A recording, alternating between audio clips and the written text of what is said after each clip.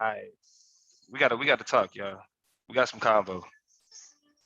We got some shit we gotta converse about. Y'all let me know if the music in the background too loud. My son jamming his morning jams. Johnny. Yes, Papa. If y'all know about that, everybody with kids know about that. But we gotta have this conversation, bro. We gotta have this conversation. See me, I don't really do a lot of YouTube shit. I don't really know a lot of the YouTube communities. I really only got in YouTube fucking with SVDL, right? So when it comes to the channels that I venture off to, when it comes to the channels that I venture off to, like the panels that I show up on, you only gonna see me on panels with niggas who either are a part of SVDL or at some point was a part of SVDL. Let me turn this down just a little bit. I ain't I ain't turning it down too much. You gonna be alright. You can hear it. You don't need to be listening to nothing that loud, no way.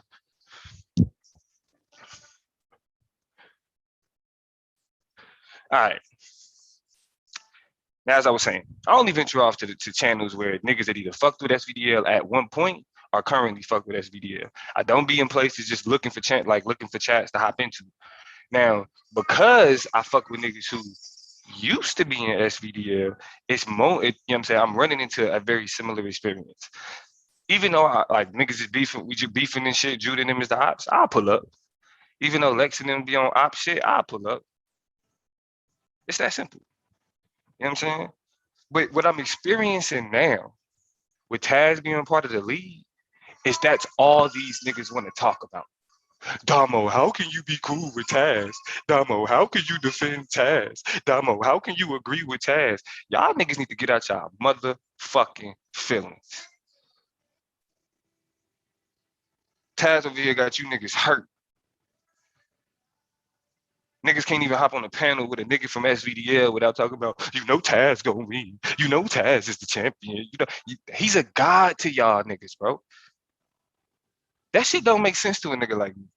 Taz Taz the homie. You know what I'm saying? As a member of the debate league and just the camaraderie that's been established here, niggas fuck with Taz, bro. Niggas fuck with Taz. But all these niggas do on all of these platforms is talk about how y'all gonna let Taz say this? How y'all gonna let Taz talk like this? How you gonna agree with Taz, Damo? How you go, man? Say, if y'all don't get out of y'all motherfucking feelings,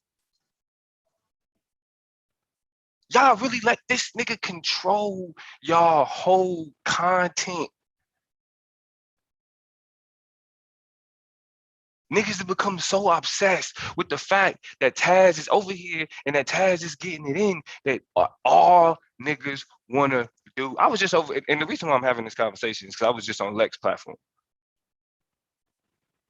I was just on Lex platform. And the irony of being over there was the niggas was sitting over there talking about, yeah, I'm high elevation. You know, Sarnetta trying to trigger me, I ain't gonna let that happen. Nepal trying to trigger me, I ain't gonna let that happen. But soon as I show up, oh, Damo, Taz. Niggas can't elevate past giving a fuck about Taz, bro. Now, Taz the homie. So when niggas start talking shit about the homie, I'm gonna say something. But when that's all the conversation you niggas got, is to complain about what the fuck Taz be on. Taz be over there with them feminists. Taz, man, y'all niggas need to do something better with your motherfucking time, bro. How are you so in such small control of your emotions that what a nigga do on a whole nother channel, on a whole nother platform, on a whole nother wing of YouTube, on a whole nother wing, why the fuck are you asking me about Taz? Damo, how could you agree? What nigga said the same? And for a nigga like Lex, Suave used to say the same shit to me about Lex. Yeah, Damo fuck with Lex. Damo fuck with this. It's all because I don't give a fuck. What other niggas be on, what they preach about, what they talk about on their channels, cool. This nigga is literally in control of all of y'all motherfucking emotions. What kind of niggas is y'all? Like, let's really think about this shit. It's like 20 something solid debaters, probably like 30 niggas total, but like 20 something niggas that's for sure gonna debate, talking about all type of shit. And then niggas want to act like me, for example, we wouldn't. I got into it with Lex plenty of times about the way he talked about black women. How the fuck a nigga like Lex gonna complain about Taz and how he talk about black men, but this is the same nigga that said that the white woman is more compatible for black men than black women. Yes. How the fuck you gonna look at me and say, Damo, how can you side with Taz or agree with Taz when your goofy ass then flat out said multiple times that white women are more compatible for black men? White women are more more supportive of black men.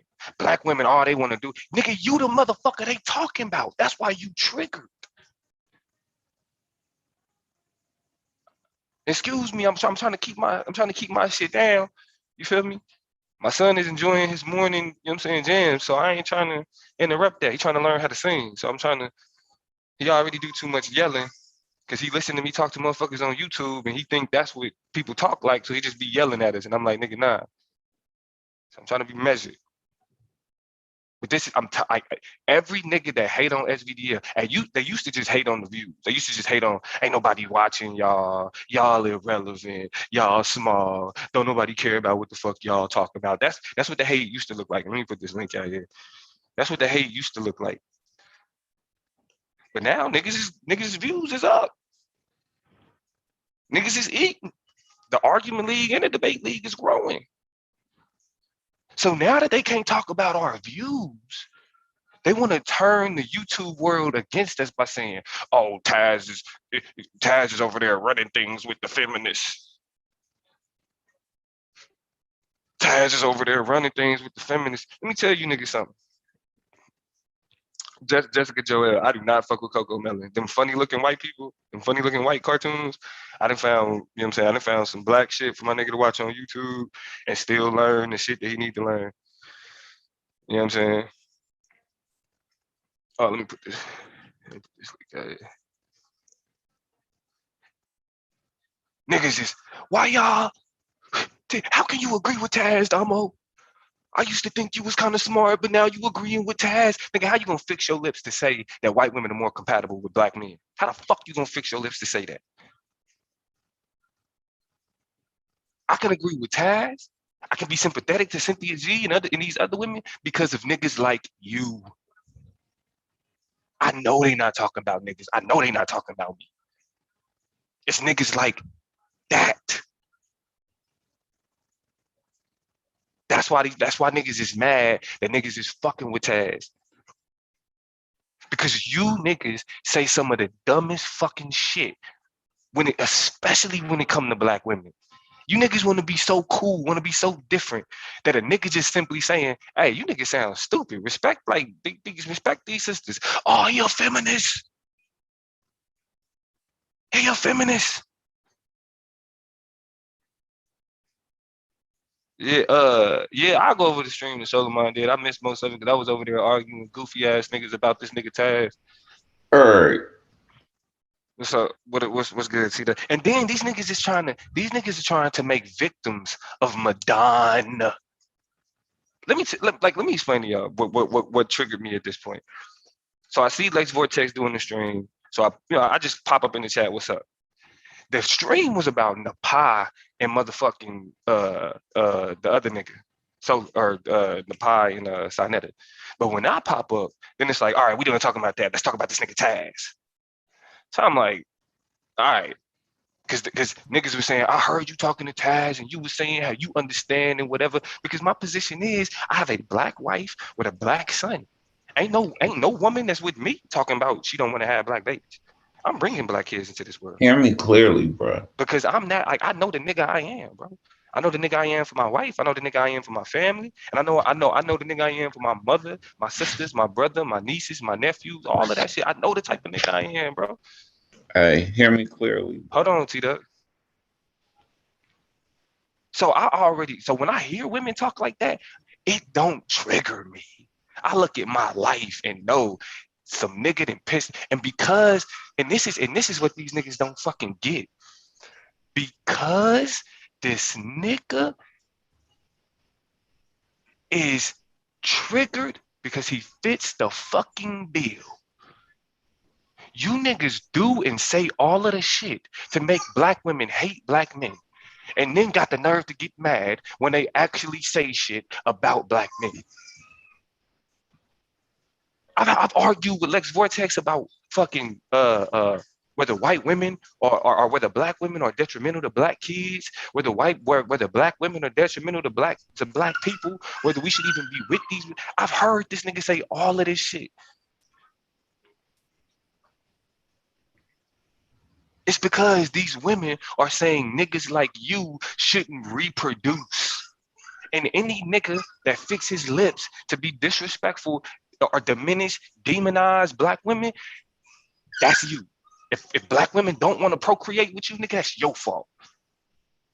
That's your fault, nigga. And these niggas ain't men enough to be able to understand how you the fucking problem. These knee-jerk reactions. Oh, Taz is this and Taz is that. And man, if you don't get the fuck, don't mention, don't. Whenever I'm on wherever else, nigga, don't ask me about no motherfucking Taz.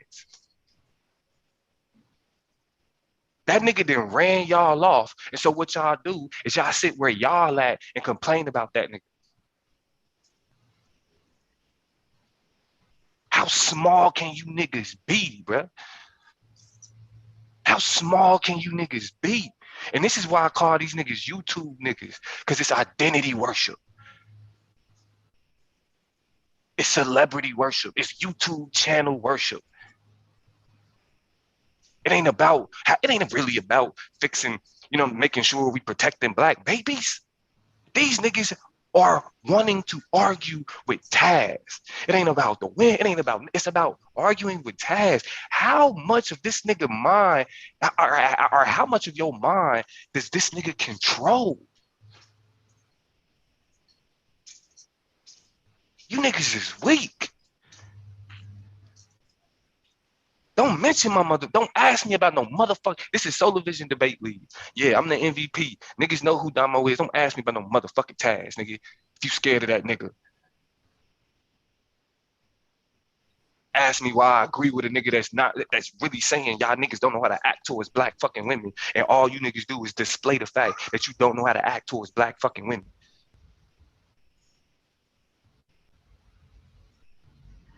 Fuck Taz. Shit.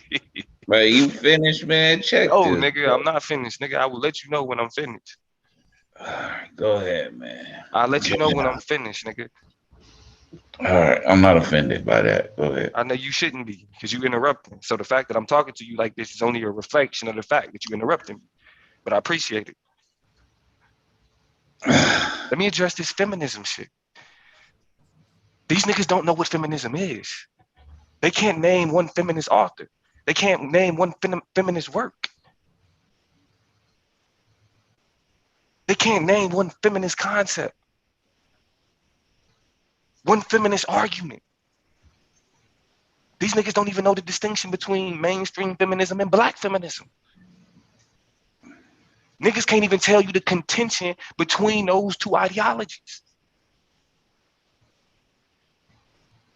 Nigga can't tell you about Bell Hooks, Patricia Hill Collins, Kimberly Crenshaw. Niggas don't know these people. They don't know these people. Feminist is a boogeyman to these niggas. It's not a real thing that we actually, even though it's a field of study, there's a literature base behind it. Niggas ain't having conversations about the actual literature.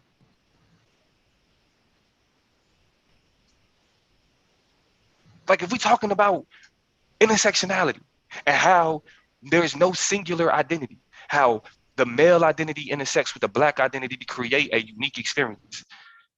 The female identity interacts with the black identity. That blackness is altered when you add female to it or woman to it. That blackness is altered when you add male to it. That whiteness is altered when you add woman to it.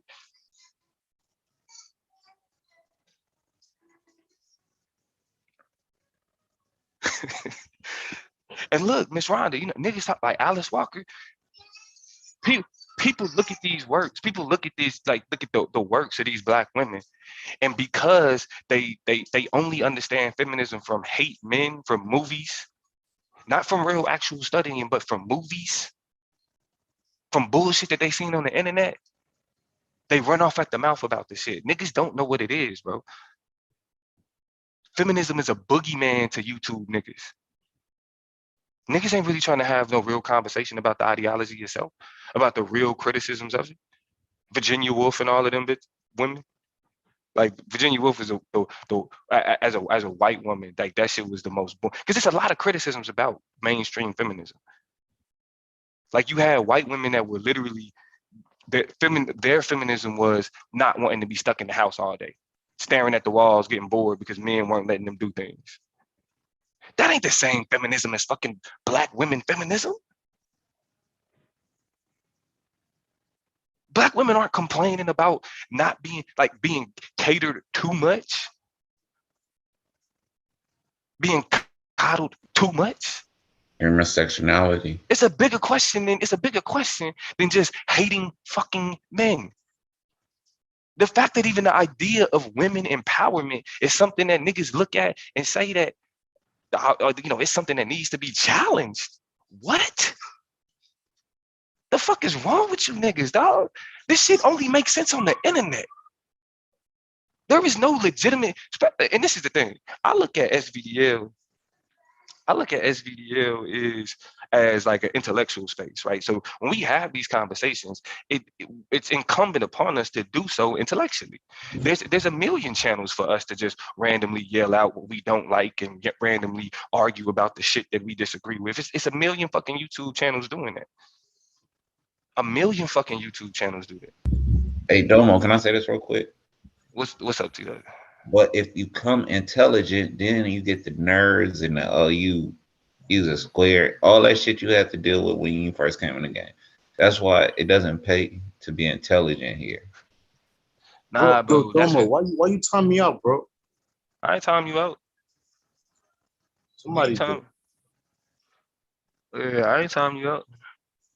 Well, what I was trying to say, the black woman is the link to voodoo. If you don't understand that, you can laugh.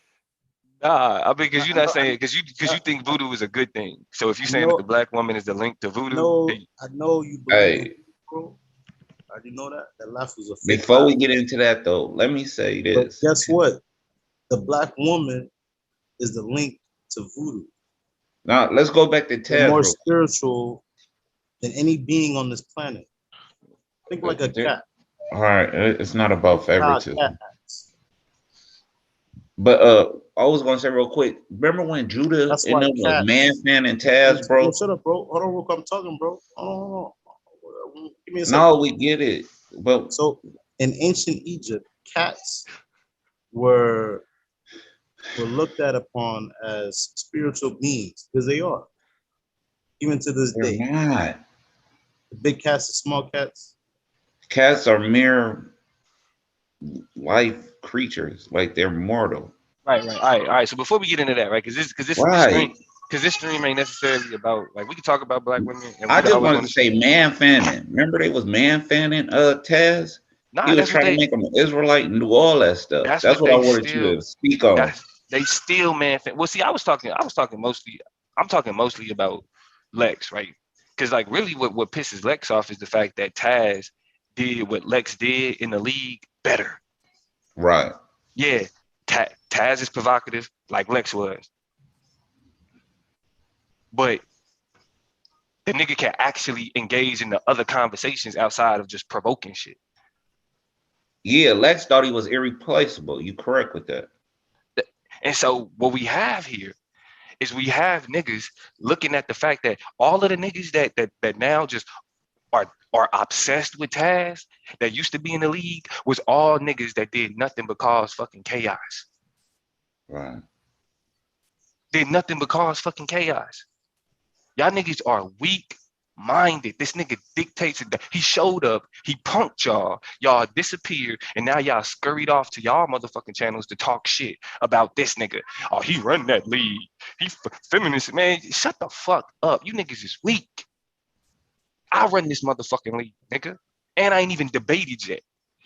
The fuck is wrong Oh with you? shit, bro. Fuck is wrong, nigga? You said I don't run And shit. I run the league because I run you. Oh, Chanel, you said I don't run shit. Right. I run whether or not you on this motherfucker. How about that? I run whether or not you a part of this one. Yeah. You But can run in the waiting room, nigga. nah, Run in but the waiting speak room. on intersectionality because I think that's important. Crumshaw, she But nah, created that, right? yeah, niggas, I do something talking on that shit. But right now, Like, nigga, this smoke right here. This smoke. yeah. I just wanted to say real quick though, brothers don't understand you more of a feminist than you think you are. It's a lot of black feminists. You got to stop looking like Domo said at the white people talking points and look at what our sisters created because it's a fine line. But go ahead, bro. I mean, so essentially, this would need to be fucking understood, bro. When it comes to Solar Vision Debate League, any nigga that's obsessed with the fact that Taz is over here, that Taz is speaking, you pussy. You pussy. And Man fan. yeah, exactly. You showing you a man fan. You a nigga that's you dick riding. Niggas think that, oh, I'm talking shit about him. Nah, you obsessed with that nigga. You can't Yeah, think. it's really You can't. weird too, bro. This shit is weird, fam. Like, I don't get that shit, bro. Like, I don't know these niggas. I only know these niggas from here. And like you said, these niggas don't even come here no more. They go to places where I've never been and talk about me. The fuck? Yeah, niggas is scared, bro. And really, I'm like, I don't get it. I don't get it. I don't either. I don't. They're not even in the league. Like, Not what's the even point? in the fucking league, bro. What the fuck is you niggas sitting around talking about? I can't believe they let Taz. Let Taz? And let's be honest. All of the niggas that say we let Taz do anything, niggas let you niggas sound stupider. Yeah, right. Niggas let you niggas say even more dumb shit. Right. With nothing to back it up, because at least when I say some shit, it's the setup. You know what I'm saying? I ain't saying nothing that I ain't got a debate set up for. You know what I'm saying? Y'all niggas say that shit and try to stand on it, nigga. Oh, dumb shit. Bro, this nigga, I heard this nigga Lex straight up say white women are more compatible for black men than black women. So if a black woman tell you, nigga, I would abort your baby, you earn that. You earn that. Right. That's what niggas is not getting. There's no Right. if you the type of nigga that's saying 80% of niggas ain't ready for. My bad. I think niggas ain't ready for a conversation about consequences, bro. That's the problem. Oh, Hey, without a doubt. Taz, I'm gonna keep it a buck with you. These niggas is suicidal. They don't have the courage to take out their own lives. So they try to antagonize people to do it for them. That's all that is. They suicidal. Cause you notice they don't move and operate like normal people. They be under their little rocks and then they fucking come out, poke their head out, talk their shit, and then go back under their rock, bro. If you want to look at it any type of way, these niggas is just suicidal. Cause ain't no real man gonna disrespect no man family like that. Like I give a fuck about what they say about you, but when they talk about the unit, when they talking about your community, then I got a fucking problem. You feel me? I get that, T-Dub. But So what go I'm calling out, look at the title, bro.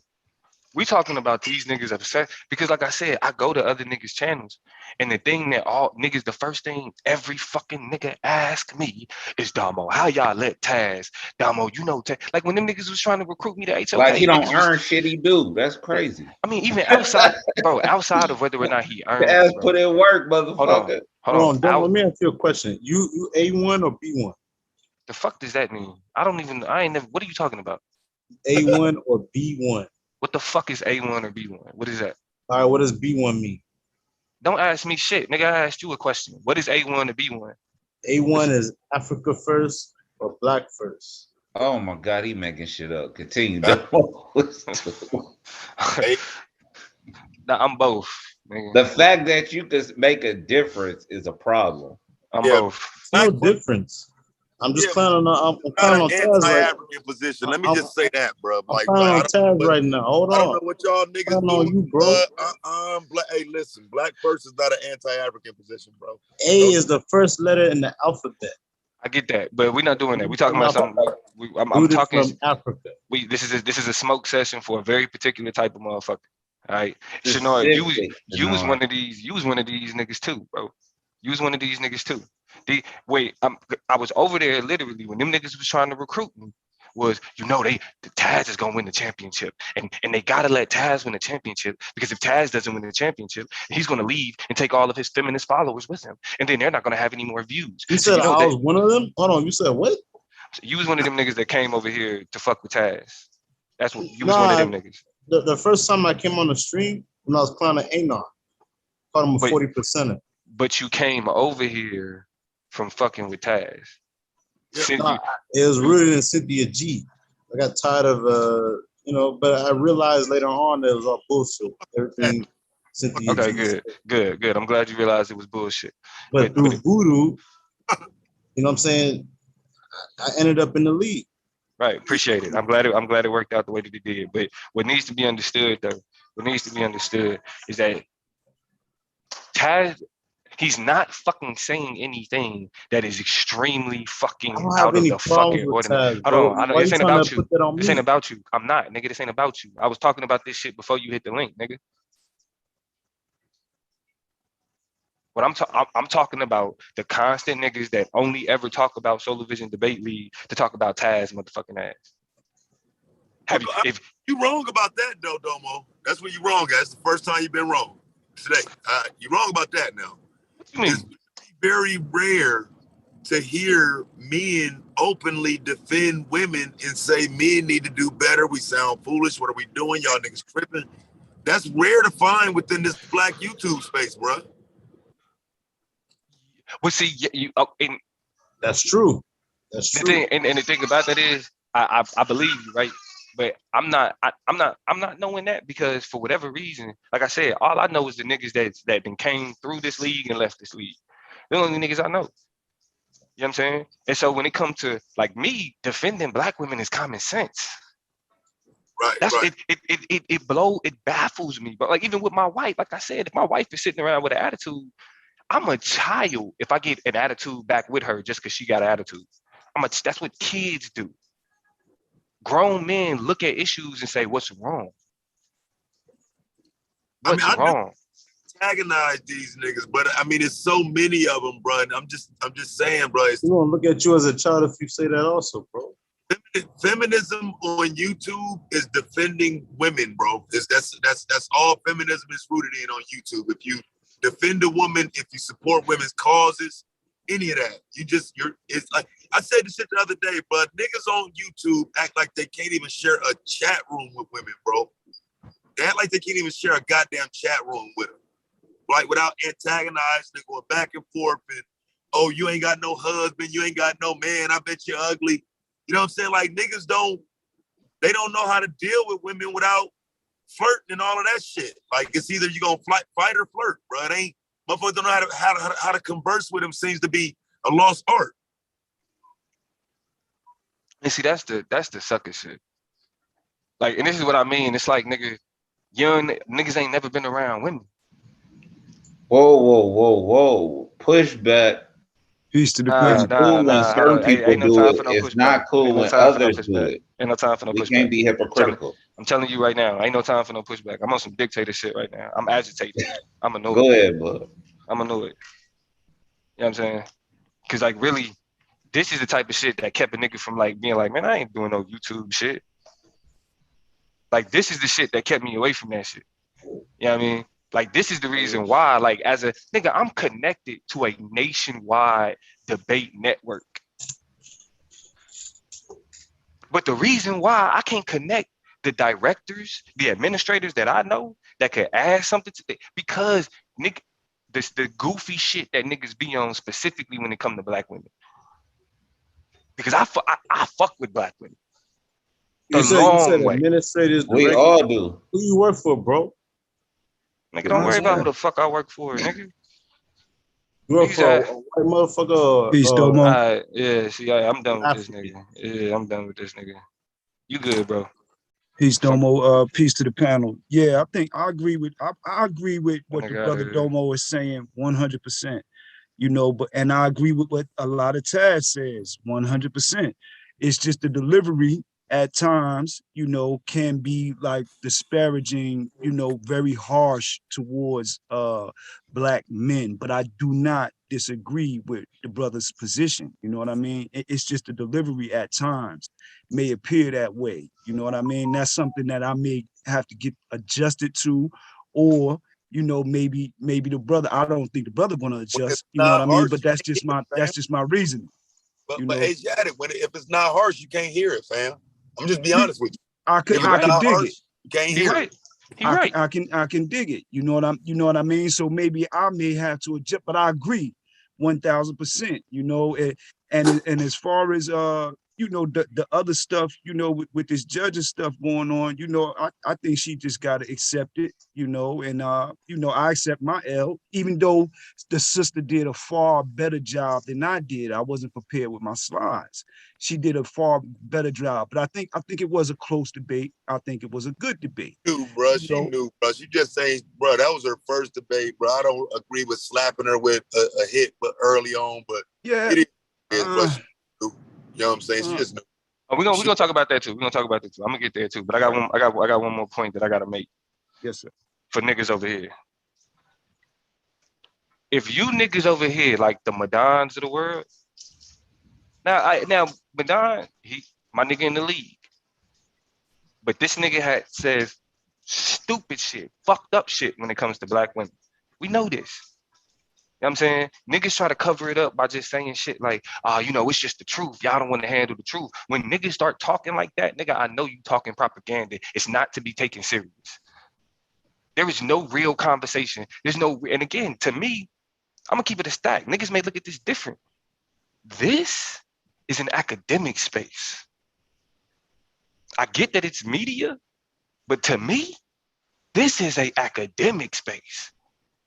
This is a debate league, which is a inherently academic activity. So that means when you make a fucking claim, if you don't have the evidence to substantiate it, you're lying. You're wrong. You're invalid. Niggas over here talking about it's just the fucking truth and y'all can't accept it. Cool.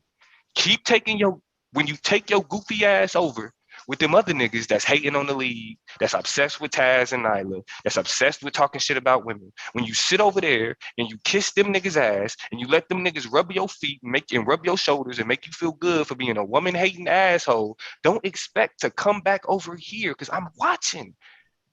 Don't expect to come back over here and not get your ass fucking roasted. Akmalak, Madan, all you niggas is going over there with them niggas to sit and be like, yeah, they over there picking on me because I don't know how to treat black Nigga, women. what you say my name for? Nigga, because not you, Battle Axe, my fault. Yeah, My fault. nigga. Battle Axe. Yeah, nigga, nothing. I'm talking about you too, nigga. What? I ain't gonna do that. I don't gotta do that. I don't gotta do that. I shouldn't have said you. I ain't gotta do that. So you talking to yourself? Chill out, come on, keep rocking, bud. Nah. I got Hey, let me excited. give you a little break. Did I you? don't I got it. I got it. Borg out. Because we gonna talk about the shit that happened with the debate too after I left. Or the post debate show after I left. But you niggas don't think that you gonna come back over here and niggas is gonna be like, nigga, what the fuck you think you was on? It's gonna happen. You are not about to be assuaged by motherfucking woman hating, quitting ass, crybaby ass, obsessed ass niggas, and then pull back up like, yeah, you know what's good? Nah, fuck that. You can stay. I'm gonna roast your ass though. I'm gonna roast your ass. Niggas go over there with panels with niggas to feel comfortable talking shit about women, bro. And you niggas talk about y'all not for gay shit. You can't get more gay than that. You can't get more gay than that. You only feel comfortable talking shit about women to niggas, nigga, that's homosexual. And as much as I'm for gay rights, nigga, that's the gay shit that I'm not for, nigga. I'm not for that shit at all. Y'all niggas is some suckers for real. This ain't about demonizing Madonna and none of that other shit. But you niggas think that there's and this is why I say there is always a market for somebody who wants to hear Hey man, or you ain't gonna be playing my uncle though. I heard that shot. yeah, I was talking about him. You can tell him Nah, I nigga, said it. hold on, cause we can deal with that conversation. Nigga. Well, It all ain't right. Hold on. We can deal with it when. Matter of fact, let me say this. that. Let me say this, and we can deal with it. Let me say this, and we can deal with it. You niggas look weak as fuck, including Battle Axe, thinking that because actually what I was saying was that there's always going to be somewhere where if I want to talk shit about black women, there's a place for it. Somebody's looking for it. Somebody wants to hear it. So best believe that when you come back to a place where black women are respected, understood, and empowered, you're gonna get your ass cooked.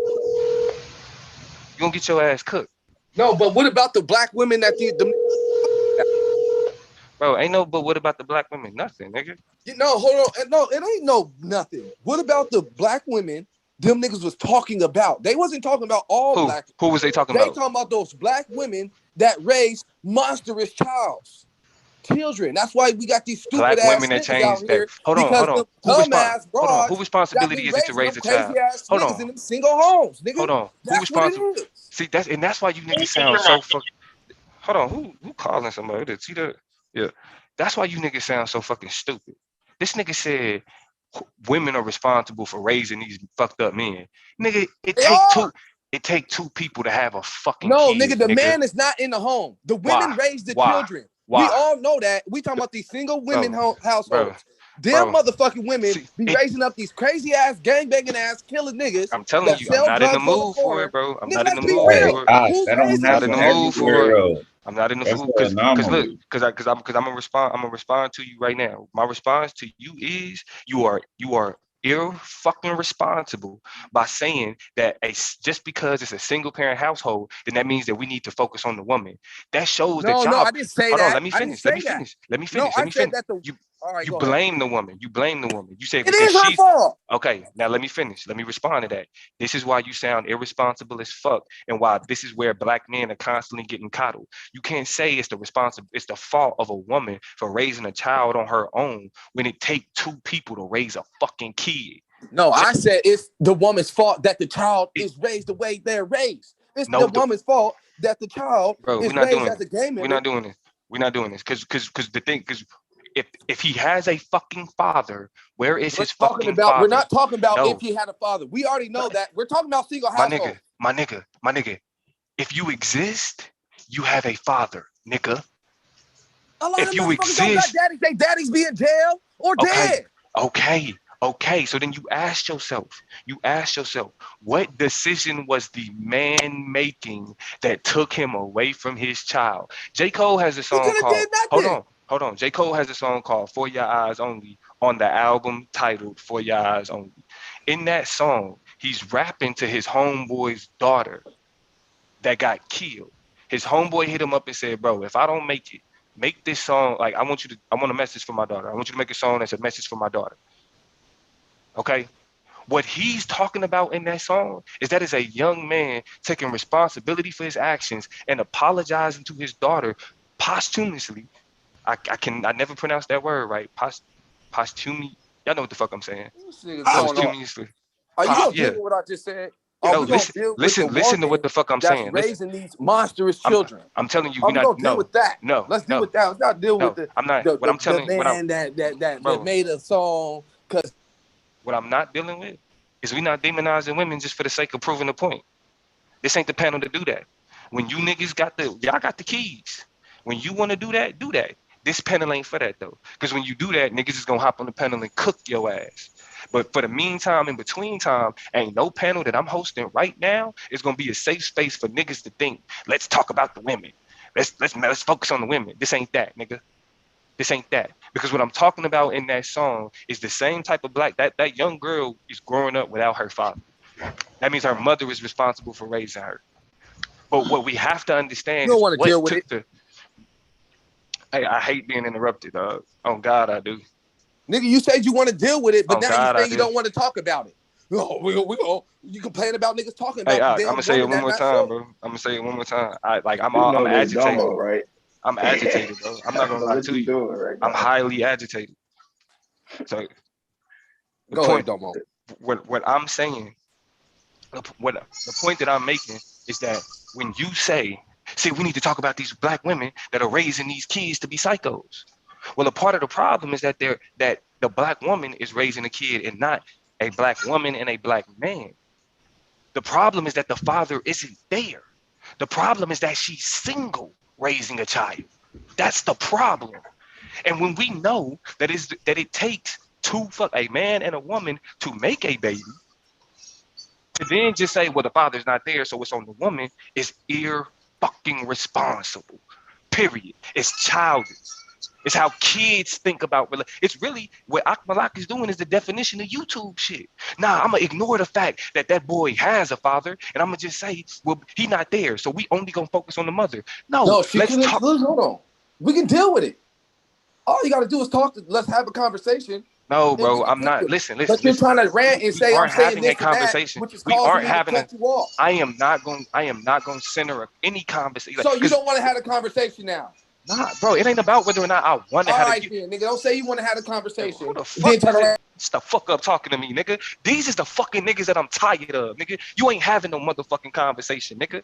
You want to talk shit about fucking black women, nigga. That's what the fuck it is. You sound stupid talking about this woman raised a child when he has a fucking father. What happened to him? What decisions did that man make to put that woman in the position to be fucking single? You fucking idiot. Not playing with you niggas, bro. You niggas is childish. Y'all are fucking kids, my nigga. Y'all are fucking kids, bro. On God. Y'all think about relationships like children. Talking about you want to have ain't no fuck. You ain't having no fucking conversation. Your conversation is incomplete. Your conversation is insufficient.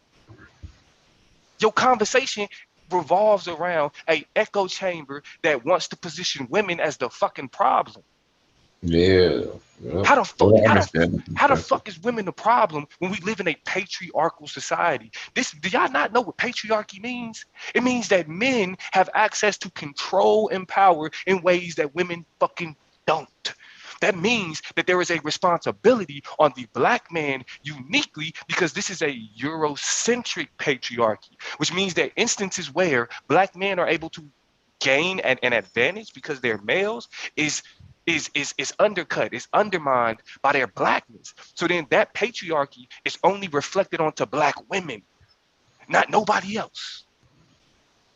Nobody else. You know the Zulus was actually matriarch. Man, I'm sure, bro, it's a lot of matriarchal nations, you know what I'm saying, in Africa. It's a lot of them. That's why Facts. I say we are dealing with a Eurocentric patriarchy. Mm-hmm. That means that your male advantage can only be exerted onto black women. Because when you try to exert that black patriarchy on the white women, you become a threat, nigga. They kill you for that.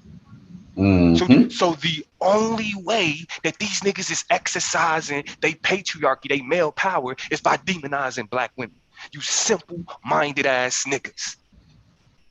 Niggas always talk about fucking the system and all this other shit. You niggas don't even know how power fucking functions. Fuck is wrong with niggas?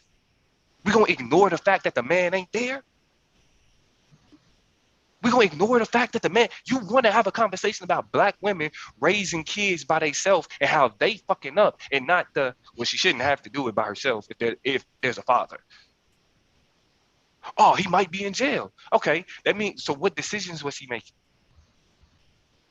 Because as much as I am from Kansas City. It ain't nothing but ghetto. I was raised by drug dealers. My niggas be in the streets. That's where my family still is. So I know what it means to be caught up in the fucking system. I got family members who went back, who tried to do the right thing and tried to get jobs and try to work, but then because they were felons, they just stayed temporary workers and they wouldn't give them full-time jobs. So the nigga went back to the streets. I know this. I understand this. And as a nigga that understands the implications of the motherfucking system, there is still a responsibility fucking ability. Just because you feel more comfortable going back to the streets because the white man is doing this and the white man is doing that, doesn't mean that the risk that you are taking, removing yourself from your family, is fucking K. That's the conversations we need to be having with black men. Not trying to sit the fuck around and talk about, well, look at what these women is doing. What the fuck is wrong with niggas? What kind of, like, this is really, and this pisses niggas off, but I understand Taz. I understand why Taz don't be jumping out the window against Cynthia and the sisters that be talking about not having black boys, because you niggas, who the fuck want to have black kids to be raised by you niggas? Who want to have black kids that's raised by niggas who would look at a black woman and demonize and demean her?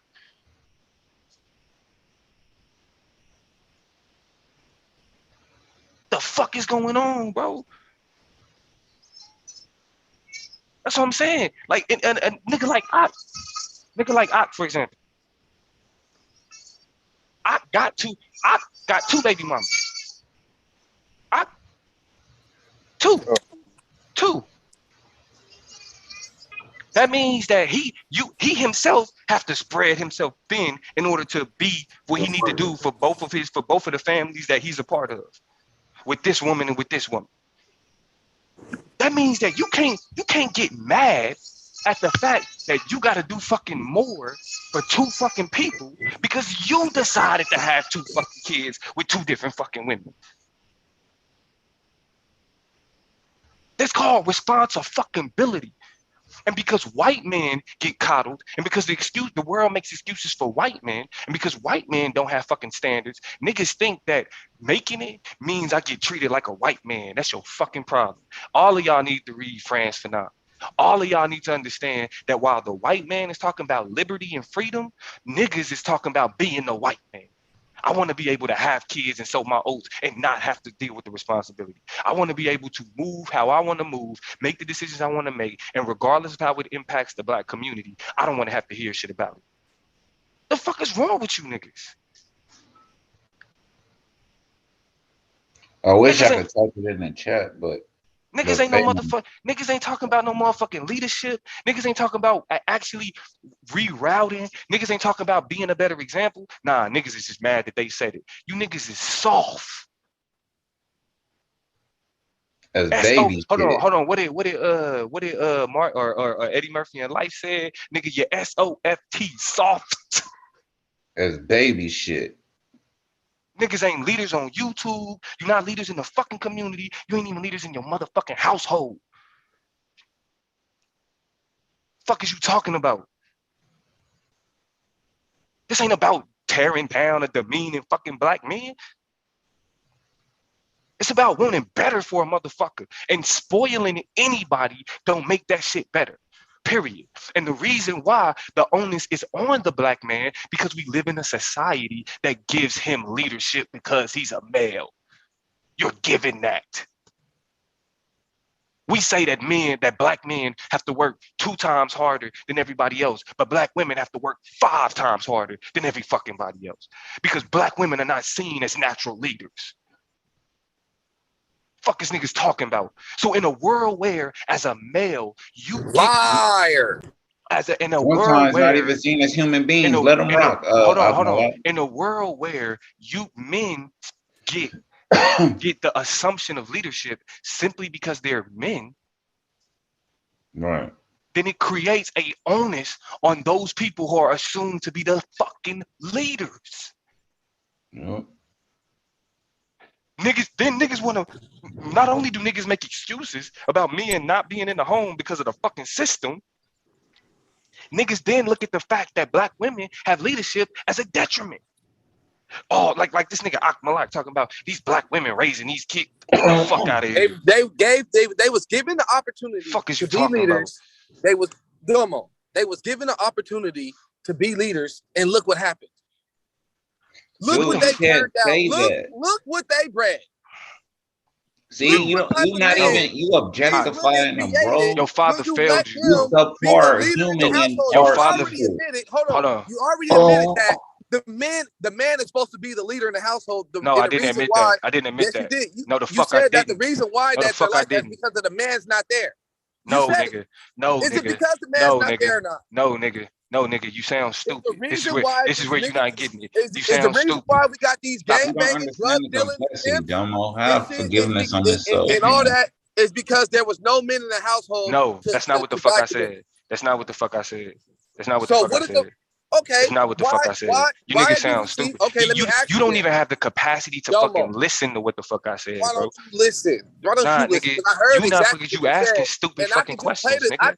We can go back and hear the video. What you said when I said that these women raise monsters children. You said it's because the man wasn't in there. No, nigga, it's not the women aren't raising monstrous fucking children. Nigga, you sound stupid. Saying that women are No, you responsible. said, let me tell you what you said. You didn't say I sound stupid. You Telling you, said, bro. no, it's not their Telling fault. you, It's the bro. man's fault No, the because the fuck I man didn't. ain't there. No, the Blah, fuck I blah, didn't. blah. But if a I'm woman's only such gonna a say no, I leader, didn't so they many had the times, bro. opportunity.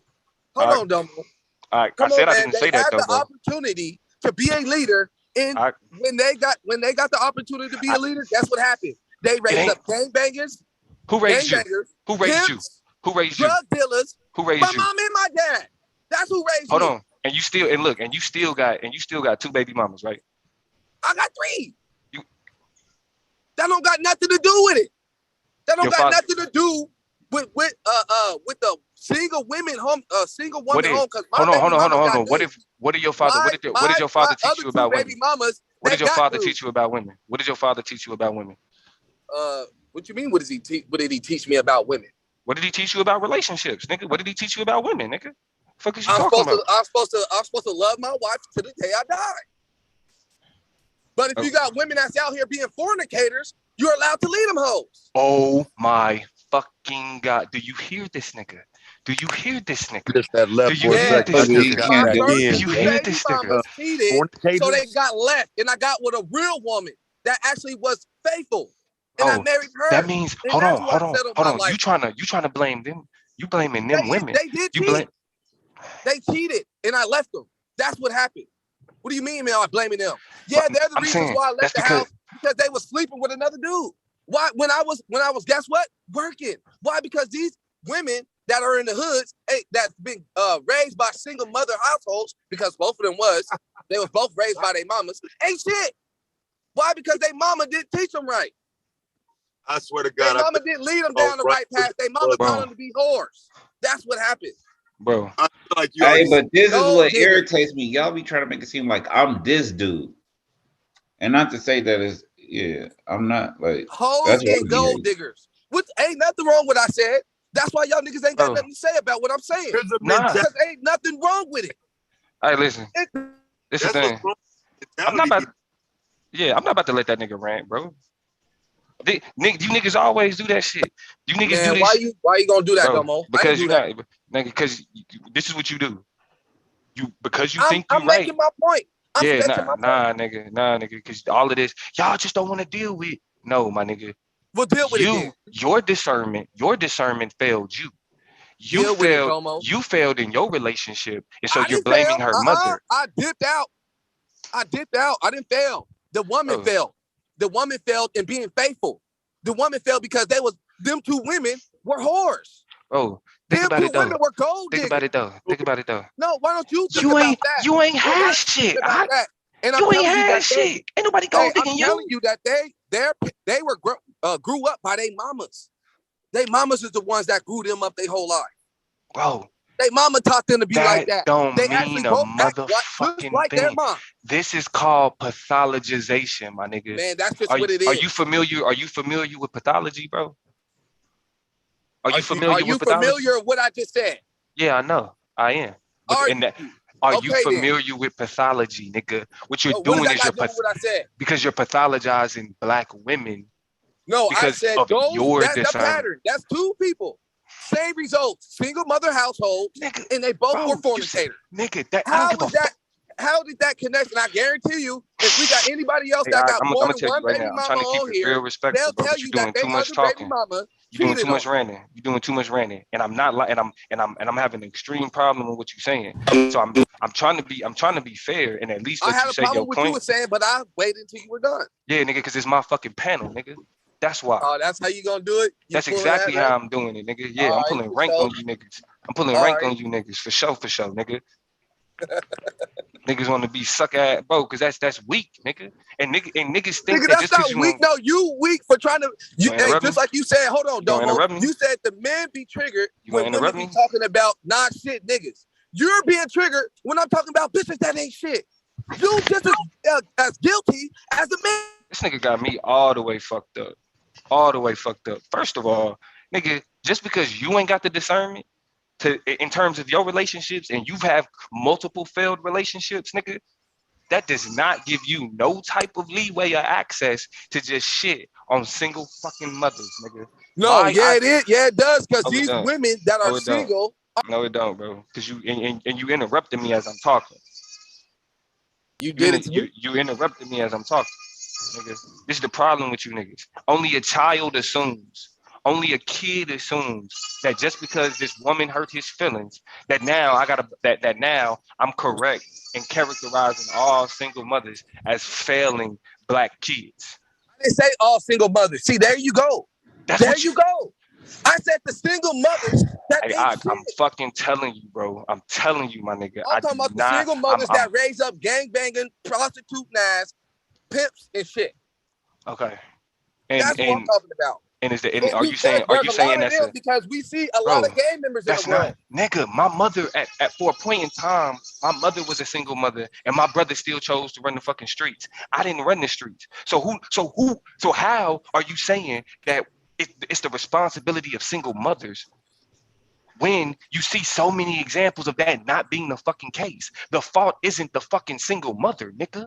It's a lot of circumstances that cause Who's kids the leader? bro, Who was the leader in your mom's home? my nigga, you got one more fucking time, bro. I don't give a fuck, nigga. You got Address one more the leader, which is your Right, mama. address this. Address It this, is your nigga. mom's fault because Address she's this. the leader. Address this, nigga. Address that, nigga. Address that. I have This a question, this. Domo, for him. Go ahead. Well, no, he gone. He gone. He gone. Oh, He well, gone. brother, he said, my mama raised 5 children. None of us gang bang. I have 3 children, one father. My brother has 6 kids, one mom. So I mean, I don't know how did my mom fail us? Is what I want to know. Rest in peace.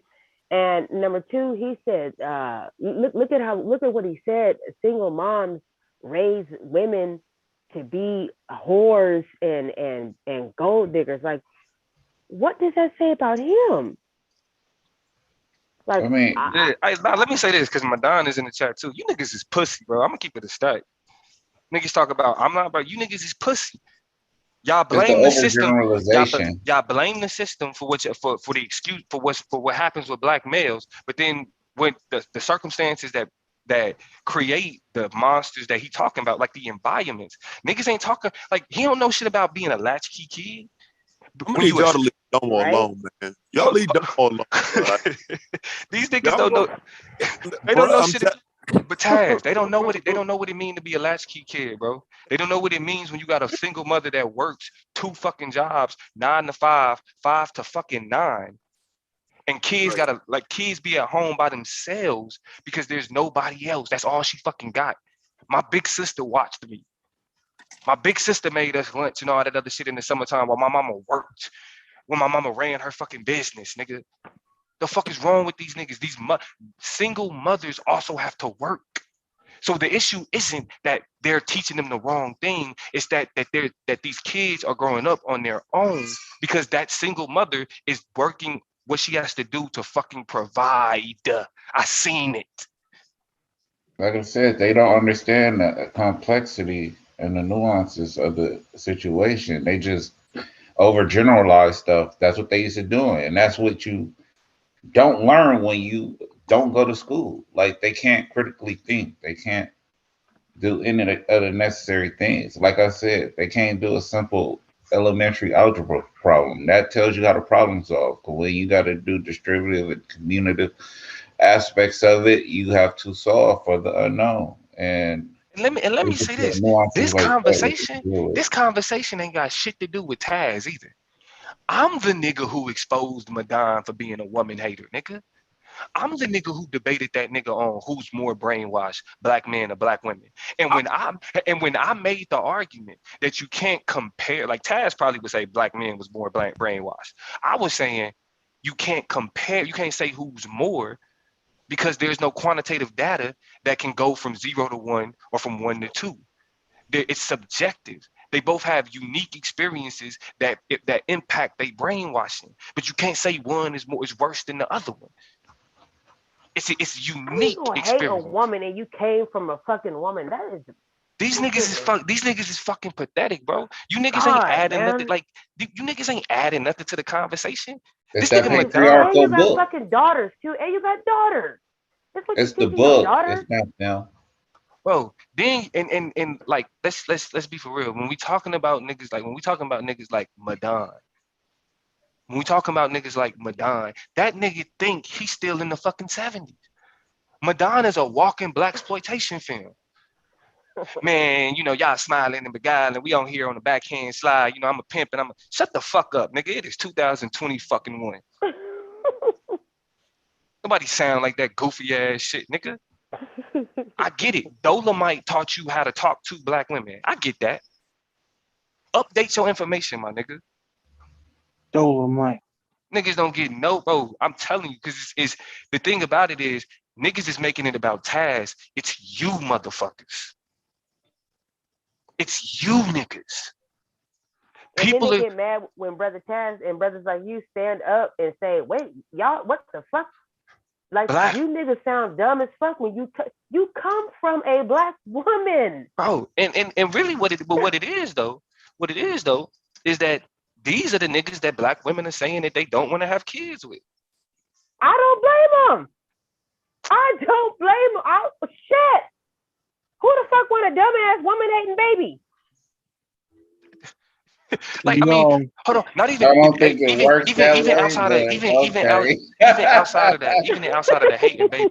Think about it like this: who Yeah, wants to attempt to all over the maintain a street. relationship or even co-parent with somebody who views the person that produced the baby as less than? Exactly. Who wanted like that? Exactly. That's what these motherfuckers ain't getting. And it's really because, and this is where we really start talking about the issues, like issues in black communities. It's because black people don't know how to be compassionate and care for black fucking people. Bingo. I'm gonna tell your brothers one thing, and I gotta get up because I gotta go make breakfast. Any black man who is willing to sit up here and openly disrespect the same skin tone woman as his mother, as his sister, as his grandmother, literally to me, ain't shit. And that's all there is to it. yep. Period. Yo, Period. Point blank. And you got the how right them to say niggas that, doing?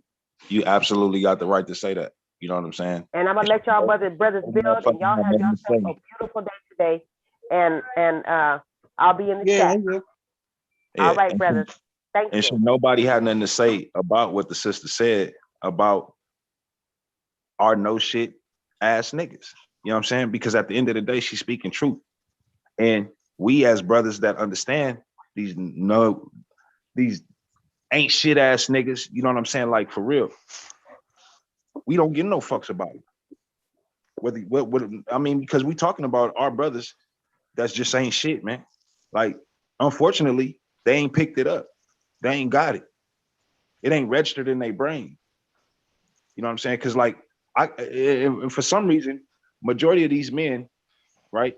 They don't have no children, man. They don't have no daughters. You know what I'm saying? They don't have no actual woman in their life that, you know what I'm saying, that they can actually stand up for and protect. That look like them as far as skin tone. You know what I'm saying? So this is why I believe, you know what I'm saying, a lot of these slick ass brothers, you know what I'm saying, with these crazy ass thought processes are so quick to speak so slick on our women. You know what I'm saying? I don't give a shit what my woman put me through. I'm not about to switch up and try and, you know what I'm saying, disrespect her and still yet and call myself the head of the household. What? Head of what household? I mean, and bro, if we being 100% honest, these niggas talk all of this shit about like how like y'all trying to say it's all black men, y'all trying to say it's all black, and it's like niggas is only talking about like just like how Ak is trying to say, well, I'm only talking about the women who do raise fucked up kids. Okay, niggas is on, and when these sisters is saying that they not trying to have kids with these niggas, they only talking about the niggas that be fucked up. Why can't that dialogue happen? Do you see how emphatic these niggas are when it comes to talking about the issues as it pertains to black women? And then say, but see, y'all can't have that conversation. You can't have that conversation. But you niggas can't talk about the niggas that's doing whole shit. And what make it so crazy is that it's cultural. Niggas doing whole shit is cultural. It's in our music, it's in our movies, it's in our slang, it's in our language. Think about it. Everything about how black women are framed is women in general in this country, but black women specifically. In every fucking category, they get the short end of the stick. Hey, Domo, to the point where they even said, you know what? It's all right to call my sisters a bitch. Yeah, bitch. Yeah, bitch. Like that's a cool word, bro, or a cool title to call each other. Like they got so comfortable with us being so disrespectful to them. They said, fuck it. This is what they like. Well, fuck, we doing just disrespect ourselves. Like, look, and it's so, and it's Rashard, it's so normalized, bro. I'm constantly having to check myself from not saying bitches. This is how I know how normalized it is, because I'm aware of that. Even in this conversation alone, I was about to say these. I had to stop myself. But those are the same people. Yeah, hold on. You hear how I'm talking. You know, you can clearly see that I've paid some fucking thought to the issues as it pertains to women, and I still naturally, accidentally just say bitches this, bitches that. That's how normalized it is. Niggas, and if I can recognize that, that's what these niggas is ignoring. It ain't about just like you, it's work. We gotta take work to treat women the way that black women the way that they should, because there's nothing in society that tells us to do that. Even niggas that's running around saying queens this, queens that. Even that fucking language still doesn't deal with how all of that is outside. It's still right. Yeah, it's y'all still gotta do this. Objectification. You still gotta do, you a queen if you look like this. You a queen if you act like this. If you got that, that's where that shit is. It's because niggas have been taught.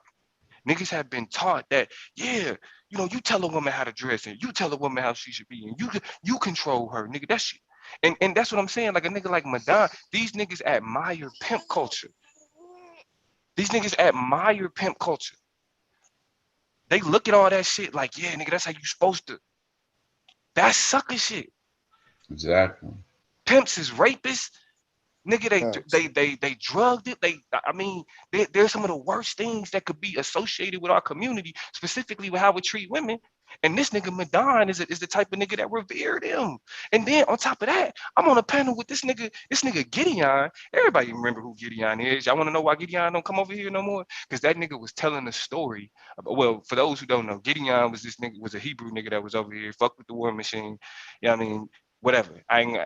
This nigga was over here and niggas was talking about like rape or some shit like that. And this nigga told a story about how his homeboy ended up drugging this girl, taking her to, and they all together went to this house, and then he heard him doing something in the other room. No, the club in the car, bro. Oh yeah, it was some shit like that, bro. He was saying he was witnessing a sexual assault, and he just left. He was seeing a woman being sexually assaulted, and the nigga just left. But this nigga is. You said what? Do Madon know who Gideon is? Yeah, Madon know who Gideon is. Oh shit. It's just not a good look no more to know who he is for what he said. You feel me? Oh, shit, nah, bro. Last night, Sister Nandy asked that nigga straight up, bro. That nigga was playing like he ain't know who dude was. Sister Nandy called out Madonna and said she's known who he was since 2013. They used to be on something with the Gideon nigga. She asked him if he knew him or do he remember some shit. That nigga said, nah, I don't know him. I ain't never known him. Man, he fucking lying. Them niggas was in But the you could say the same thing about the war machine. That's what I'm saying. That's why we should just Nah, this ain't about the because like the other. I mean, because other War Machine niggas like you can't put that on them, bro. Like niggas like like Yashar, exactly. A9, them Exactly. niggas ain't on that shit, nigga. I agree. That's what I'm saying. I agree. But that's don't be on but it. but see, but he that. come on, this nigga come on Lex shit trying to talk to me, trying to ask me questions about, me saying like, yeah, these women don't want to have a baby with a nigga like you. You want to ask me questions about that, nigga? Don't ask me shit. You was complicit in rape, nigga. Not saying that you raped somebody. Gideon, I'm not accusing Gideon of raping somebody. I'm saying that Gideon told the story of someone who was getting sexually assaulted and he left. He didn't say, hey, bro, he's like, nah, that ain't had nothing to do with me. Of course. But it does. If he had any knowledge, he's an accessory. That's why you niggas are a detriment. And listen, I'm not like Taz. I don't gotta be like all you niggas. I'm gonna tell you the niggas like Madon, these niggas, the niggas that agree with these niggas like Lex, these are the niggas that women are saying that they don't want to have kids with. And I am 100% okay with that. And I seen Psychopathia say, so why if you don't want to have kids with them, why you fucking them? They saying they not fucking them. They saying they fucking with white men. And I guess like the whole divestment shit is flat out saying, nah, we not fucking with these niggas. Yeah, I be fishing for smoke though. That's why I say, oh, you niggas, fuck it. Yeah. Raid them all. You know what I'm saying? But that's exactly what they mean. Anybody that's confused as to what it means to divest, it's these niggas. It's can because I clear up something on the divestment stuff? Yes, ma'am. So the divestment thing, a lot of times, okay, so from what I understand, the meaning has kind of evolved, and like with everything, there's extreme ends of the spectrum. There's there's different ends of the spectrum. Yeah. Divestment in its at its beginning, the premise is for Black women to divest from what doesn't serve them. So if Black women were the ones saying that you're the leader in the community, you're doing this, you're doing that, you're doing that, you're responsible for this, they were supposed to remove their investment to encourage Black men to make one, right? And so as time went on and Black men didn't do it, it furthered into just divest from, basically what doesn't serve you. If the community is not serving you, if Black man isn't serving, whatever is not serving you, divest from that. But there are divestors that are not race loyal, and there are divestors who just won't deal with the dusty. So it's like it's up to the individual woman, but it doesn't necessarily mean that they want a white man. And really, a lot of times when you hear some of the women talking, it doesn't even have to do with men. It has something to do with them personally on a personal level. Are we going to continue to march and acquiesce to a culture that disrespects us, or whatever? It's not always all about that. And secondly, about the not having kids. Listen, who wants to have a little Madonna? Facts. That's what the women are saying. Who wants a little Madonna Junior running around here, and that they're not going to take care of? That whatever he does and says is going to be blamed on the mother. The guy, whoever that was talking, that said, it's the women that are raising these monstrous kids. That's why Black women are saying they're tired of these men.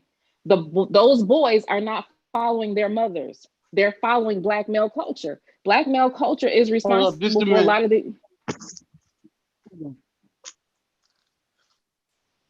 I think there was a talk. You could talk, Marla. Yeah, go.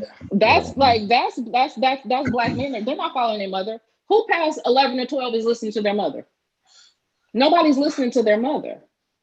The guy, he said, they grow up being pimps and gangbangers. Whose mama is a gangbanger? Right. Whose mama is a pimp? Who mama teach gangbanging?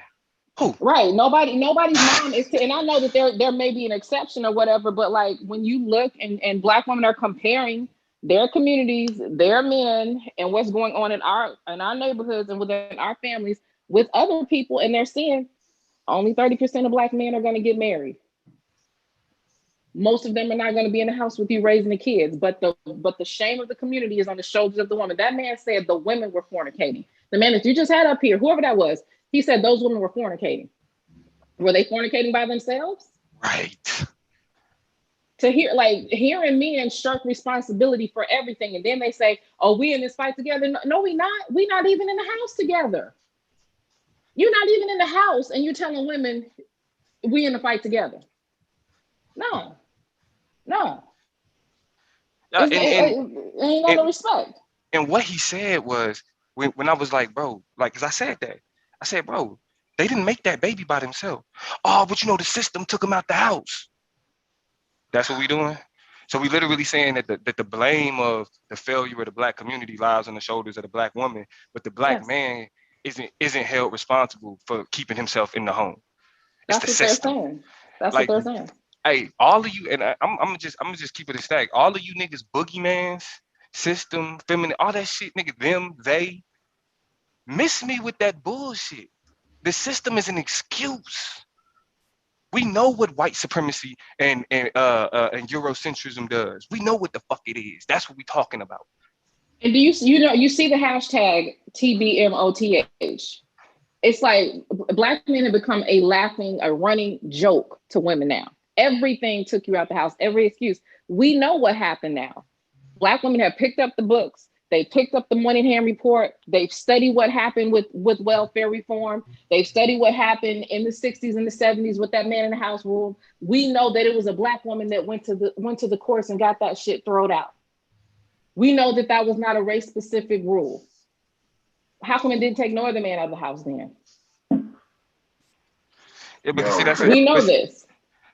But see, the Moynihan Report is another one of them things where it's not actually, it's not, and see, I fuck with Taz because I appreciate his historical. That's why I be calling that shit trivia. But it's really historical reference, right?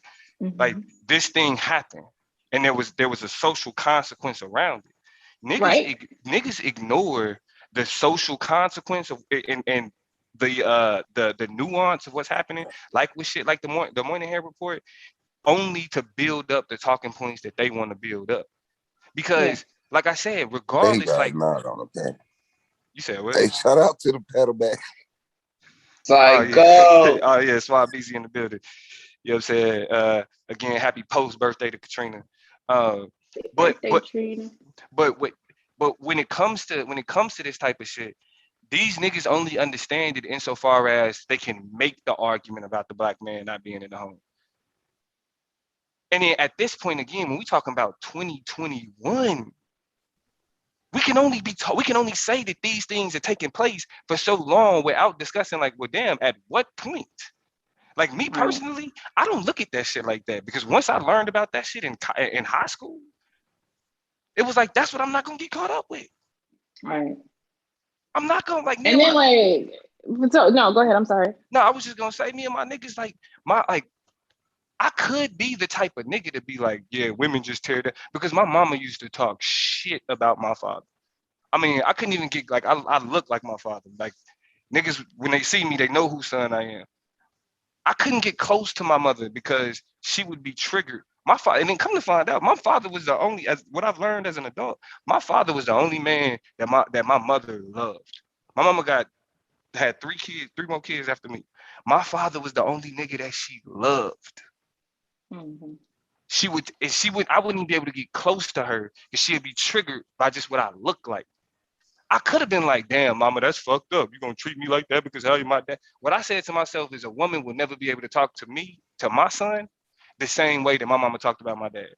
Your face triggers me too, though. Shut the fuck up, nigga. It might not. Your tank top trigger me, nigga. But the problem is there's more people that think similar to and support the Madon theory, and there's more men vocal about that end of the spectrum than there is men taking the position that you are taking, that Taz is taking, that A9 is taking, that Suave is taking. Most men that you see are going to be He acquiescing was to gonna that leave me out, mindset. huh? Yeah, Yeah, we definitely absolutely, ain't talking about T Dub. absolutely. Definitely I'm not talking definitely about not T talking Dub. about you, T-Dub. But with that being said, for Black men's answer to that is they only want white men. They only want white men. That's what that's the answer. Do you know how stupid that sounds to women that then struggled and been cultured to basically worship Black men in their absence, acting like, you know, you're defending these Black men, acting like they doing something that they're not doing, taking on equal, you know, taking on full responsibility for the household, financially, physically, all of that, and then to be told once they realize that they're getting a bad shake and there's no investment into them, that it's about them being with white men. You know how insulting it is for those women? Oh yeah. And it's like, and they don't have nobody to compete. These men don't have nobody to compete with. The mere fact that somebody that talks and thinks like Madonna thinks that he can sit up there and say some stuff like that to women and present himself as a viable option it speaks to there is something wrong. The fact that there are some Black women walking around here got Madonna thinking that it's cool to walk around there talking that shit like he's talking, presenting what he's presenting. That makes all Black men look bad, because it's like, if that's representative of what Black men are saying and what we're supposed to be, quote unquote, submitting to, you might as well go submit to somebody that's going to give you that there'll be a return on. Ain't no return on the investment with the average one, because they're not protecting, they're not providing, they're not defending. And when you see what men want and what they protect, I mean, what they want, they protect and they defend and they provide for. Yeah. It's just that simple. Women are not provided for, they're not protected, they're not defended. Their children are not protected, their children are not defended. So it's, you know, it's literally, ain't nobody I don't having no kids. disagree with your point, but I'm saying don't get the rotten apple and say this is what men are. All of them Everybody's apples gonna are eat rotten the apple. except for the few. There are few apples that are not rotten, right? There are a few. I mean, the snake analogy. You gonna go walk in there because you know 5 of them snakes not venomous, but there's 100 of them that are. Or like Y'all are making it like that. The poison Skittle analogy. Yeah. If it's a bowl of Skittles and there's one poisonous Skittle in there, are you gonna eat from that bowl? Right, but see, I wish it Yes, was because just the one point. I mean, probability is those odds would be better. Those odds would be better. The probability is y'all gonna make the woman a single mother. The probability is she's gonna bear it alone. The probability is she's going to have to do this. She's gonna be left. She's not gonna be a wife. She's not gonna be protected. She's not gonna be defended. And there's no appreciation for even doing that. How long have Black women been in the struggle just to be told that you got to keep struggling because the man is on my back? I'm talking on social media in a group about the stuff that just happened to the dude in Peru, Illinois. Who's talking about it? Black women. Something needs to be done about it. You know what Black men are in there saying? That's what the police are for. That's what the police are for. We don't have nothing to do with that. Another man said we cursed. Literally, Black men are saying that we're cursed. This is supposed to happen. So how does a woman submit to or cooperate with a man that's walking around talking about he cursed, so he can't do nothing about it? So you telling women to go find a man that's not cursed. Or a man that's what not these going men to are make telling. excuses. A man that's not going to make excuses. Or at least a man that's going to be honest. Because that's the thing. If men had met women where they were in honesty, because Black women are not oblivious to what's going on in society, because it happened to us too. But when you have that situation going on with you and you know that you're at a disadvantage, and then you're going to come home and you're going to whoop on her, you're gonna threaten her, you're gonna make her feel bad because she had to use a system because you're inefficient, or because the quote unquote man is on your back, you're gonna make the woman feel bad because she had to do what she had to do in your absence and your inefficiency. Men didn't meet those women where they were. They shitted on them instead. Instead of saying, hey, look, we a team like it was supposed to be, right? I'm looking for a job. I'm trying to do this. I'm trying to do this. No, they made Black women feel bad for going to get educations. They made Black women feel bad for having to go and get those food stamps. They made them feel bad for doing whatever they had to do to mitigate what the men could not do. And now the chickens are coming home to roost. They told Black women that they can make Black children without them. That's what I'm saying. What Black like, men told. and that's what I mean. Like, if that's the fight, right? Why the fuck would I get in the middle of that to be like, well, let's not all men get them niggas. Right. Them niggas need to be told that don't nobody want to have fucking kids with you. A bunch of these niggas need to be told. Madonna need to be told that bullshit. Nah, it's all them niggas that shit don't apply to, letting their feelings get hurt. Shut the fuck up. They know who they talking to. Nigga, if they feelings get hurt, it just apply. like them niggas when you stand up and throw your hands in the air. Like, no, you can't say that. You can't, nigga, shut the fuck up. Hey, Take it. Hey, why you think I never jump in and try and captain save and do all of that weird ass shit? Because you already know how we move. Nah, it's just for real though, that ain't cool. Bro. It's like, not y'all just niggas on here cussing and shit with my wife on here and shit, bro. Like, respect my wife and shit, bro. Don't be on here cussing in the presence of my motherfucking wife, bro. Like, that's hold on, time out. Hold on, because look, at first I'm like, well, hold on, my hey Taz, don't they get petty though? Hold on, I'm at first, hey, I was Taz, really about to be like, I saw you walk on them motherfucking lit up squares in that Michael Jackson video. Hey, y'all got Nanby head, but I'm glad she recovered though. But for real, oh my god, hey, but you know what though? That let me know though. She give a fuck though. Yeah. You know what I'm saying? She sat on that shit for a minute and couldn't no more. Like, nah. Yeah, big dog. And I ain't even mad about the people's vote, even though I've been solidified as the people's champion 2 years in a row on my way to a third, till Taz somehow got 9,000 votes last night.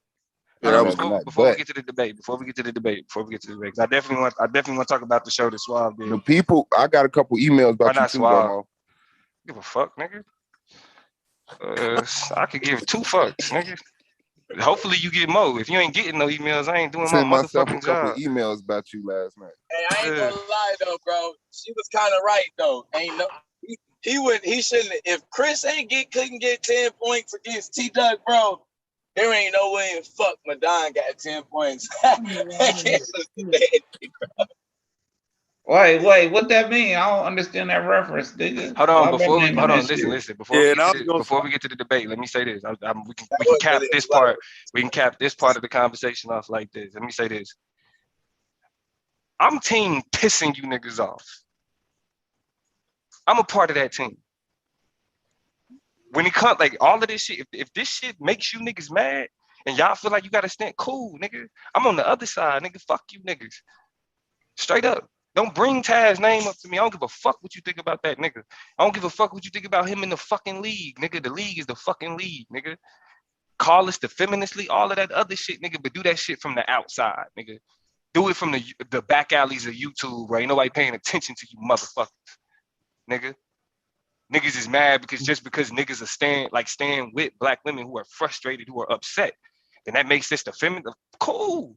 I'd rather stand with black women who are upset and want to see better for the fucking community than hoe ass niggas that would really turn it into it's y'all fault. You niggas is suckers. Work on your personal life. Work on being like, I mean, because a lot of you niggas is too fucking old to be on the internet saying the shit you saying anyway. A lot of you niggas is old and fucking lonely because the goofy shit that you say on the fucking internet, nigga.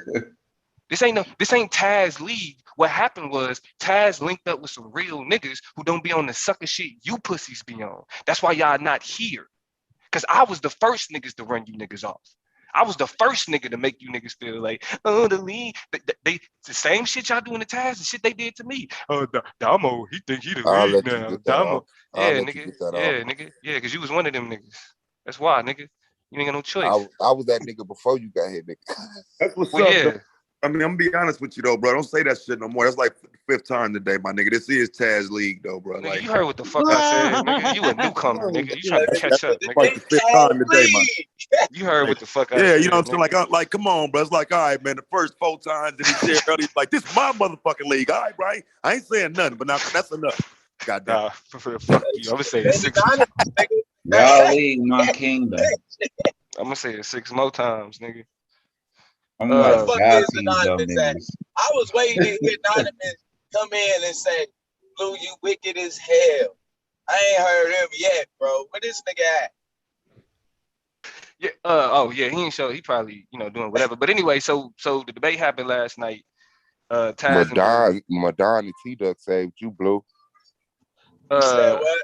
Fat. Bro, don't even speak on my name with that phone Madonna shit. and Say T-Duck hello. saved Hey, you. so hold Let's on. start So, it like that. How niggas- you doing, my brother? so I If was they getting wasn't into such a hold on, bro. Stop talking to me. If they weren't such an obvious target, you would be target number 1, but you like low level, dusty. Low level. Nah, You nigga, talking get about out me? your feelings. If T-Duck, it was they'd be calling your ass all type of shit, bro. But they full off T-Duck and Madonna. Like that was My perfect. nigga, you don't understand how Oh, you talking about hypocritical last you night? are. Oh It's shit, I went saddening. Yeah. toxic femininity right last night, bro. I went all in. yeah. That's why I was. I had to look at Toxic what route. I was femininity. looking Look at at the this routes, shit and I y'all was be like, saying, I my just gotta go nigga. all out Calm feminist, down. bro. I'm just going over the top with it. Fuck Well, it. hold on. Y'all gotta Nigga, y'all gotta cut fill me in niggas though. off, period. Y'all gotta fill me in though, cause look, it was Fuck me. I was arguing with I was going back and forth about this nigga Taz with Lex when Solar was doing the Bad habits, shit. boy. Niggas never drop bad habits. Now what you want to interfere with the league about because you was irresponsible dealing with somebody who tried to destroy the league? What you want us to do for you? What Well, coddling nah. you need us to do for you? Nigga, I don't need a motherfucking coddling, nigga. I'm saying fill me in on what the fuck Solar, what happened last night. Cause we did the post debate show, you feel me? And then once it got towards like the, you know what I mean, when niggas was about to shoot they shit, I was lit. I ain't gonna lie.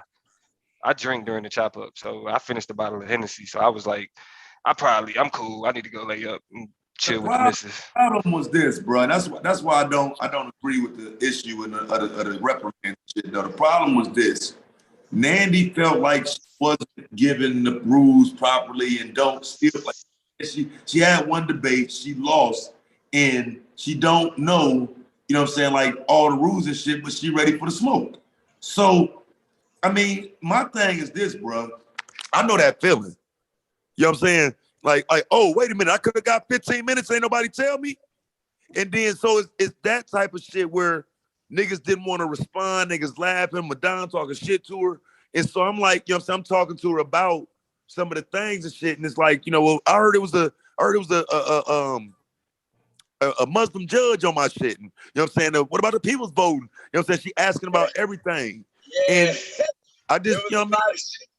Yeah, it Hold just on, and instead of answering her questions, niggas it was didn't warrant all of that, bro. She just needed some answers, bro. That was it. and of course niggas wouldn't. Sometimes you gotta let them get it off first before you can like answer. Yeah, Like you can't just I think jump what we in with need the to answers. recognize. Kind of gotta like let it go first, and then Niggas wanted to be entertained, and I was think what we trying to need tell to her not to do recognize it. first is that utilize Suave, bro. Utilize that peer representative because I could have got a lot of that smoke off the table. But yet again, maybe that's one of the things that she's not privy to. But if you have a problem with the league, hit me up and I'm gonna tell you. Okay, well let me. No, that ain't true. When no Muslims on your last night. You know what I'm saying? I can tell you, the judges have been vetted. This is the 4th season. We're not sitting up here with no zealot ass judges that's like, oop, he said Jesus, I vote for him. That's why DJ Black Charm not a judge no more. All the judges was doing it. Shout out to Black Charm, man. Shout out to Black. Yeah, shout out to Black Charm. I'm just letting y'all know all the shit that you're coming in as a rookie and complaining about, we've bled and cried for that already. We've already done all that shit. But that's what I'm saying. That's what I had to explain to her because ain't nobody saying it.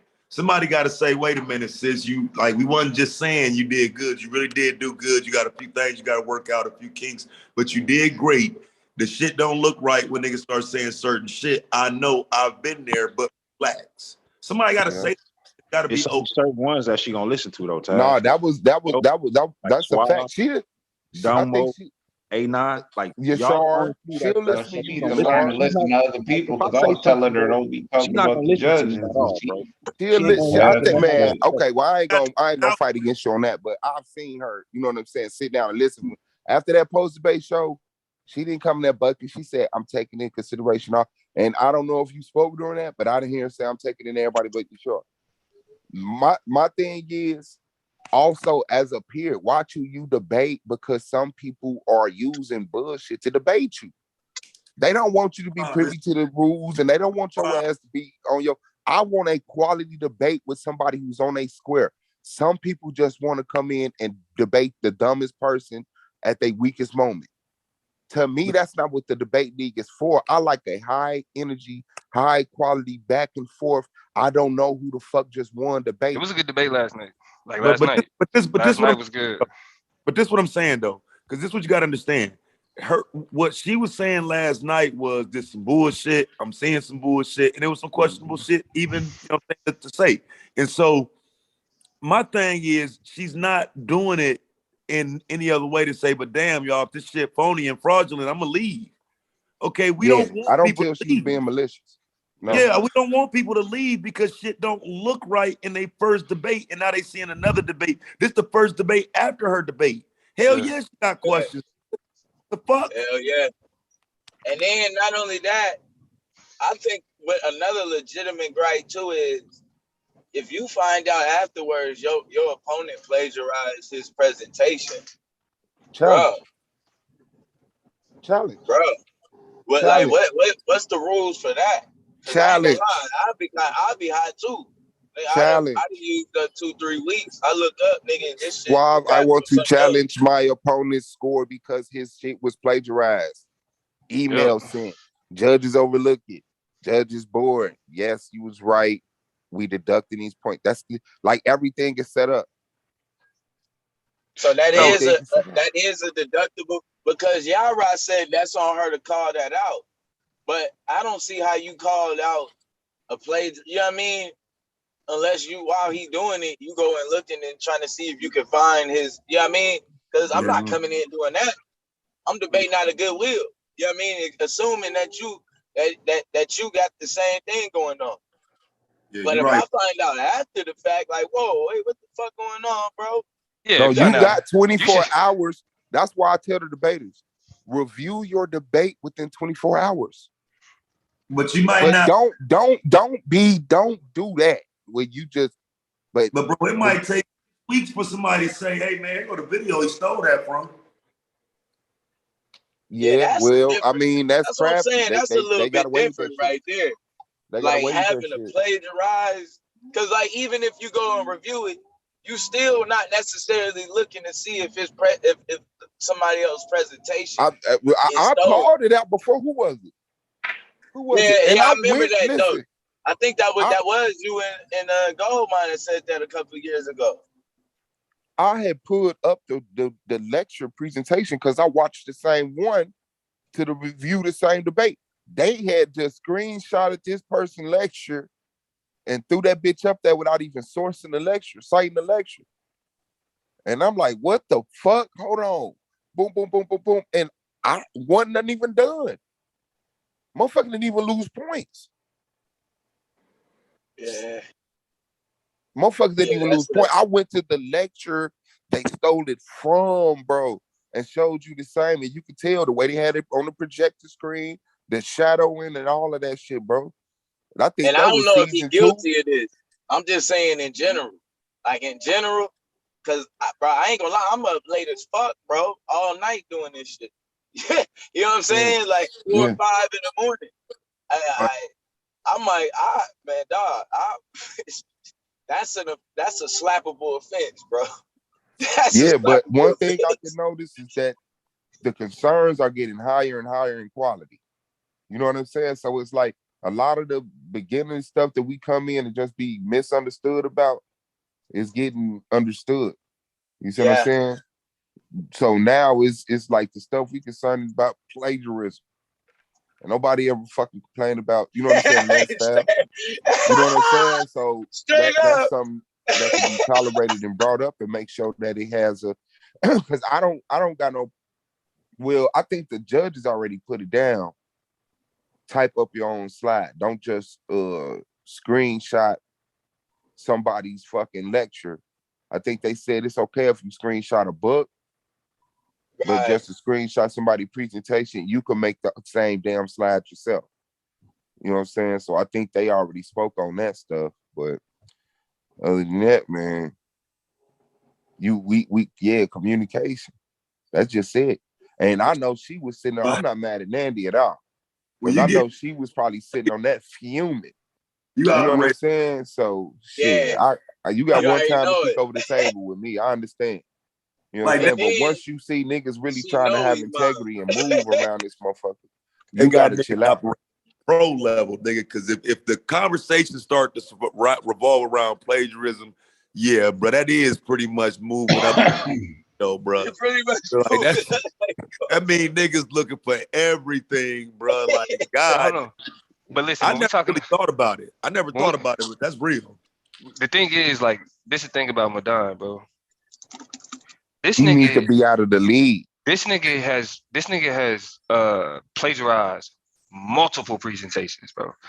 Like last season, I don't know if it was last season or season 2.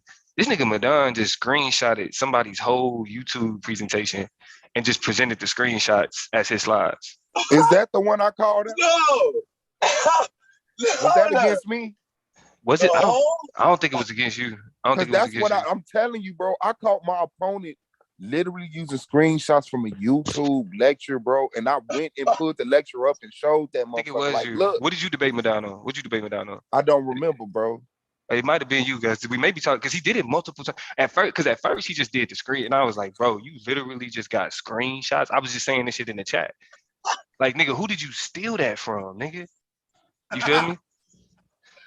So it's really like these niggas is like, that's why like calling out shit like plagiarism is important because shit now we getting into the integrity of this shit, man.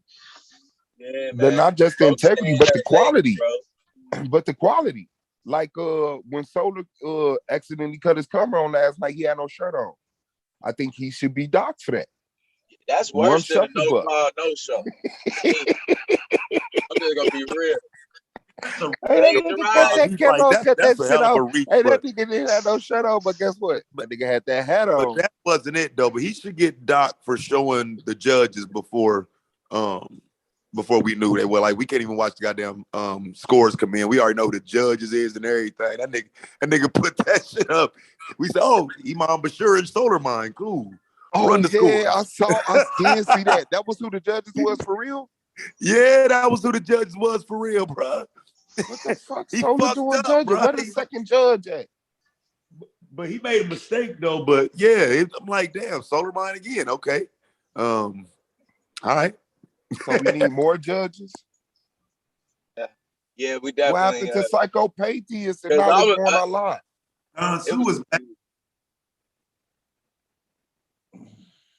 Yeah, Kansu is back to judging. Who else did? They said somebody else was judging too. He named a couple new judges. Yeah, the judging got to be because and especially like with last night's debate. That debate was too up there, bro. Not to just be having man. I want to congratulate y'all on that, bro. That was fire, bro. I had my earplug in. We was watching the movie, but I got my earplug. I already know it. Hey, I already know. Huh? Hey. I'm purposing him. I'm gonna tell him myself. Hey, but you know what I'm saying? I just want y'all to recognize I'm the fucking guru. I'm the fucking guru. I'm the guru of this shit, nigga. All I saw was the premise and the opening. And I already knew how the debate was gonna end up. I already knew. Hey, I want to know what you talking to Lex about. Domo, Mr. Post debate host, MVP. Yeah. I mean shit. The nigga. What's your relationship with Sarnetta? Was my relationship with Sarnetta? My On his me. way. Headlights. We'll holler Me? at you. You niggas is smoking dope. Fuck out of here. Headlights. Give a fuck about that shit, nigga. What you hold on? What YouTube nigga you got me confused with, nigga? Help me What you talking understand. to Lex about? Rob, Judah, and Domo, nigga. Nah, really, I wouldn't even. Really,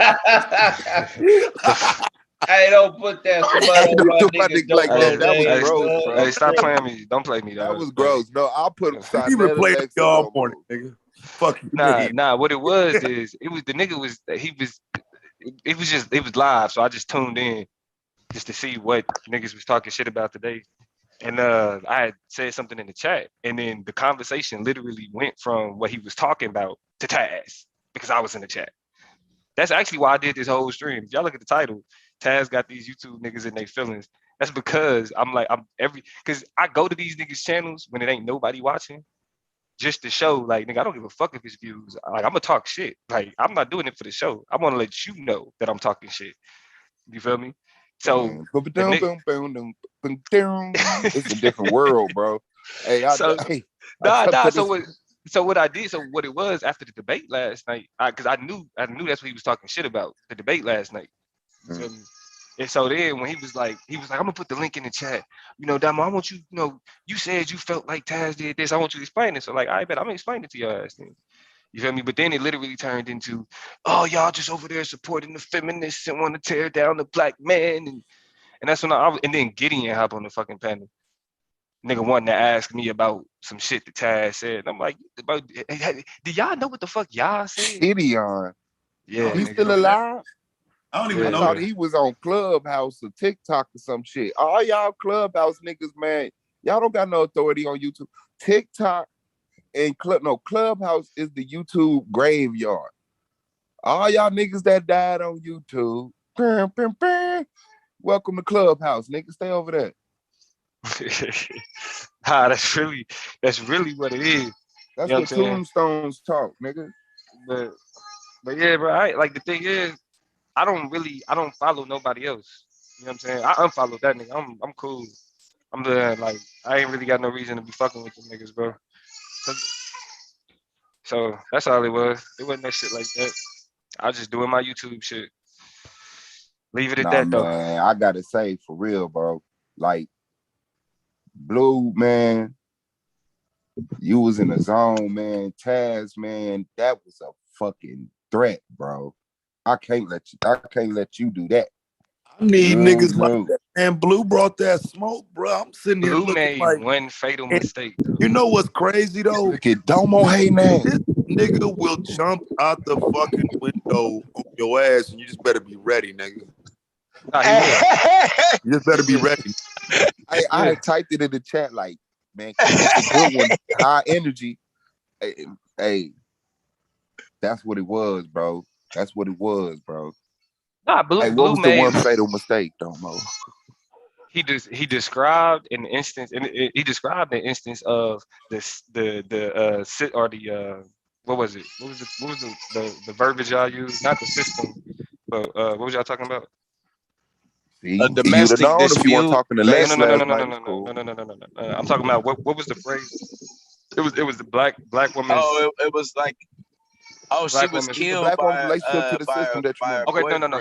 So it was the family. System. No. It was the system. I'm trying to figure out what it was and what's the name. It was the system. So when you say that if there was a failure of the system to not protect a black woman from her husband, you feel me? Like what that shows is that in that particular instance, it's not a detriment. The detriment is the nigga she in a relationship with. The system is her recourse when dealing with that type of scenario. You feel me? So that one example positions the state or the system as the recourse, not the detriment. You feel me? You can't call the state a detriment in that instance when you relying on the state to save you from a detriment. You can say that the state failed, but the detriment was the relationship. Because that's the whole he left that open. And look, even Lex said that nigga Blue shouldn't have said that. Even Lex said Blue shouldn't have said that shit. Blue already had 8 hands, bro, covering holes in the wall from letting water in, bro. Like for real, like it was Taz, bro. You understand what I'm saying? This, like, he has envelopes of verbiage and rhetoric and statistics and first-hand analysis studies from. So it's like that was jiggy. And then me in the rapid fire, Blue was kind of handling Taz. When it was Taz time to answer Judges questions, don't think so. I felt like I no, the judges know, because like I say, I'm a peer. That's why Nigga, that's why I'm glad I'm not a judge, nigga because I won. always get that shit wrong. But But he gave you more points. That don't make sense. Yeah, He scores you higher than him, even though he said that he felt like Blue won. He also was taking points off in the wrong round, so I who don't know said that? what the hell. Who said I that? don't know what Imam the hell was Bashir? going on. No, but and when Tats was asking questions, I felt like he started letting Blue ask questions and shit, and that nigga was answering them. And I was like, damn, to me, that's like the first bad look, when the other nigga asks some questions and you say, huh? And then answer it. Nah, nigga, fuck your question. My next question is, but I guess that was Yeah, you see, I was going right over his question. I'm like, oh no. Yeah, like Blue was pressing that button. You know what? Let me ask this. Let me ask that. Let me ask this. But I think he just gave you the rope for the longest. And it was about halfway through, I was getting frustrated and I cussed. And that's what said, wait a minute. I just said, motherfucker, hold on, chill out. Bro, what the fuck are you doing? You done got mad and shit, bro. Like, what the fuck? It was like the third time he got mad. And he flew back in that chair like, I heard his chair scoot back a little bit. I think what Blue kind of hurt himself is just in calling it the system. Like, that's the boogeyman, bro. That's the boogeyman. Because when you say the system, it's like it's all of these things that make up the fucking system. You feel me? Well, so hey, Domo, look. Let me tell you the key is, bro. That helped Blue. And he said it that night, that day when we talked about it. He said, I got to figure out. You remember what you said you got to figure out, Blue? How they what? Hold on. Nah, hold on. What did I say? Figure out why I wanted the family, nigga. Oh yeah. I got to figure out why you wanted the family. That's it. Bro, I needed the kids, bro. I needed the kids to fall back on. I already knew it, and that's why I was like, I gotta throw men just clean under the bus. I said, so women just don't need to fuck with men, period, or the system. So I said, let me find some shit that women been doing. That nigga got on parachute. Said women don't need no protection. Nobody. Women cool. They don't need no protection. Self-empowerment, yeah. But ain't nobody can protect themselves. I was waiting on you to bring up gun licenses, the rise in women buying guns. But see, that's gun licenses, nigga. What are we talking about? Who gives you the right to have a gun? The system, nigga. Hey, that's okay. That means that the system isn't a detriment. That helps Blue or helps Taz. If he would have said like the government, like relying on the government, I think that kind of gives you more into like when we talking about creating a need, right? Like the government puts people in a position where they have to rely on the government instead of empowering them to be able to be self-sufficient. I think that argument kind of skirts away from, well, you need the government for this, you need the government for that. Because if you're making the argument that the government creates the circumstances to make people rely on it, when he says you need it, exactly. But that's why I think him saying system was a safe net, because it's like the system. He can create and define the system, not the NRA, not the people that give you gun license. I'm talking about these motherfuckers that got them depending on food stamps and unemployment and like, that's cool. I thought that's the government. Made that argument though. I thought he made that. I thought it was very effective in making that argument, so much so that you can't really push back against it unless you're going down that rabbit hole with him. And he got rabbit holes. That nigga was Dr. Strange. That nigga was making holes out of nowhere. But I mean, because they both did great in the opening and the premise. It was where it's really the rebuttal is how you interject your argument into your opponent's argument. You feel me? And that's where I'm mad you can't share a screen on the rebuttal though. I think I am. I'm not sure. I am. Yeah, because I could put up like my rebuttals, bro. I learned from y'all pre-prepared rebuttals. 3 prepared rebuttals. You know what I'm saying? Depending on which lane they go down, you already got the slides ready. You know what I'm saying? I used to spin the goddamn rebuttal round while they talking, positioning Putting together slides. Yeah. Yeah, you know what I'm saying? Yeah. Okay, let's grab these since these was okay. So he went down this lane, like none of that, and you can't use it for closing no more. Yeah, because when you well, the closing I can kind of understand more, but the rebuttal, you really sound like you just saying shit. You know what I'm saying? He brought this up. Well, we all know. And he brought this up. Well, I got this to say. And it's like, I could pull some shit on my ass. I'm like, shit, we already know they held an election and said that shit was false. Like, he ain't got no chance to rebut that. And I ain't got to prove it. What I used to do is I used to make slides where it would be rebuttal slides, but it would say specifically, right? Like when I did it against Moore, I was like, I put Moore's argument, my argument. So then as the debate is going, I'm filling in his, okay, so this is one of the arguments I got to respond to in the rebuttal. Let me type that up here. You know what I'm saying? So I had like slides that I filled them in as we went. And then I just put my answer in that bottom part. So when he doing his rebuttal, I'm putting my answers because I already got his arguments. You feel me? But that shit ain't gonna fly no more. I mean, I write it out now, so it's still the same thing, but it's just, I thought visually it just looked, for me, it was just dope to kind of see like, that nigga said this, I'm saying this. That nigga said this, I'm saying this. That nigga said this. You feel me? But niggas didn't, I ain't even get, like, as much as niggas was like, oh, that was the dopest rebuttal, whatever. Niggas still voted against me for that shit. So that's why I stopped doing that shit. I'm like, I'm about to put forth this effort for niggas to be like, oh my God, that was amazing. But you lost, nigga. It's the fuck up. Yeah, over with. Like they did me. I had the rebuttal of the year, but I lost against Domo. Yeah, that's because I kicked your ass. No, that's not what that means. That's exactly what that means. And I gotta say this about the judge. And I don't give a fuck if I get an email. Y'all can take the rest of my debates from me. I want to say this about the judge. Each and every one of you men are doing a good job. Keep up the great work. Kiss ass. Well, I thought they said we wasn't allowed to talk about the judges. You shouldn't be allowed to say that shit either. I can't get compliments either. God damn. Otherwise, I'm gonna start doing streams every day, man, over the top shit. Like, man, this is a magnificent group of judges that Solar Mind put together. I just can't. Look at the display of intelligence here. The most intelligent judges for one debate league, all in one place. Hey man, I can't stay on real quick. Y'all got it wrong though. You can use slides in the rebuttal. You can't use it in the rapid fire and in the closing. Oh, okay, bet. I could have sworn they said no more slides in the rebuttal. Bro, I can share the screen. Do I need to share the screen for you? No, you can't use slides in the rebuttal. You gotta have your camera on.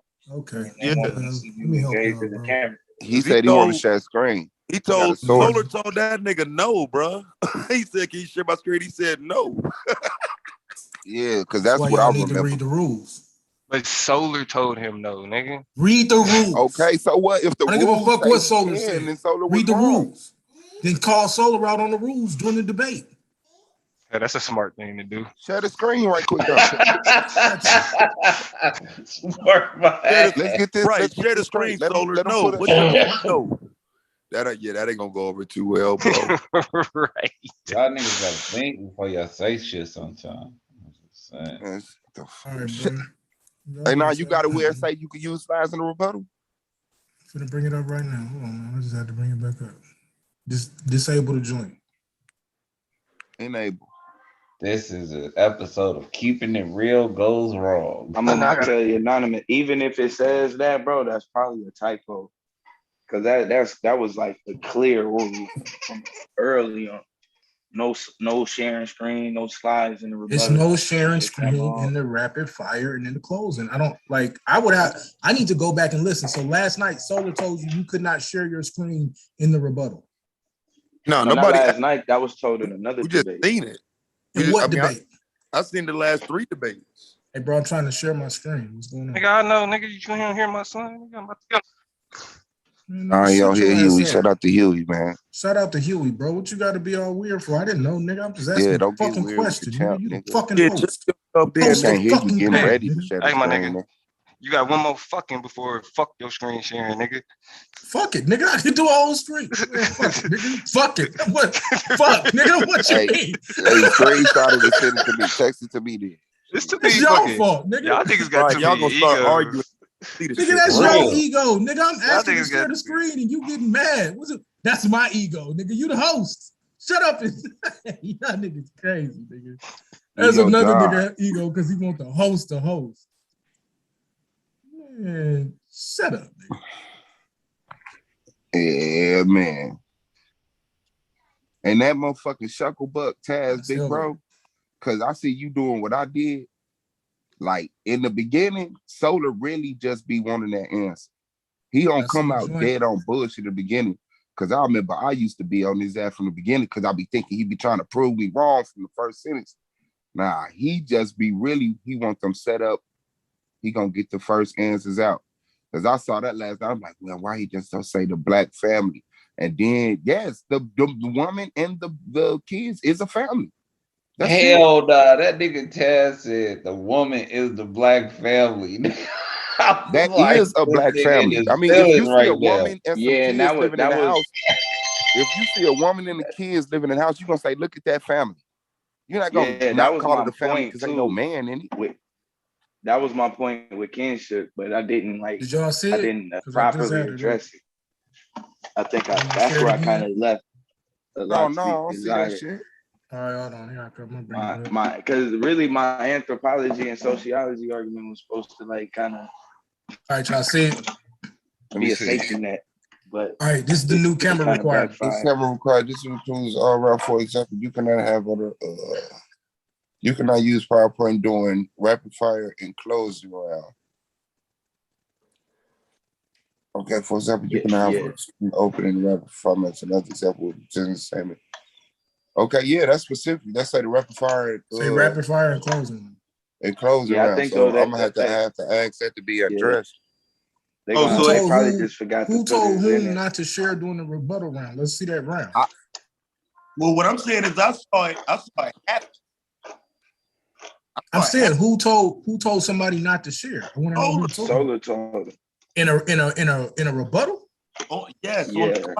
Nigga said, I remember them saying. I think it was I thought that was a King rapid Shinar fire. If debate. I'm being honest, I think I know what you're talking about, but I remember that being a rapid fire round. I'm just no, but the one word answer. No. I think it was King Shinar and Rabbi Lewis. Well, I need to see that then. And I remember them saying, can't share screen in the rebuttal round. To I whom, remember bro? that. Okay, and then this gonna be the next thing, right? We got to start bringing receipts so we can show them if we saying something. Like, you know what I'm saying? Like, I ain't got no problem.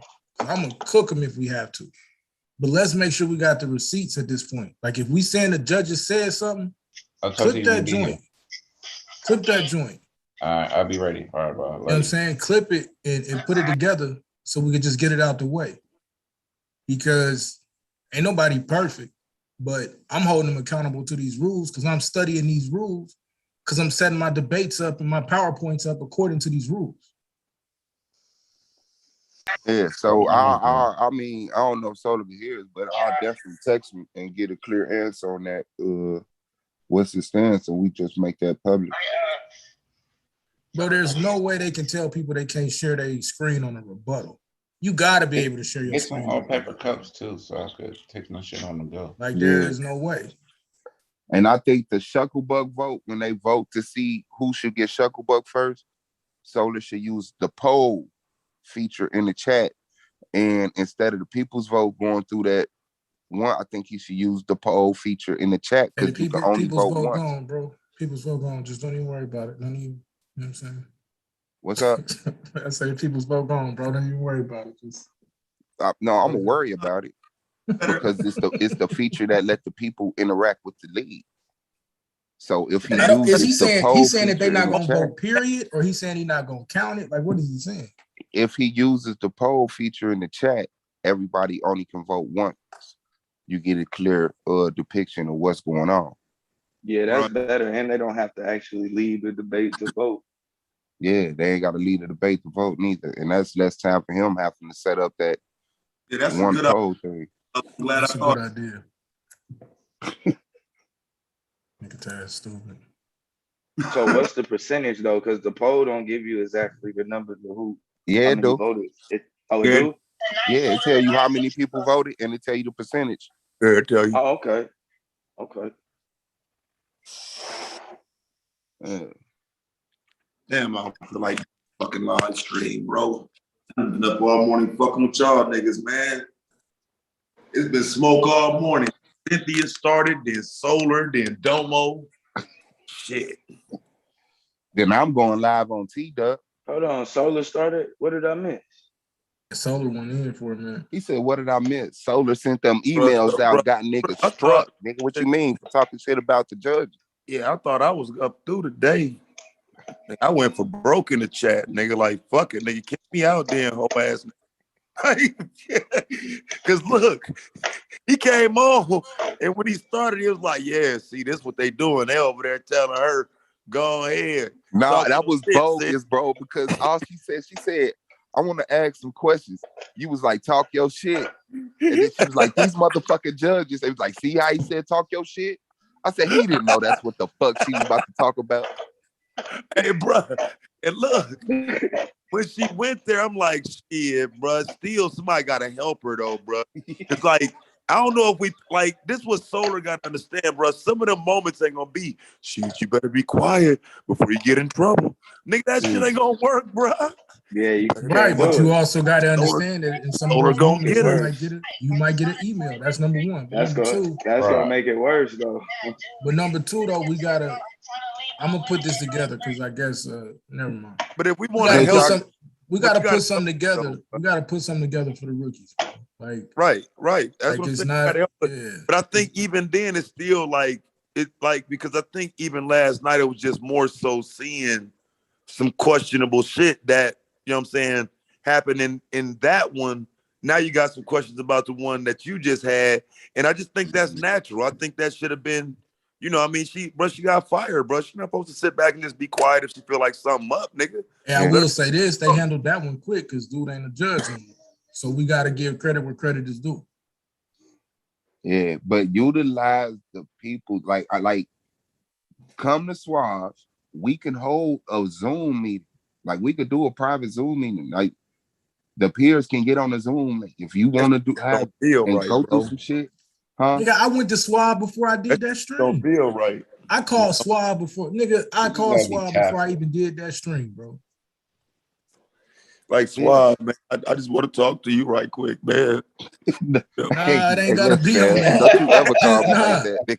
It wasn't even on no, hey, Suave, what do I do? It was, hey, look, this is how I'm feeling. This is what I'm about to do. I'm gonna make sure I stay away from. You gotta be tactful. You gotta know how to move. I'm gonna make sure I stay away from attacking the judges. I am gonna say I disagree with them, but I'm finna go on and point out the errors that this dude had in his debate. Suave. Hey, Swab Beezy, man, I ain't mean to bother you, bro, but I got to talk to you about some real important league shit. All you got to do, and I mean, a lot of us don't need to utilize that because we already know how to work shit out. But it do get to that point where it's like, okay, like A9 said, like A9 can cover 99% of the shit, but in this specific moment, let me contact Swab and let them know, hey, look, bombs over Baghdad. Hey, it's legal. It's within the rules. Go. I'm not here to force the judges shit on y'all. I'm here to force our shit on the judges. And I'm going to bang with them until we get that resolution to it. I'm not just here to say, but if the law's already set up, I'm got to let you know, okay, well, this is what the rules already say, so we can't even do nothing about that. But if it's a clear, hey, fuck these niggas, this what the fuck I want to, like, hey, that's legal, bro. That's your issue. Shit, you got the keys, you know what I'm saying? Or whatever email you want me to send in, that's just what it is. I'm not here to hush motherfuckers and put niggas to sleep for the judges. I'm here to make sure that we're protected when we have gripes with the judges. I don't want you just on the panel snapping on them when we could get a better resolution just in our emailing, because no matter how cocky or antagonizing the judge might be, they can't do nothing. The rules is there. Rules is there, so they're gonna have to obey it. Well, Solar said something about a scoring change on the debate last night. I'm gonna wait to see how that goes. I think they're gonna have to do a scoring change on a couple of them. Like, I'm just gonna be honest with you.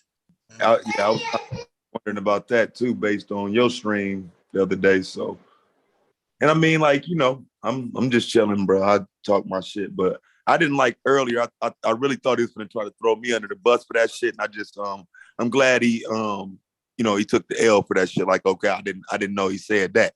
Cause yeah, I wasn't there to talk shit about the judges, nigga. I was there to help her and kind of guide her along and that ain't nobody cheating. You know what I'm saying? That ain't I wouldn't even let that happen to you. You know I what I was mean? trying to tell y'all goofies to That not was let her do it. And Yo, I gotta give T Duck. I was gonna let say that. I gotta her. I'm give like, T Duck hell credit for no. that. Yeah, I Don't gotta talk give because about the T Duck was judges. trying to stop it, bro. Man, we That ain't was giving Let shit to that protected nigga, dog. class. Because nigga always know how to stop somebody I else but can't can't give him control credit. themselves. Learn self-control. He's Good sitting there job laughing. on helping, Hey, but I've learn been fucking working on that. self-control. You ain't proud of me, sir? But I'm gonna tell you like this: the boy Playing around. Battle Axe, bro. Yeah, he a You maniac. hit. He You holding hit. That nigga came out of nowhere. That nigga got riled up. Nandy got. Oh yeah.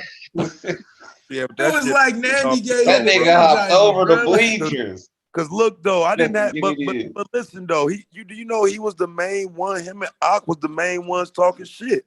You remember, Of nigga, course. August 2nd, August Calling 3rd, you a the number crier one and all of niggas that. Yeah. talking shit. So I I jumped don't on want the to hear that. actual stream. You right. Damn. Yeah, I don't want to hear that shit from you niggas, bro. Like, nah, nigga, fuck you niggas, bro. We done moved on past any questions about judges, nigga. Like, I talk my shit for fun. We might have a question about a debate, but don't come at the head judge, nigga, and that shit was announced in season 3. The fuck out of here, nigga. Thanks. Yeah, that dude was crazy, bro. Where was Akmalak? Akmalak, you supposed to be helping your uncle, man. No, he was That at shit was work. wild. Yeah, he Akmalak was like, was. He fuck was that. protecting the city. Because when I jumped on the street, there was like 4 people got that email. So I'm like, let me see. Taz, Nandy. That nigga said Taz. I'm like, who did I say the 4 email. was? I didn't want to get triggered. I didn't even check my email, bro. Who? I got the retraction email now, so I was can like, Say I who didn't the want to get fuck? triggered. bro. I Then ain't that even shit look, kept bro. going down the line, and that motherfucker was like, Battle Axe. I said, oh shit, Battle. Okay, damn. Hey, but I ain't Yeah, gonna y'all front, gotta bro. remember Like, that's my kingdom though. So next time I say something, like, don't get in the way. God. Let So, it happen. But she wasn't taking you serious, bro. That's your problem. Nah, it wasn't that she wasn't taking me serious. She just felt like she had to say some Laugh, shit bro, that she shouldn't If even Taz would have say. told her, right there to relax for real, she would have chilled out. Yeah, She she didn't would take have you chilled serious. out. She'd have chilled out if I'd have been pressing that. But I don't know. And maybe next time I will. My thought was more so to clear it up so she won't have so many questions next time. Somebody and my first thought probably should have been what A9 saying, which is to have a stream about it, bring the rookies together, try to do something to help them with some of the rules and shit. I'm on it already, bro. I'm working on it right now. I already talked to everybody. But I just think the experience is what's gonna be, you know what I'm saying? You ain't gonna know until you get in there and lose or win. Yeah, You know what I'm saying? I agree with that part, but she should have knew that she could have went to them and tried to give more time. Yeah. She should have knew the little rules, the nuances. Because the other thing too, it's almost like they gotta have a rookie symposium at this point. But did you hear her later though? Did you hear her later? Because she did say Solar asked, but she don't know what the fuck she doing. She know, yeah. So that's what I'm saying. Like, she don't even know that she got the power to structure her debate. And I'm gonna tell you the other reason I want to do it. So you don't have certain people preying on and taking advantage of the new debaters, right? Because you got cats who will do that, right? I saw, and it wasn't just Madon. It's another little coward debater that everybody want to keep defending. And since y'all want to keep giving him a pass, now we're gonna start really looking at his debates. Because remember, y'all begged me, no man, just leave him alone. Don't deal with his debates. Oh, I'm gonna deal with them, all of them. Ain't no protecting weird niggas, bro. Niggas out here y'all gonna stop that shit. Hard though. Yeah. Niggas out here checking for King Shenard though. Hey, but check it out though, man. So I missed the first thing though. Now, what was Solar talking about when he was talking about having an implement rule about debaters talking shit to each other? I missed that part. What was that? Oh, the Taz room? No, I got there late. On that too. You said, what did he say about what, bro? At the beginning of the first 15 minutes, when I came on, he was saying something about he don't want to have to make a rule about how debaters talk to each other.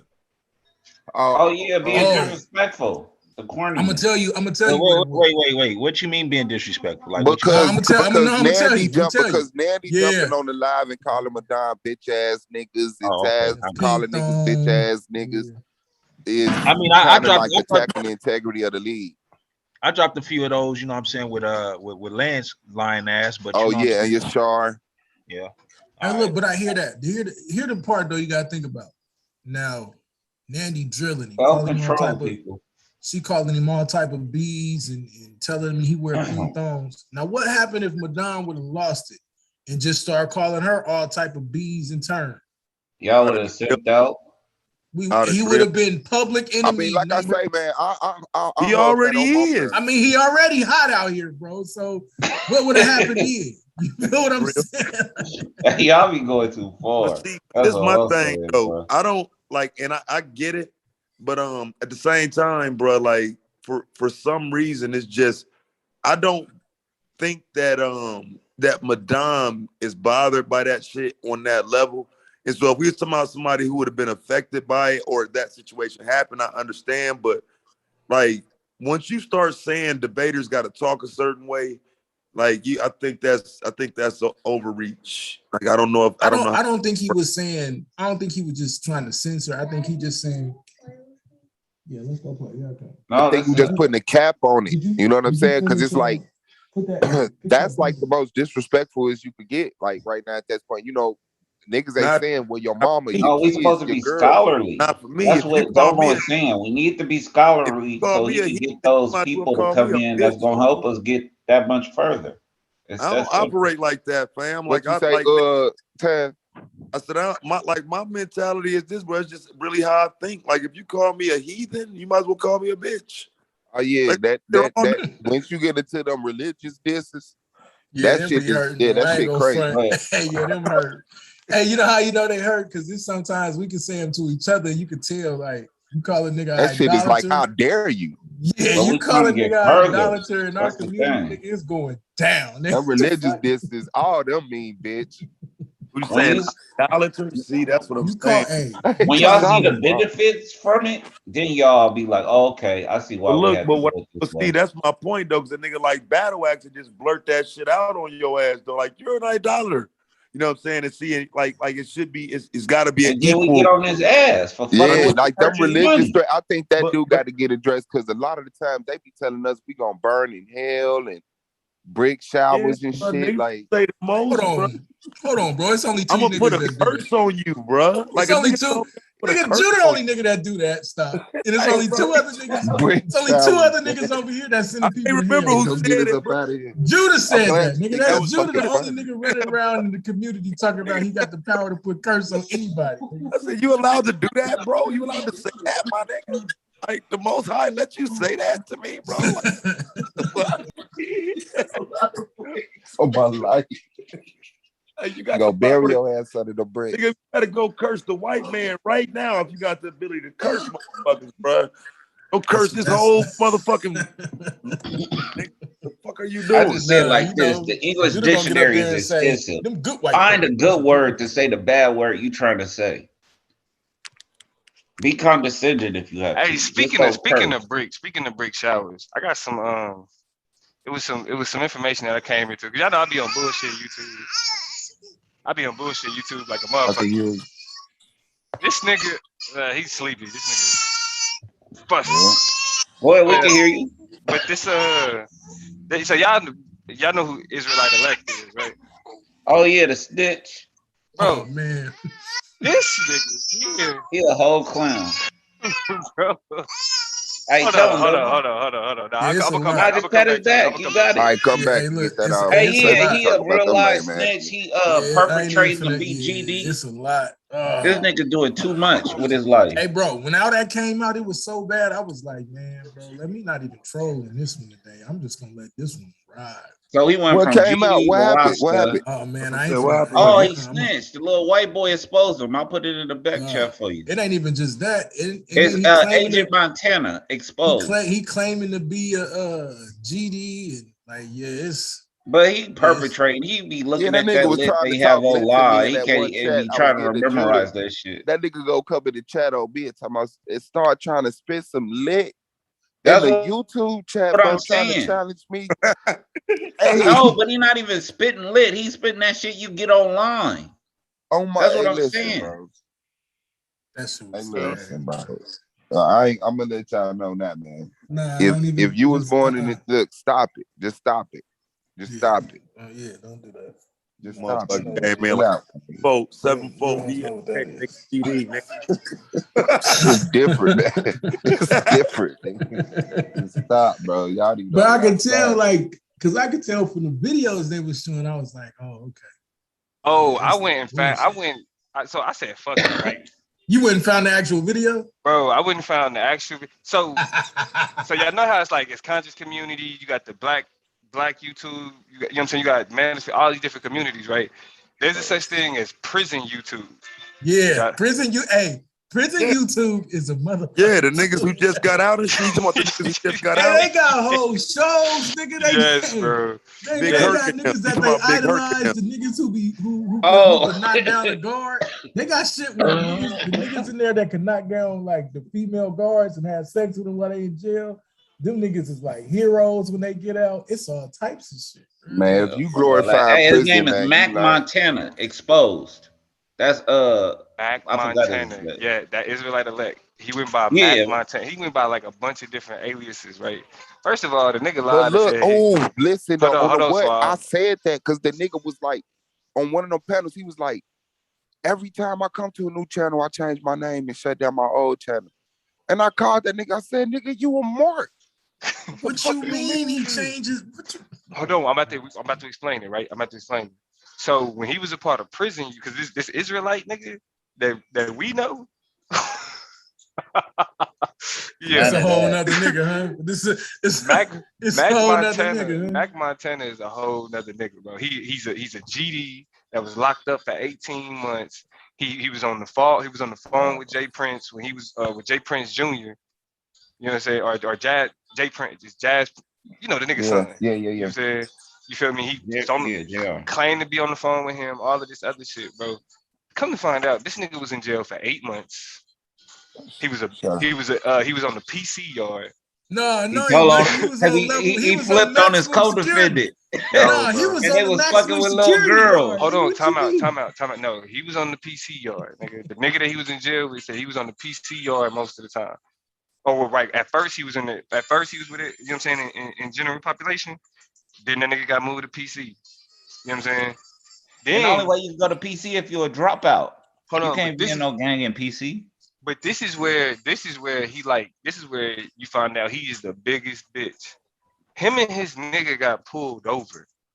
He calling him a code D. This wasn't even his code D, nigga. He was the passenger. Code D, nigga. Nigga, he was the passenger in a car that they both was in.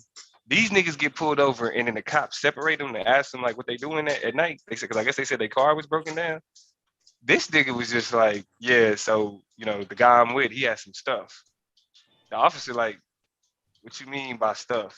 And this is in the police report, bro. This is in the police report, bro. This nigga said, y'all niggas. This nigga said, stuff, nigga. Got that nigga. I'm talking about snitched at the traffic stop, nigga.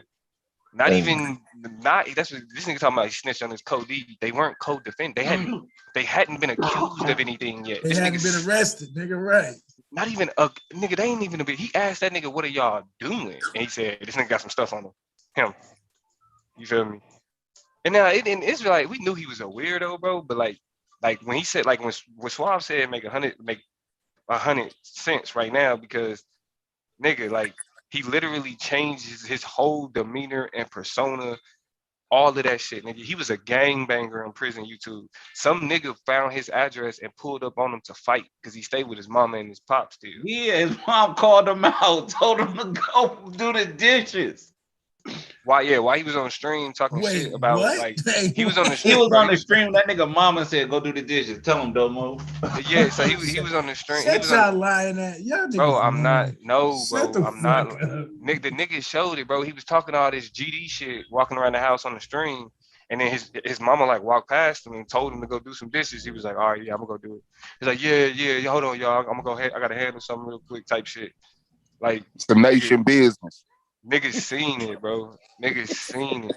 You feel me? Niggas just living at home with their moms and This like, is hey, look, bro. this what I mean by YouTube nigga, bro. Like this nigga is like he make up a whole. But look who embraced them, and then some nigga wanted like some nigga named Viking because the prison YouTube, these niggas also are associated with street beefs.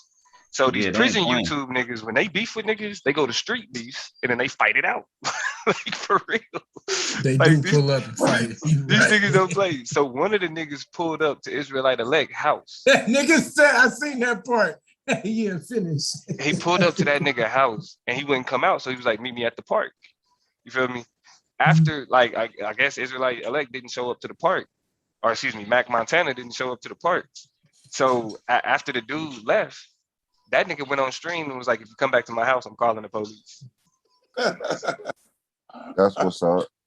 You know what I'm saying? Look who embraces them type niggas. That's what I'm saying. You gotta leave certain niggas alone. Cause they nigga, you be over there with them niggas. You be over there, bro. What you mean? What the fuck you mean? I be motherfucking psyops. Nigga, you be over there with them niggas. I don't be over there kissing and hugging and being man fans, nigga. I be trying to get the action going. Niggas, bro. Shut that stupid shit up, nigga. You over there in your drawers with them niggas, jumping up and down. Nigga, shut the fuck up.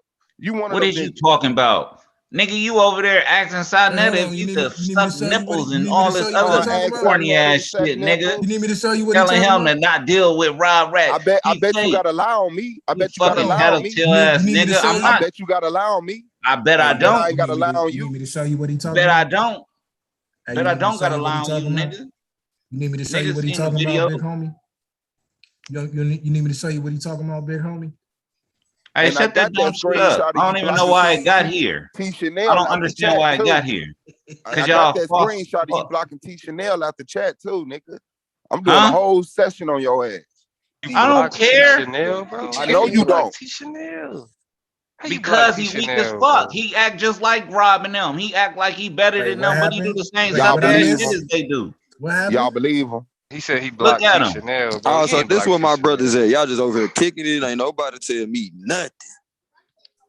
Man, we thought your ass was live. Yeah, go be live and don't tell nobody shit. Hey, bro, don't do that. Don't do that. He won't go I be on the run run for nothing. Hey, Swab, don't you do that? Because if we share your text thread right now, that would not be true. I was trying my best. I forgot. You done talk. I don't forgot how. I ain't say why. I don't forgot how. He said I ain't say why. Yeah, bro. Hold on, bro. Why you said I block ain't say Chanel, bro? Because she came in with that truth. I'm finna expose his ass to the world. And that nigga said block. And then the mods unblocked her. And he blocked her again. Then the mods unblocked her.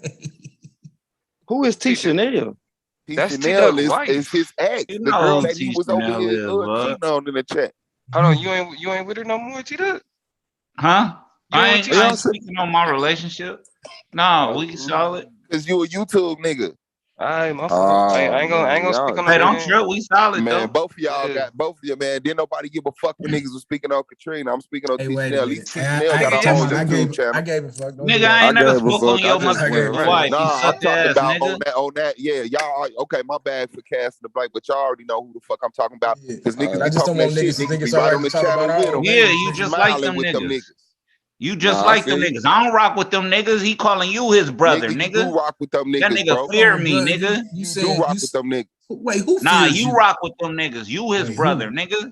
Y'all used to do the battle rap and show each other your guns and all this shit. Nigga, y'all used to be on that sucker shit, nigga. Don't try to associate me with that, nigga. Nigga, y'all had the rapport, nigga. Let's keep it a buck. And showing some guns. What the fuck is barber wrong and the with drunk man? Nigga, that's what the throw barber said, nigga. That got nothing to do with no battle. Oh, how did you hear about that? Because you fuck with him. No, you fuck with him. You was on the show last week with me, nigga. That's how you was just on this show 2 weeks ago, nigga. What you talking about? Nigga, I'm blocked from his shit, nigga. You was on his show, nigga. Nigga, they can't block you from doing shit but chatting, pussy. You still listening. And you probably got another. No, you listening because you jumped on the stream. The nigga was talking all about your wife, nigga.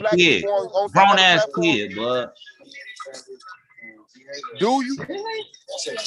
Grown ass kid. You have Do no you? right to question Do me, my you? nigga. Do you agree that You can't Rob even should take be put on in accountability, front of thousands nigga. of You black still people on selling the Unk road? shoes, nigga. Yeah, I ain't Just think because you so, put your pussy. name on them, This nigga, the you gotta same order thing as them you is. shits I'm gonna from stand Unk, up and nigga. say Make Unk something, money. and you gonna laugh the shit off. Do what? Nigga, carry up, nigga.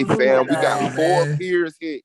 4 peers hit in one day. I knew you was gonna zero. say I that when tried you to got tell back him on to too. talk to you. I knew you was gonna say that. I said, y'all need to talk to Suave. Hey, nah, He was where like, man, Taz fuck at? that. Hold on, I said, time out. okay. Where Taz at? Okay. Because I'm gonna tell you, I was sitting there watching like, nigga, I blame Taz for all of this. I really like. Oh, Taz nah, should you have can't jumped do in. that. You can't Nigga, do Taz that. should have jumped in right there and shut all of it down. No, hey, nah, this what was going He on, let though. them Hey, shoot, nah. bro.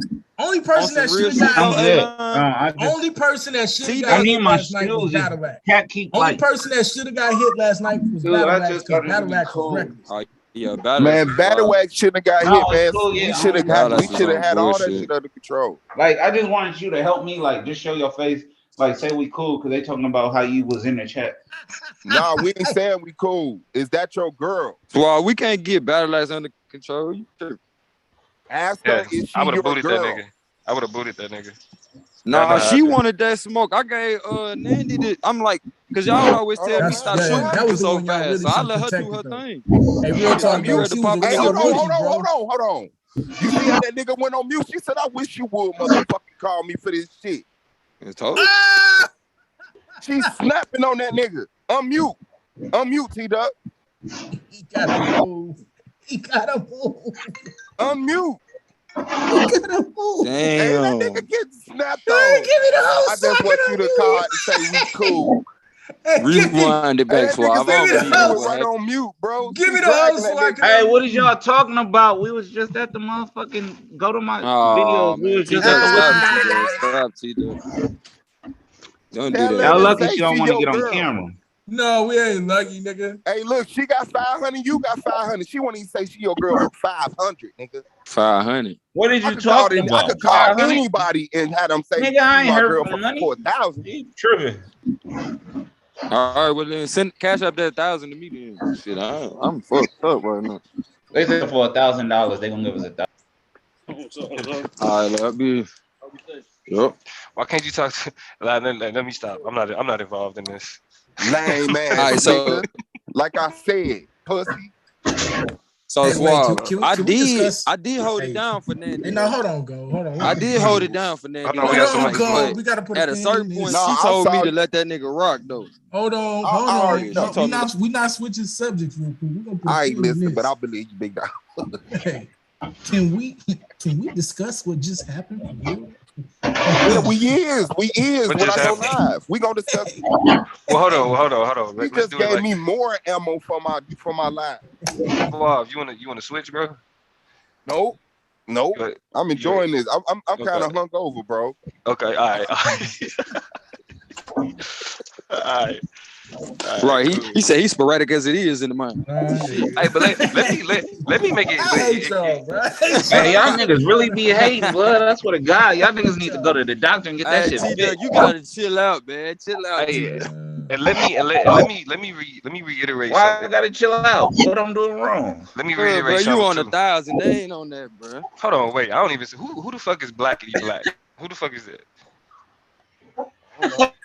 Hold on. Who's Blackity Black? Who is that? I don't know. This shit ain't for sale, nigga. Black and gold. Hold on. Blackity Black. Who is this? Who is Blackity Black? Nigga, don't be scared. Who that? Yummy? Is that a Yeah, yummy? what's up? Creeping. Y'all may think he's slick. Man, y'all had my mic locked. It was locked? Yeah. Nah, I ain't had nothing. That's my shit. I ain't had nothing on you, OG. Now you know Taz, he be on the bullshit, but I got respect. Yeah, for they him. probably was Taz. I got my hand raised real quick. So What's up, we Ada? officially then found out that me and T-Duck real what we said Somebody about him laugh. is true. Hey, Yashar, I'm gonna mute you dragging real quick, bodies. Yashar. Yeah, mama, he hustling. Yeah, fam, I'm over here. I'm over here working. I didn't know my shit I know was you on getting mute. it in. I'm gonna mute. Yeah, you good, bro. Yeah. So we basically just confirmed that even in real life, T-Duck out here being the nigga that we say he being, right? I mean, this is what I just found out. Yeah. Right. Yeah. So I just want to say, niggas are vindicated. It feels good to be vindicated. Niggas wasn't just hating. Yeah, man, get that shit fixed, bro. Right. Clean that shit up, bro. Hey, T. Chanel, if you listen and say something in the chat so I can give you a wrench so he can never block you again. Wow. Hey. Yeah, man. Y'all niggas. See, my smoke is more YouTube related. Y'all niggas get out here, they start turning. Shit get personal, like it get real, right? Yeah. And first of all, I just don't like being around lame ass, lying ass, wicked ass niggas, bro. Cause look, I can't blame the nigga if his wife was like, nigga, don't call. Cause oh God, if I was like, baby, come here, tell these niggas, my wife would look at me like, get the fuck out my face, nigga. Tell these niggas. You wouldn't have never had to do that. Only reason I asked my Katrina wife fell in line with the girl. She gonna turn her head. That's fucked only up. reason I had my wife do something like that, nigga, because that nigga specifically said something about my wife hiding my wife, nigga. That's the only reason y'all will ever hear and have ever heard my wife's voice. Yeah, but I think season 2 was bad for that shit because my wife, who stayed out of it, was dragged in some shit. Yeah, season 2 was horrible, nigga. Season 2.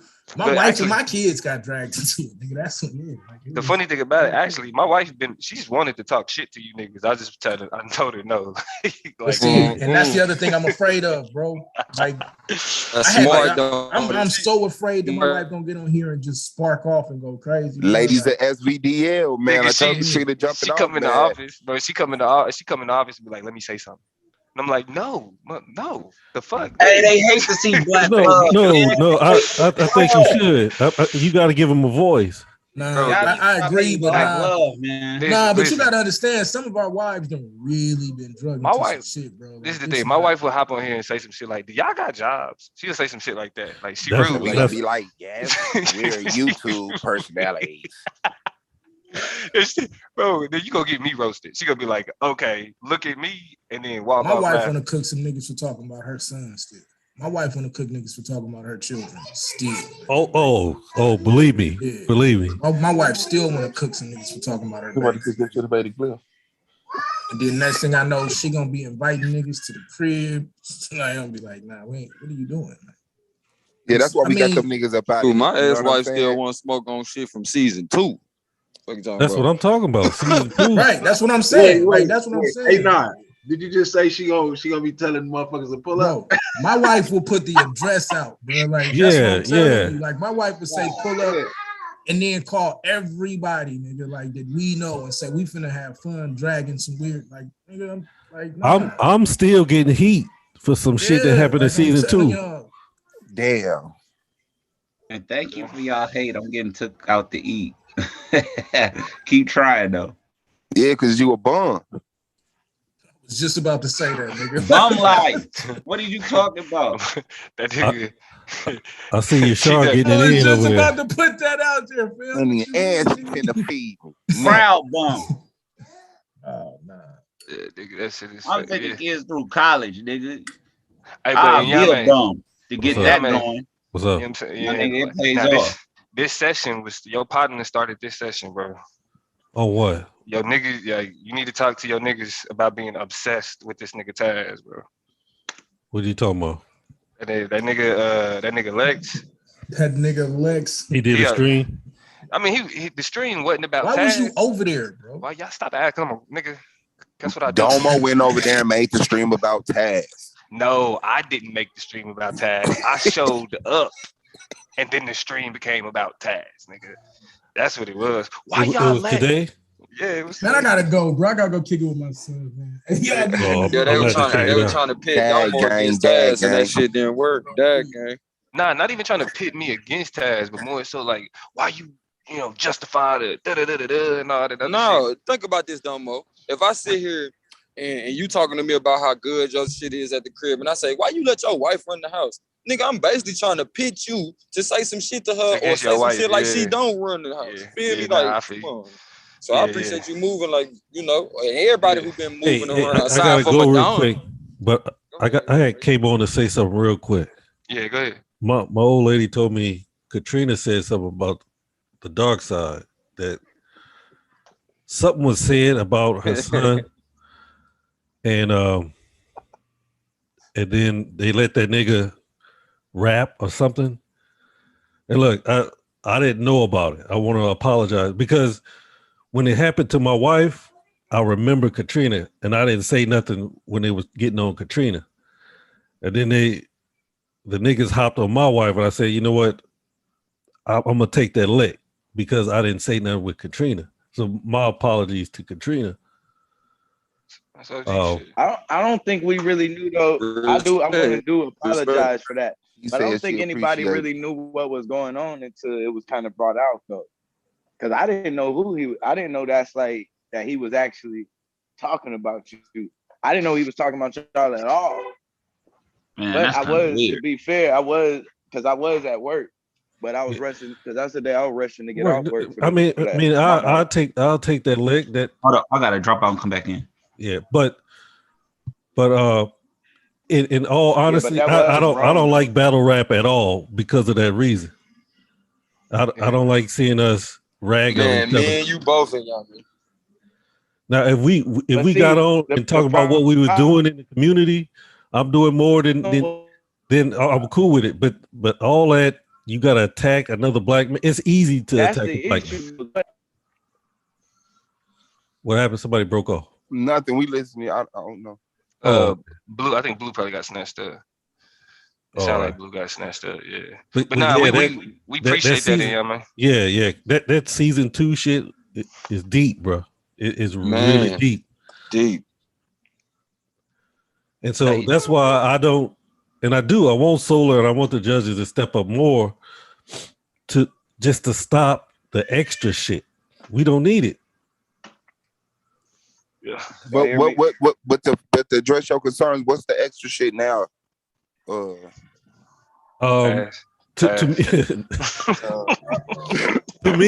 me, it hasn't gotten there, but it could. It's just the wrong two people getting together. Okay, because that's what I would say. I don't think them dudes around here now, man. Like, we not bringing people wives and girlfriends dissing them, bro, and kids and shit. Like, ain't nobody doing that now, bro. That shit gone. Them niggas is gone. It's like it's enough to clown Suave about without bringing Katrina in it. Actually, with a nigga like Suave, you got to give respect to somebody like Katrina because it's like, it's the nigga you fuck with. Props to you, sis. You got patience. You know what I'm saying? You understanding. You compassionate. You feel me? All of that shit. So you show her love because this the nigga she got to deal with. Nah, that is a badge of honor. Yeah, I don't think I think that definitely though was wrong because I don't even think that night he was debating Solar Mind, wasn't he? Who? Q. Yeah, he was battling Solar Mind. Yeah. I don't even know. I didn't even know. Nobody know. Nah, shut up. I don't know how we wound up in the same realm with that. You couldn't tell. I mean, we knew after the fact because I think you ended up going in on. I think because you said Hell you had we had a whole show about that shit. When her parents had came into town or something like that. Oh, you talking about them? Who? Suave. I think her parents had came into town during that battle, wasn't it? Nah, she had just shared the link on her Facebook page. With family. So her whole family could watch. Yeah, Oh yeah, niggas was on that other shit, yeah. And I feel like even with Yame said, like me and Swar used to talk about this. Like I used to be like, bro, I love, I still do love battle rap, but I love it for the art form. But when it gets to that, niggas got to be super disrespectful on that Arsenal shit. I'd be like, come the fuck on, bro. I was actually thinking about doing a battle debate though with Minister Howe. Yeah, that'd be hard. It's strictly the premise. The like everything is, but it's strictly like on the subject. You know what I'm saying? That'd be hard. Both of y'all could do that. Hey, is you the Black Jedi, bro? Yeah, it's Psychopath. I think that's Psychopath. Anonymous, is you Black Jedi in the chat? Yeah, that's Anonymous. He ain't on here though. Anonymous dropped off. How he ain't got no fucking wrench? That's a different account. Black Jedi is some other shit he created, probably so he could troll Judy and them after they blocked all. You don't get no wrench on no trolling. Yeah. But what's up, Psycho? Nah, I stepped in my lane with this battle rap thing, and shout out to Arsenal. That's my homie and shit. Shout out to Arsenal. We can't be bashing Arsenal around me, but no, I'm not mad at battle rappers. I'll debate you on that one. Long as they set rules, bro. I gotta defend Arsenal at all times. But they good. Hold on, Swall. Let me get in here. let me get to the He premise. defended. Hold on. Ahead, Yeah, Psycho. No. Well, I defend battle rap, period. But yeah, but Arsenal is my like I know him and shit. Like it's my dude. But We're gonna do this another day, but go ahead. yeah. But now the battle rap thing, like this was one of my issues with the whole battle rap thing when I used to do my show and all that. Yeah, we used to always have this debate about what wins a battle, right? Is it the bars or is it how personal you get with a person, right? And you know, like when he mentioned Arsenal or whatever, like Arsenal gets personal, right? But Arsenal gets personal, but it's not he's not really saying a lot of real stuff, right? He's not really saying a lot of real stuff about person. He's just ultra disrespectful as far as like what he say he'll do to somebody or something like that or whatever. It's not like he's not digging up your dirty laundry and putting it out there. Like, and that was the part that used to get on my nerves about like the total disrespectful part doesn't really, I kind of became desensitized from all that. So it's kind of like, you know, I don't really pay that, you know, it kind of just is what it is. It's not realistic anyway. So, you know, it's just, you know, it's just slick talking. But when people start trying to put out dirty laundry and start airing out people's business and everything else on stage and everything, that used to rub me the wrong way a little bit. And a lot of that stuff wasn't even true. And a lot of that stuff wasn't even true. They would just say it and they would present it as true. And you know that people be like, oh, and everything else, but it'll come out later that the shit wasn't even true. He just did it for the crowd reaction. And yeah, that only, but I'm gonna agree with you too, Psycho, because that not only kind of killed the battle, it to me that started killing hip hop. Hold on, let me say something right quick. I agree. Hold on. Hey, Shabo. Hey, listen, Shabo. Shabo just said since somebody wrenched me up, I did. I feel the need to tell Suave that I'm white. I'm not sure. Oh shit! If that's possible. Well, let me get that rich up out of your ass. I'm so sorry. I don't give a fuck, man. We appreciate your honesty. I don't give a fuck, man. Enjoy the content. I appreciate your presence, man. Real though. But I appreciate. But that's dope though, because that means that you don't take offense to when we talking about white people. I think that shows a certain understanding. Yeah, when I say cracker, Shabo ain't never said, why you saying cracker, Swan? Nah, you good, Shabo, nigga, man. you know your cousin. I don't hate white people. I don't want white people to die, man. Nah, me either. You don't gotta hate nobody to love your people. Or love people in general. All power to the people. Look at Scott. I'm not gonna. I didn't necessarily agree with Suave on that, but peace and love though. Hey, you better chill out, Blue, cause you still in the stick. But I know why you. I know that's why you acting like that though, cause you like nigga. I'm in the stick of this shit. Y'all niggas over here playing cool and shit. You good, free up north up. You ain't man. I'm telling you this, bro. But nah, I like being down here, bro. You ain't gotta wear no mask. Like, man, you hear me? Ain't asking you to be back. All that. It's family oriented. You feel me?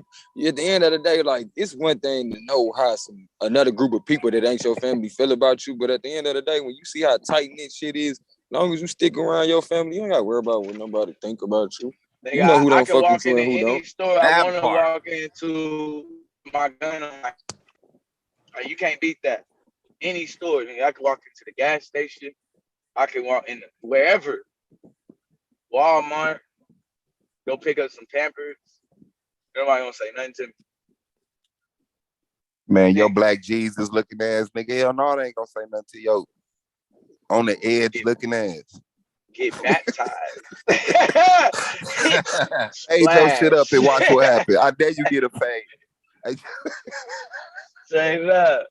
Fade your shit up and watch it. Shave and watch what happens. You got to put that work in. Man, these dudes, man. Hey, man, it is. But that's why I stay out the way though too though. So I ain't gonna lie. I don't want to be, because I don't necessarily like to be like, oh, he gotta go. I want you to be stupid. Jessica said, "Don't tell about no black people. You good?" Hey, Shabo, you open up these doors. Just so you she said she just kidding, but that was funny though, dog. That was funny. That was too real. Nah, it ain't like that, man. How you doing, Miss Love? Honestly, I don't have that kind of conversation because I don't necessarily personally have bad relationships. Look at with Son. white Hold on, let me get Son a wrench because she trying to cause division. I was gonna catch that dope for you. What Son? Black Son? No, Son. Say Shabo being a white woman and having a wrench, I think is representative of the black community. Oh shit. Hey, son, that was cheap, son. That's crazy. That's crazy.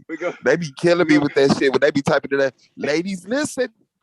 Ladies, listen. It's like they be trying to round and whip it up against the niggas. Yeah. Watch these niggas. Look how they moving.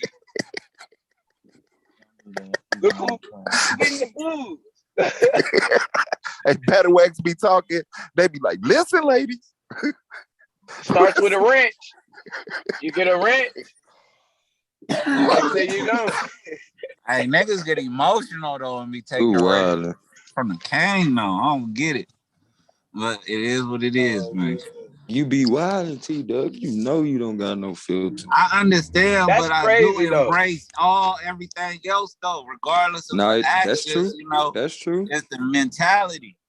That's true. If You very Shabo is over open-minded and here, accepting. you got to be anti-capitalist, Shabo. Is that what this is? You are anti-capitalist? Hey. It had to be the capitalist conversation. Who are for capital? Who for capitalism? No, I'm saying anybody with brown saying skin that is had to be the anti-capitalism. conversation. The capitalist socialism conversation, I would assume, would kind of draw that kind of crowd. It starts with a rich. Nah, it's double standard. That's all it is. We kind of talk about white people a lot. like, you know what I'm saying? In some way, we do kind of talk about white people a lot. Well, nah, we don't. Actually, we really don't. She said, "Money, she get slippery slope." Hey, but I do want to have this conversation though, because with last night's debate, even though I did go over the top on a lot of shit, a lot of that shit I actually do kind of believe. Yeah, come on with it then. I kind of believe it may be healthy. So I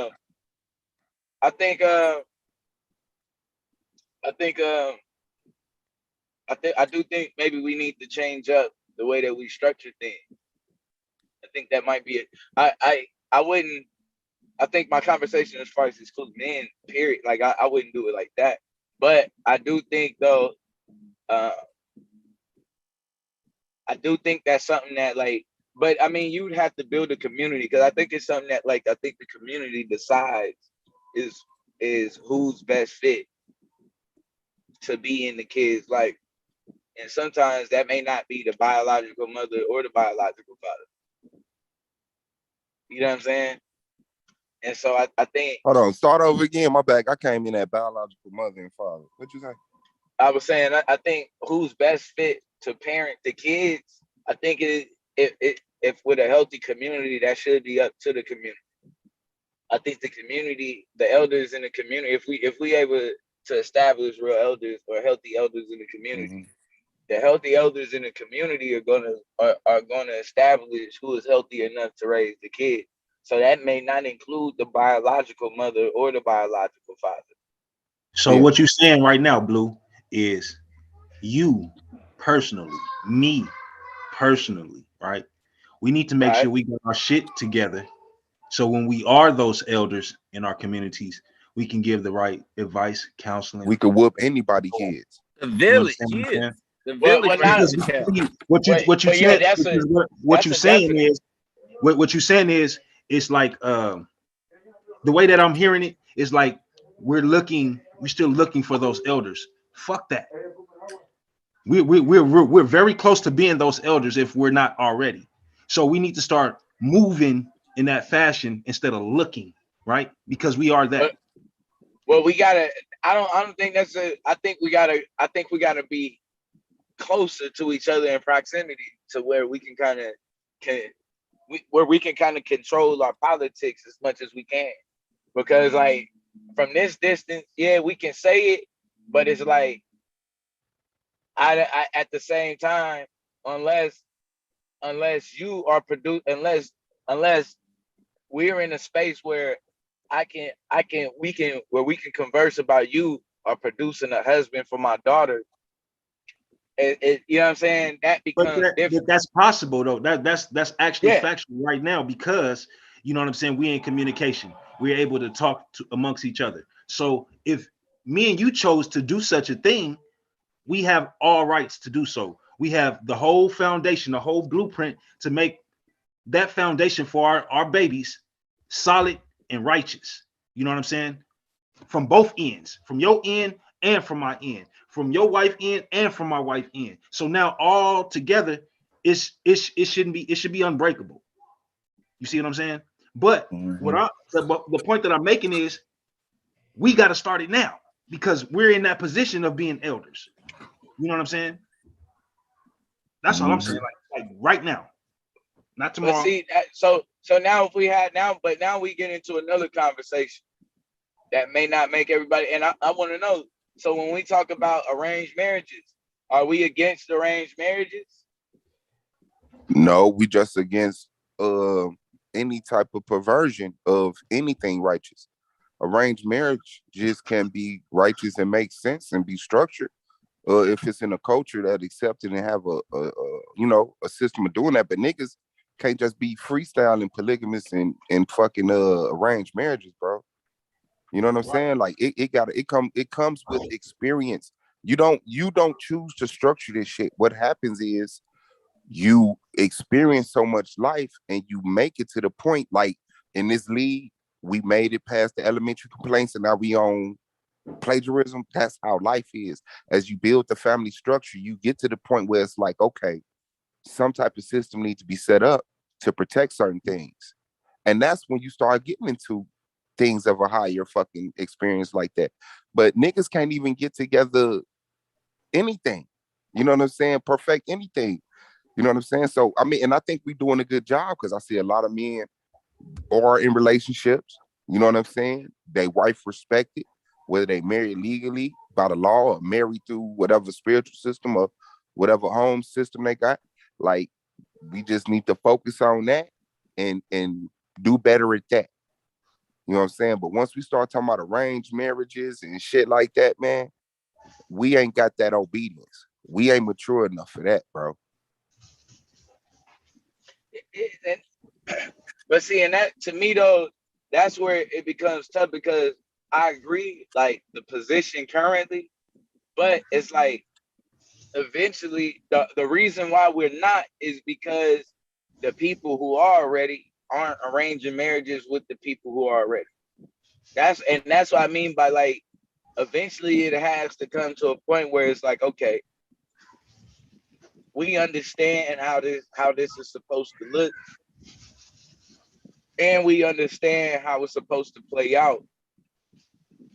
We should be building. We are building a tribe, or a kin, or matter of fact, now what we talking about is kinship. Now we building a family. You know what I'm saying? Because it's like, yeah, though I have, my own personal, but and that's the thing. That's been the issue, is that marriages now the family isn't getting married to the other family anymore. You see what I'm saying?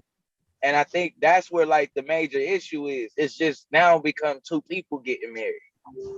And then those two people are kind of just threw out there to kind of just fend for themselves and try to get it on their own. And I think that structure in itself just ain't gonna work. It's gotta go back. We gotta go back to family. My family is to understanding that my family is marrying your family. So your but family we never. That's what I'm saying though.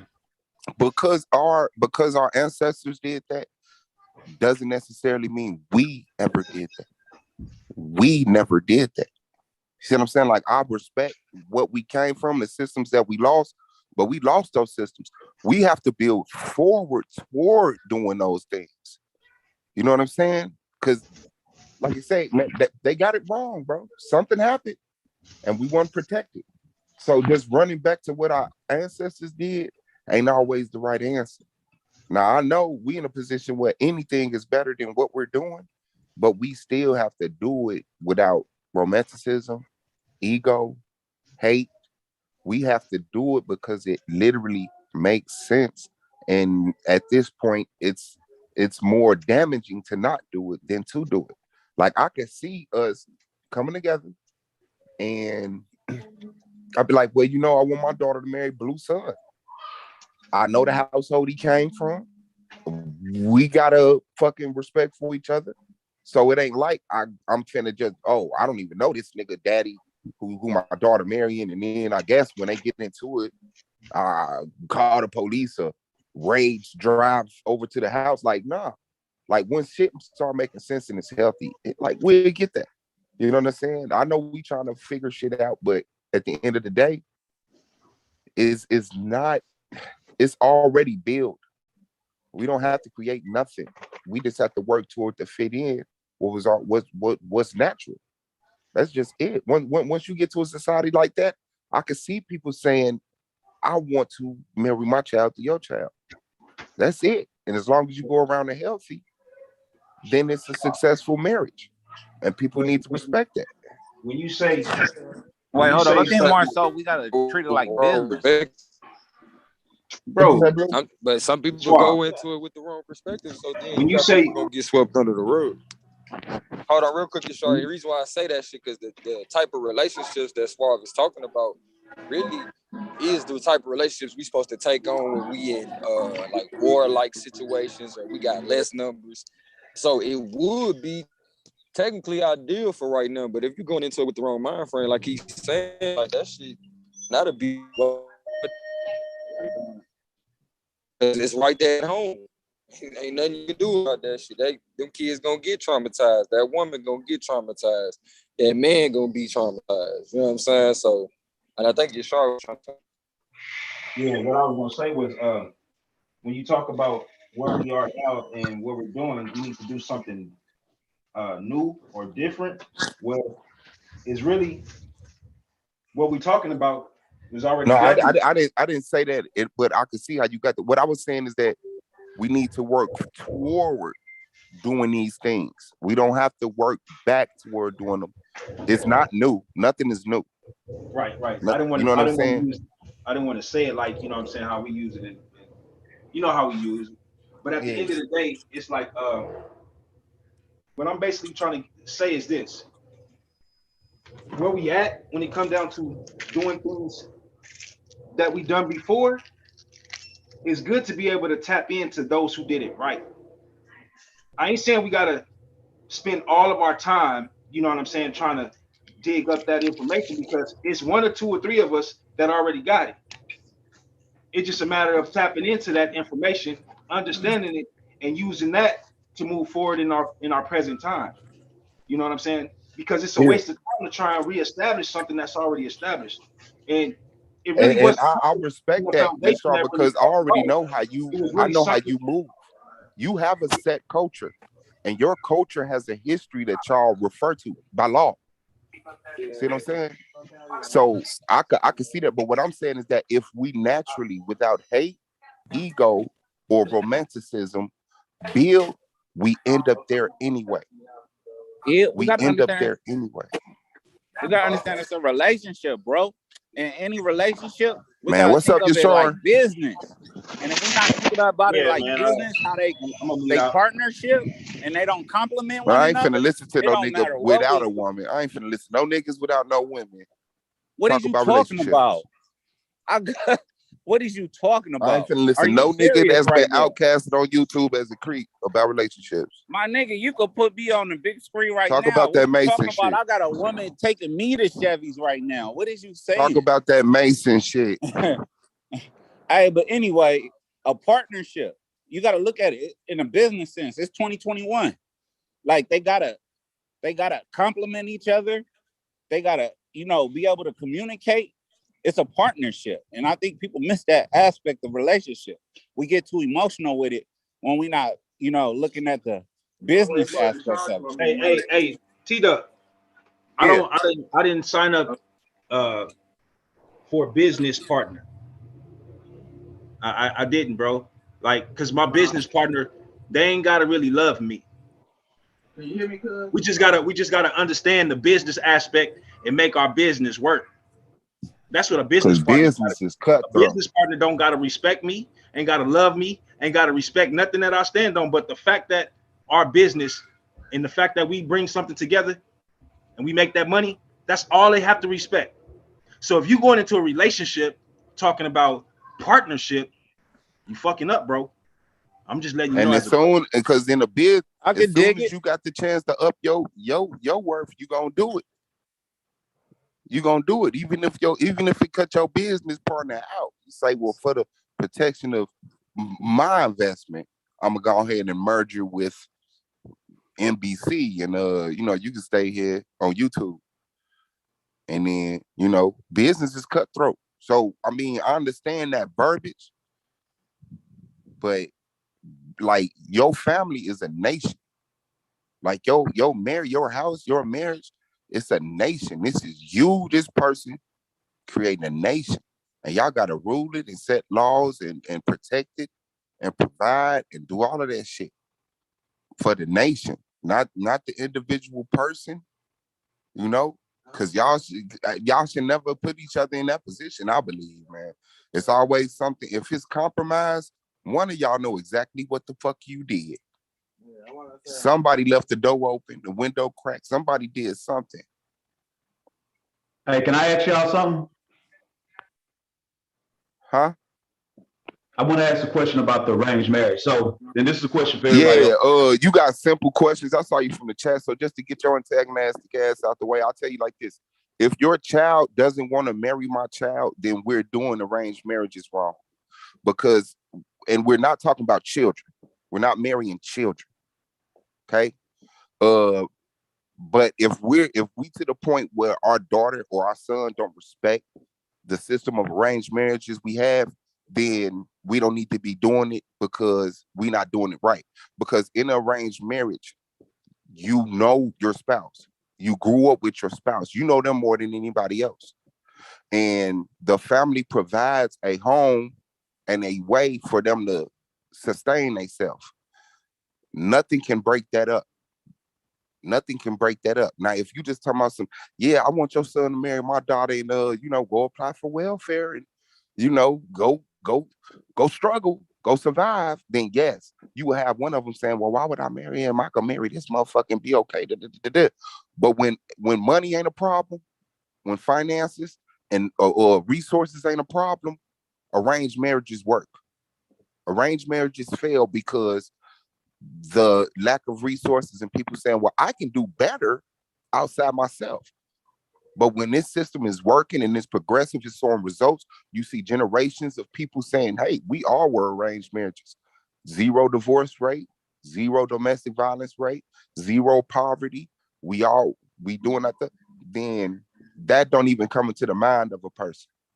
That would have to take somebody who experienced something outside of that to come in and say, y'all know. And at that point, we failing to protect ourselves. And another thing, Swallow, to add to what you're saying, it helps another family, right, get up out of poverty, get up out of that low level life, way of living. And I'm not talking about the entire family. I'm talking about from that point where the connection is made.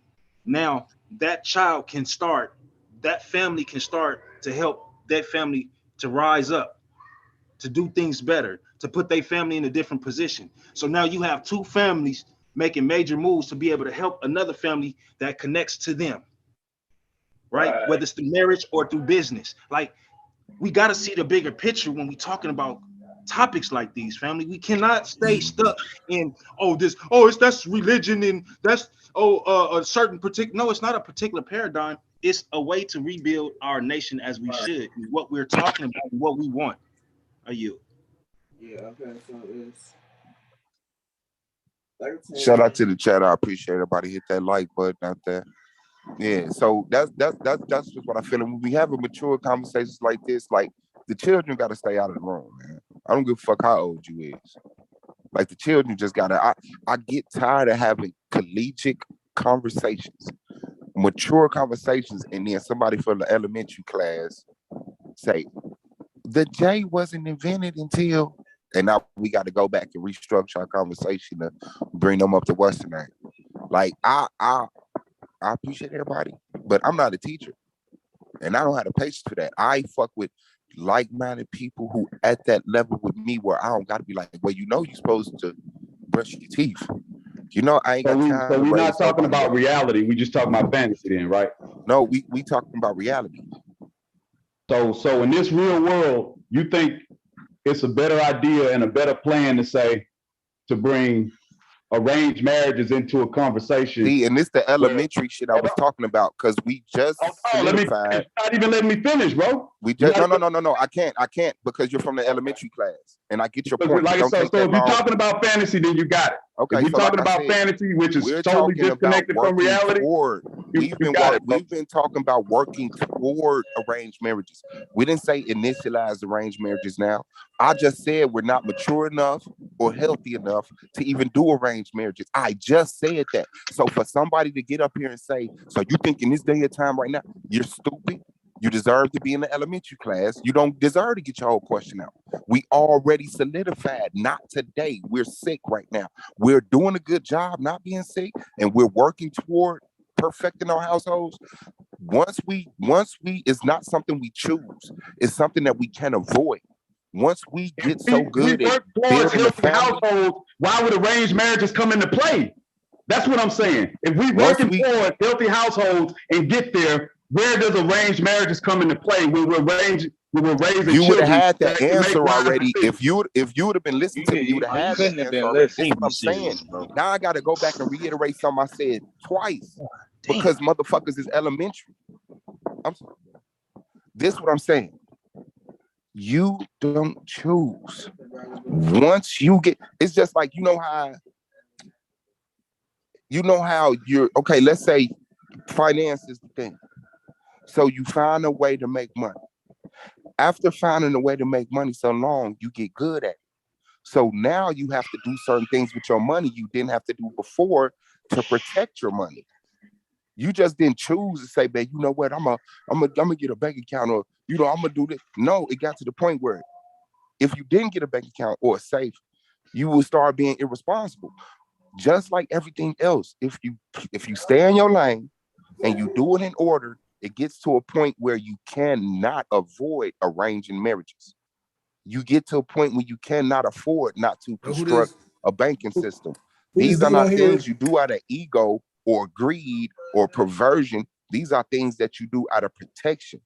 These are things that you do out of the fact that, hey, it's either this or our kids is finna who our kids finna marry.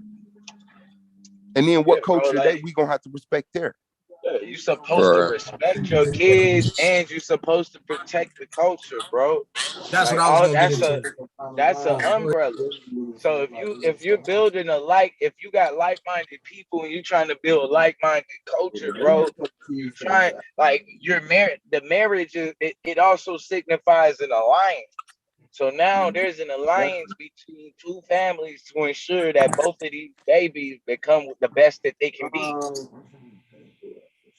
Man, and I believe the alliance is already there. I believe by the time we get that point, Blue, who is me this? and you and Yashar and A9 and Gold and all the other brothers, like we're the only people we got. Like we're the culture, right? You know what I'm saying? I think the bond is already there, and then it get to the point. It's like, listen, fam, unless our kids are raised by our standards, those relationships will not work.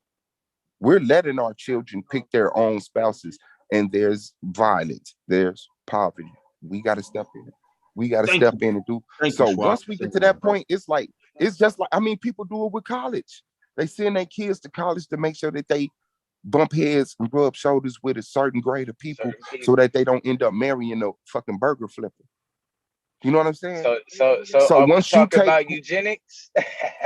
Hold on, that's what I was going to get into. No, this is it's not eugenics. This is we're actually not talking about it for that point. This but, is actually epigenetics. Actually, this is epigenetics at its most prolific form, right? And the reason I say this is because now we're creating culture, like what you said. when you actually study arranged marriages and see, I can see like the trivial mind wants to take arranged marriage and make it forced marriage, right? That's not what we're talking about. Because if you creating a culture where, like for instance, I'm proud to say this in my house. I have a culture in my house where my daughter, I ain't saying it's gonna happen like this because I don't have an ample society to choose from, but she trusts me enough to know if I was to say, you know, I've been talking to a couple of families and there's a couple of gentlemen that I would like for you to meet to see if you would be honored, you know, honored enough to court them to see if we could work on a marriage. She would be comfortable enough to do that because she know that I would have been in I'd have been in this family's history.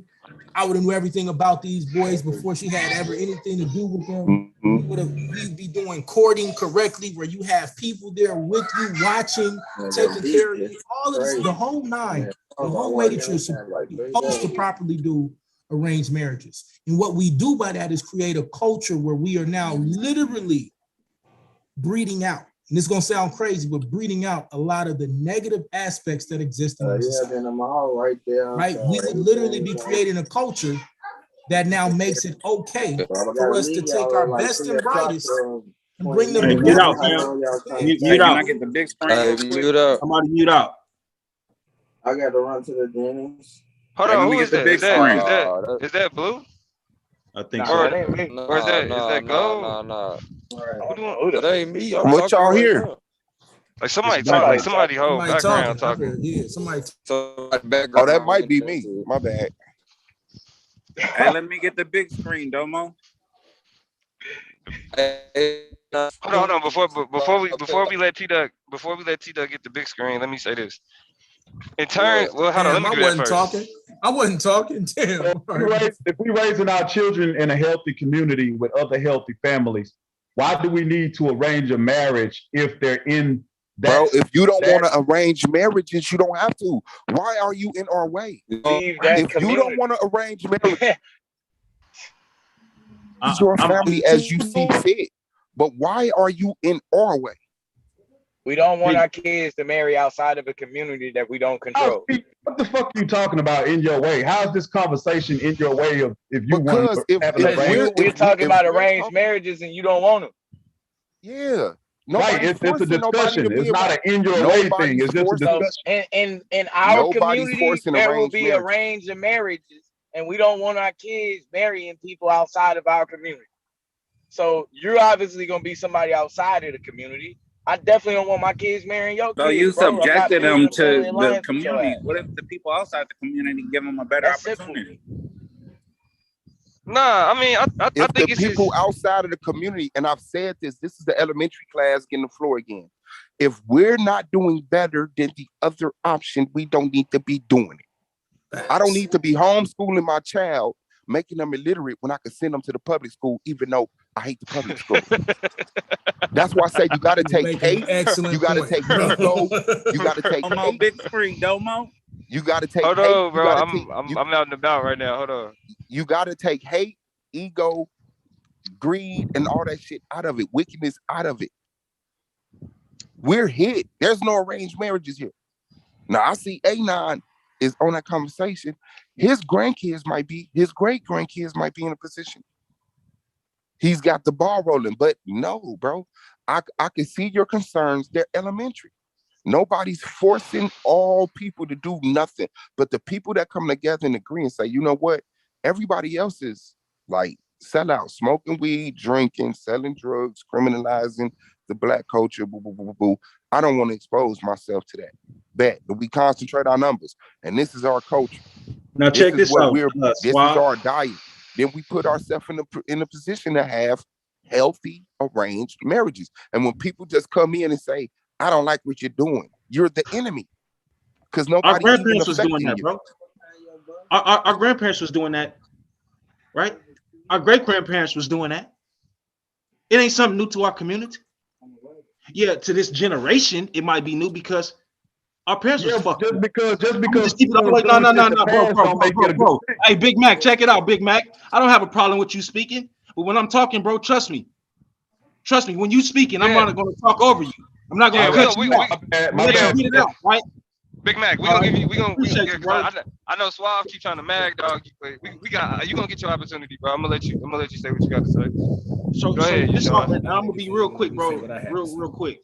So it's like this, man. You know what I'm saying? Like when I look at our history, being here in America, we were still doing those things that the Bible teaches us, right? And I'm not saying that you have to be a Bible believer and that you have to walk and do everything according to the Bible. Not what I'm saying at all. What I'm saying is the foundation that was set, we carried it from across the seas to this part of the land, and it worked for us. Now in this day and time, because we have been caught so much into the way that the world and society moves and does things, we have accepted that, and we have and unfortunately, it has fucked our whole family. And it has fucked our whole family foundation up. So to get it back, we just having these conversations, bro. It ain't saying that everybody that you deal with, has to do these things. We're just giving a different perspective of something that's ancient. Trying to bring it back to this point now to where we can become healthy enough to be able to do these things. You know what I'm saying? I can be able to build with my brother Blue because his son, you know what I'm saying, is righteous enough in my eyes to marry my virtuous daughter. There's nothing wrong with that, bro. If you don't want to do that, and you want your daughter to go out here and choose whatever she want, however she want to do it, more power to you, Ak, if that works for you. But there's no division here with that. Are you? Yeah. And that's what I'm saying. My only thing is just that when it comes to are we putting the burden on our children to create this thing that are like, you know, maintain and sustain the culture. You feel me? Because it's like, for example, like, yeah, I want my daughter to marry this nigga, or I want my daughter to marry this nigga's son. You feel me? Because I trust you. I know we in the same shit, right? We rocking the same way. But what if my daughter don't want to marry that nigga? That's the only question that I think needs to be answered. Because it's like, I think like this, when the standards, and I give it right back to you, when you're doing it correctly, there are standards or there are explanations or understandings in place that make sure that doesn't happen.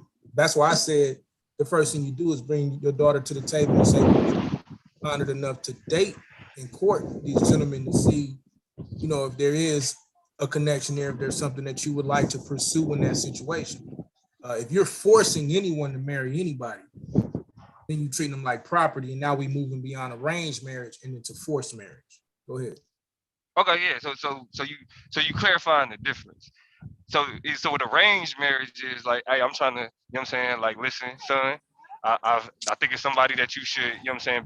Yep. Okay, and I get it. You are saying courting. Two families come together. Courting, and I'm talking about courting before we even get to them. Yep, exactly. Okay, so courting, because that's and the thing. I think for us to talk about it, you got to understand, we're already hit. So the way that it's going to get talked about between us is not the way it's going to get talked about between the people who could actually institute it and sustain it. Look at the marriages now. They're failures. 90% of the marriages. 90% of people, need to break the fuck up with who they with. Well, yeah, I don't think nobody pushing back about that though. Like I think more just so, like no, that was my introduction to just make it common sense. People follow instructions when the instructions show results. Mm-hmm. That's just it. If you're when not they laid doing out it right, you don't need to do it at all. That's just it. But when you do it right, the children never say, I don't want to marry them. Because they see yes, I can. You can't say never. I literally can. When you do it right, it's never I don't want to do what my mother and father said. I'm looking at the results. It's not a question of just doing what they say though. It's like you got to look at marriage beyond just, well, I go from my parents to being married. Nah, because what I'm saying is as these, like, arranging relationships and putting your child in contact with people that you feel is both good for them and good for the community. I get that, right? But at the point where, like, for example, like, say during the courting process, that young woman is like, I can't do it. Nah. But that's what I'm saying. What is the courting process? To me, that courting, we've done that. It's arranged. No. You don't have to. No. He's like for example, what Yeah, I Anonymous don't was think saying. you. Yeah, I'm not. Yeah, go ahead. Yeah, what Anonymous was saying was that before the marriage is arranged, you start the courting process where they get to know each other and get to To see understand if each they other. compatible. I mean, that But starts from birth, though. See that? And, hey, and that, hold on. See In some that I cultures, can't fuck with. That I can't fuck with. yeah. Like saying like What happened? saying that from birth who this person is gonna marry is gonna be determined like a particular way. Nah, that's that bullshit. That's that Well, bullshit. we could definitely debate that. We could debate Yeah, that that's debatable, Domo. That's debatable. because Hold on, arranged this marriages, bro. If you as a righteous man is raising your son, right? As nah, righteous as bro. possible. Just hear me out. Just hear me out. Hold on, yeah, hold on. You're raising your Go. son. You're raising your son according to your standards, right? That your community has raised you up under. You ain't missed a beat, right? The woman that you choose doing the exact same thing, right? You guys come together. You know, okay, look, my son, boom. You know this family very well because they real close and tight with you. You deal and talk with the husband on the regular. Wife, wife have a relationship. So you guys have this bond together. And you guys understand, you see how they raising their baby girl. They see how you raising your prince. What is the issue with you two saying we're gonna connect our babies? What And Up mine, to you to decide. I'm not saying it's an issue with saying we're gonna try to do that. But in No, a it's an world issue. where they grow up and realize we're better as friends, like this is actually my nigga, this is my homegirl, and I That's don't what want I to was marry her. I saying, want to be with Domo. somebody else. In Why they that not talking world, about compatibility? that's what I'm saying. In that world, because for example, I deal with it in real life. My wife East African. Her mama wasn't expecting her to marry a nigga. Right. You know what I'm saying? but a So lot of that is done unrighteously, bro. Like these arranged marriages to today, they're there to protect You go empires, there in and a so minute, they don't bro. give a fuck. What I'm right. talking about is what you don't have a choice of. And maybe I'm going a little too deep, but what I know is that when we're dealing with arranged marriages, you understand life, you understand birth, death, you understand the science of living. Like we have all these psychological shit. You can say, watch me make these people hungry by showing the colors red and yellow and speaking these sun. That shit is true. So once we're into the deep, remember I said we're not healthy enough to do this. But when we're Like into the basically what fact you that said. when we're into the fact we know I was birthed by my parents under this system, they was birthed. Once you start understanding birthing charts, energy, third and fourth generation. Third and fourth once you start generation is talking where these about things are what genetic. people are It's a going lot. to be, whether they like it or not, I know that you got pregnant doing this celestial what's name. I know the baby is going to be but that's what I'm born doing saying. this one.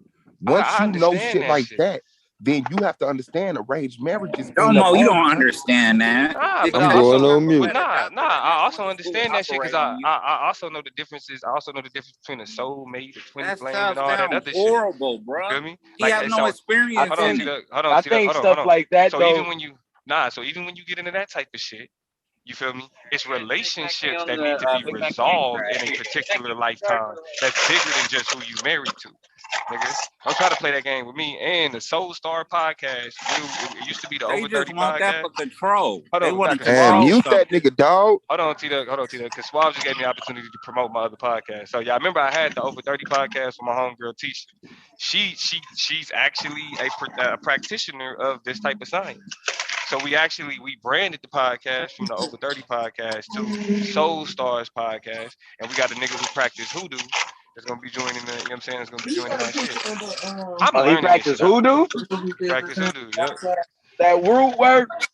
Yeah. It's sad So how y'all reach for I'm gonna control. have to head over there and get that root work. yeah, tune in Blue on the October 28th. We'll be airing. If you follow the Over 30 podcast, or if you go to subscribe to the Over 30 podcast, that's gonna all be switched over to the Soul Stars podcast. But we're gonna be like all of this birth charts and shit Swab talking about right now that he think he trying to school the nigga in. Yeah, I got a whole No, I'm podcast where not we trying to discuss school all you, that bro, shit, because nigga. I don't know about it. I'm admitting, bro, but go ahead, finish your shit. Yeah. Yeah, I just want to point this out. trying to get into Hey, that. I just want to point this out. And all of that. None of Hey, y'all ask have them. Pull up, Blue. experience. Pull up, Hey, Blue. Y'all just just ask saying shit. them. Y'all Hey, just want to Damo, ask control them. something.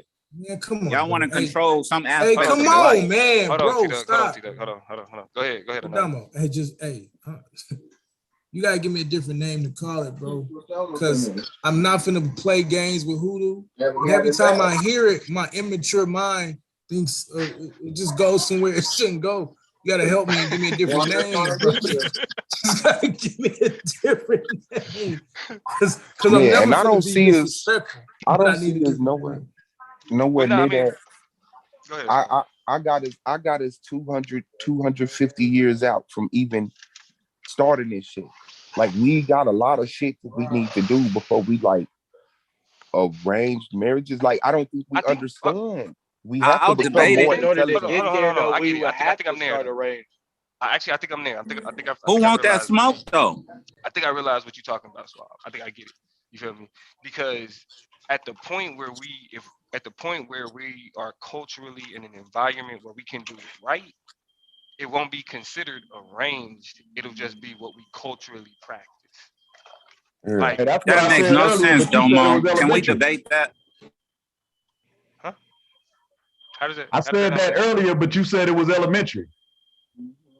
No, I didn't. You said, "What if One my of daughter y'all don't said it want was to marry elementary. you?" I said that earlier. By the You time we said, get "What to the if my daughter?" What did you say earlier? What did you say earlier?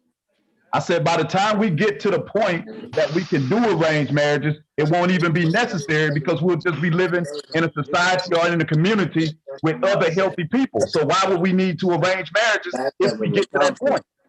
You have to Yeah, be Let me brilliant. let me fix it. I when you got you, jumped Swab. on, Let me you fix it. said, "What if my child don't want to marry your child?" That was Hey, elementary. Big Mike, you ain't say nothing like that, brother. I did say that, brother. Nah, I did bro. say that. I'm 2 ears over here that didn't hear that at all. You may didn't hear it, but it was said, bro. I said it. Okay.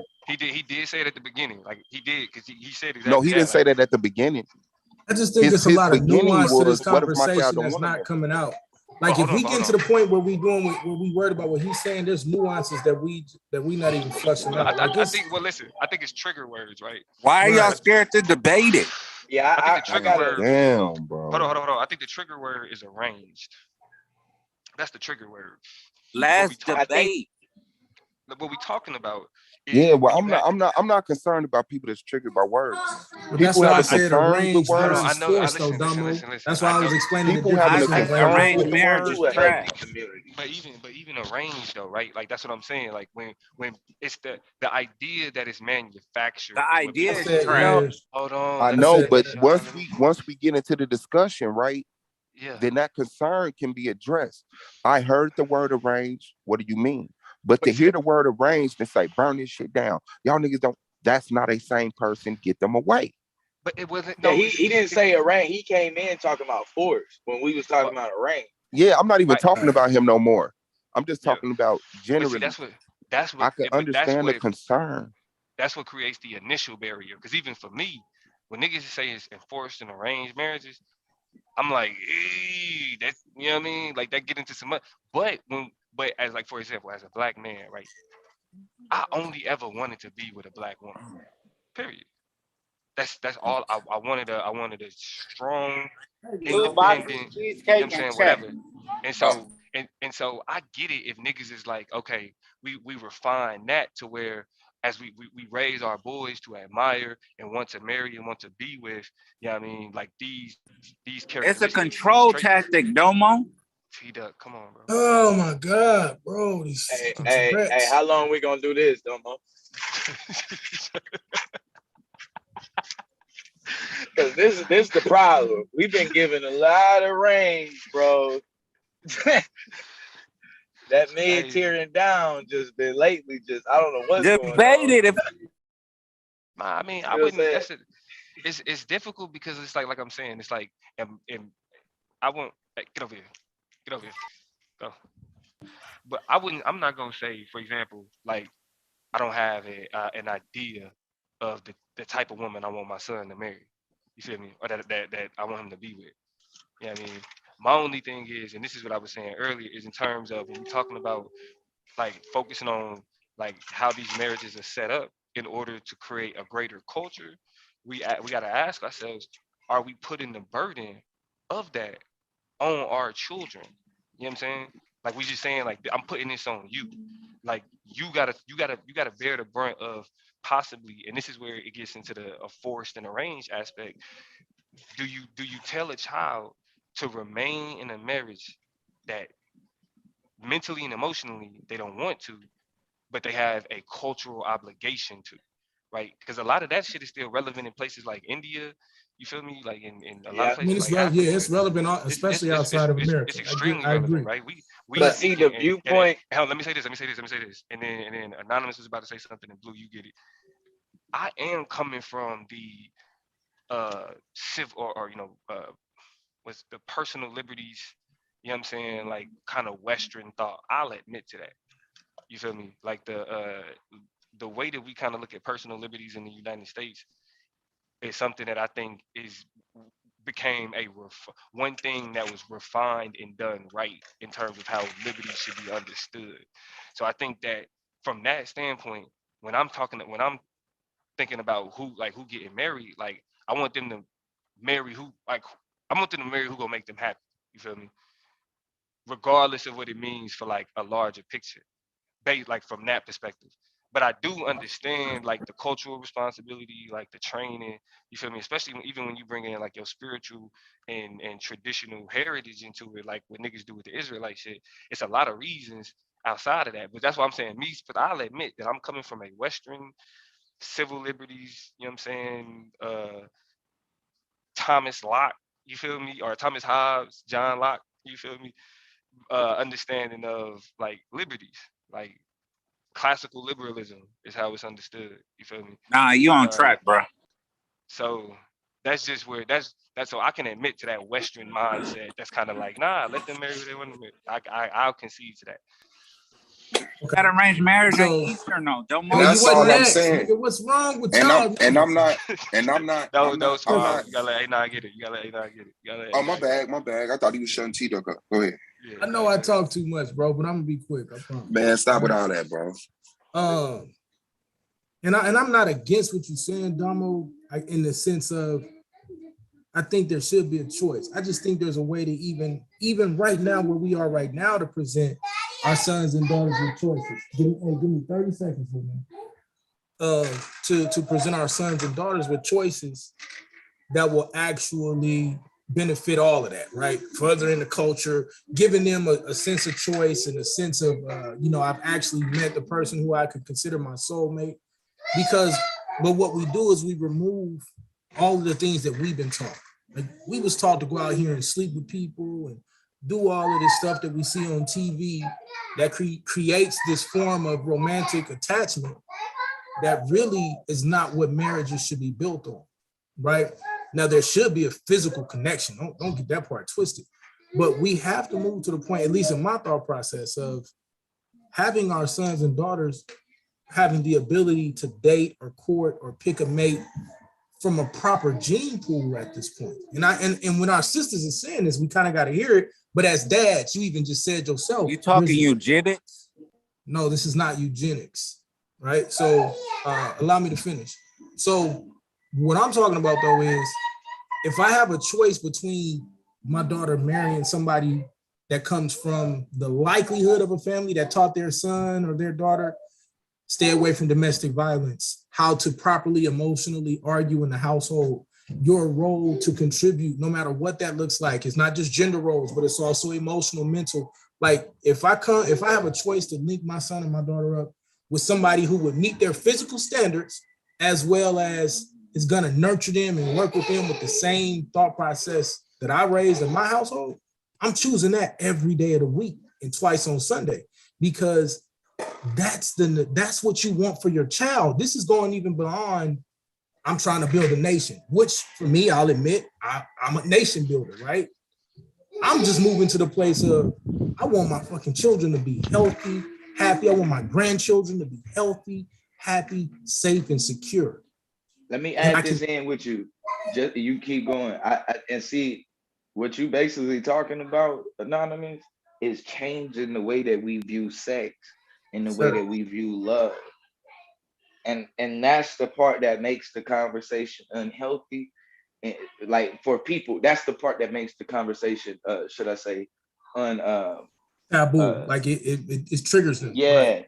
because we view sex the way that we view sex in this society, and the way that we view love through this society. We're trying to get out of that because the way that we view sex and love in this society is creating feelings and shit that we can't control, nor we can't ever satisfy. So to me, the way that we view sex is like cocoa It's to a sick. Hershey chocolate bar. Yeah, it's like a actual meal to a Hershey chocolate bar. You can never get full or live off of Hershey chocolate bars. You know what I'm saying? But Temporary the lust satiation. of it makes you want it. You know what I'm saying? You want more and more. Even if you're allergic to it sometimes, right? Yeah, like yeah. But that's not just the way we view sex eat a here bowl in of this cereal. society. That's how humanity has been viewing sex. Even for the Bible followers and like Hebrews and stuff like that, if you go back to David and Solomon and most of the patriarchs in the Bible, David had all these women, Solomon had all these women. So before there was a television or media or American society, this is how let me respond to this relationships were being practiced. No, I want to So make a point, and then you can talk to me. You got like this is outside It's of sad. I can't even human rebuttal behavior. any of what y'all say. Yeah, wow. Because y'all scared to hear the truth. So like I said, man, we already hit, we sick, bro. So we're having a conversation from a sick standpoint. No matter how healthy we are, no matter how impressed we are with ourselves, we started off on a fucked up foot. The fact that we've been able to compensate for that, which is amazing, I'm proud of it. Keep it going. We don't need to get ahead of ourselves. We're talking about things that need to be talked about, but not necessarily initiated in our lifetime. What we're saying is we taking responsibility. We're building and structuring something. You may not agree with it, but if the results show something successful, you have to shut up. So taking feelings out of it, because people fall in love with burgers. People tell their spouse, I love you, and then say, I love this outfit. Then what the fuck is love? So I kick that out the window. What I'm talking about, because if you can have good times with a dog. Ask the women that's been in abusive relationships. It wasn't 100% awful. They stayed with that nigga for years. Why? Because of them few good moments. If you're around somebody, you're gonna have a good time. That's how dudes and women end up with people that's nowhere on their attractive level. People, you be wondering, like, how that motherfucker end up with them? Because they gave him a chance. Now, when we're talking about being in a healthy environment, there is no domestic abuse. So your children aren't seeing domestic abuse to even have to give them the talk of, don't do what they doing. Like, that's what children do. You get up, you brush your teeth, sweep the floor. They get up, brush their teeth, sweep the floor. Whatever you are the example of, they're going to ride with you until they feel I could do better by myself. You want me to do all this stuff, but you ain't showing no results. You want me to do all this, but you broke. That's when they say, you know what? I'm going to step over here and do this. As long as we have a healthy environment and it's a success, there's no pushback. There's no pushback. When are we going to understand that that's too big of a hill for us to ever climb? And ever climb? Hold on, listen what I'm saying. When are we going to understand that when we have these lofty ideas about this great society, that that's the problem, and it don't exist, and that we have to raise healthy individuals that we should, that that's we can not have even confidence to qualified make great too. decisions. But this great environment that we talking about, we gonna build. I think we just need to let go of the fact that it's just not going to exist. And so, even in conversation, why it's fantasy even talking about it. Out the way, bro. Selling Get out of the way. Get out the way. It's like, let's be rational. No, this is what we saying. We are being rational. Here's the rationality. The rationale is this, and I'll give it right back to you. What's the rationale? No experience. I'm gonna give it right back to you, Tita. All right, this is what I'm saying. If you disagree with that, move out the way and let the people who do agree with that, let them work. Let us work, fam. Let the us fact that somebody, saying selling the dream is cool, so move out of pimp weight when he's selling a woman a dream. And ain't nobody like, telling you, hey, look, y'all be hypocritical with man, it. What I'm telling you, move like, out the way that I'm able to do what I do with my like, woman. you know what, Swab, you called it best. We can't be hypocritical with it. Like this Everybody, elementary. This like what? This like this literally like This is leaving. this is this is the kickback that we get from these so-called society members. It's So okay.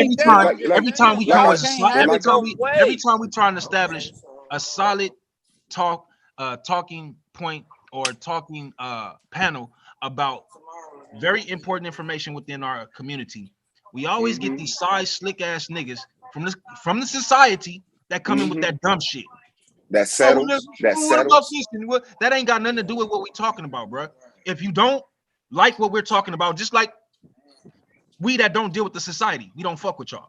We don't go into y'all platforms. We don't go asking y'all questions. We don't deal with all that, bruh.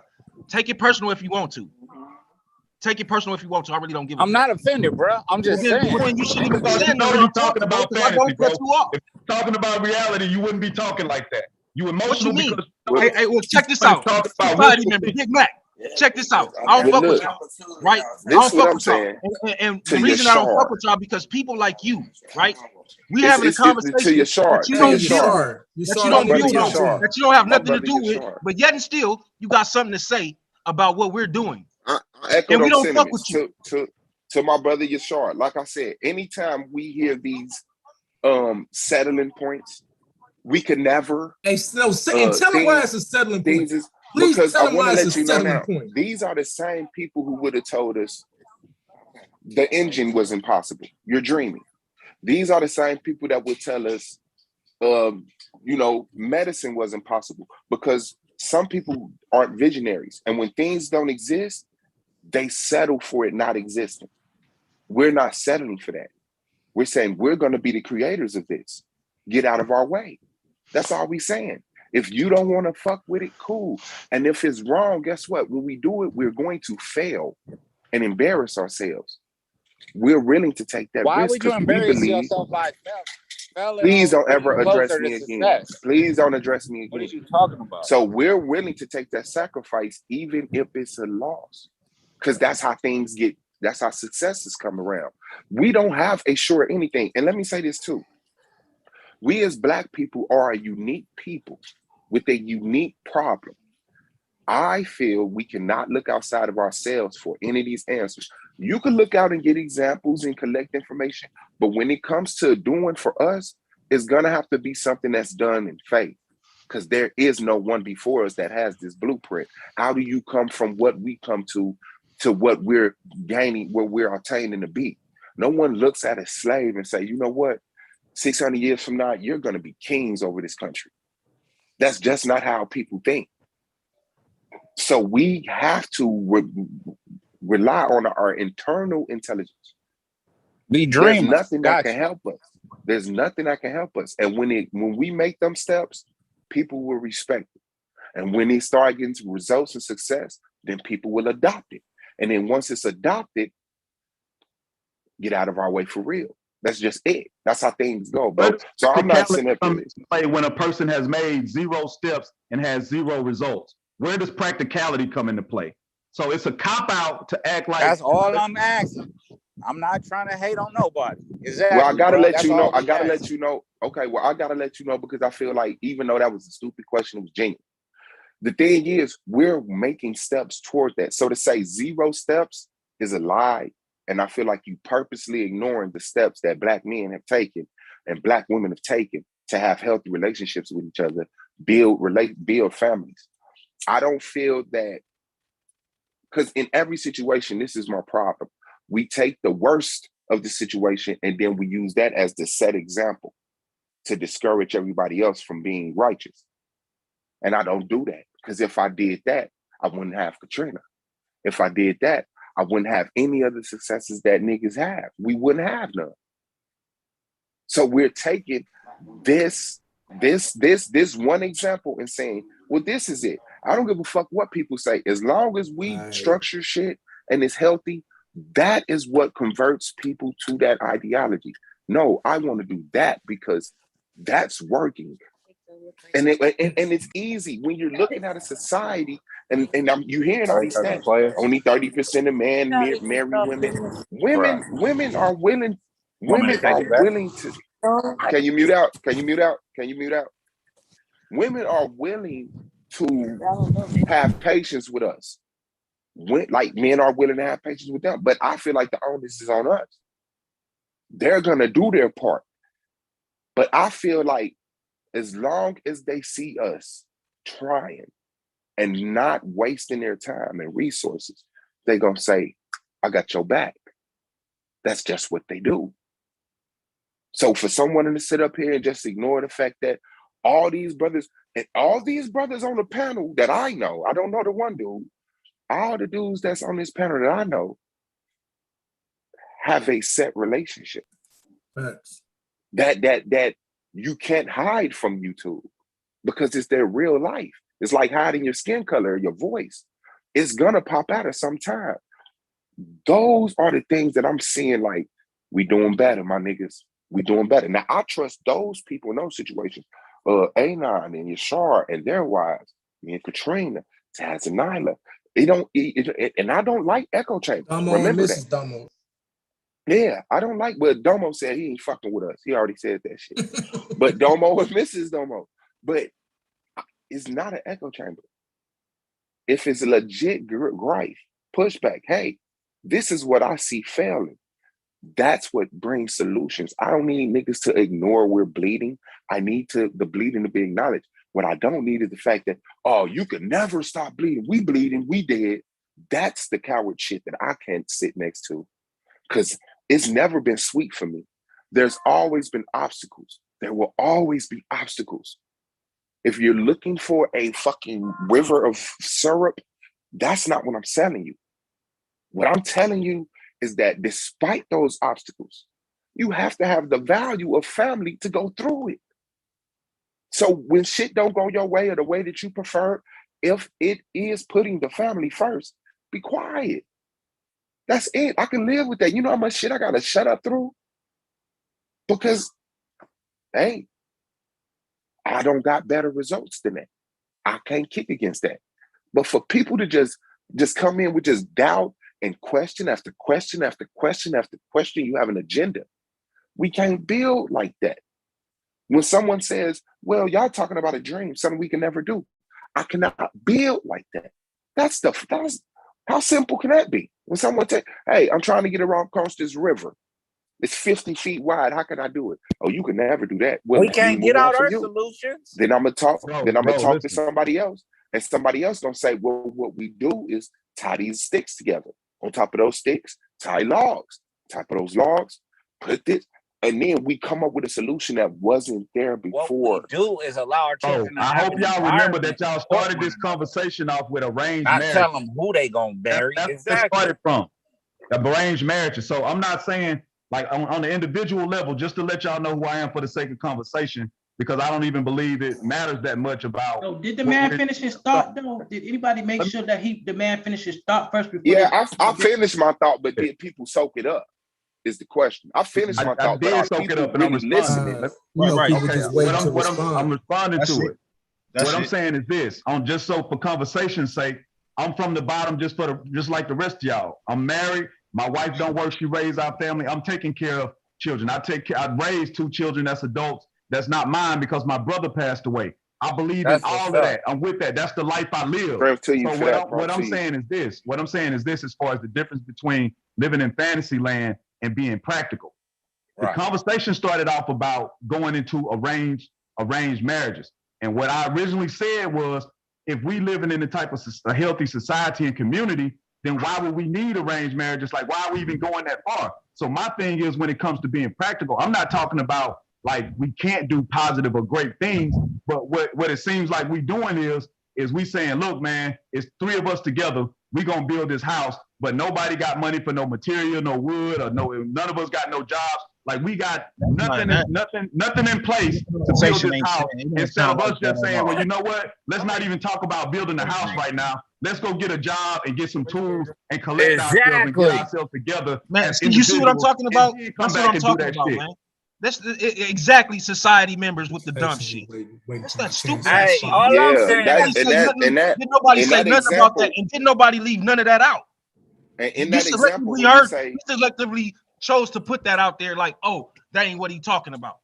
That's the dumb shit, bro. Instead of asking the brother, What are you saying? Are you saying this or are you saying that? You just gonna assume stupid shit. And in that And I example, just you want to said kind of we're kill trying to something that he the said. environment, man. He said Go my ahead, fault, bro. I'm bro. sorry.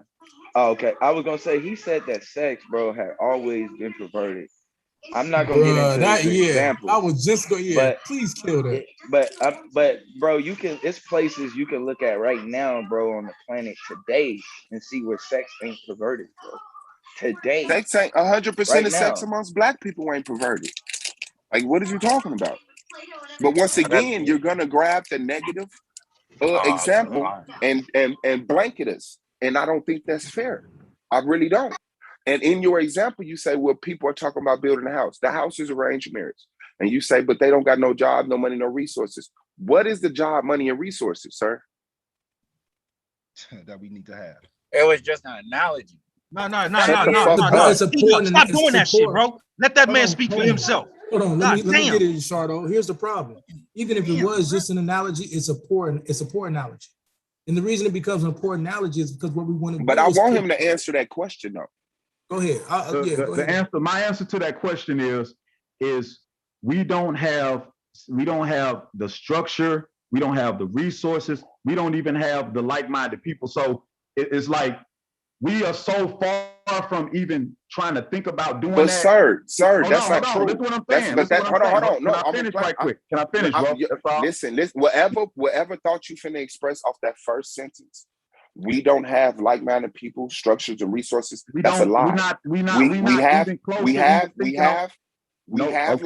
people. We have like-minded people. Fantasy land is what I'm saying. Okay, hold on. No, fantasy land is saying that we don't have fantasy land and come to that's reality. saying fantasy land is saying we don't have any like-minded people, any resources, and any structure. We do. It's probably not at a level that you appreciate, but we have it. And I'm trying to concentrate it to build something bigger, and you're denying it exists. But unless you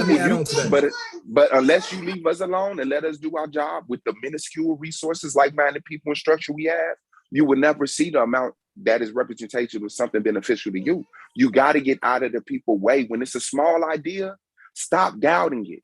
When it's just a vision, if you want it, now if you don't want it, I don't see why you're even in this conversation, because it's not forced on nobody. But if you're saying, you know what, I think arranged marriages is a good idea, but I don't think we have the like-minded people, resources, or structure to do it, then we could talk about it. And I can show you the minority of people who think the same, actually have money, have bought homes on their third home, could actually concentrate their money with other people and buy some land and build homes. We could do some major shit.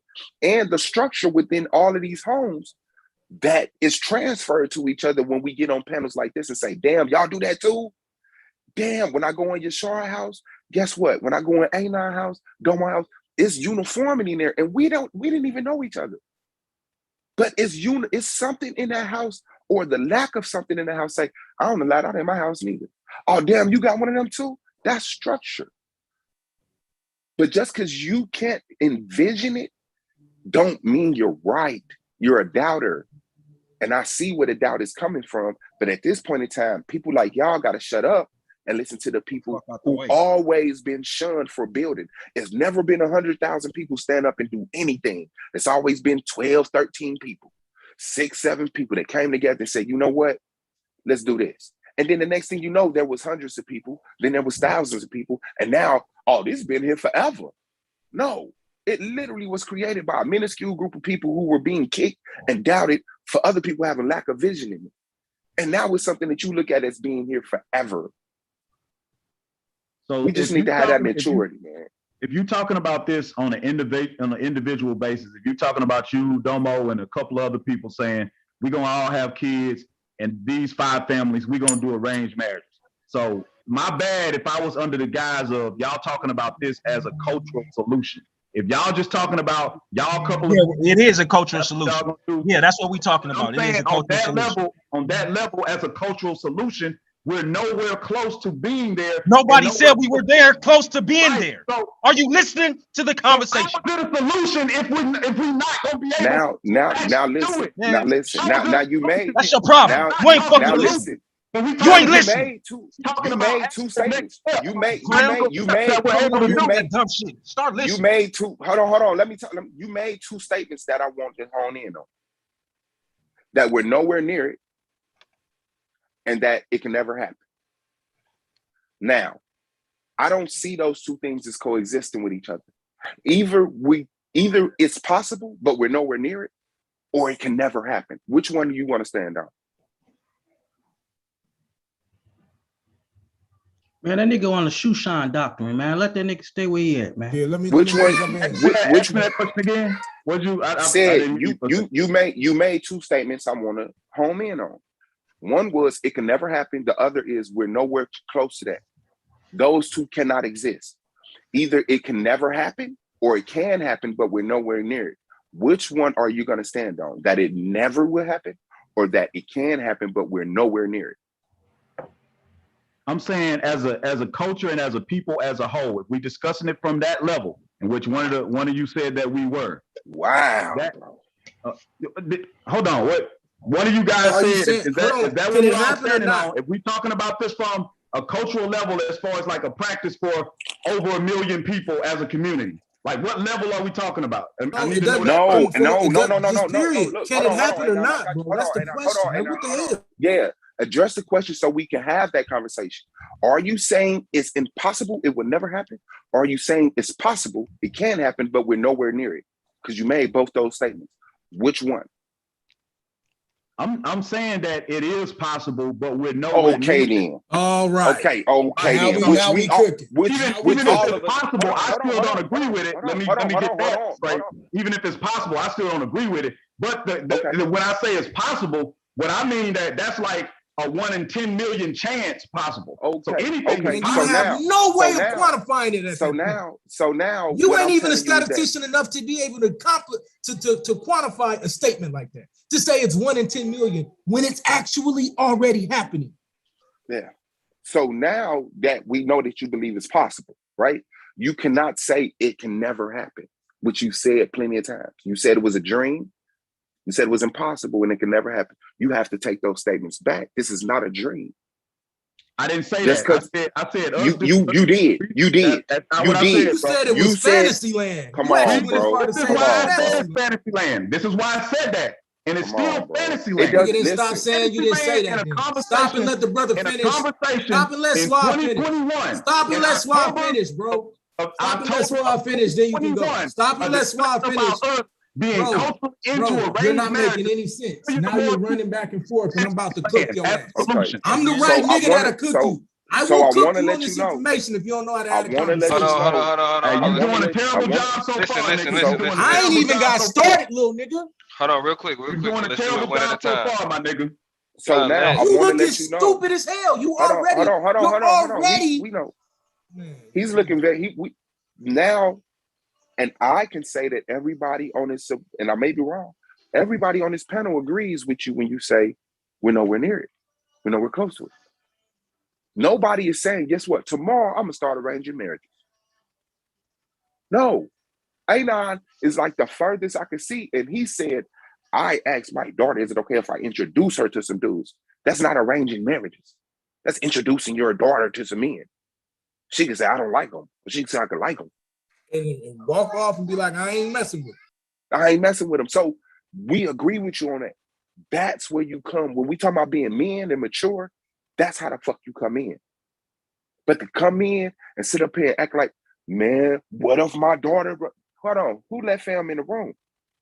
How do we regress back to this? We handled this already.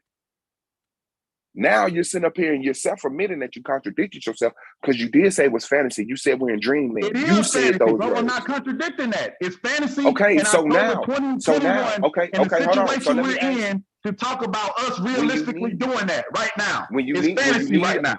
When you need all those words, you know that you're not being honest. What I'm asking you is, I don't think he's being genuine. I think he's being honest. I don't think he's being genuine. Standing on that. It's fantasy land, bro. Okay, so what I'm asking, so what I'm asking you, we can do anything, but for right now, it's fantasy. Okay, so let me ask you this: do fantasies come true, sir? Yes, fantasies can come true. Okay, so what the fuck are you doing then? I'm telling Why you. are you? But why are you trying to That's discourage us exactly from what I'm doing. why? I'm just But why? simply pointing But out why? if we But talking about why? it, we No, talking about no, it, no, we no, no, talking no, about it no, from the sir, standpoint sir, of sir, sir. it's a You're not, fantasy that's sir. not to You're be not. taken You're seriously lying. at this You're point. lying. You're lying. You're lying. Remember, you're the person who said you can never do this. Remember that. So that's you may be doing that right now as of this sentence. But before we cleared that up, you were the person that's saying it's fantasy. Fantasies don't come true. So now I you didn't say call that, it bro. fantasy. I said it's fantasy. It is fantasy. That's Bro, what you it said is. it Hey, can let me never. tap You in. said Let me it can tap in never real quick, happen. fam. It's nowhere near reality, but Hey, that you doesn't stop mean yelling, fam. I'm gonna go ahead and put this shit down for you. I'm gonna tell you why it's not fantasy. All right. So now we're gonna start dealing with what we know to be understood now of how family structures work. What we do know is that the likelihood of children implementing or emulating the things that they see done in the home is extremely high, right? So if you have multiple children in your house, the likelihood of the majority of those children implementing or engaging in the things that they see you doing and that they will follow it is extremely high, especially if you're providing the environment necessary for them to follow after that. So now I'm going to take you somewhere. I'm going to take you on a journey.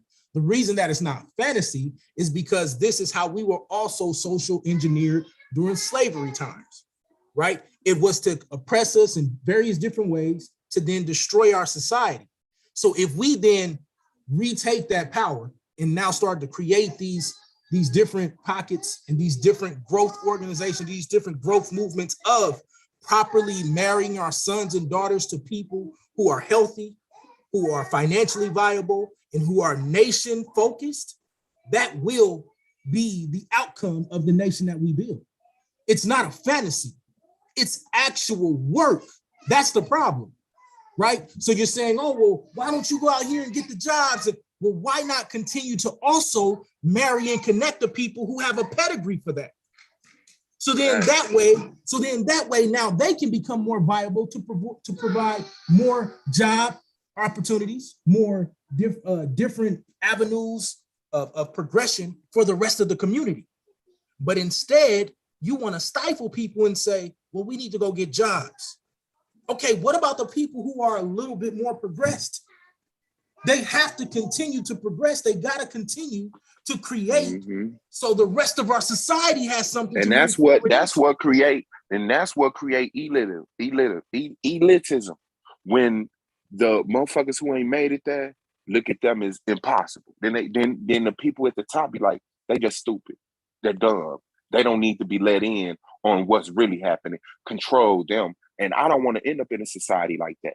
So when intelligent people say intelligent things, stupid people need to just be stupid. Don't try to be smart now. So listen, bro, let me see. We started this conversation. Y'all started this conversation about arranged marriages, right? And we're still right here. I didn't come in and ask to get clarification on what's the level of which y'all saying this can be executed. So when I asked later on, are y'all talking about this as a cultural solution for a million plus people in a society? Yes. Right. I assumed that to begin with. So now that we know that, we have that established. The reason I'm saying that is fantasy is because this culture is nowhere near going into that. We have 200 steps before we can talk about, as a culture, as a whole, Black community, Black society, to where we can say, look, we ready to start looking into arranged marriages. This happening now, though, my brother, and I hate to let you know that there are some elite Black. Okay. So are we separating them or not? Are we talking about a large scale culture? Listen to what I'm saying. Hold on. Let me say something, Suave. It starts off as a small scale and then it multiplies into a nation, brother. Even if it's only 2 people, it's still culture. But you don't recognize shit until a motherfucker killing you and conquering and dominating. I respect it as the peaceful culture that it internally is on its own. And I want it to become. Now, and we're talking about arranged marriages, right? I feel like arranged marriages is necessary to get to the society where people can freely pick their marriages. I don't look at this as something that is the end game. I think arranged marriages is part of the healing process where we say, no, the people who are experienced in life, need to make decisions for us as a people. And if people don't want to respect that, then you're free to go apply yourself to whatever culture you want. But we cannot subjugate our people to wickedness because of your curiosity. That's it. And as long as the marriages are being arranged, both people are being taken care of, both people are healthy, and guess what? There also are divorces in arranged marriages. You Bro, also can get a divorce. right now, you talking about if it's good or not. What I'm saying, whether I agree with it or not, Hold on, I'm saying we're nowhere close to it time out. happening. Wait, real quick. That was well put, Swab. I don't necessarily agree, but it was well put. Continue. Appreciative. Like Omari. So where are these? Show me these growing communities where like it can at least be. I would say just show me 40% of black people, or even 35. Show me what 35. I will tell you this, Big Mac. I wouldn't show you nothing. You're not a part of our community. That's why it's fantasy, because you can't show You're not it. a part of our That's community. right. That's why it's You're fantasy. definitely not a part of our community. So I wouldn't show you nothing, right? It's fantasy because you can't What see. you're asking is something that's very sacred. It's something that our family would not want to put out there. Hold on, if it wasn't fantasy, you wouldn't mind showing it. If it Hold on, wasn't, I definitely would mind showing it to a person like you that's not a part of our community, because you're not here for it. I gotta You're here point to out destroy what we're trying to build, and it's not. That's like me saying, okay, my money is in my safe under my bed. That's like me telling you something like that. So your dumb ass can come in there and try and take my money. I wouldn't do nothing like that, kid. I'm not that stupid just to play off your emotions. You sound stupid. So keep asking. You won't get no answers. We do have we got a sister on the panel. So we're hearing a lot of male perspective in terms of arranged marriages, but with y'all niggas, y'all definitely not talking about niggas marrying your niggas. So what is the sister's perspective? Queen Cascade. Hi, good evening, everybody. Please, Queen. I've been in and out of the conversation, so I apologize if I'm repetitive of anybody's talking points. But I feel like within the discussion of what you're talking about, it can become a reality. But in looking at the past, there may be solutions in taking those forward. So what I mean by what I said when I said that is, bear with me because I'm dyslexic and sometimes my words come out backwards. You ain't gotta worry about those. Okay, good. Got your back. I'm glad you explained that, because I would have got you. I'll be like, did she say? Okay. Thank you. Yeah, she an asshole. Don't worry about niggas like that. Continue. Okay. I don't know if any of you have watched Married at First Sight. Yes. No, I don't watch TV. My wife has. My wife that had me. Yeah, what you trying to say, Domo? I watch that shit. For those that haven't, shouldn't be watching it on your own. Yeah, for those who haven't watched it, I suggest you watch it because there's a lot that can be learned from that program in terms of how they manage the participants and the couples going in. For those who don't know, they've had Black couples in Marriage at First Sight. There's only a small percentage of the Black couples that they've taken on that have been successful continuing that relationship on after the program has actually ended. There's quite a few that probably a year or 2 years down the line that have ended up getting divorced. So for me, what I'm seeing, because the community that I grew up with, the pastor had the same kind of idea. He wanted all these young people to get married back in the 80s. He married off a whole heap of young people. Approximately 75% of the marriages ended in divorce and abuse. And that's part of the reason why we've got so many single families and single parents. What I saw from those experiences, and I heard one of the gentlemen saying earlier about a woman staying in a marriage. Now, a lot of the reason why a woman would tend to stay in arranged marriage is because of the cultural implications, is because of her upbringing, is because in some senses, women are more marriage-minded focused. And we are taught via our mothers to pass on culture. It's slightly different when it comes to men, especially with the way that your social circles work. So what I would suggest is the fact that pre-marriage counseling needs to be at the beginning. My thing in general is that with young people, because of our She experiences thought she and was the just way next that on the. we've been brought up, some of the things that we pick up from our parents are useful, some of them are not. Some of them, because of our social circle and the way that we brought up within certain types of communities, we need to be able to work out the kinks in ourselves first to see the kind of person that we want to be outside of our parents. Because we're saying we or you are married minded, but we don't know if that young person is marriage minded.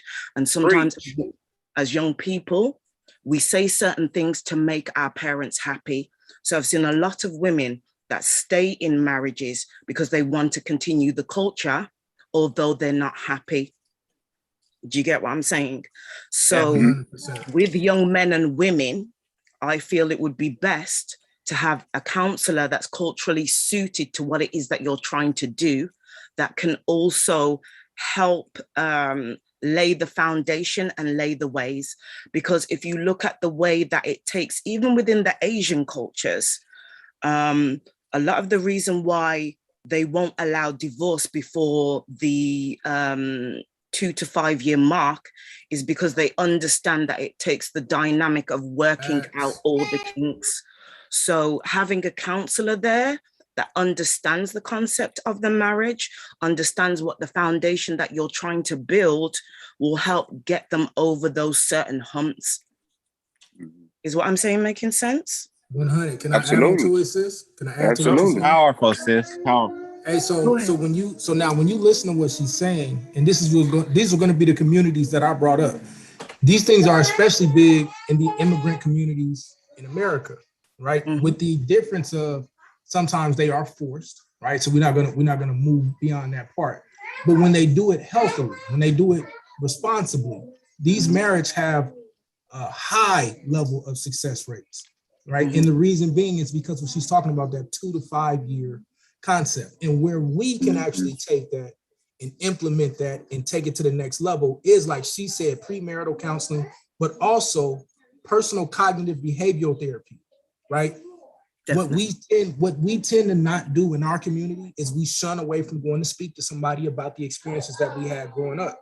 And so unfortunately, then you bring a broken person into a relationship, and two broken people, regardless of what you think, can't make a whole because they're broken into multiple pieces.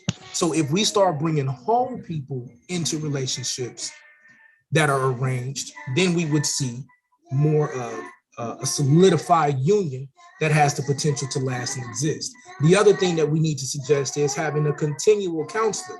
The other thing that she was pointing out is in a 2 to 5 year situation like that, right? The parents are also involved, and it's not a pressure, especially when I know a lot of these situations, especially with some of my Nigerian friends, and then I have Asian friends that do this. It's not a pressure because those parents experienced pressure when they went through it. Now it's more of, it's a counseling. They're there to be, like in the military, we call it a battle buddy. I guess in old Christian church, they call it a discipler. Whatever it is, that's your person there to be with you. They're your springboard. They're your sounding board. They're the person, and they're not spreading your business, but they're there for you to say, okay, these are the kinks that you're working out in marriage. If you have someone that's there to work with you and work through a marriage, is different. Now, I'm not saying stay in an abusive marriage. We're not saying stay there where someone's beating you, where they're not providing for you, whatever it is that y'all have agreed to. That's not on you. Right. If someone's being abusive, they are the ones that's corrected. The other person, and that's what I'm saying. And I think we starting this off with ourselves. So suggestive marriage, is that probable now? Yeah, just set the environment. Don't be forceful with it. Anybody else? Yeah, I think I think that's a more inclusive language, calling it suggestive, because I mean it's like you pushing them in a direction as opposed to mandating some shit. Right, and that's the way to go. Just set the environment. Don't be controlling, and And so at this point in time, do you see Black people getting into suggestive marriage? Do you see them utilizing that right now? Domo, they do. Anybody else? The upper class people do it all the time. The elite do it. Yes. The elite, do we see do we see? I mean, I see the elite doing arranged marriages. I'm asking like the general black people. I don't think we're not like, a lot of us look at it like it in our business who are kids married.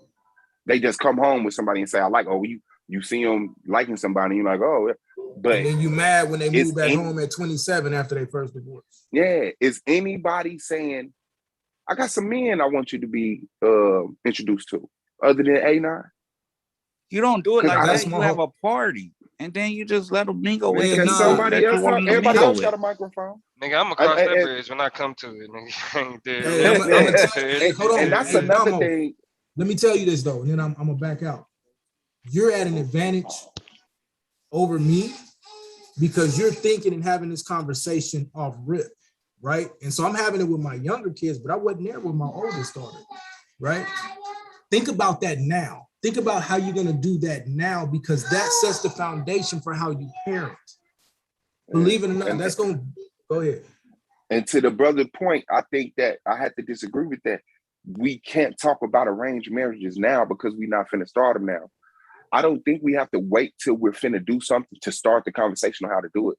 I think we need, once we're aware, hey, we're gonna have to do this stuff at some point. Right. There should be some conversation at some level about it. Yes, we're talking about getting jobs. Yes, we're talking about having healthy marriages, buying homes, creating businesses. We're talking about all the stuff we could, but we're also talking about things that can't be initialized now so that we have more experience, so that it's not our first, okay, let's start Googling arranged marriages. No, by the time we actually get to the point where that is already something that our great-great-great-grandfathers talked about us doing. Yeah. You know what I'm saying? Like, I don't think we have to wait till we get to the door to talk about what's in the house. I think we need to, as far as we have people that's intelligent enough to pre-see that, I think that conversation needs to happen. But I paid attention to what the sister was saying. I know you did. And she said that they failed in that instance where that preacher she said the majority of them failed. She said 75% of them so failed. The thing and is, I would say if you're coming from a preacher fact, you're already fucked.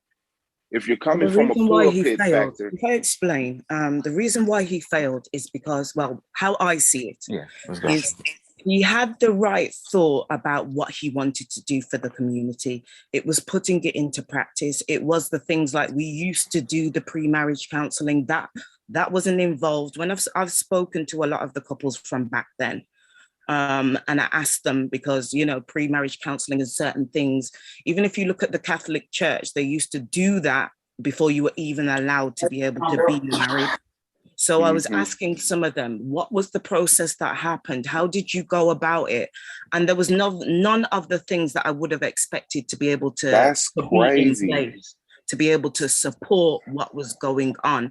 And so was he completely leaning on his understanding from God? Basically. See, that's unhealthy. We can't do that. We can't. Let me speak to this, and this is why, and I know people disagree with some of this, but this is why it's important to have an education when you're in these quote unquote religious positions of authority. I agree with you. When you actually go to seminary school and get a degree in Christian counseling or in psychology, the first thing they teach you is to watch out for spiritual abuse. That's for the man or the woman that's in the church is saying, I got a message from God and we just gonna run it this way. No, premarital counseling is a staple for any successful marriage program in the quote unquote church. In every church that I was around, when I was helping build different churches before I came into this way of life, the ones that had those set up, the likelihood of those marriages succeeding and not having things like domestic abuse, infidelities, financial problems, all of those things, the statistics that I saw would have been about 60% success rate, right? And the reason that we say the other ones didn't fail was because a lot of people chose not to do the pre-marriage counseling. They chose to say, no, this is my soulmate. You can't tell me what to do. And then unfortunately, 3 years later or 4 years later, a lot of those ended up in divorce, or they were just miserable. They were just miserable because, like the sister said, they came into a relationship with someone who wasn't marriage-minded. I think you're right, as well as I think within our culture in general, we don't understand that therapy or counseling is a tool. I think we have to sort of change the mindset around counseling, that it's a tool in your toolbox and you pull it out when necessary. And also the other thing about when you're in a marriage, what real marriage looks like, what real disagreements look like, the whole points of, you know, an argument, what that framework Domo, your around background winning, Domo. a disagreement should take place, and the fact Domo. that you're fighting for that actual marriage. So I'm sorry, I'm not sure who that is. That's He took Domo. care I'm of trying it. to tell him. Oh, I think he got it go fixed. He ahead. fixed it. He Go got ahead, it. sis. And the other thing that I've noticed with some pre-marriage counselling, not all, because I've spent time in different communities here in England, because of the way that funding works, it's gone from being not just being Black, but Black BME, which stands for Black Minority Ethnics. So what I've noticed with some of the other communities is that within the marriage counselling, that having a male and female counsellor is a good thing. So that, you know, both genders are reflected. And I don't see how that was elementary. Like the woman had that's what I'm saying. When a marriage is arranged, it's not just the father. It's two fathers and two mothers. Yeah, that's excellent. Four grandfathers, four grandmothers. Like, this isn't just two dudes walking up like, yo, I want to protect my money. You want to protect your money? Like, no, this is about the people, the race, the nation. So that's why I do pat the women on the back and get them the thumbs up that say, you know what, this isn't 100% what I want, but this is enough for me to push forward and put the other generations in a better position that we can. Because like I said, we're going to have to make a sacrifice. It's not going to be sweet for us, male or woman. It's not. Just sorry though, if you think when you get married that 100% of everything is gonna remain perfect all the way through that marriage, I don't know what to tell you, man. And then the other thing, and I'll shut up real quick. I didn't even know that I didn't know how to argue correctly. My wife didn't even know that she didn't know how to argue correctly. Right? It took counseling and talking and actually exploring to realize, oh damn, when I'm saying that, I'm completely, not only am I negating his or her thought process, I'm just ramming. I'm putting them in a position where they don't feel comfortable with talking, things like that. And that's what kills a marriage. The inability to communicate healthily. And all of these things happen when we've been oppressed and we've been put in positions where, okay, I'm married now. So whatever gender role I thought was supposed to be exhibited, either how I grew up or what I saw on TV, that's what I thought, that's what I'm going to try to impose on this marriage. And that's not healthy. The TV is the last place you need to learn some shit from. But think about it. Damo brought this up. Think about the latchkey kid. I grew up 100% a latchkey kid. I mean, I'm going to school by myself at 5 years old. Damn near my backpack is bigger than me, right? 6 years old, 7 years old, by myself, bus pass and a key around my neck. Nervous as hell because if I lose them, I'm getting my ass whooped because my mama got to get a new bus pass and she got to change the locks on the door, right? This is my life for years, fam. So the only thing you know is you wake up, you by yourself, your mom at work, because my mom would work from like 3 or 4 in the morning to like midnight. You know what I'm saying? So I'm getting up, I'm turning the TV on. So it's either Fred Sanford or Brady Bunch or something, whatever they putting on TV playing in the background. So you gotta grow up and grow out of that, right? I had to grow and grow out of that and realize, nah, that's fake. This real life. It wasn't until I got to live with my uncle and actually see what a marriage looks like and see the ins and out of that. Like you got to see these things emulated in a proper way to start to grow. And that's what we got to bring to our side. That's what we got to start to cultivate. Yeah, man. Like I said, man, we need to concentrate on numbers and talk about this shit face to face, man. Because I feel like a lot of these things are stagnating us. We can make leaps and bounds if we just, like, people have too much free range to jump on the panel and just divert the whole mentality. You know what I'm saying? Like, at this point, the sides have been chosen. The lines have been drawn. I mean, all the way there, we have an Israelite community. You know what I'm saying? Like, whether you fucking like it or not. Whether you like it or not, right? Like, it's like, so all of this division is elementary. Y'all need to talk amongst yourselves. A lot of us has figured it out to the point where we can make a move and say, hey, we gods in this manner. Motherfuckers who want to sit up here and get the like, do your thing. I mean, you know, I commend you. Stay out your way. You know what I'm saying? Protect your sanctity, your sanity. But I'm not finna let y'all cast y'all fears and uncertainties on me. None of that creepy shit. Because it's always gonna be somebody scared. So as long as we pay that attention to that person attention, it's like, well, let's go back and, you know, we might as well not move from here because it's always gonna be right. somebody We just here. might as well stay here. Thank you. I appreciate it. Have a nice day. Man, I'm cool on that. That's all I'm saying, man. Like, I'm not here for that, man. I'm here for the people who get it. I'm here for the people who get it. Because a lot of motherfuckers ain't gonna get it in their lifetime. I sat up here and watched people die who was teaching me what it was, and they didn't get it. They didn't even get it. They was finna let me die the same way they died, not getting it. Motherfuckers get to the point they don't get it, they just embrace it. Like, man, you just gotta be a player for life. What?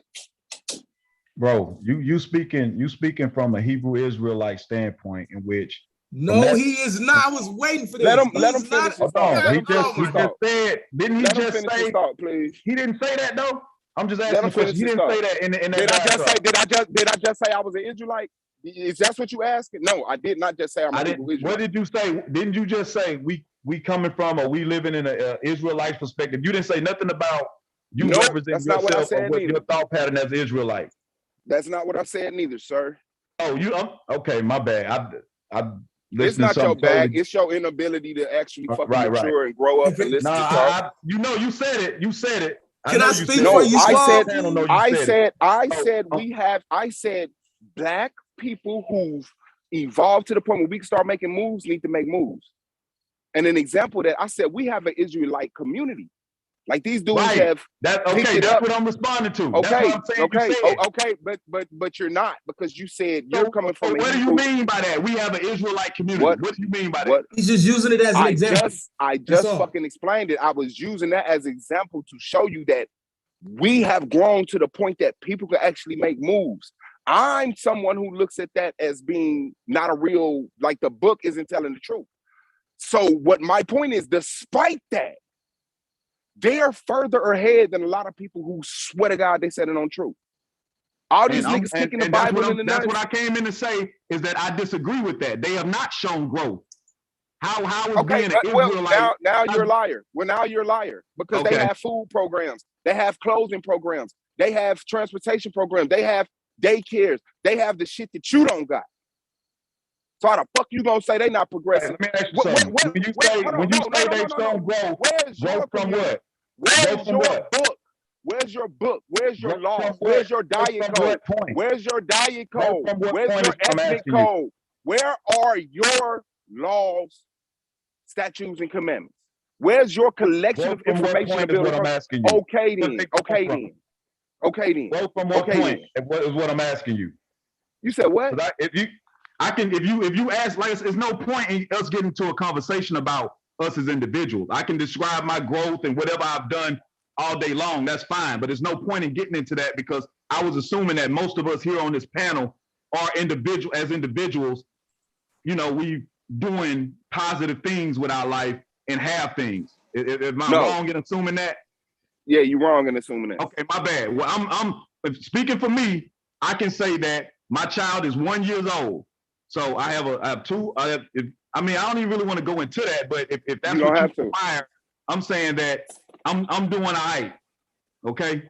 And I'm happy for you. But now, do you feel the obligation to collectivize yourself with other black men that are doing it right and build something for black people? Let me go back to this. I'm gonna answer that. That's a simple question. Yes. But let me go back to what you were saying. When you say the Israelite, we have an Israelite community. That was the words you said. And you use that as an example to say that that's showing us that some growth. I'm saying, how do having Israelite, Hebrew Israelite, black Hebrew Israelites, how is that showing growth in our people? Because they're growth structured. from growth. Because they're Growth structured. from where? Like, where's the starting point? Because I'm answering your question already. Shut the fuck up so you can hear what he got to say, man. You Because they're asked structured. a million questions. Because Shut your Fucking bitch ass clown up, ass nigga. nigga. Hey, that, and shut your that's bitch the ass first up, thing. Now, nigga. come on, Hey, man. Big Now, Mike, come on, check man. this Come out, Big on, Mike. man. I'm in California, my nigga. No, bro. No. I'm in California, my nigga. No. Hey, And you doing great. And you bro, doing great. we don't do that, man. We ain't gotta do Let's that. not do that. Bitch ass Let's niggas not got do that. Yeah, talking about Israelites. but stop They with ain't the got a bitch ass motherfucking shit. thing over there. Bro, I know For himself. everybody tough. Showing I know it, nigga. I know No, everybody no, tough, no, so no, we no, good. no, We can skip all that. no. You tough. I know. Right now, nigga. I know you tough, Bitch ass bro. nigga. I know you Hey, Big Mike, tough. hold up. I got Calm you. down, Yashar. Mouth, nigga. Hold up, We all Yashar. tough. Hold up, I got you, bro. We all Clown tough. ass nigga. Hold up. I know. I will be good. I'm not gonna say nothing stupid. I promise you. Hold up. Hey, let me Hold get on, this hold real on. quick. I promise you. Hold on. Time out. Niggas always got their mouth open about Israelites, but ain't doing a motherfucking thing. Hold on, but let's What hold on. the fuck do you got established right now? Tough, bro. What do you got established right now, nigga? We all tough. We all tough, my nigga. What do you got established right now? We can't do this. I know, bro. It's good. We all tough. We good on can't- that. Hey, can I just? What do we got established, bro? Hold on. What do we got established? Hey, we can't do this. Y'all niggas ain't got to do that. You a hoe ass nigga, man. I Niggas know, ain't but gotta like I said, we all tough, my nigga. Congratulations. Big You man. tough, What you I'm got, tough. nigga? You ain't What gotta you got attack. over there? I What know. the Israelites ain't got. Hey, Yashar, it's A9, bro. Come What I on, man. thought. Over there, It's run your A9. fucking mouth, nigga. You ain't got shit to You ain't prove. gotta A9, General. Come on, bro. Hey, bro, you the Yashar. truth, my nigga. Hey, nothing, Sorry, nigga. don't Hey, make you it ain't got soon. nothing, Big Mike. You ain't got Hey, shit. can y'all hear me? I know. Mike low? I know you the truth, man. I Be know. cool, Ass, nigga. Everything you You gonna ain't beat me said up. nothing, nigga. You don't have no truth, nigga. I got you, Fucking man. society member ass nigga. Dick in the. All right. I don't want to Whoa. have to remove Whoa. the ability for niggas to unmute themselves, but like, you know what I mean? Hey, yeah, I just wanted to speak to his question. I think I could redirect it. I just want to speak to his question.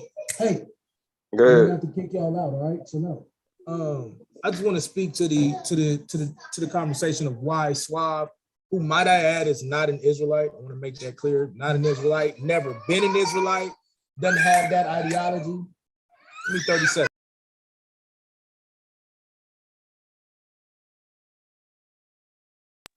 Not an Israelite, never been an Israelite. To the best of my knowledge, probably never will be an Israelite. And so, what did I just say? And so the reason he used that is to say, if Israelites can build a community like that, then imagine what more we could do. Really, he was almost saying it in not in a derogatory manner, but in a manner of, we not even Israelites, we should be able to build this in a way that it is conducive and successful for us. That's really the way that he's putting it out there. To ask what growth have we seen, you may not agree with it, but I think we're lying if we're not saying that we are seeing the building of an Israelite community. And I can take you to various major cities and states around the nation that are actually building this. I can take you to Dimona in Israel. I can take you to Africa. I mean, I'm in contact with. I could take you to the United States where they got a whole block, right? And every business on that block is called Yehuda, Israelite. Yas and Right. shit. Right. I'm like, whoa, Right. they got a Right. whole block. When you walk Right. through this bitch, this is Israel, nigga. You will get stoned on the street, nigga. Right. It's not even And working. it's been like that for a while. Having this conversation with, man. Like, no, but I'm talking to those that's listening though, Yashar. Remember, like we got 107 in the audience, and we got to be the proper representation of Yasharala or Yosharala, however we want to say it. And from now on, when I see these type of situations, that's gonna be my goal, is to speak to this so they understand that we growing. And we don't necessarily agree with everything that's been put out, the misogynistic viewpoints and the destructive viewpoints that some counterparts have put out there. We actually are moving in a spirit of growth, unity, development, and that's going to be some of our legacies that we leave in the world. So yes, we do see Israelites growing, maybe not at the rate that others are, or whatever the situation is, But that's to say, everyone else can do it. We can build these type of communities, these type of self-sustaining communities that practice what we call endogamy, or intra-clan or And they not intra-tribal. waiting on everybody to learn the Bible. They ain't Right. waiting on every last black person to follow the commandment. None of that shit. Right. They saying we got enough. Let's move, and that's how they Right. became bigger. That's all I'm Right. saying. Right. Like, and if you're sitting up here having a problem with the black people that are Israelites, you're anti-fucking black. You're anti-black. You're not putting black in this proper position because you're so anti-Israelite. Let me attack these group of black men. You're seeking out black men to attack because of their belief. You're not supporting them because they're black. You're attacking them because they're Israelites. Hey, why are we using language like attack in this conversation? What the fuck? Because that's what. Because it's not an attack. We are having a discussion where we're if you felt if you felt hit, if you felt hit, if you felt hit, sir, then you are one of the people I'm talking to, bro. Okay, then should I? Then I should. Then I never. Then I never. Then I never should. Then I never. Then I never should have heard your voice. If that brick didn't hit you, I never should have heard you intercede. Israelites get attacked. Israelites get attacked. When you're attacking them for their spirit and knocking motherfuckers down and telling motherfuckers, you're attacking them, bro. The same shit a motherfucker will be to you. Shit, bro. The fact that y'all call it's silly to you, an attack, but the moment, shit. No. The discussion is not the discussion. There's been no attack, bro. Okay, and if there hasn't been one, then there shouldn't still be one, even though I use that verbiage, right? So don't mix the discussion with the slick remarks, because the discussion can be had without the slick remarks. Why we can't just not say dumb shit? Because you're here, and your presence brings the necessity to be dumb. We all had to get dumb with you for this conversation to progress to this point. Did you notice that?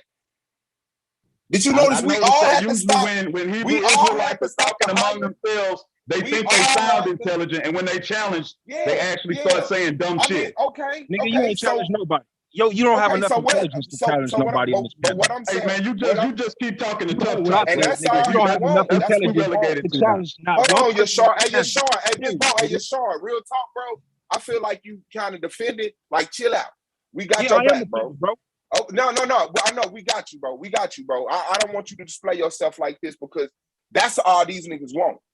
That's why as soon as they hear Israelite, they thirsty. Bitch ass. They thirsty. And we can't. It's like as soon as you say he missed my we allow these in our community though, Suave. This is what I'm talking about. We allow these fuck ass niggas in our community to keep the fucking bullshit going instead of building with us. So then when I turn up, it's a problem. They not allowed. They not allowed in the community. They're not allowed in the community. Indeed, I'm sorry, bro. It's really not a problem. It's just that we on YouTube and it's not necessary. Okay, that's what I'm saying. We on YouTube. Why the fuck are we gotta talk about? My nigga, you wouldn't say none of this shit to none of my brothers in the street. Listen. You making an assumption that's false. We can't do this right. Show me your evidence.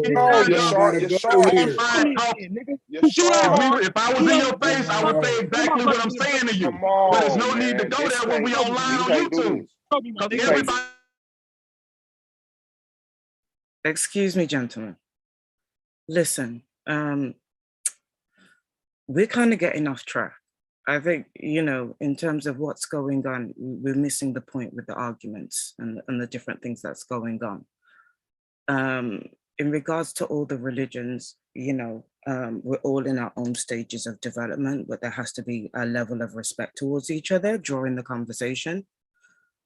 In regards to what we were talking about earlier, I think you guys need to, for those that are talking about being marriage-minded or even having arranged marriages, you need to look into setting up a program or a curriculum around marriage, whether it's marriage in general or arranged marriage. Because as I was saying earlier, in regards to the counseling, there's different elements. The gentlemen that are married will understand. I don't know how many of you on the panel are married, But there's different elements within the marriage that needs to be, what's the word that I'm looking for? There's different elements that make a successful marriage. Right. And those things would also need to come into play in regards to counseling. So whether it's in regards to sexual health, whether it's in regards to, say, for example, I use this example, and some people might not agree with the example, but when I explain it, you might understand. So Erica Mena, Safari Samuels, yeah, they had the idea of getting married on TV. They did all that, but what I never heard was the conversations that needed to take place for what the marriage would look like and what the marriage would actually be. There's too many people that are investing in the idea of marriage without doing the actual groundwork, as well as the continued groundwork. So when you were talking about therapists that would work with you, even in regards to a curriculum of education, that the person will be working through the different stages of marriages and what that would look like. So in regards to sexual health, in regards to having children, you know, all the different things that would make up your life moving forward. And I think that would need to take place from those, or getting a consensus from those who are in marriages, healthy marriages. I agree. Yeah, I'm not knocking against that. And I don't know if you're still speaking on arranged marriages, but marriages, period. Yes. 1,000%. And I think it's even more necessary when we get to the arranged, or what was the word that y'all switched to? You substituted for it.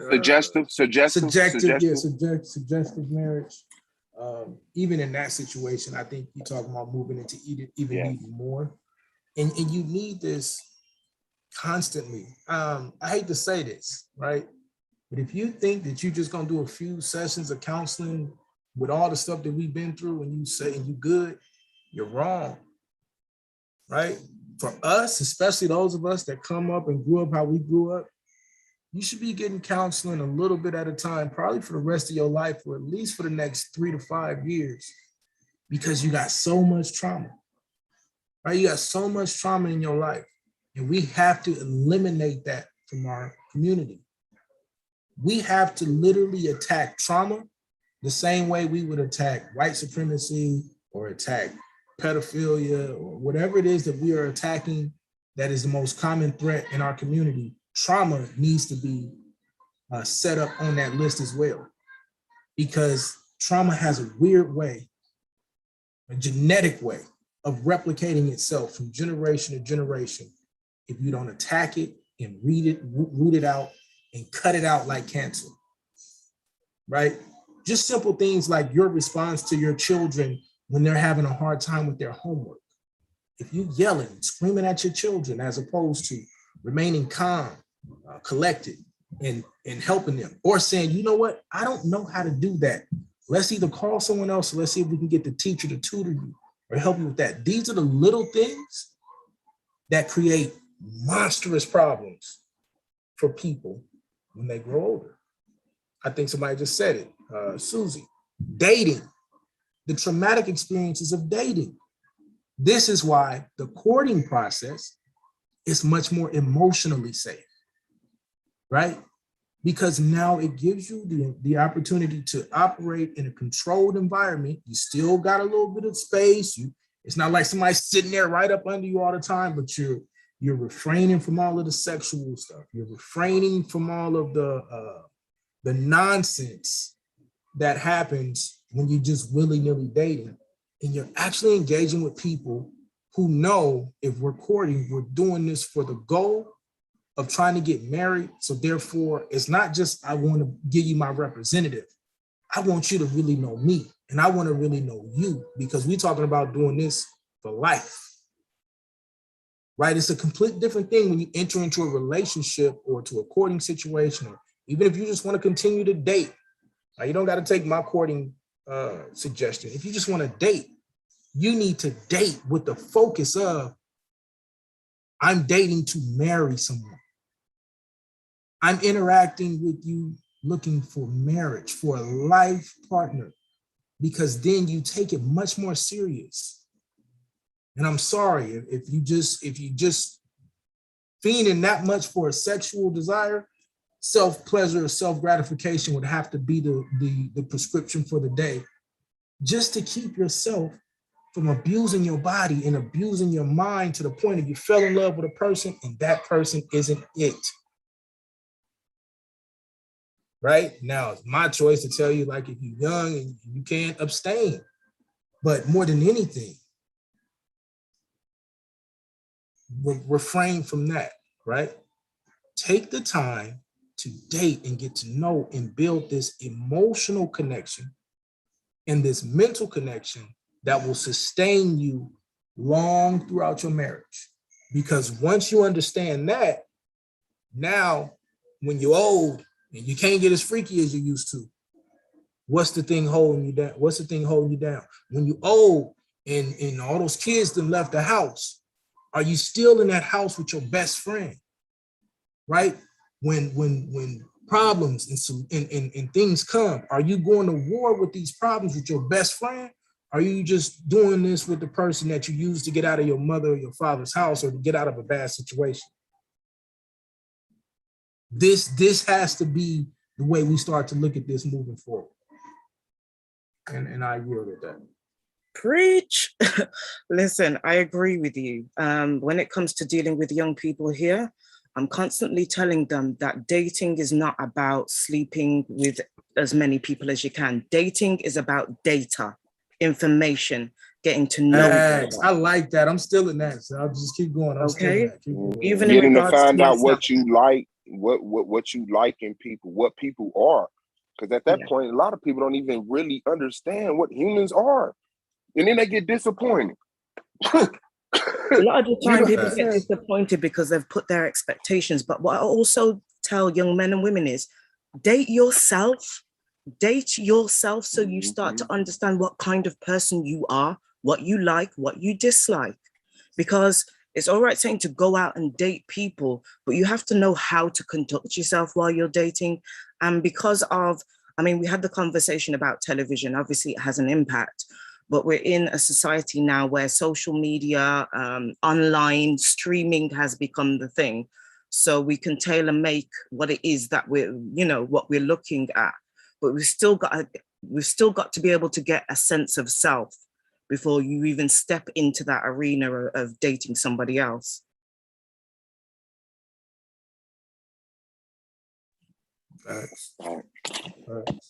I came up here to tell, who is this? I came up here to tell y'all, all you motherfuckers is I'm playing. What's up, y'all? What's good, twin? How y'all doing, man? Hanging in there. I didn't do it, fam. You ain't finna give me. I ain't What do up, twin? How y'all doing today, man? Man, we hanging in there, man. Just had a conversation about the arranged marriage shit. Motherfuckers heard it and went crazy. Oh, man. Twin the fuck out of here, dog. Get this nigga Twin the fuck out of here, bro. This nigga. He sound like he. Twin is on Madonna status, nigga. No. What? Persona. What's a persona non grata, nigga? Oh, bro. Damn. Y'all do got them opposing voices and shit. Too right now. I heard that shit. Fuck you, Swab. y'all sound like y'all hate each other. Like, give me that nigga voice. Yeah, I hate that nigga voice. Hey, but y'all do understand that's the term we got to start using. Niggas is persona non grata, nigga. Persona non grata. Persona grata. non What's grata? grata mean? Grata sound Man, fuck don't that. try to teach me none like of that having shit a you bite learned or in something. Man, that's an easy ass saying. What's wrong with y'all? Grata sound like Nah, you got it's just bite, where y'all don't have learned a it bite. at, man. Y'all bringing that college shit to the hood, fam. Hold up. I missed the post Your debate. pennies in the bunch, but it sound like don't just say it in Spanish. Don't get your pennies in the bunch. Nigga tried to teach me some shit. This nigga tried to teach me some Greek. Really what he told y'all another way of saying it's a no fly for them. Yeah, So Swab, you are unwelcome. So Swab, y'all, I don't think Madonna should be persona non grata. Hey, watch your mouth. Why not? I missed the post debate show last night, bro. I had a lot of thoughts. I had a lot of thoughts on the debate. because I feel like Blue did an excellent job. I mean, after a while, his argument got like very delusional, but I think he did a great job. I feel like, and I think it also leads into the conversation y'all are having now, because it goes back into building. You see what I'm saying? And how do we build? What's the path forward, and how do we do it? I heard the sister say before I started talking, we got to get a sense of self. I agree with that. You have to know what your limitations are and what your strengths are if you're actually going to build something, or even if you're going to build with someone else. If you don't have a strong sense of self, you're going to fail. I also believe it just takes responsibility on both sides of this equation when you make a mistake. Stop pointing fingers and actually take your lesson and learn from it. You see what I'm saying? Because the mindless attacks on whoever you made the mistake with or whoever did something to you isn't going to change the fact that it happened. Now, I'm not sitting here saying that everybody grieves differently, but I think there's a lot of self-loathing and there's a lot of being stuck in that moment, because you hear it on here when motherfuckers will talk about like high school and shit like that. So I feel like there isn't a lot of growth. There isn't a lot of knowing yourself. So I agree with the sister on that. But you said something about arranged marriages?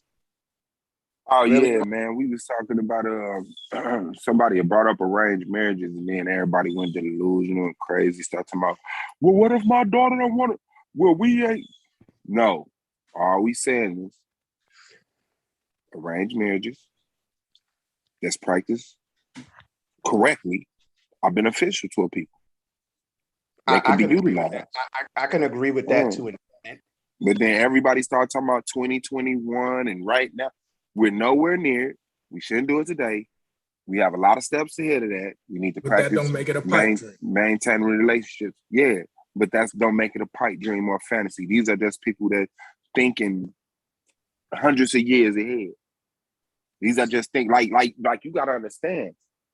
The Bible is a 2,000-year plan. They're planning for the next thousands of years. They're not just saying, well, I'm going to get this and I'm going to die. And we got that bullshit. The Bible is a 2,000-year failure. Yeah, all right. I'm gonna get out, bro. Those are what I call attacks, bro. Yeah, and then you'll be mad if I use that verbiage. That was unnecessary. That was unnecessary. You got too much hype for that Bible. You only with all black people. I disagree with the Bible. It's a difference, though. I disagree. Hold on. Doing a lot, though, twin. Bible says that. Hey, look. Listen. I disagree with the Bible, sir. Do you understand that? I disagree with the Bible. But what I'm telling you, and that's what I'm saying, you keep missing the point because you want to be anti-black man under the umbrella of Israelite. What I'm telling you is that people are not planning for their life, their children's life. People are literally planning for the next thousands of years. This was an example I used to show you in broad daylight. Over 2,000 years of working out this plan to the point that now I look at the people who dominate or run society, however you want to put it. I look at the shit they planning. They talking about, oh, we don't have enough clean water on Earth. We overpopulated. We don't have enough resources. Then what the fuck is you trying to do? I look at people they not satisfied at $1 trillion.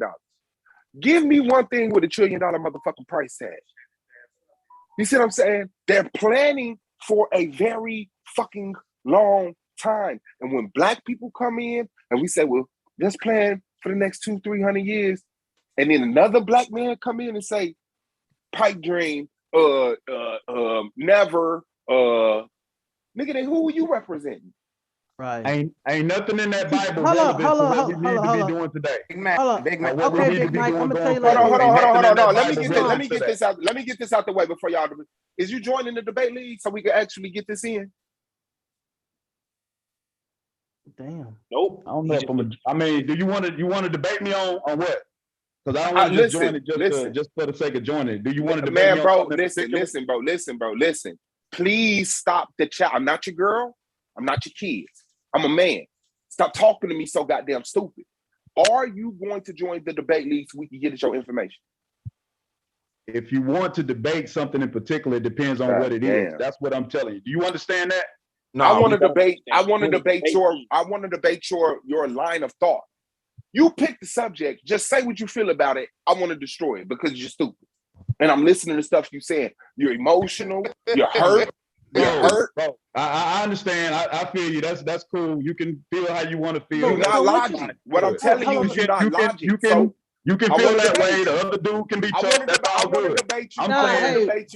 I want to debate you if anything in the Bible is applicable to today. That's what you just said. Nothing in that Bible is applicable to 2021. I want to debate you on that. Would you join the debate, Lisa? We can debate that, sir? Or you just a rogue shit? You just a rogue shit talker? I just want to let you know, Big Mac, talking to a dude who's not heavily religious. I do believe in a higher power. I was brought up with the Bible, bro. You gonna get cooked on that subject, bro, because the Bible does. The Bible does. You can. There are some things in the Bible that can be. Hold on. Let me say something. I know you serve is the service for us, bro. But what does Big Mac believe in? What is the mic or whatever? What do you believe in? First of all, as far as what goes, I'm saying, what do you believe in? I mean, like, what foundation? Act like you don't know what you're talking about. Hold up, because hold on. Let me speak. I stand on. I try to do my best to stand by that Bible. Now that book has changed my life. Honestly, I would be either dead or in jail if it wasn't for the teachings in that book. So those words have transformed my life and has helped me to become better than what I am now. I believe in being responsible individuals, parents, husbands, and all that. And I'm freestyling. Freestyle, okay. I mean, if this man saying the Bible did all this for him, I'm saying it didn't do it. That's not what did it for me. What did it for me is realizing that I was doing some shit I didn't need to be doing, and it wasn't getting me where I needed to go. So I decided to do something different. So there's not a Bible or a Quran that was involved. But this what I'm gonna say. I believe in. Okay, go ahead. Because no, Yehuka, because he's playing with you. See, and you're gonna allow him to play with you because you got an agenda. You want to represent the Bible in the right way. No, I don't care about representing the Bible to nobody. Because honestly, don't say that, bro. Don't ever say that. Just to prove no point. I'm not attacking you. Bro. Okay, so let me say it like this. I know how people feel about the book in this league or whatever. So I'm here in order for him to have such an anti-position on the Bible, he clearly has something. People who have nothing, they don't walk around just, man, fuck that Bible, fuck that, man, the Israelites ain't shit. They have something. They're defending that something by minusculizing the Israelites. Well, then so if he's ashamed of what he stands on, then that's on him. I wouldn't want to be a part of it. No, it's not on him. It's on us to beat that shit out of him. I'm just saying, listen, if you don't want to, if you're ashamed of what you believe in, what you rep as far as your faith or your God or whatever, then I don't bring it to me if you're afraid to rep it, because you know what? I don't want to have nothing to do with it, because I don't run with scary stuff, yo. Are you an atheist, brother? Mike? My name Mac, bro. Mac, I'm sorry. I don't think I'm an atheist, because I don't deny the possible existence of a God. I just don't know if there is one. So I wouldn't necessarily consider myself an atheist. I just don't know. Does it matter? Have you done any homework, any research? Like, do you dwell into the information to see what position you would have on it? I don't think there's any homework to be done. I mean, I grew up a Christian and stuff like that, so I've read a lot of religious teachings, but none of us are going to be able to prove a God. There's no literature that's going to prove. So at this point, I agree with you. No, I agree with you. Remember, I'm with you. I agree with you. I'm not with. So now, have you went internally and had this conversation, or did any research to come to a conclusion other than, I don't know, hey, it is what it is? I'm at some point in my life, I was a sincere Christian. And then as I grew and went about my life, I realized that it didn't serve a purpose for me. So this is what I'm saying when it comes to the Bible. My opinion on it is that it's trash. That's my opinion. That's not me saying that it can't work for other people. So is it trash? That it doesn't. In my opinion, to me. If it stopped Yehukanan from killing you, Was it trash? Yehukanan just admitted he'll be dead in the jail. So now we have Yehukanan, who is a sample of the population as a whole, that say, if it wasn't for this book, I would be dead in jail. Did that not benefit you? I mean, people can say anything, stop them from doing whatever. That don't hold mean on. Now you're moving the goal. So now nothing. That's my answer, bro. That's my answer. Okay, people so can say basically, basically what you're saying is you don't believe them. Right. I don't believe. What did you ask me that I don't believe? Do I not believe that the Bible could stop Yahukanan from killing somebody? I think anything could stop somebody was telling, matter of fact. Listen, sir, hold on, listen what I'm saying, bro. Stop. That's bullshit, man. That's bullshit. Okay. You gotta do this. Go ahead. You gotta do this to even sound like you deserve to be up here. I asked you a simple question. If the Bible, not going into your speculation, if the Bible is the reason why Yehukanan and many other black men and women are not out here killing, destroying, getting locked up and killed, is that a good thing, sir? It's a good thing they're not doing those things, but the Bible is still full of shit. Okay. Bet. The Bible is full of shit. I agree with you. But is it trash? Yes, the Bible is trash, even though it affected them to stop them from doing what they're doing. Let me ask you this then. What do you suggest? What would you point black men and women to stop them from killing, destroying, and getting locked up and killed? What would you point them to? Responsible parents. Okay. Or now. Okay, responsible parents. Now, how many responsible parents? Hold on. Let's talk about it. How many responsible parents you know stop people from killing, destroying, and getting killed? I mean, however many people that raise people that's not killing and destroying other people. I mean, I don't know how many people. I'm sorry, sir. It sounded like you're talking from your heart. Have you done the research and asked these good parents how many people that they've not killed, that they stopped from killing and getting killed, sir? Well, I think that's a dumbass question, but just don't we have can no go with it. It's parents out there that didn't raise children that kill people. However many there are, I mean, Google the numbers. If that's what you want to do. But that's not what I asked. What I asked, because we have a testimony, right? Yehukanan said the Bible stopped. How many people do you know that said, you know what? If it wasn't for my parents, I would be killing, destroying, in jail, or dead, bro? How many? I'm just asking so we can weigh it up to the Bible and see if those parents are what data are we going to use to weigh that up, though? What data are we going to use? Personal data. Personal. First person experience data, bro. The same we got with the Bible. So my first, right. And I think it's all irrelevant, but I answer your question because I don't think it's relevant to the overall scope of humanity. But my parents, I was raised up in Christianity around nothing but Christian people in the hood where niggas was doing all type of wild shit. Even though most of their parents put the Bible on them, it was still mostly a negative atmosphere. Yes, some people went to prison, read the Bible a little bit, and they stopped going to prison. But still, most of them, even though they was reading the Bible and grew up with Christian parents, still did mostly negative shit. Okay, but what I'm asking you is the parents that you said you would point people to. I said, okay, the Bible is gone. What would you point people to stop them from killing, stealing, getting murdered, and ending up in jail? You said I would point them to my two sons. One is 23 and one is 20, who have not killed people, who have not been to jail, who have not broken any law, who are doing very well for themselves because they had parents that didn't teach them that the Bible is their salvation. That is what I would point to as far as my personal testimony. Okay, so your kids wanted to kill.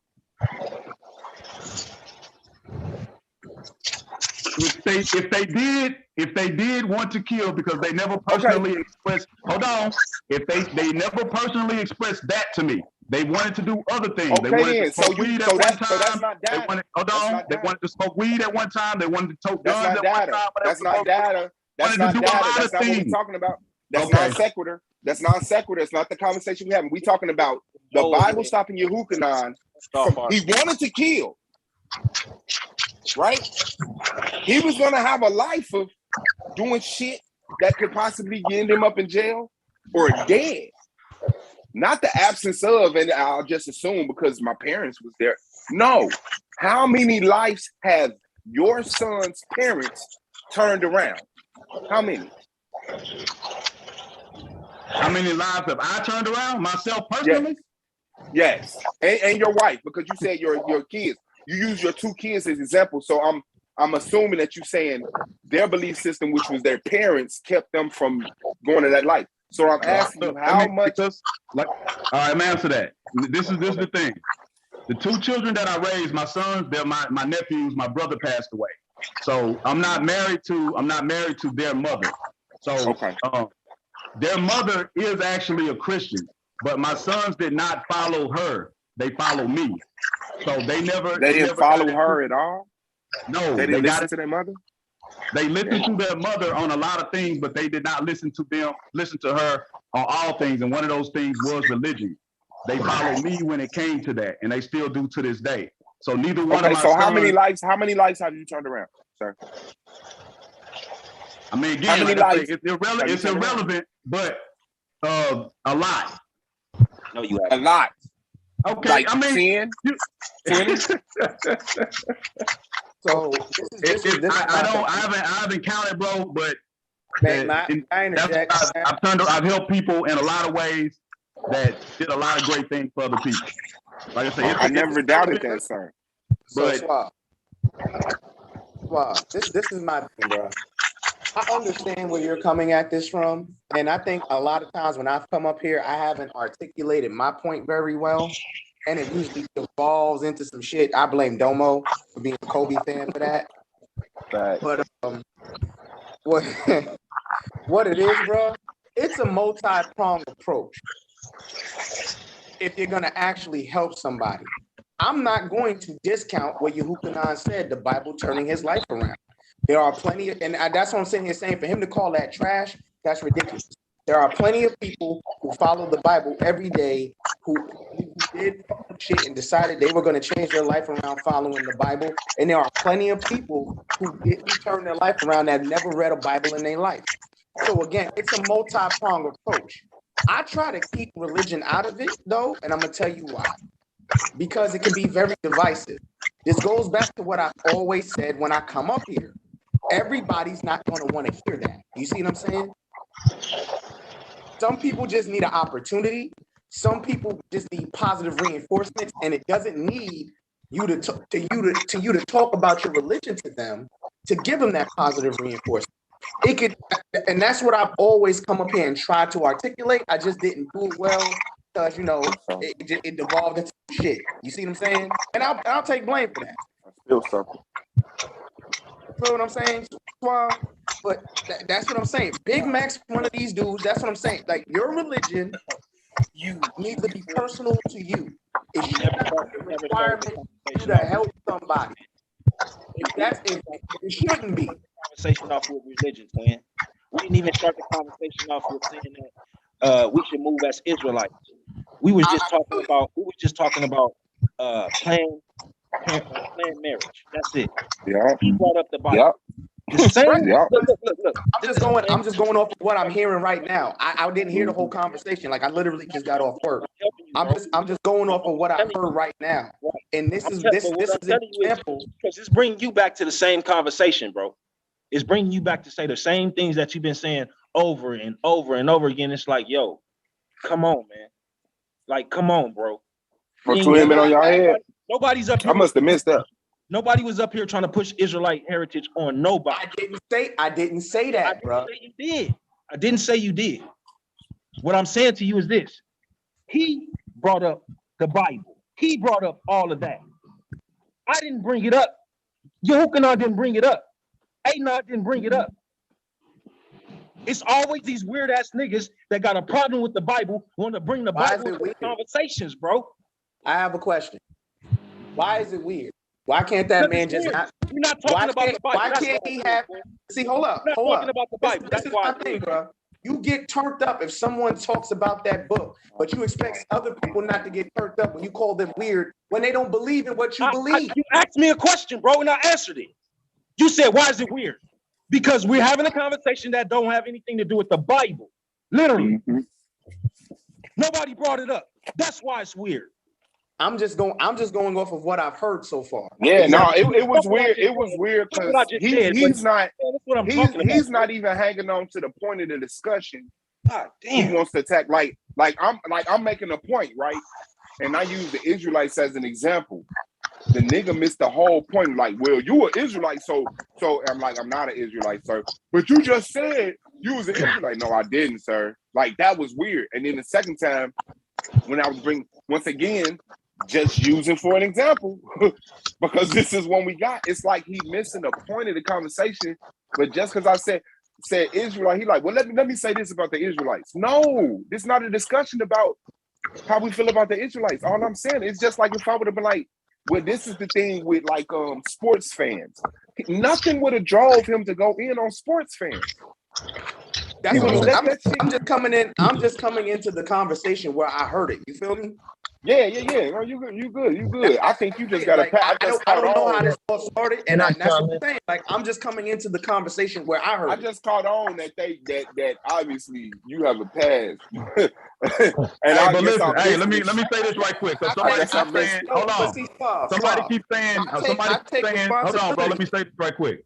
Somebody keeps saying I'm Moo from Garfield's channel, and that's true. And I don't know why you saying it as if I'm speaking any differently, or as if like I was over there kissing Garfield ass or agreeing with everything Garfield said. So when you say that, what the fuck do you mean? Like, what is that? What's that mean? I don't get it. Because he's over there, I wasn't no yes man or none of that shit. So if you listen to me over there on Garfield channel, you know that's not who I am. So I'm not a Garfieldite or none of that shit. Never was when I was in his face or on his channel. So that explains the elementary in the conversation. Okay. Hey, brother, I just feel like, bro, at the end of the day, like, I don't want there to be a separation, bro, because I love black people in general, bro.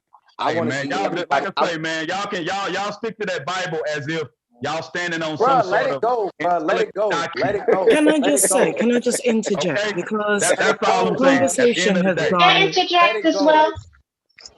You guys are listen. I'm not Christian. I was brought up that way. I'm spiritual. I believe in God. But through learning, through growing, through evolving, through getting my education and being in different communities, I've been able to see different practices, whether it's in the Muslims, whether it's in the Israelites, that have been useful for me to be able to create different things.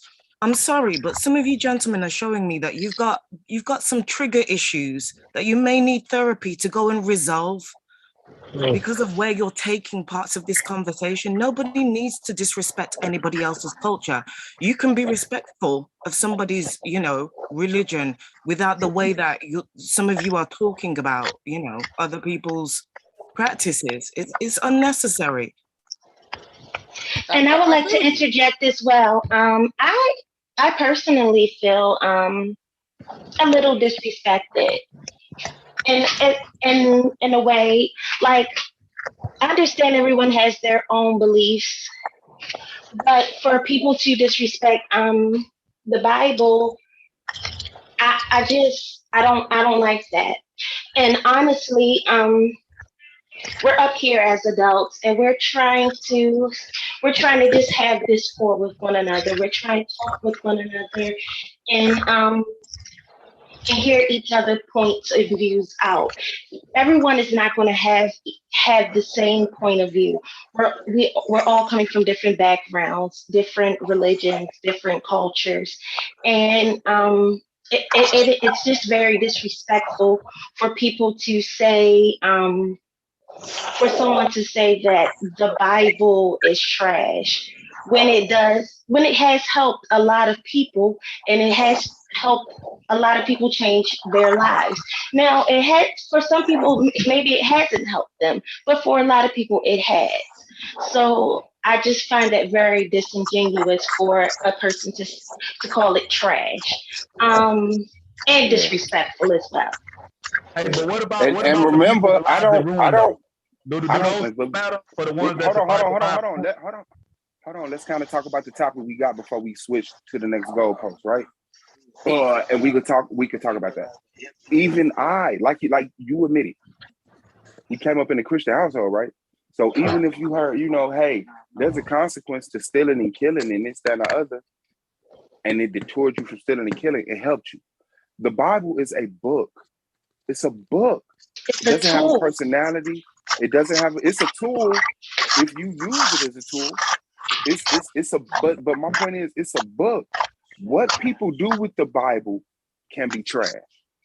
What people do with the Bible can be righteous, positive. Definitely. That's where it's at. You can't just say because you had a bad past with people who held the Bible in a way that they interpreted that the Bible is trash. That's not true. Hey, that's just not true. Your mic is winning, bro. Mute out, Ezekiel. My bad. I'm over here building a foundation. I've been listening to y'all. Go ahead. I think he wanted to get a point out anyway. Go ahead. The floor is yours. Go ahead. I just wanted to say that listening to the topic about arranged marriages, there's a lot of things that have to be brought into it to even make it successful and make it a multi-tier type thing, because I've built with brothers and sisters about this, and like the other sister was saying, like I've seen aspects in different religions and cultures that have worked up to an extent. But when it gets down to it, it really is about finding out what is the mission, because not everybody's going to agree. And one thing I haven't heard spoken about is not just the cultural thing, but what about the genetics? You understand? When you're dealing about arranged marriages, we're talking about getting people together and growing in numbers. No one's spoken about y'all spoke about sex and you spoke about some health things, but really the genetic aspect, because this is not the first time in history that this has been tried. In Egypt they had something similar.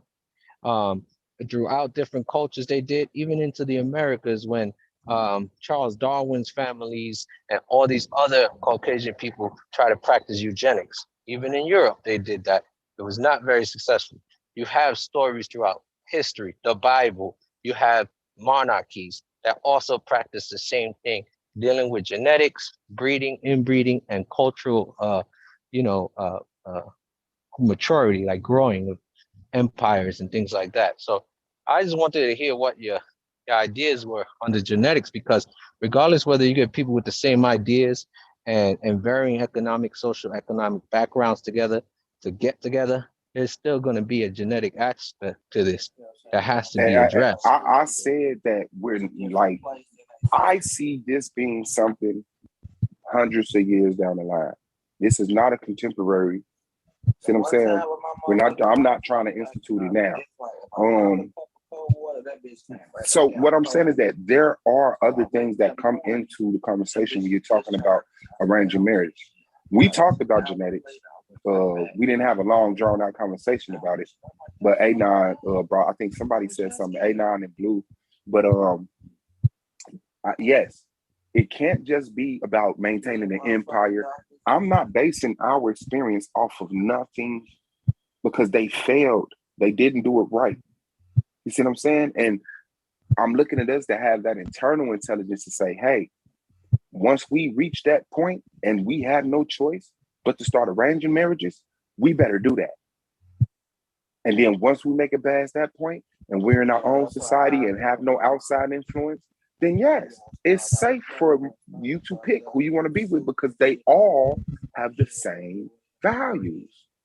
But the problem is when I'm sitting up here and I'm trying to help my people, and I'm in a collective group of other women and men who want to help their people, but the thoughts, the curiosity of one person says, hey, I want to eat pork. I want to, marry somebody white, or I want to marry, stuff like that. Okay. But we're not finna jeopardize our whole culture to respect that, bro. Yes. So yes, once we get to a healthy people and we're not dealing with the oppressions that we have to deal with now, We're not dealing with the circumstances. We got a lot of stuff to make up before we get to the point. We like, hey, you know. But once we get there, I imagine that there's a spiritual aspect to it. There's a scientific aspect to it, and all of this has to be considered to even have the correct answers. We're not just guessing or saying, well, I'm inspired by a spirit to have my daughter married. No, I know his natal chart. I know his mother, his father's natal chart. I know the probability of what that person's personality is going to be. I know the personality of me and my wife and our daughter. They will complement each other. I want to arrange this. You know, but we're nowhere near that level. So yes, I imagine that it's a lot more stuff, even other than the spiritual side and the scientific side, that our children, you know, children's children will not be able to avoid. Like, hey, we got to start talking about some other shit, you know, when it comes to this arranged marriage too. So although it's a very surface conversation and we're having it from a very ignorant standpoint, but we do have a lot of information on it. I agree. We're not there to institutionalize arranged marriages right now. I don't think most of us can even conceive what an arranged marriage actually looks like when it's done properly. I think a lot of our preference and ego, because once the natal charts say, well, your son and daughter is better off with these motherfuckers over here, and for some reason you don't want this, ain't got nothing to do with you, right? See what I'm saying? So it's levels to it, and like I said, man, we having it from on surface level, very inexperienced. Yeah, I don't think it's an ignorant conversation. Y'all all brought up a lot of good points. I'm just saying, from what I see, this is already being practiced, whether it's with the elite or the scientists or other. But I don't think they doing that out of. Do you think they doing it correctly and righteously? No, I don't believe they doing it righteously. They're doing it completely out of biological and economic control. So in other words, you do have these families that are marrying just to make their genes stronger and keep it in a certain gene pool. But not only that, yes, they are rich. Yes, they are elite. And they are looking to, like the other brother was saying, they're looking 1,000 years ahead. They don't care. Yes. They don't care about the religions you practice. They don't care about your problems. They only care that they remain in control for the next 1,000 years. Their children and their children's children. So their children can be very well unhappy, right? And they may be unhappy. And I'm black, y'all. And I'm bliggity black, y'all. Fuck out of here with this pipe dreaming ass shit, dog. I should have known it was some bullshit going on over here, man. The fuck, bro? What the fuck y'all over here doing, Swab? Mute this nigga. We arrange. Fuck y'all over here doing, Swab? We arranging marriages. Mute this nigga. What you think about arranged marriage? So may I interject real quick? Yes, ma'am. So let me ask you all this. Well, ask you all your thoughts on this.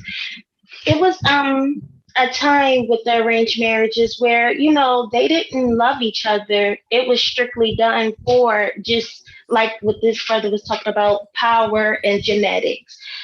Is that what you all are going for when you talk about this? No, not me. You want your? I don't think we all have one collective arranged marriage. Another power play, black man. We just giving all his sisters. This is facts. You already know what it is. So I'll let the other brothers, and I'll let the other brothers answer individually. But no. You know what? But Suave, we're leaving now. You said we're talking from this from a very ignorant standpoint. I don't think we are. But like you said, this is something that's coming. Say this did happen hundreds and hundreds of years down the line, Suave. That's going to take 11. I still think I can't even know. I can't even bring myself to say it, bro. Hold on, I think Tequila kicking something across the floor or something. You heard me, bro? It's not going to happen. It'll take a level of cooperation we just don't have in us. We don't have it in us. Have it in us, bro. We don't have it in us at all. Damn, that show sound like what I came in saying that y'all said was elementary.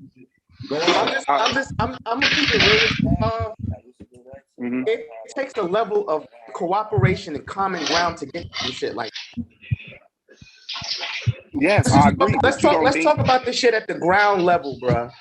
So I'm saying you don't think that Let's we talk about can this shit work. at the ground level. We're talking That's about, our okay, only choice. people are going to be beefing off of, okay, we're going to arrange this marriage. I want them to live in my home state, and I know See, you're going but to be like, look. I want to See, live in this town. that's. See, but that's what I'm saying. That's not the condition that I'm agreeing to be an arranged marriage. It's not. But I'm just talking about.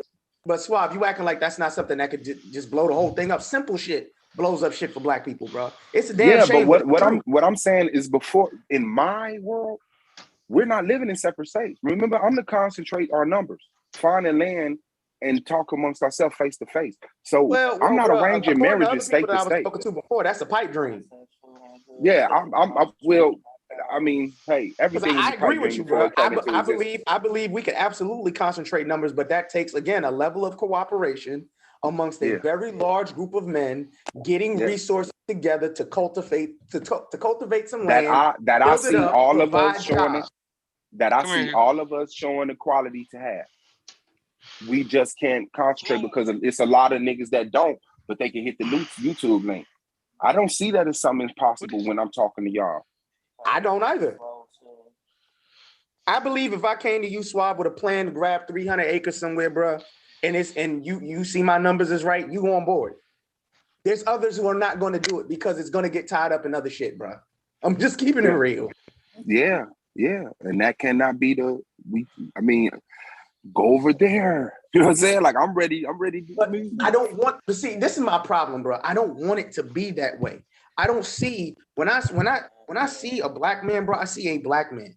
I don't see and all that other shit. I see you as a black man. So if I have an opportunity or a way to help you, I don't see all the other shit. Let me see that.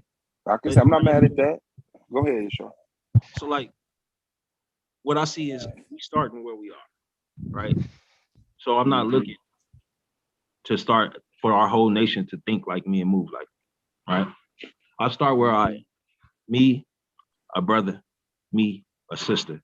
You know, we can start our families moving in that direction, right? Those on the outside looking in might see that and like that and might want to try that. And they do the same thing, right? And it becomes like Suave say, in 100 years, we can see it being an actual thing that we do. It's not something that we have to teach. It's not something that we have to go around and have these major discussions, because we already started to move in that direction, and it picked up because it was something that was successful. It was something that, worked out. Now, show results. Genetics, right? When we're talking about genetics and DNA, that's what we're talking about. We was never talking about arranged marriage outside of our nation. I know I'm never talking about that ever. So it's not even a thought. You know what I'm saying? So to think like these outside nations has never been a thought process for me. When I look at when I look at my ancestors, when I look at my ancestors, we shunned that. You see what I'm saying? Our arranged marriage was amongst our nation. It wasn't about stepping outside and allowing other people to come in and have access to our lands and do all of these other things. It was about building up our family so that our families can have it in the next 100,000, a million generations from that point forward. That's my mindset. Nothing else outside of that. Are we there yet? Absolutely not. Can we start? You damn right we can, as long as we got the right mindset. But if we if we got the mindset of doubt, then you're a problem. We got the mindset of the ancestors, so you're gonna fail. Niggas got these old ass, dated ass, failed ass blueprints. That shit gonna fail, nigga. 100 years from now, niggas gonna be sitting around like they doing now, bro. You think so? I mean, because we come from unrealistic approaches on a lot of this shit, bro. Like, arranged marriages, marriage don't solve shit. People have to want to be with a motherfucker. People have to want to raise their kids. People have to want to be a father. Like, arranging a marriage don't necessarily mean you're going to get productive families out of it. People have to want that shit. It has to be a cultural understanding shifted. You know what I'm saying? Where we are today, right now, 100 years from now, with the same mentality, you can't set no damn marriages up. Yeah, that's why that's why I'm saying the evolution of mentality, because I'm looking, even as us, like as me, like, come on, bro, I'm impressed. You know what I'm saying? Not enough to be like wipe my that way hands, though, bro. but I'm looking at us and I'm seeing like it's a uniform. Like, damn, you still eat pork? Oh, damn, you still a player? Oh, you still? I'm looking at us getting ourselves together, and I'm like, okay, because like real talk, the stuff that people keep trying to drag dudes for, that was what I grew up in, and I was out of place, and I was like, well, why would I want to do that? And then I look at them, they do it, and then they come back, and when we smoking our weed, they telling us how they took a loss. And I'm like, how did you not have the intelligence to see that? I see less of that. You know what I'm saying? And it may be because of who I'm bumping heads with and rubbing shoulders with, but I see more of it. I see less of that. I see more of this. So I can imagine like 100 years from now, especially with the women getting on niggas' heads talking about abort black men, we're going to straighten up, bro. But Suave, you saw how you just sat here and said, "Oh, you still eating pork?" Someone on the other side of that equation that eats pork is gonna say, "Motherfucker, you smoke weed all the time?" Yeah, and then I'm gonna stop. I'm gonna not instill smoking weed into my kids. This is one of my But I sicknesses. must be fucked. I eat bacon and smoke weed. I want to take that to my grave, and I think the pork thing And you is a just Kobe something, fan, bro. The pork thing is something that got to be revisited. But hey, as far as the bad habits that you know, where if you look at it as bad habit, okay, I could like we could look at a bad habit if it's not fucking the people up. Like you smoking at home ain't doing shit. But if we like collectively like eating pork and motherfuckers steadily getting blood diseases, heart diseases, high blood pressure, this, that, and the other, like we're shortening the life range of our people just to enjoy pork. Like, yeah. So all of that stuff cannot be passed down to the kids. I've been said this: take the good, die with the bad. Recognize what about you is fucked up and sick and we can't afford to pass on to the next generation. That's it. Not out of preference, but just out of obedience. I'm not gonna teach my kids to smoke weed. Like, not only did I teach my kids what to do, I taught them what not to do. You see what I did and what I won. You see what I did and what I lost. Make your decisions. You're smarter than me. So what I'm saying though is when we raising kids that can think for themselves and think with wisdom, why would I ever need to arrange a marriage for my sons when I taught my sons how to be great men and how to accumulate wealth for themselves and do what they need to do to find whatever woman they want to be with and maintain? Did you teach your daughters that also? I don't have any daughters. Okay, so that's a problem, right? Because now your son is just picking from which women? I'm saying if I did have a daughter, I would teach her the same way. I'm saying children. I'll assume that. I so happen to have sons, but if I had a daughter, so now would be the You'll same teach thing. her what? What would you I'll teach your assume daughter the same that you would teach your son about marriage? I'm Those saying are two I would different teach her to equations. be a responsible person, Taz. I would teach her to be a responsible woman. Right, but in terms of like, okay, so because let's say we talking about arranged marriages, your daughter would have a different purpose than your son would. So I think because for me when Suave asked that, I took it like you need both sides of that understanding so you'll know the woman you're trying to create for your son. So you're creating your son for that daughter. So kind of being on both sides helps. Because like I said, I'm kind of in agreement with you, but at the same time, I do think there's a difference in how you would have to handle that with boys and girls. Yeah, I understand that. And what I'm saying is, my bad. What I'm saying is, I absolutely understand that, and I would go. That would be implemented in my life if I was in that situation. So, but just speaking on that from speculation, yeah, clearly you raise your daughters differently with different principles and stuff like that than you raise your sons. But I'm just speaking on you are a man who has a daughter, so you have experience in that. I've never had the privileged opportunity to raise a daughter, so I don't know what that's like. So how did you raise your sons correctly if you never experienced a daughter? I gotta have a daughter in order to understand how to raise my sons correctly. Where did you get that experience of the feminine side to even know what your boys is supposed to be complimenting? His mama is a woman. Okay, and you said that didn't work out, and she's a Christian. I didn't say it didn't work out. I just said they didn't follow her to Christianity. I didn't say that they have a fucked up relationship. I'm saying I said it. No, I'm saying that you said it didn't work out between you and her.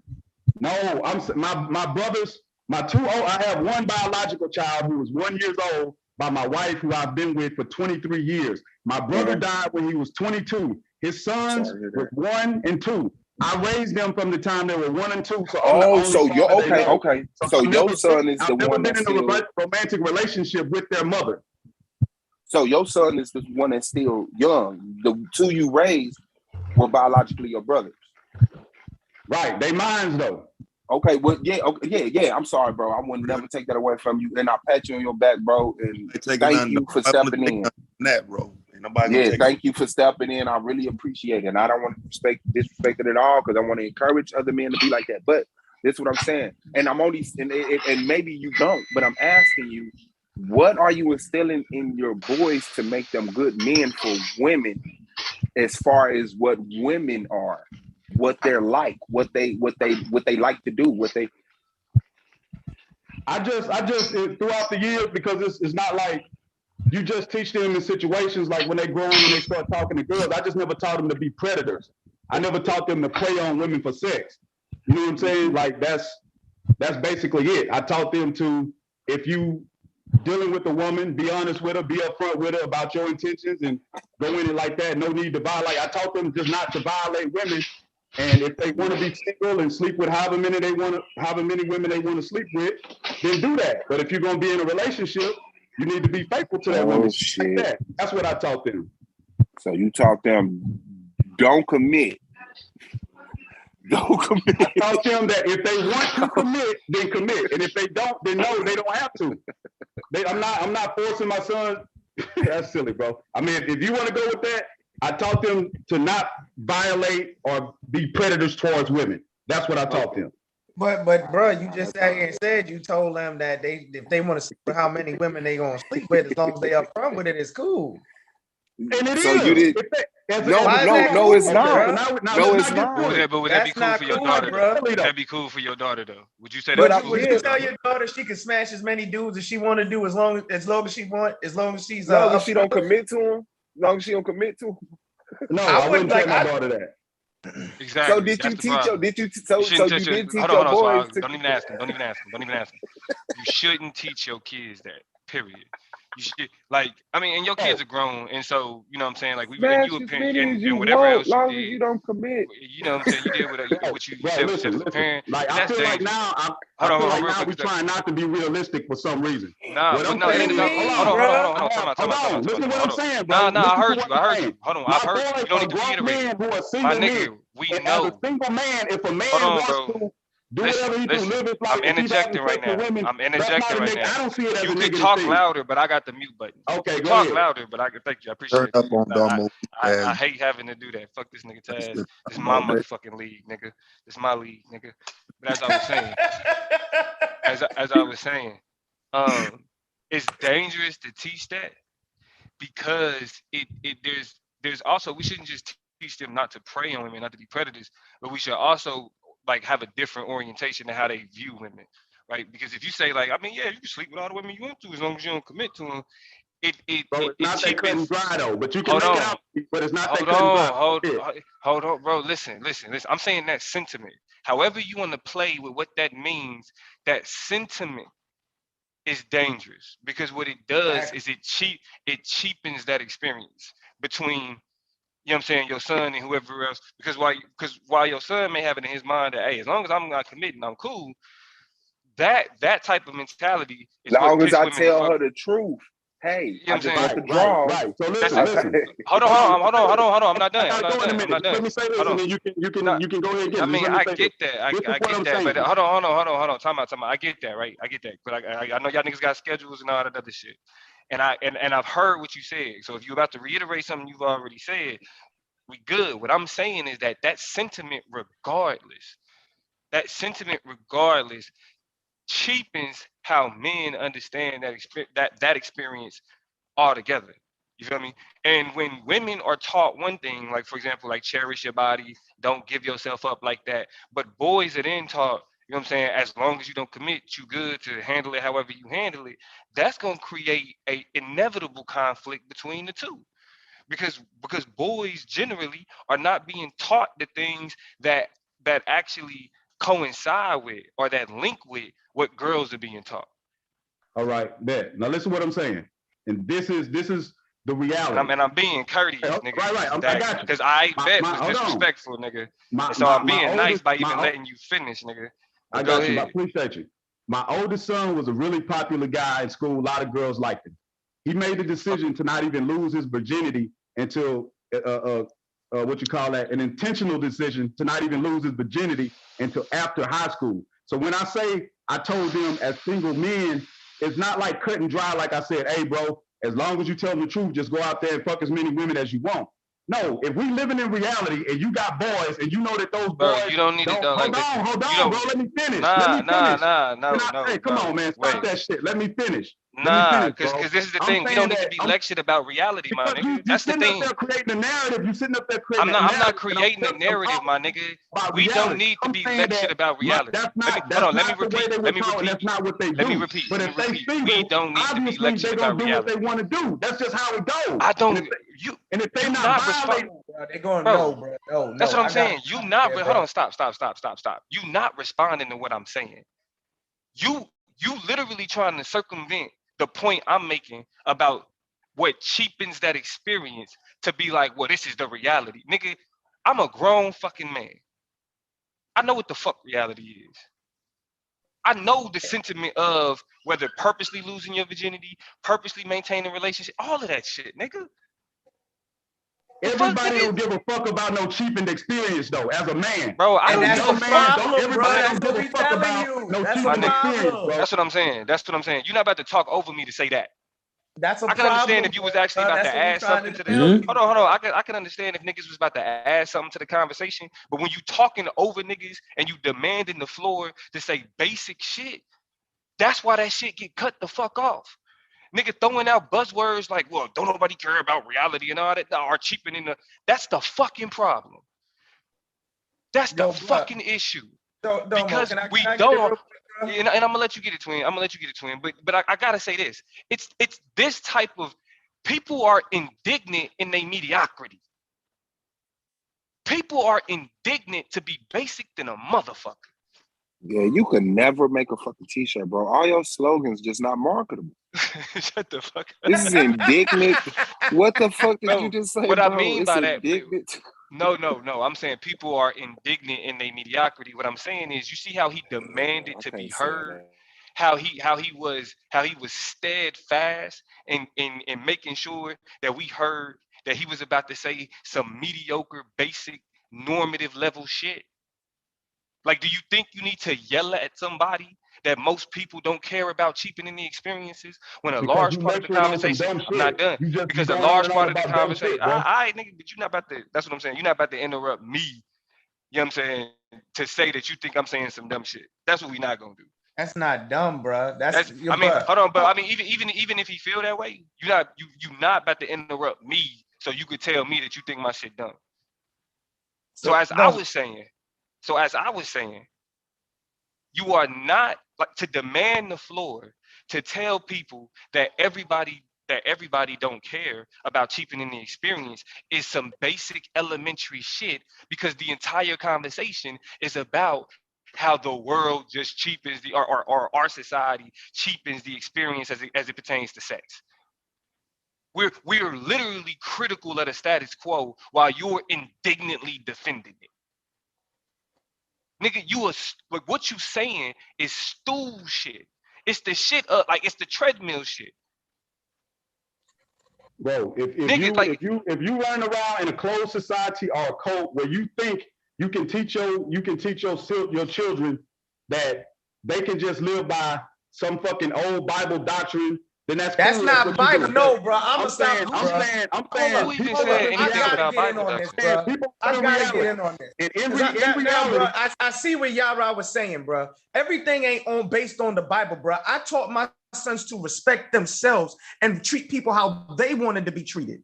You see what I'm saying, bro? That's not based on no damn Bible, y'all bro. acting like I'm saying different. It's the dumbass shit I'm saying. I'm saying Bro, if they that's single no. young men, You just sat they here don't and want to said, be in bro. a You told your relationship, children as long as they That's single to dumb as conquer as fuck. many women as they can.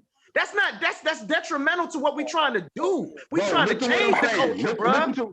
Listen, I will apologize if I misspoke. I didn't mean that in a cut and dry way. What I meant by that was I taught them that if they are single and however they want to live their life as they single, as long as they not going at women just for sex and using them for that. That's the way my sons are living their lives. So if I misspoke, my bad. But that's not what it is. And I don't want to make it like that. I'm saying in reality, I'm talking about reality. That's not the way my sons are living and how they grew up and how they see women. That's what I'm saying. I'm gonna pass it off. If they are single, And sir, you're being extremely disrespectful to everyone else every time you mention the Bible.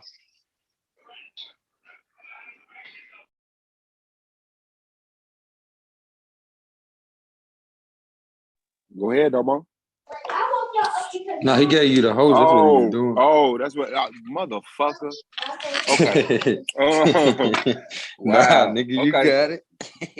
So let me see if I can have this, because when I had it, like I tell, like, see, my thing is to live your life, right, with a purpose. Like, if you know you're gonna get married one day, then you're married already. Live your life like that. Like, don't make some woman settle for a nigga that laid with over 100 women. You know, now here you go. Your reward in life. Me. No plans of getting married. Yeah, like I tell my sons, like when you get with a woman for the rest of your life, make sure you giving her the best man you can, because that's what you want for your daughter. Mm-hmm. That's what you know what I'm saying? Don't just give a woman just some settled, if you like, we fucked up. Okay, when my lights turned on, I was in the hood, stupid shit was happening, I joined in. You're out of the hood. That's not your life. You see what I'm saying? And there ain't nothing to glorify. Now, generationally make it better. But when you finally meet a girl, bro, like, you're supposed to want that girl to be happy that she got you. Now, I know, because this is one of my things, but I've never been societal. And I'm not just anti-society to be anti-societal. I just never fucking like when everybody, but nevertheless. What I was told and what was depicted to me was women like to do with the most girls. And I even came up with my own philosophy, like, the best way to get a girl is already have a girl. Women love the smell of women on men. When you don't have a girl, they don't give you no attention. The moment you get in a relationship, it seems like girls get interested in you. You see what I'm saying? Now, that just came from experiences and others. So I can see where that mentality would come from, because it's believable to say, well, no girl wants to do with no girls. You know what I'm saying? Like, girls want to be able to, but we can't settle for that. We cannot settle for that. The things that we hold valuable and quality in life was lame when I was coming up. Motherfuckers was saying that shit was lame. But now all of a sudden, we're men and we talk about instilling into our kids and shit. So I can't go with societal, bro. Like, I gotta carve my own, and some shit will correlate and some shit will contradict, but be contrary to. But like I said, Black people haven't had the chance to compile our culture into one pile and say, respect this shit. Other cultures usurp it and put it out there and do what they want with it, and we embrace it. But we're not in this motherfucker standing up saying, hey, we ain't doing this, we ain't doing that, and this is what the fuck we doing. Right, bro. I agree with that. I'm finna get out of here because I gotta go to work. All I'm saying is, if you got two sons, grown adults, teenagers, whatever, and they don't want to be in relationships, I'm not gonna tell them to be virgins. That's what I'm saying. So I misspoke when I said I didn't tell them to go sleep with as many women as possible. It wasn't like that. That's just the way I said it. I'm saying that my mentality towards that and the way I raised them was, if you single and you want to date women and you have sex with them, be straight up with them. If that's wrong, then that's wrong. That is what it is. But I don't find it to be realistic to think that I'm gonna have two grown men out there that's not having sex or don't want to have sex, and it can be done responsibly. That's what I believe. So if that's wrong, then it is what it is. No, I'm with you. I'm with you, bro. I could get that, bro. Because like I said, that's what we can, man. It's simple as this. If you gonna be young men to value marriage, though, bro. I understand what you're saying, bro, but we need to get back to teaching young men to value marriage. Like, but you don't have to lie. You don't have to manipulate, pray, and lie to women in order to have sex with them. I can see that. I can't wait till you get back because that's what women should be. But a lot of times dudes say, well, I only told you I love you. I want to be with you because I want to sleep with you. Because he knew he got, and you don't deserve it. If that's her standard, then nigga, you don't deserve it. Go sleep with the women who don't care if you don't want to marry them. But you're not attracted to them. You're attracted to the girls who keeping themselves up and planning on their future. No, go be with the ones who don't care about their weight, their hygiene, their education. That's where it's at. And that's why so it ain't too. But join that league though. I just want to tell him that. Join that motherfucking league. I don't know if he gone. But send an email, join that motherfucking league. But check it out though, Swab. That's a problem though. Like we can't. This is what our sisters be talking about. Holding ourselves and holding our men accountable for the fuck shit that they teaching our boys. So what he basically said is, instead of son, you know what I'm saying, value your virginity because it's just as important as a woman's. I can't let you say that, bro. I can't let you say he didn't say that. I understand but he's not here to clarify anything. Right? And he said, well, it wasn't just as cut and clear. Yeah, but remember one of his sons. But he said if they don't want to, I don't expect because they don't want to get married to be in a relationship that they should remain a virgin. See what I'm saying? So I'm not telling you that he didn't teach them honor your virginity because from experience, he said his son stayed a virgin through high school or some shit, college or some shit. He said, dude stayed a virgin. Yeah. He said his son stayed a virgin through high school. Yeah, so to me, his son valued his virginity. And he said the mother didn't have nothing to do with that. I don't know. That's his son valuing his virginity. I think that's not what his dad was teaching him, bro. I think despite what he learned, he went out into that world and was smarter or had a higher quality than what he was taught. I was thinking that too. Right. I was thinking that. Because a lot of times, from what he originally said to what he said before he left was two different things, bro. Hey, all I'm saying is what he originally said and from what he said before he left was two he did that twice. Remember, he said that twice. Remember, he said it had never happened, and he said it can happen, but it's far. So he does that emotional speaking when he just jump out the window like the other dude came in the chat. The slave trade never happened. Then all of a sudden he hit the panel. Oh, that was a typo. What I meant to say is that it didn't happen the way they said. So niggas do that shit. But my only thing is that at my level, he ain't here to even defend himself no more and clarify nothing. So I don't want to. You know what I'm saying? That's that Garfield shit though, bro. Hey, do you know how many times I wanted to say that? I purposely did say that, bro, just so he wouldn't even equate it like to some Garfield hate or some shit. I wanted to let him know. Well, no, we dealt with you as a dude, as an individual. Swab, what Domo was talking about is what dudes teach their sons, though, bro. A lot of dudes teach their son to go out and conquer as many women as they can. Mm-hmm. So I understood it because that's what he said when he originally spoke. That's the doctrine he was pushing. No, what I got from it is what I said too. What I got from what he said from the initial is I teach my sons you don't have to lie to these women like you're gonna be in a committed relationship if you only want sex. Be upfront with them about only wanting sex and let them choose to give you the sex despite the fact you don't want to be in a committed relationship. That's what I got. I don't agree with that, but that's what I got. I don't agree with that. You should be. I know that you don't have to lie because that's a problem. A lot of dudes who sit up and say, no, I love you. No, I'm going to be with you. and they only intended to sleep with him. Stop being that dude. I can agree with that. But now at this point, we got to push a little further and say, hey, be obedient, bro. Like, don't lay with a girl unless you intend on. And if you know you ain't even in that lane, then leave it alone. Because that's where the best results show up at. It's just we're willing to settle for less quality results. But if you just wait, go ahead. But it goes back to something I've said, shit, like maybe a year ago, 2 years ago. It's that instant gratification, bro. It goes from how these dudes were taught when they was young to sit here and conquer as many women. And then when they finally do have sex, sex feels amazing. So they want to get as much of it as possible. You see what I'm saying, bro? So yeah, but I'm going to let y'all know now. All the young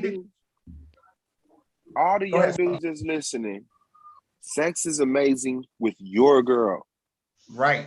Like, it's hard to make. I can't tell you sex is horrible. I can't. But what I'm telling you is that there's a level to that experience that you don't get to experience because you always cheapen the experience. You're calling like love, and you're never experiencing love because you cheapened it to like. When we see people and we get interested in them. We don't know nothing about it. Okay, she looks good. Okay, he looks good. You say, I like him, and you don't even know them. You're interested in them. Then when you actually get to learn them, and you like, you know what? These are the things I like about you. Then we say love, and then we never really get to experience what real love is because we've been taught that like is love. Same thing with the sex. Having sex with your girl, knowing it's your girl, knowing you ain't lying, you ain't got to watch your bag, ain't no STDs, it ain't nothing, this, that, and other. Like, there's a spiritual connection, an energy connection, whatever you want to call it, atoms, germs, I don't know. But yeah, it's different from just having sex that feel good to be like the shit that movies are made of. And I think we quit believing in that with the Bible. You know, when we dropped the Bible, we stopped believing in all spiritual things. And I think we need to make a clarification at this point. Like, nah, man, all that shit ain't spooky. A lot of that shit is real. Yeah, because I mean, like you said, the non-romanticized version, hell yeah, that shit real as fuck. You can have some real experiences that'll make you be like, hold on, this is what they was writing religions about? I think this is what they was trying to talk about. You know what I'm saying? But like you said, when you not able to enjoy the experience because it's been cheapened for you, it's something that you feel like you have to do just to, fit in because everybody else is doing it. Like that shit, bro. I feel sorry for dudes. You know what I'm saying? They go through that as well as Niggas having sex with girls that they don't even kiss. Man, you can't I can remember, kiss bro. her. You know not to kiss this girl, but you got your whole penis in it. You wouldn't even let somebody see you outside with this girl. That's why now we gotta talk about what that really is, though. You know what I'm saying? Because that's a level of sexuality, and to me, that's borderline sadistic if it's not, because you don't really have a connection like you alluding to, like with the words. Nigga, you using sex to get some shit off that it ain't supposed to be. Man, bro, when a nigga using sex just to motherfucking puff himself up, whether it's a woman or a man, it's not the reason why it's used for. Now, I might be using sadistic wrong, but for me, the opposite of using sex, having sex the right way, it's sadistic to me. Like, when you going to you. I can't. That's what I'm saying. Yeah, that's I clarified it, because I take my shit and make it mean I something. don't know what sadistic mean. I really want. But sadistic is to have sex and you basically like you weaponizing this shit. You a step on a woman's face while you having sex with her. You doing all kind of mean shit to demean a motherfucker while you having sex. And your reason for doing it is to demean somebody. Just to say I fucked her. Like, think about how many, young boys that's having sex. That's what the passage is. They thinking, oh, let me tell such and such so I can get off the fact that I fucked her. That's the reason why I'm doing this shit. Oh, because they don't even know why they having sex. Deriving pleasure from inflicting pain, suffering of humiliation of others. That's Come what on it now. is. So and when you go back and tell everybody out of you having sex somebody just to tell everybody. Yeah, you having sex just Nah, to tell everybody. You tell the little girl, I ain't gonna tell nobody. Then you go straight to school, tell everybody. Like, that's humiliating like a motherfucker. Can I Now she chime gotta in? learn how to cope with that shit and accept it and make it like she a hoe. You can go ahead. Hi, everyone. I'm MJ Hey, from in the chat. what's up, MJ? Welcome to the Oh, Rich peace. I Gang. thought this. Hi, how you doing, guys? I just Peace. want to say that with the conversation, I like how the flow is going now. Before it was a little hectic, my ears was hurting, but I definitely like how the flow is going now. I want to say that I'm glad that I see some guys on the panel are starting to understand somewhat what women have been saying, that the way that we teach our young girls and the way that we teach our young boys is the reason why we have such a disconnect. And this is why we don't have that basic agreement in regards of moving forward with populating the earth. Because if you really think about it, like I think it was Twin Man or Yashir, I'm not sure, but when you teach boys that it's okay to just go out and date as many women as possible, get to know yourself, get to know what type of woman you like. But then you teach young girls that they just supposed to just sit back and wait and not really know themselves, but get to know what type of woman they need to be for a specific man, then you're already causing confusion. Because what happens to your younger girl, she's only going to know what type of woman she's supposed to be for a particular man. She's not going to really know herself. So when she runs across a boy or a man who has a more well-rounded of how to deal with certain type of women in the world, she's going to be unsatisfied because she's going to have this type of dream and illusion of what the particular man that she was raised to be for. And that's going to separate. That's what make women tend to divorce most of the time in marriages, because what they've been taught that this is who I am groomed to be for this particular type of man. This man wasn't taught to be that man. He was taught to be whatever man he chooses to be. So we have to become, as a community, we have to come to an agreement where we're going to have a straight path of how we want both our girls and boys to conduct themselves and what we see how marriage is supposed to be going forward. So until we do that and we be honest about it and accept it, we're going to always have this disconnect. We're going to always have this back and forth. We're going to always have this turmoil. So that's just what I wanted to say. We appreciate that input for real, because I mean that's really the conversation we trying to discuss, better ways to deal with this infighting, because we getting a lot of friendly fire and it's really not helping the situation at all.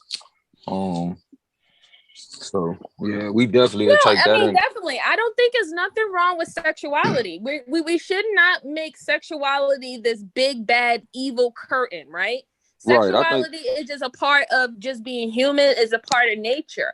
However, when it comes down to our community foundation, how we're going to move forward, we're going to have to make a decision. And this is one thing that I will give it up to religions, even though I'm spiritual, they do have a foundation for that. Right. And I think with us talking about, sexuality, like you ever heard the phrase where, you can turn a person's strength into a weakness? Correct. So with us being spiritual people, naturally, once you turn a group of people, like, it was a whole big thing about abstaining when I was a child. And of course, I'm pretty sure I was hearing more of the feminine aspect because I had mainly sisters growing up. But be that as it may, I was paying attention. You know what I'm saying? So I know that there was an aspect that was taught to the women, as well as there was a conversation that was told to me. But with me hearing so much of my mother's conversations, even my father being an upstanding dude, you know what I'm saying? To the point, like, it was certain conversations he wouldn't even entertain, and I seen him check people on that. So I've seen the balance to the point when, men would say stuff like my uncles or whatever would say, like, how many girlfriends you got? I'd be like, I got one. They'd be like, what? At your age, ain't no way I'd just be with one girl. You know what I'm saying? Little stuff like that. And then the women would say stuff like, darn, look at you. You're gonna have a hard time trying to keep the women up off of you. So I always heard these little subtle conversations that now that I'm older and raising kids, I try not to have certain conversations with my kid because it increases a desire to want to know what this person is talking about. Because I used to hear them conversations and be like, what you mean I ain't gonna be able to get a woman to resist me? And even used to have it in my mind, like, you can't resist me. You know, it's these little conversations that we gotta watch how we talk around our children as well. That's what I'm hearing from these conversations. I'm like, Oh, So, absolutely. Like I have a son, right? And I have heard people say, "Oh, he's a heartthrob." right. I have had older women say oh, that's my boyfriend, that's my husband, and it's sad. It's It's sad like that I giving. It's hated like that shit.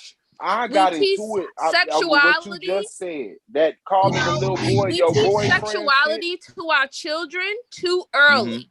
Too mm-hmm. early. And with You boys, sexualizing a we child. teach them to be sexual earlier, and then we teach girls to hate sexuality. Because Right. mind you, every single time we talk about sexuality with girls, we demonize it. If you do this, you're a fast ass. If you do this, you're wrong. If you do this, man's gonna respect you. If you do this, they're gonna call you names, they're gonna call you a hoe and whatever not. So this is why we have to really think about what we're doing in regards of children, and if we're not going to lead them when it comes down to sexuality and being with the opposite sex and moving in that direction, then Right.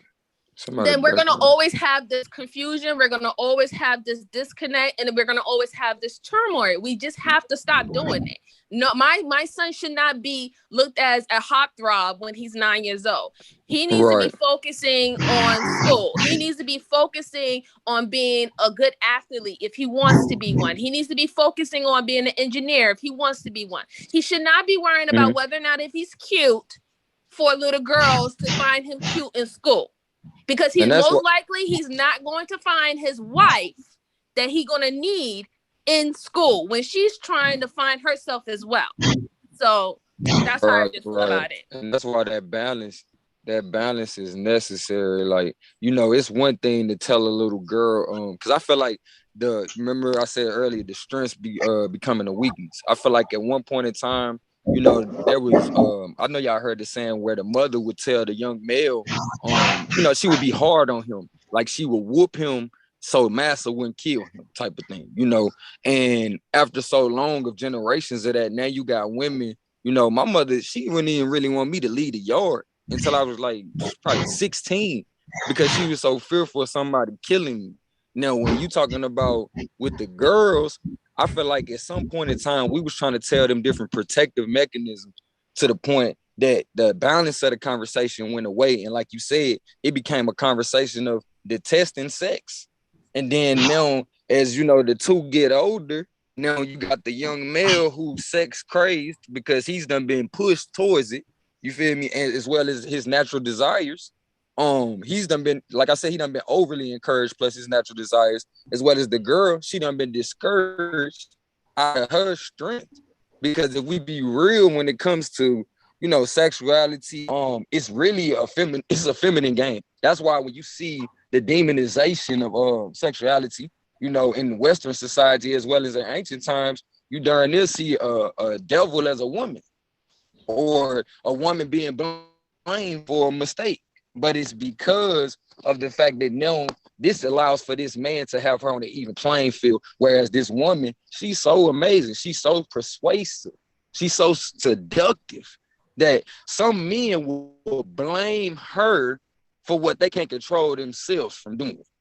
So it becomes a thing of balance. Suave always talks about this. Like, a lot of us, we got so much love and passion that, once we got to the point we realized somebody lied to us, we threw everything away. It's the extremes that we got to watch. So I'm all for the spiritual because it's all about balance. And the reason why I had a hard time with religion was because it's like, it's almost extreme in some sense. Like, you can't mess with this group of people, even if they good people in integrity, right? And the things that they do on a regular basis, you can't mess with them if they not the same religious practices as you in some groups. Not to say all, because I met people who it's their bloodline and they move a lot different. But I definitely, man, appreciate this conversation and feel like, you know, we got to watch the imbalance of conversation that we give to our daughters, where we basically telling them to shut down from being their natural self. And then we telling young males to be opposite of what their natural self is. Our natural self is not to be out here chasing, you know, sexual prowess. That's not our natural nature. Our natural nature is to. I mean, it's Can I definitely interject a moment, push. please? Because Yeah. in regards Go to ahead. conversation, in regards to sexuality, it again goes back to what I was saying in regards to therapy and counselling. Now, I know in the UK, we don't have guidance counsellors. So I was a part of a project when I was in my teenage years. I was about 14 to 21 when I did this project. And basically it was set up because of the teenage pregnancy rates, prevention, and the HIV rates that were rising within the Black community. So the project set up groups of young people with adults to be able to go into schools, go into communities, and we'd work with the young people in a 6 to 12 week sessions where we would go in, speak to the community, speak to the school, find out what the issues were, get a consensus of what we needed to work on, create games, create fun ways to be able to give the information to the young people, as well as within those sessions, discovering what the young people's thought processes were and challenging those. Sometimes the groups would split off so that you're dealing with the girls on specific issues and you're dealing with the guys on specific issues in regards to the negativity. But then we'd also come back together so that the girls and the guys would be able to talk and challenge each other's processes. So things like the derogatory names, we'd put them on the boards, we'd go into the definitions, and it just allowed a safe space for young people to be able to communicate. And after a period of time of doing those sessions, we'd come back in the future to work with that community again, or that school, because obviously, you know, I think people forget that sexuality is expansive. Do you get what I'm saying? In terms of our age, our group, our development, and the different stages going through. Is it middle school you guys go, and then secondary education? So there's different needs at different points working with those communities, but we saw a drop in pregnancies. We saw in terms of developing further into relationship counseling to teach young people how to date, what dating looks like.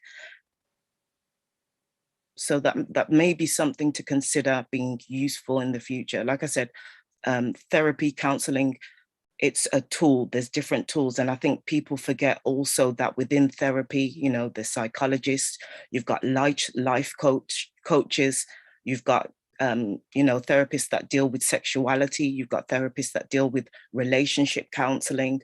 We've got to start promoting healthy ways of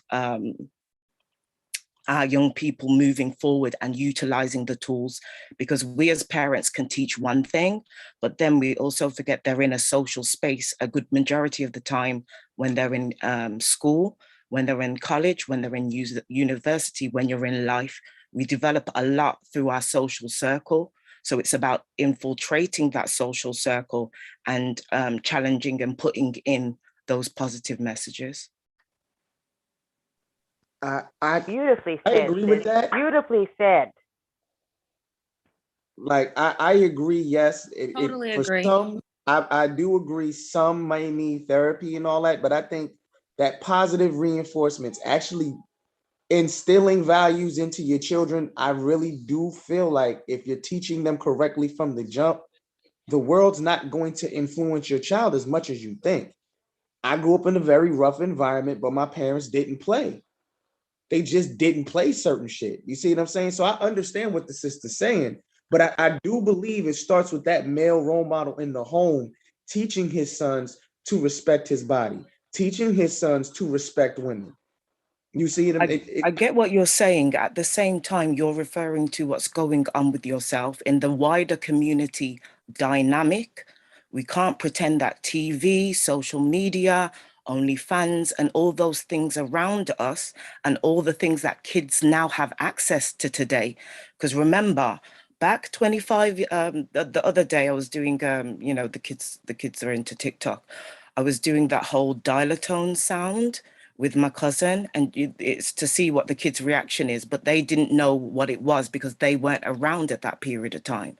So we have to now, yes, I'm not trying to diminish what you're saying, but from your past and my past, the things that existed then are different now. So we have to encompass what's going on around our young people, because eventually when they leave your home and they're going to school, they're in that public arena. We can't pretend that with this pump and dump culture and the other things that are going on, young people have access to YouTube and other ways to be able to digest information. Now, digesting that information depends on their perception, but I think you're not giving credence to the fact of how much our friends group can sometimes impact the way that we think. That's why groups like that helped, because you're infiltrating teenage thinking. Because you have to remember, our brains are not fully developed until they're 25.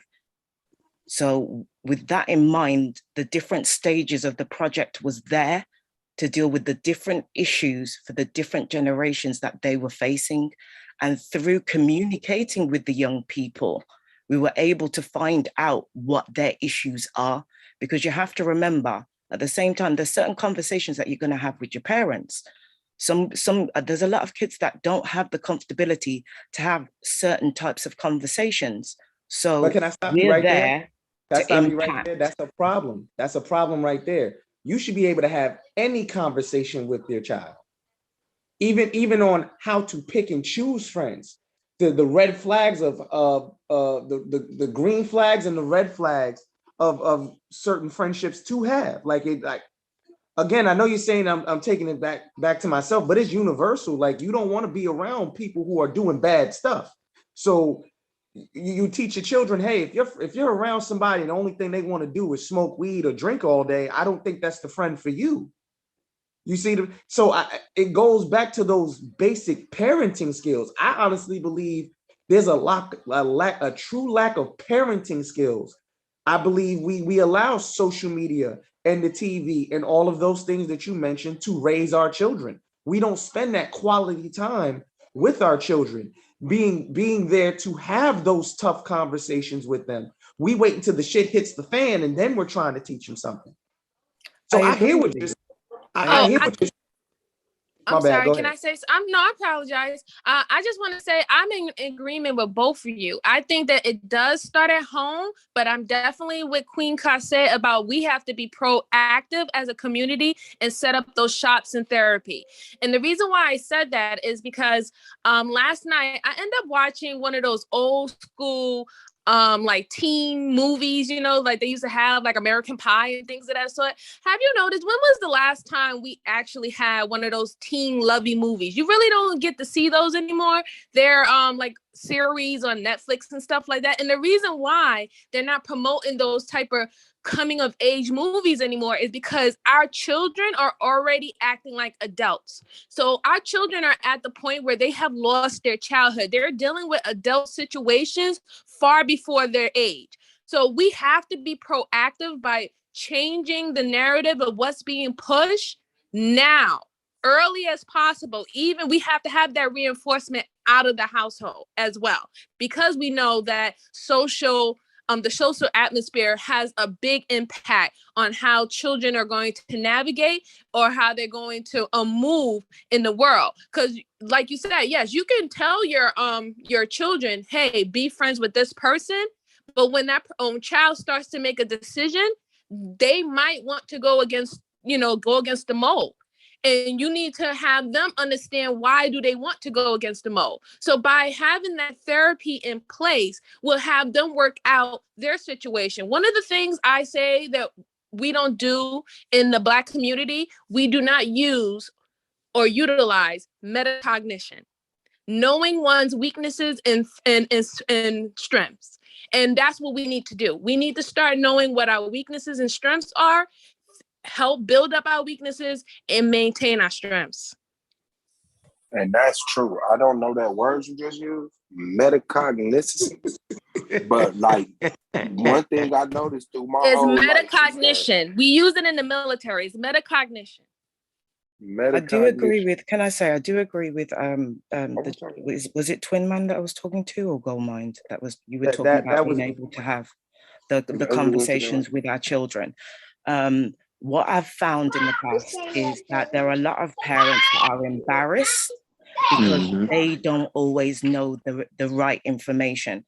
For me, I've found it useful to use social media, use TV, use the Netflix specials to actually sit down with my daughter, with nieces and nephews or the young people, and go through the program, answer the questions.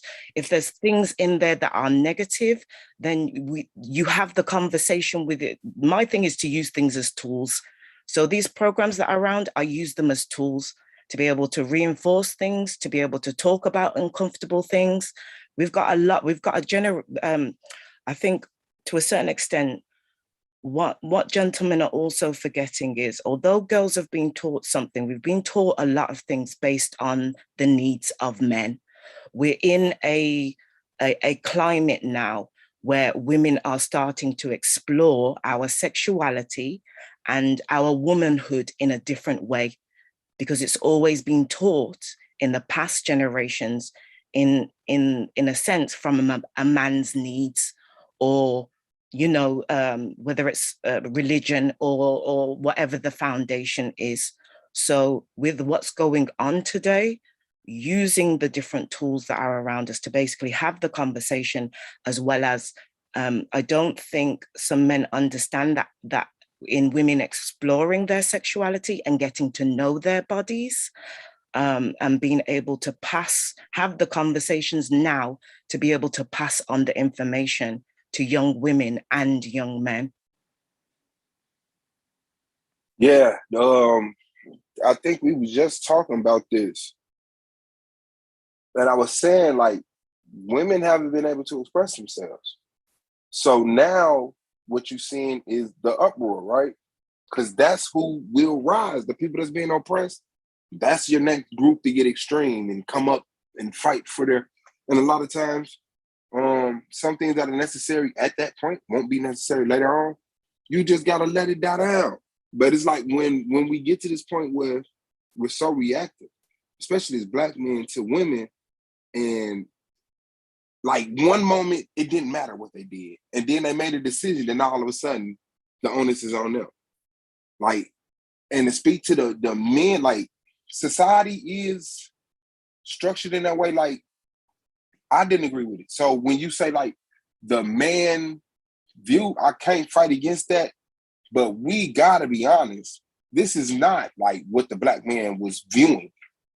Like American Pie is not the Black man's perspective on life. And that's why it's so important for me to concentrate on numbers, because it's hard to keep that going when we're blending in with everybody else. But if we want to be taken serious like everybody else, we have to separate ourselves and say, listen, we're not the same as what we're in the midst of. We can't keep saying that scattered, being in the midst of it. That's why every other culture get that respect, because they got their own little concentration of them. And it's like, well, they, the Mormons do this. The Mormons do that. These people do this because they say, hey, this is our culture. Nah. However many people give a fuck about that, it's not a lot. But for those who hear that and that like runs something, I need that to start coming into fruition, man, because there's only so much you can say from this fucking privileged position on YouTube. Like at some point in time, it's gonna have to be an action. It's gonna have to be a collective move. It's gonna have to be something that you can knock on and is real and say, nah, we don't do that over here. We don't do that over here. I don't give a fuck how many Black men you see doing that out there. We don't do that. You I know, think Frog, I oh, my sorry, bad. Go ahead. Nah, go ahead, sis. to just piggyback off of what the sister was saying, about what Queen was saying, it's children. I don't know if anybody that knows this or remembers this. Children want to please the adults in their life. That's bred into them. That's built into their DNA code. And I've always learned, even in my house, we were always encouraged to express ourselves and express who we are and stuff. And I'm the baby and the only girl of 5, so you know, I was that one. You know what I'm saying? But shout out to my brothers, by the way. But my mom used to, they some good dudes. But my mom used to always do, like, when we was, you know, in trouble or we was like feeling a certain way, because she was a single woman, so she used to always do like scenarios. She would like play a part to see how we would react to it, and it would work. So with that being said, most children, especially nowadays, children are visual learners. So it's nothing to create a scenario and be like, okay, let's act like this. You know what I'm saying? And that's pretty much how you know what I'm saying, get to know their world, and you get to find out who they are as people. And that being said, Tess, I was gonna ask you guys, what do y'all think? Maybe if we could maybe start up like a young teen or a young adult debate league for the kids, for the teens. See what our youngins know. I mean, I'm not against it. You would have to talk to the people who structured this debate league. I don't know how we much. Definitely can make that shit shake. Yeah, I wouldn't take the onus of doing it because I don't think I'm responsible enough. But I would love to see that. I would love to see that. I would love to see what our teens know, you know, and that would be awesome, I think. Can I say that in regards to what I don't miss it just as Miss iPhone was saying in regards to young people being I'm not sure who that is in the background. Is it possible for them to mute the microphone? Yeah, we can't pretend in the day and age that we're in right now that young people partially are growing up at a faster rate because of obviously technology, but we can't pretend as a Black community anymore that we don't have an issue with predators and you know, the things that are going on in today's society. A part of teaching sexuality, like I said, it's different levels. In order for our young people to be able to protect themselves is teaching them certain things about the way that their body operates, teaching them that if somebody touches them in an inappropriate way, because of the society that we're in today, the kind of innocence and childhood that we want our children to have, unless, you know, you're in some, on a desert island or, you know, in some far out place, that we have to be honest about the fact that anywhere that children exist, predators exist. So in teaching them about sexuality and teaching them certain things, because think about it, you know, young people are out playing doctors and nurses or mom and dad. We're picking up certain influences as we grow up. So we have to be able to have those conversations early in order for us to be able to, in some ways, protect our young people from what's continuing to happen today. Yeah. That goes back to again, when you're having these conversations, you have to that parent, especially that father, like, especially, and we can even take this, like when you're teaching your daughter, like if you're not that man in your daughter's life, your daughter can grow up to try to find that father figure in men. She's looking for a father, but she tries to find that fulfillment in a man instead of finding that within her, instead of having that in the household already. That's a fact. And sons, the same thing. Don't think boys are protected against that.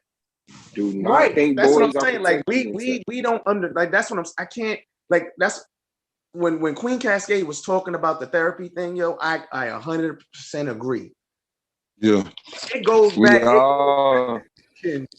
goes back to teaching your son basic life skills and basic respect and dignity. Same with your daughter. And I think if we can get back to that as men, Yeah. the therapy thing I mean, we can. would All be we gotta do beneficial, is but stop I doing it believe we ourselves. can head a lot of this off. If we stop doing it, our sons will never start. Exactly. It's because we make excuses for ourselves while we can do it, but we want the sons to not. Like, if you call your wife mom and the son gonna call her mom, gonna call her mom. It's just simple as that, man. Like if they're watching you, if you the living example, then you gotta wonder where did they get any habits outside of that. It's something that introduced, whether they got it at school or they got it from TV or they got it from radio or I don't know, they phone. Something introduced that to them, and you need to find out and cut that off. Right. Definitely in agreement with that. Definitely in agreement with that because, you know, I know what I teach my son. So if I see anything different outside of what I teach him, I definitely go hunting to find where his influence was. You know, whether if it's a certain show that he might have watched that I didn't really research to see if it was a good show for him, whether it was some type of encounter he had in school or with another adult besides myself, I can always pinpoint where he got his influence from if it wasn't coming from me. So yeah, I do totally agree with that. Because like I like the world, I've said it before. The world can be a gigantic influence on you, but if you're really on your kids and you're watching your kids, it's gonna have minimal impact. There are things that I was taught as a child that I implement today because I think about like the shit as an adult. I think about what my mother and my father would think if they saw me do some shit. You see what I'm saying? That was a so fact. it's like, I get what you're saying, Twin Man. At the same time, we have to also understand that we've got a high majority of single parent families, yeah, in comparison to those that are married. So when you're in a married circumstance, you would hope, or I would hope, that the two of you are working together and filling in the gaps in making sure that the kids are educated. But we have to also understand that every married person isn't necessarily in a healthy relationship. The other thing is, with there being single parent families, obviously the male influence is missing. And yes, there are single mothers that would like to have, you know, that good male role model around them. But sometimes it isn't always possible because of the circumstances of having predators and not knowing who's safe and sound. So having things like the community projects, because say, for example, the other thing is within there being single parent families, remember that mom's having to do double the work. She's having to compensate for finances that aren't there. That sometimes means that that child might be in the care of their parent, the grandparents, that they might be in the care of childcare. So having the community initiatives and the community programs helps to reinforce sometimes what mums and other parents are not aware of or not knowledgeable about. Like I said, just reinforce because of the outside influences.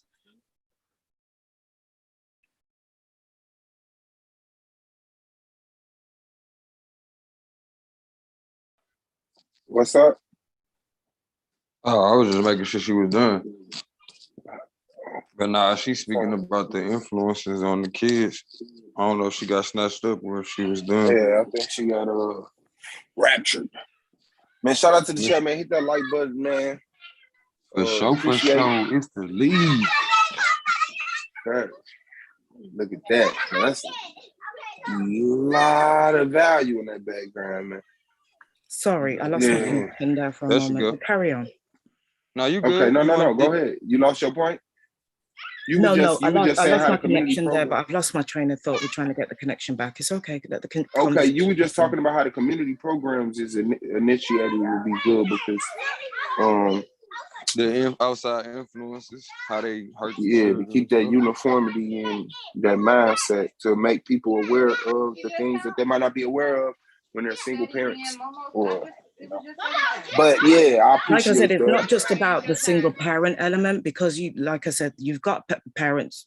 Well, if you look at the statistics today, you can see how many people are married in comparison to how many single families there are. At the same time, people, we can't assume that everybody that is married is having a healthy relationship. There's a lot of assumption that just because a man is in the home, that there's a healthy relationship, or that child is seeing a healthy marriage. The community initiative and the project, having that there with the young people, is able to sort of find out each group. When we went in the past, because obviously I'm in my 30s now, we'd go in, assess what the community needs are, assess, the young people's needs. We'd give them questionnaires so that we'd be able to find out what their thought process is. And then we'd tailor make the packages around that, so that we'd go in there and work with what we've got, but do it in a fun way and use, whatever was popular then. Back then it was like Will Smith with Fresh Prince of Bel-Air. So we'd use that as talking points to be able to drive certain things home, and explaining to them about the fact of, television being actual television. These are characters, because sometimes young people and young men forget that.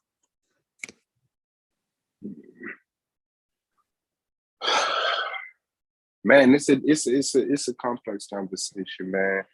And I wish we had a broader platform. I wish you could just like hijack the airwaves. But we got to get some way to get this uniform faster, man, because people are like, yeah, we talking about it. A lot of people not. People are giving up. People are moving away from it. Some people are avoiding. Like, it got to be something that just gets this out there a little bit thicker. Well, we live in a society of bandwagoners. So as long as we just move and move small, people's going to follow through. People always follow the success. So be the success. Results. I swear, people. Results is what's going to make people adopt the system. That's it. You're 100% right there, man.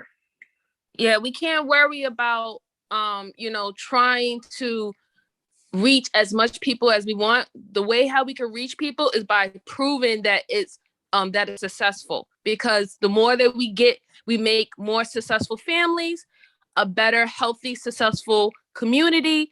People are going to see that, because everybody's watching. People within our community and people out of our community. They're all watching our moves. They're all watching our steps. They all want to know what we're thinking about and doing. So we have to show them. We can't just always talk about it. We just have to show them. Sometimes not everything has to be a conversation. You just have to move.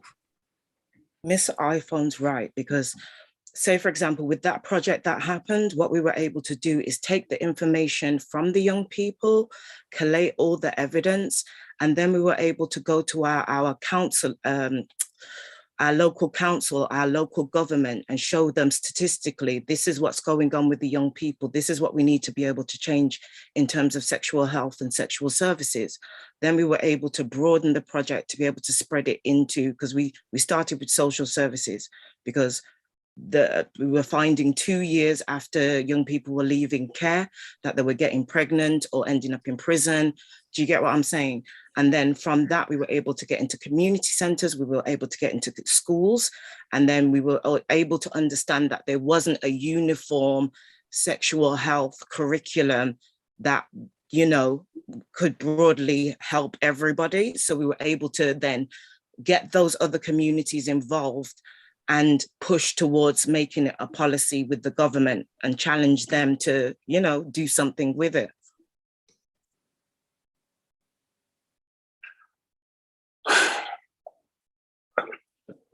You have to start small and you build from there. Yeah, nothing's ever been created any other way. As I said, 100,000 people ain't never moved at one time and did nothing. It's always a small collective. Yeah. Everybody want to be on the winning team. So what you have to do, you got to win. Show them that you're winning. And then people is going to follow. That's just what happens. Yep. And you got to have that, I don't know what the word is, but you got to have that sense to not make them the enemy once they come. Because a lot of people get bitter, like, what was y'all at when we were struggling? You know what I'm saying? But that's the sacrifice that you got to be willing to make. People are going to benefit off of your work. But as long as your purpose was what you're supposed to say, that shouldn't conflict with it. You know what I'm saying? Like we all wish that everybody would come and donate their last. And so once we do it and then something get built, then people start saying, hey, what y'all doing? We gotta have that sense to be like, we doing this, come on in. You know what I'm saying? Because people get egotistical and they, think people supposed to honor them, but this ain't about us. This ain't about us. This is not about you. Like, this is way bigger than this, man. We talking about basically we talking about a whole race of people. Like, we talking about veteran stuff for blacks. That's what I'm talking about. Right. You know what I'm saying? And then subsequently the world. Then subsequently, like, bettering us betters the world. White people, Chinese people, whatever, Arab people. Like, once we become that representation of righteousness and success and not doing it by putting each other in debt and being greedy in secret societies, that's like the easiest thing to adopt. People everywhere would say, hey, why don't we do economics like them? They're not trillions of dollars in debt. Like, us as black people, we got that chance to build something no one has ever seen before. Like, we've never done, like, we're the people that the whole world chose to turn their back on while we was destroyed. We don't owe nobody no apology. We never invaded nobody. Like, all we got to do is build something and protect it and make sure it stay what we said, because we can't remember where we came from. We can't get so far out of oppression that we become oppressors. We got to remember it's not a good thing. Even if we're benefiting from it, it's not a good thing, because we will eventually end back up under this shit. Swab, I look at it like this, bro. Looking at actual history and where we came from to where we are now, bro, it can be done. We've built stuff for ourselves before. It's just that we weren't smart enough to maintain it or either protect it, and we let shit divide us. Just go back and look at it. We let too much shit divide us. Like you said, I don't like if I'm doing something and it's making other people money, bro. I don't care as long as it's benefiting the collective. You see what I'm saying? Mm-hmm. I don't care. Hey, twin. So that's I just twin. don't. As far as the not smart enough part, I can't get jiggy with that shit. Like, I feel like it's one of those things. Bro. I'm gonna tell you. You're not diabolical enough. Like, look at this. Yeah, that's what I believe do too. Do you go around want to? Go, man. Do you go around want to fight people that's crazy, that would throw shit at you rather than throw fists? No, because you're not willing to go there. But hold up. Yeah, I see room for what I'm gonna Twin tell saying, you why but we weren't that's the smart first enough thing to that do No, it. I get what he's saying. I just don't like that. No. When he said it, my mind went exactly right there. It was like, to me, we just wasn't violent enough. We wasn't, we wasn't the type that'd be like, no, let's kill their kids too. And to me, it was the perfect hey, storm. So we got cycles. We got cycles that happen. So as much as we would like to blame ourselves, or we would like to be like, we could have did this, man, you can't deny your senses. These white people didn't even know that being funky will fuck somebody up. They being gay will make it to where somebody couldn't fight a war. They didn't know that shit. They were just being themselves. So we talking about a perfect storm, something that had to happen because we were doing shit within our group, like infighting, And that's my issue with it, because but hold what on, it why ends was up infighting though, bro? We were infighting because we was trying to get closer to them. You know why it was infighting? Because we had natural ethnic groups. At one point in time, African or being black wasn't something that you could readily pinpoint without noticing there's different ethnic groups. We had real ethnic groups amongst ourselves. To the point we had differences, my nigga. That's natural. But no, I'm just saying, bro, we can sit here. I'm saying this is the thing, bro. People who are successful don't do what we do to each other. We sit around and complain about what we all could have did or what could have happened. But people that are successful, they take the gratefulness they can have for what they people was able to do and move forward. But we ain't gonna sit here. That's what we do the most. Like, we extreme with this complaining shit. Niggas ain't smart enough. Like, shit, some shit had to happen to make us as great as we are today. And we the latest and greatest for what? Because of all the shit we been through. Not because we ain't been through shit. But we was at a point in time where our differences set us apart. Now here it is as a perfect storm again. We all mixed in. To the point, if that's a great warrior in one of them African nations, we all of that shit. To the point, we are the unity that we speak of. Now we have to go out here and be that shit. instead of keep tearing ourselves down. Like Suave used to always tell me, bro, naturally our people left alone, we do right. We do right, man, bro. We don't do that dumb shit, bro. We don't do that shit. But that's when niggas get full of themselves and want to show out for other niggas. Want to have some shit that other niggas don't got, and then that shit go to your head, and then you like, shit, I done everything with these women. Let me try a kid. That's because you full of yourself. But that's the imbalance in thinking my people ain't shit. So here it is, the childlike self in you that's just only been allowed to age out, start doing little shit, see what they can get away with. No different than the smaller kids. Like for me, it's a thing of us as people, we got to work on the mentality that we have for the middle-aged people and the people that we think we in competition with at this point, because that's such a broad pool now to the point once the motherfucker hit 16, 17, they in the field with us. And niggas ready to fight these kids, ready to shoot them. You like, come on, bro, that's still a kid. You a grown-up. You supposed to know how to handle that conversation. And even if you wind up being a sacrifice, guess what, bro? We got to answer the age-old myth. What did we do to avoid this shit? Nothing. Because we came from a generation that told us, be quiet and mind your own business. Now, this is the 3 generations removed of minding your own business. This is what it looked like. There's no protection for the kids or the most precious things, the women. So now when we recognize that need to be done, we can't sit here and be like, nah, man, we weren't protecting back then. Nigga, we had women warriors that was, I'm talking about solidified. And we had male warriors that died before they even stepped up. So we not gonna play like our people were some pussies. No, it was deeper than that. This was some chemical shit that was going on. Like, and these white people weren't that smart. They just, man, happen to be diametrically opposite, my nigga. That means everything about them is the opposite of you to the point it will overtake you if you don't know yourself. Like you said earlier, twin, you got to have a sense of self.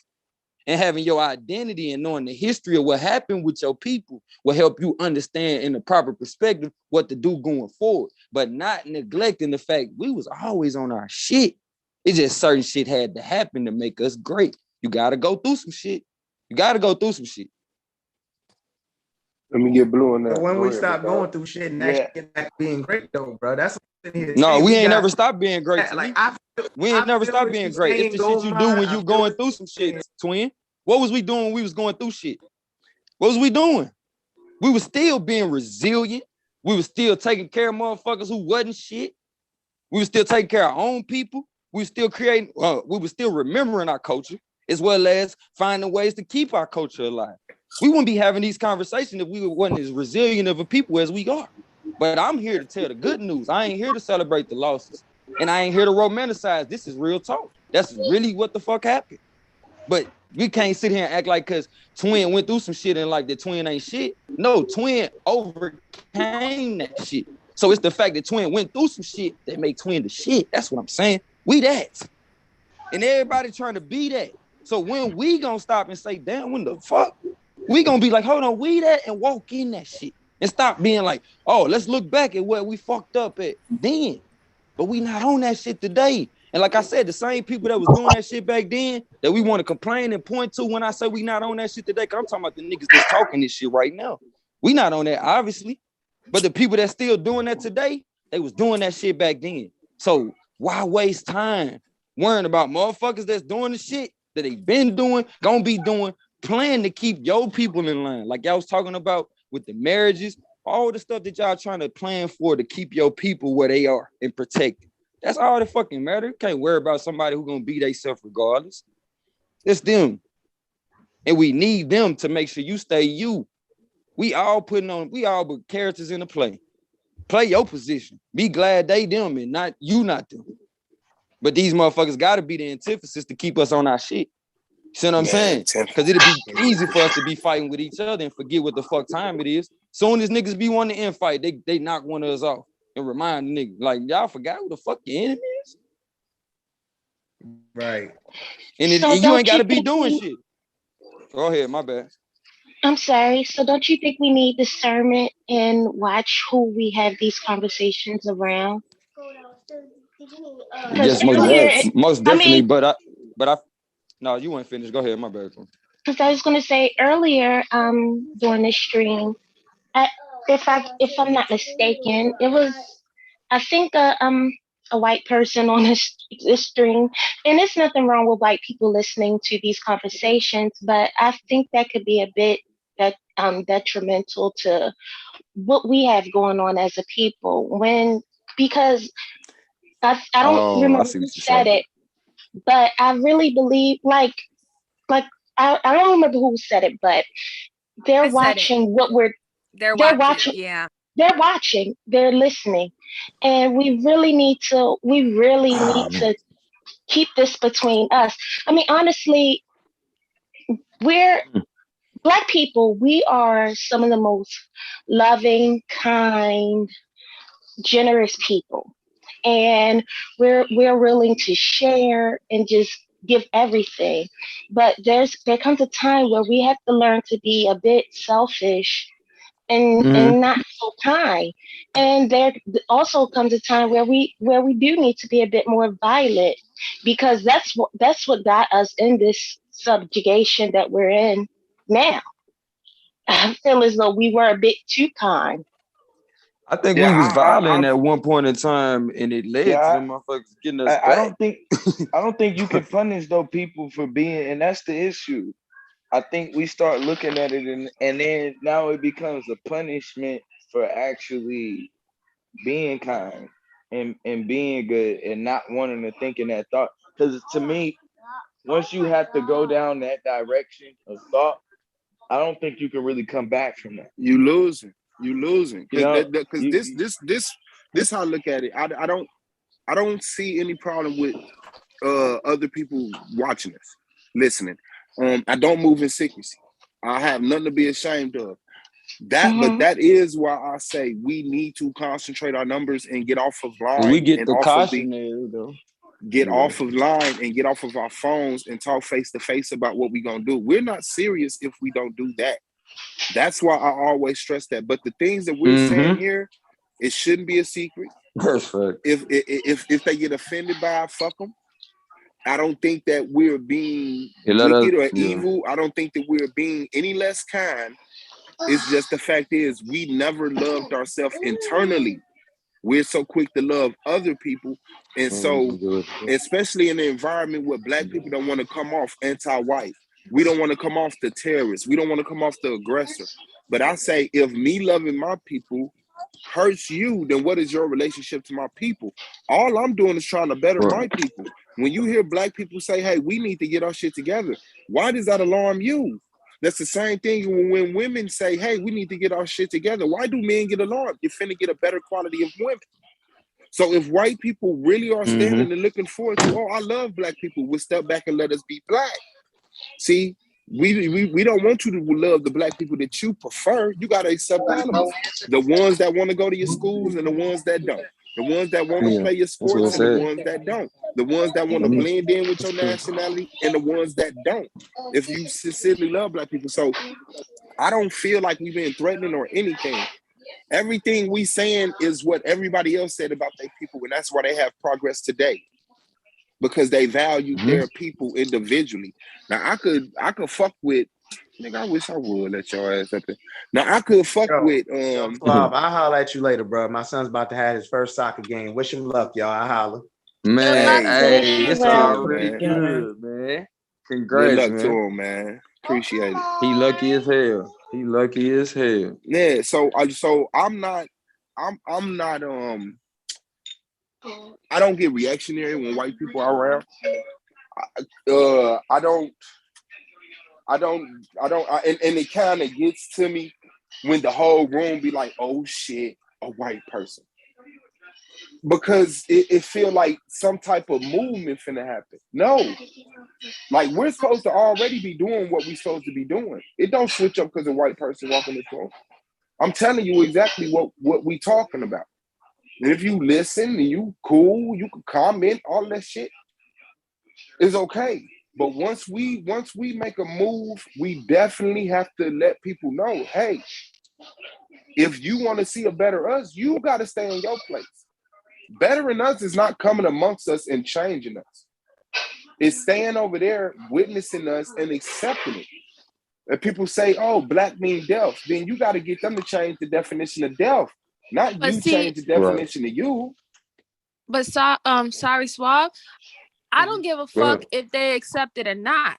See, that's where I think that we need to get to the point that we don't care what they I don't accept or care not. either. They do No, whatever they want to do. what I'm saying is if they accept it, I don't see no problem with it. If they say, well, I don't like what y'all doing, now these are the people that we need to be going against. That's what I meant. I'm not looking left or right acceptance. I say we're supposed to be doing what we do, whether they're watching or not. So when they do come in the room, there's no reason to get alarmed because nothing changes. Now, No, if they feel like I'm not saying that you were. I'm sorry to cut you off. I apologize. I'm not saying that you care about whether they accept it or not. I'm just saying that we just put too much focus on whether or not they're even in existence. I think we need to get to the point that we don't even see them and we're just doing whatever we need to do. Now, when it's because what happens is like how you was explaining before, right? 1 minute we notice that they're watching, and then some people, not all, some people will change their tone, or some people will get even more riled up. That's already showing influence. That's showing them being their person, their being having an influence on you. We as a people have to get to the point that you don't influence me, period. You don't influence me to make me get out and step into my emotions, and you don't influence me into me being a calm, respectable person. We have to let go. We have to let them let go that energy that they have over us or any other races that have over us, that we would have to either go 100 or go to 0 because we're dealing with them. And honestly, they're so sneaky and demonic of a people that I feel like they will do some very evil things to try to deter our movement. And that's why we should concentrate our numbers. Well, because we have to protect ourselves from that. That's definitely history. They have always done that, because one thing I would say about them, they're proactive, and that's not something me giving them accolades or credit, but they're definitely proactive of getting ahead of the ball. So we have to get ahead of the ball, but we definitely have to release that energy that they have over us, where we have to feel like if I go this way, I'm going to turn to 100, get all in my feelings and go rah, rah, rah. Or if this person says this or says the wrong thing to me, I'm going to have to back down, cow down, because I have to adjust the situation. We have to get to the point that they don't matter in any aspect in our life or our children's life. And once we get that, then I think we will make better decisions going forward, because then it will be logical. I mean, like, one of the biggest things you could possibly do in your life is have self-control. We all talk about self-control, but we actually give our control up every single day with the illusion of having self-control. We let certain situations, certain events that transpire, we all let it control us. So we have to get back our self-control, and that's a deeper spiritual thing. Whereas we have to, let's get to that though. We have to forgive ourselves for allowing any of the things that happen to us occur. Forgive ourselves, leave it in the past, and make sure that don't ever happen again. So until we really are ready to forgive ourselves, we're gonna always looking back to the past about what they did. Who, you know what? Who gives a fuck what they did? I know what's gonna happen if you do it again. That's what we need to have.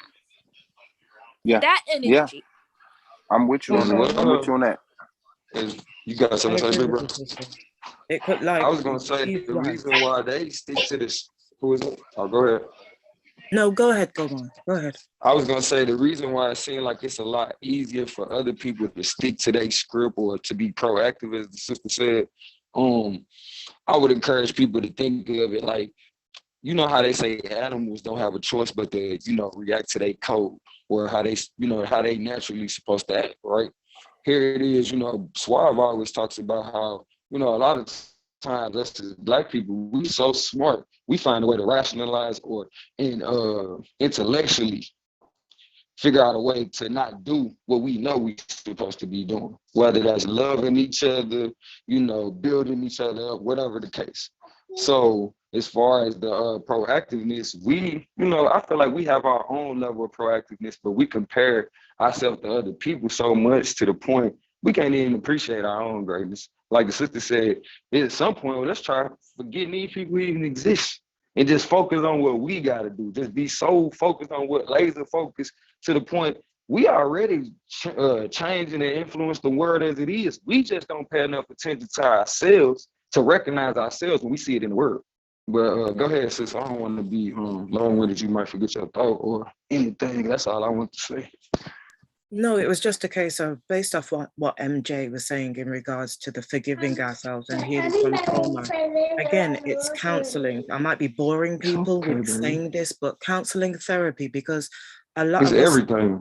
do you get what I mean? On the different levels to be able to deal with those unconscious or subconscious things that we need to deal with. This is why it's very important. Like people go in and think, look, I think it was, I'm not sure who said it earlier. People think that if you go in for just 6 sessions or 12 sessions, that's enough. No, periodically, we need to be self-evaluating ourselves and saying, and even if you are in a good place within your life, there's nothing wrong with self-checking. There's nothing wrong with going into therapy, because even if you are in a good place in your life, it can help you figure out different elements of where you're heading to next, or things that you didn't even know were an issue. I think because of the way that we evolve, and we've got to start having honest conversations with young people about the different stages in each decade that we grow and evolve, that we're going to need different help in different types of way at different periods of time. And that's okay, because none of us are perfect. Do you get what I mean? I think sometimes we get too we get hung up on the false pretense of being perfect 24/7. So in being able to open the door with the young people, we have to be able to show some of our vulnerabilities. We have to be able to open the door to communication. We have to be able to learn to apologize as parents for some of the mistakes that we do make, because we are growing as parents. I've raised a generation of children at the same time in community centers, but having my own children, that's a completely different experience in growing and evolving with those children and you evolving into your parenthood. So I think we need to open the doors in communication, in being able to ask for help, and that it's okay to ask for help. There's nothing wrong in it. And going in there also, not just to figure out the things that could be bothering you, but to relieve you of the things that's not. You know what I'm saying? Once you really get to see what the problem is, you're not so paranoid in all degrees of your life. But I feel like when we guessing what the problem is, we're overprotective, we're over defensive of everything. And once you kind of sit down with somebody and you get to square in on what the problem is, you can kind of relax in these other lanes in your life. You know what I'm saying? I think that's very important. And there was another point you had made that I wanted to speak on.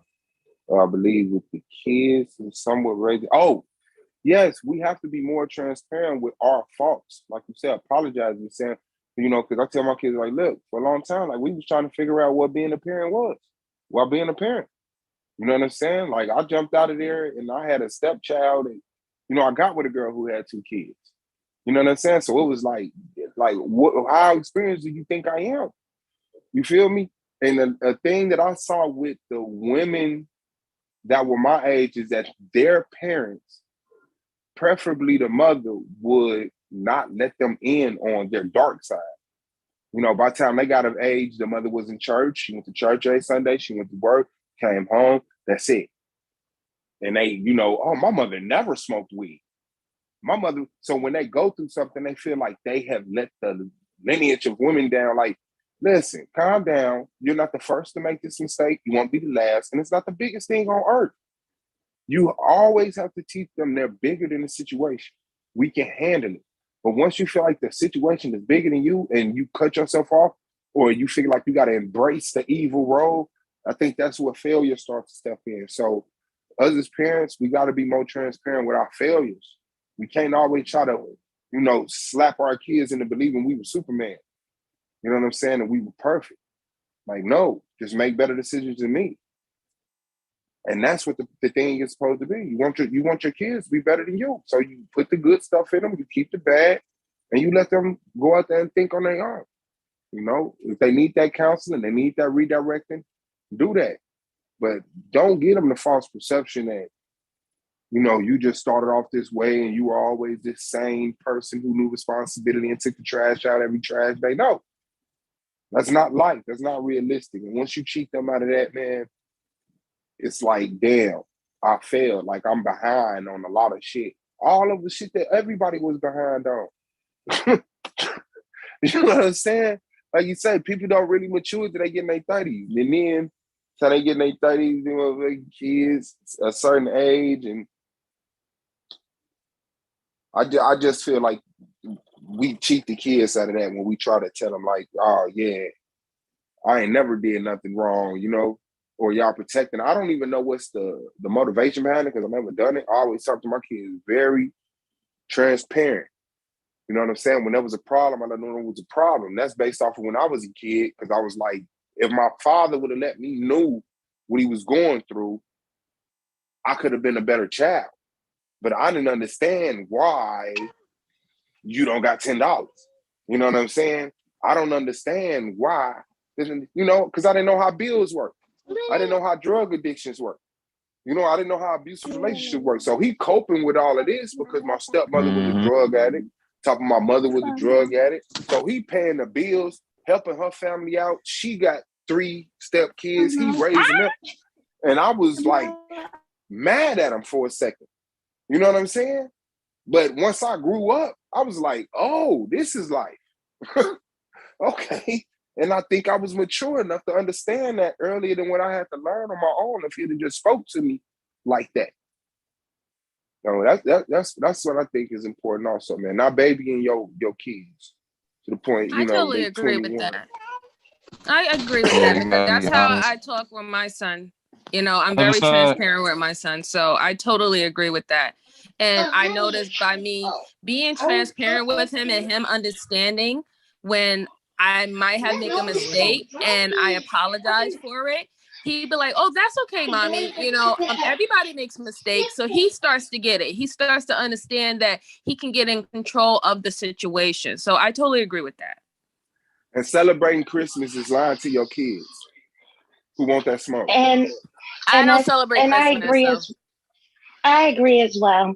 I'm extremely transparent with my daughters, both of them. I have a 13-year-old and an 8-year-old, and I tell them everything.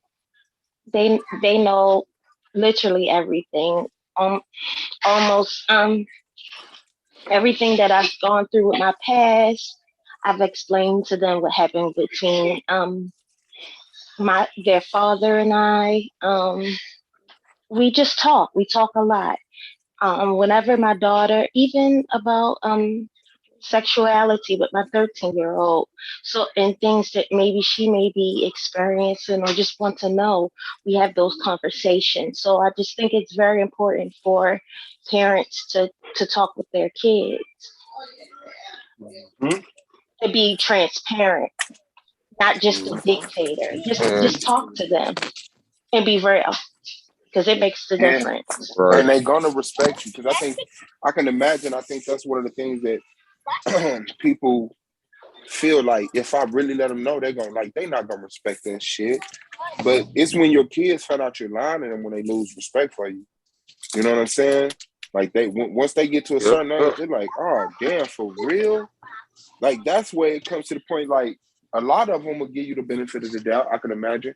But some kids gonna be like, damn, like the ones, but I'm supposed to come to you for everything and you lying to me?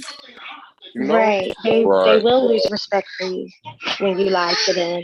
So it's best to just be transparent and tell the truth. Just talk to them. They understand. Our kids are a lot smarter than we give than we give them credit for. They know a lot already. That's what I was like, man, people act like kids supposed to be stupid ever since Like when you bring them home, soon as they roll over, oh, they rolled over. They held their neck up. And like babies ain't supposed to hold their damn neck up. You know what I'm saying? It's like from the beginning, we so impressed with them showing any signs of intelligence. It's like, you know, one thing I see is that a lot of the parents' fears stops the children from aspiring. From the first time you tell them, don't climb that tree, don't walk that fence, don't do this, you putting a cap on that possibility. You know what I'm saying? Like a lot of the times, I think you just need to sit back and learn the intelligence that came from you. And you're stopping the absolutely right. programming. Go ahead. I was just saying, yeah, you're absolutely right, and I'm guilty of that, just as being a mother, because I'm afraid. So when my daughters want to do something, I'm scared. I'm the first one to say, no, don't do that. Don't climb that tree because I don't Right, want you them to scaring hurt the mess out of themselves. me. Yeah, I'm screaming like, no, stop, get down. Because, I don't want them to break something. But like if That's the they're with worst their part. dad, it's a totally different story.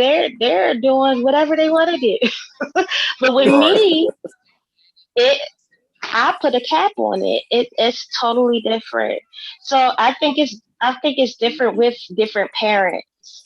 So I mean, and Yeah, I I think guess with the woman, it's important that the kids get both ends, that they get the mother and the father. Like, and I do feel bad when I think about it from my kid's situation, because I'm in Maryland and their father, he's in Atlanta. So they spend time with him in the summers in Georgia, but during the school year, they're with me. And I feel bad because I'm like, wow, they don't have that, what they used to have, us being together in the same household anymore. But it's important for kids to have both parents because they get to have that balance. Because I know it's a lot of times where I know I'm stagnating my kids because I'm afraid. I'm just afraid. yeah, I think with women, it's like they just rather be more structured. Like it's hard for a woman to let a dude take their child in the backyard and be like, okay, now let's start flipping. But if it's like a class and she walks in and kids are flipping, she can't wait for her child to get into that. Even if she's nervous, but she trusts the process. It's just a lot of the times men are like, come on. You know what I'm saying? Like, never seen nobody do it before. We finna do it. And women like, no, or I won't even say women, but the more responsible or the parent that feel that way. Because I hate to even make it a gender thing, but I do clearly see that, dudes are a lot rougher and, but yeah, that's all it is. I just think the system we should have some institutionalized now. You know what I'm saying? So when we come to stuff like that, our kids can learn how to climb or, flip or, whatever it is that they had that passion for, despite our I'm in fear of it. agreement with her. I'm totally in agreement with the lady in the red. I'm in total agreement with the lady in the red. Because I'd be like, no, don't do that. Or if he wants to go outside, I'm like, oh, don't stay close to me. Somebody's about to snatch you up. Like I'll do Oh the same yeah, thing. I go crazy. I'll do the same thing. But like if it was in a controlled environment, I'm like, go ahead, climb. I'm like, oh yeah, Exactly. get your knees scraped, fine, whatever. But when it's not a controlled environment, then I'm like panicking because now I'm thinking about all the different scenarios that can happen outside of what I hope would happen. So. Right, you're thinking like, oh my goodness, if my child falls, they may break their neck or you fail. You fail. Right. You know what I'm saying? That's what happened. Oh my goodness. So yeah. Be careful with that because you be done thought some shit into existence. You feel me? Like, Well, see, I don't let it happen. Right. You be like, nope. Go sit your butt down. You doing too much. Right. I don't let it happen. She'll never let us. No, that's hard, man. I'm glad we having these conversations and normalizing ourselves to each other. I don't think we even used to seeing that. People in the chat like, wow. this is nice. And one thing I had to do was take myself outside of myself because I didn't know it was this bad. I didn't. Man. I didn't. I didn't know it was this bad. Like I communicate with people well. I understand people, and I thought that's how humans was. But some people just really don't understand, and they get super defensive, and they'd rather be that than the weak person that tried to understand and got hurt. You know what I'm saying? Like, I'd rather just beat you the hell up than be the person that got beat up because I gave you the benefit of the doubt. You know, I'd rather scam you than be the person that lost some money because I trusted you with the bag. You know what I'm saying? And that's clearly a sickness. We cannot be that as a society. We cannot be to the point where good is bad and bad is, you know, understood, is tolerated. Like, nah. And I think that's what a lot of women are saying with the molestation and stuff like that. It was tolerated for too long. It was tolerated for too long. Yeah. And I will say, what I will say is I thank God that I personally never went through anything like that. But what I will say is as a child, I was always taught to not be around just men in my family in general by myself.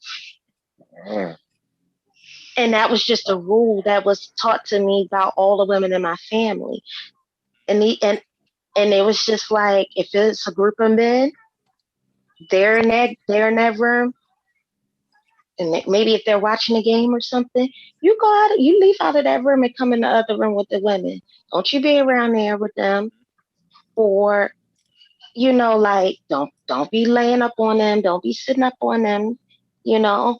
So, and that's something that I even passed down to my girls because it was ingrained in my head because it was just always, you don't want to get touched. And I even have these conversations with my girls. Has anybody ever touched you inappropriately in your private part? Has anyone ever said anything to you that made you feel uncomfortable? So these are conversations that you have as a little girl, and that you get taught in Black families because these kind of things happen.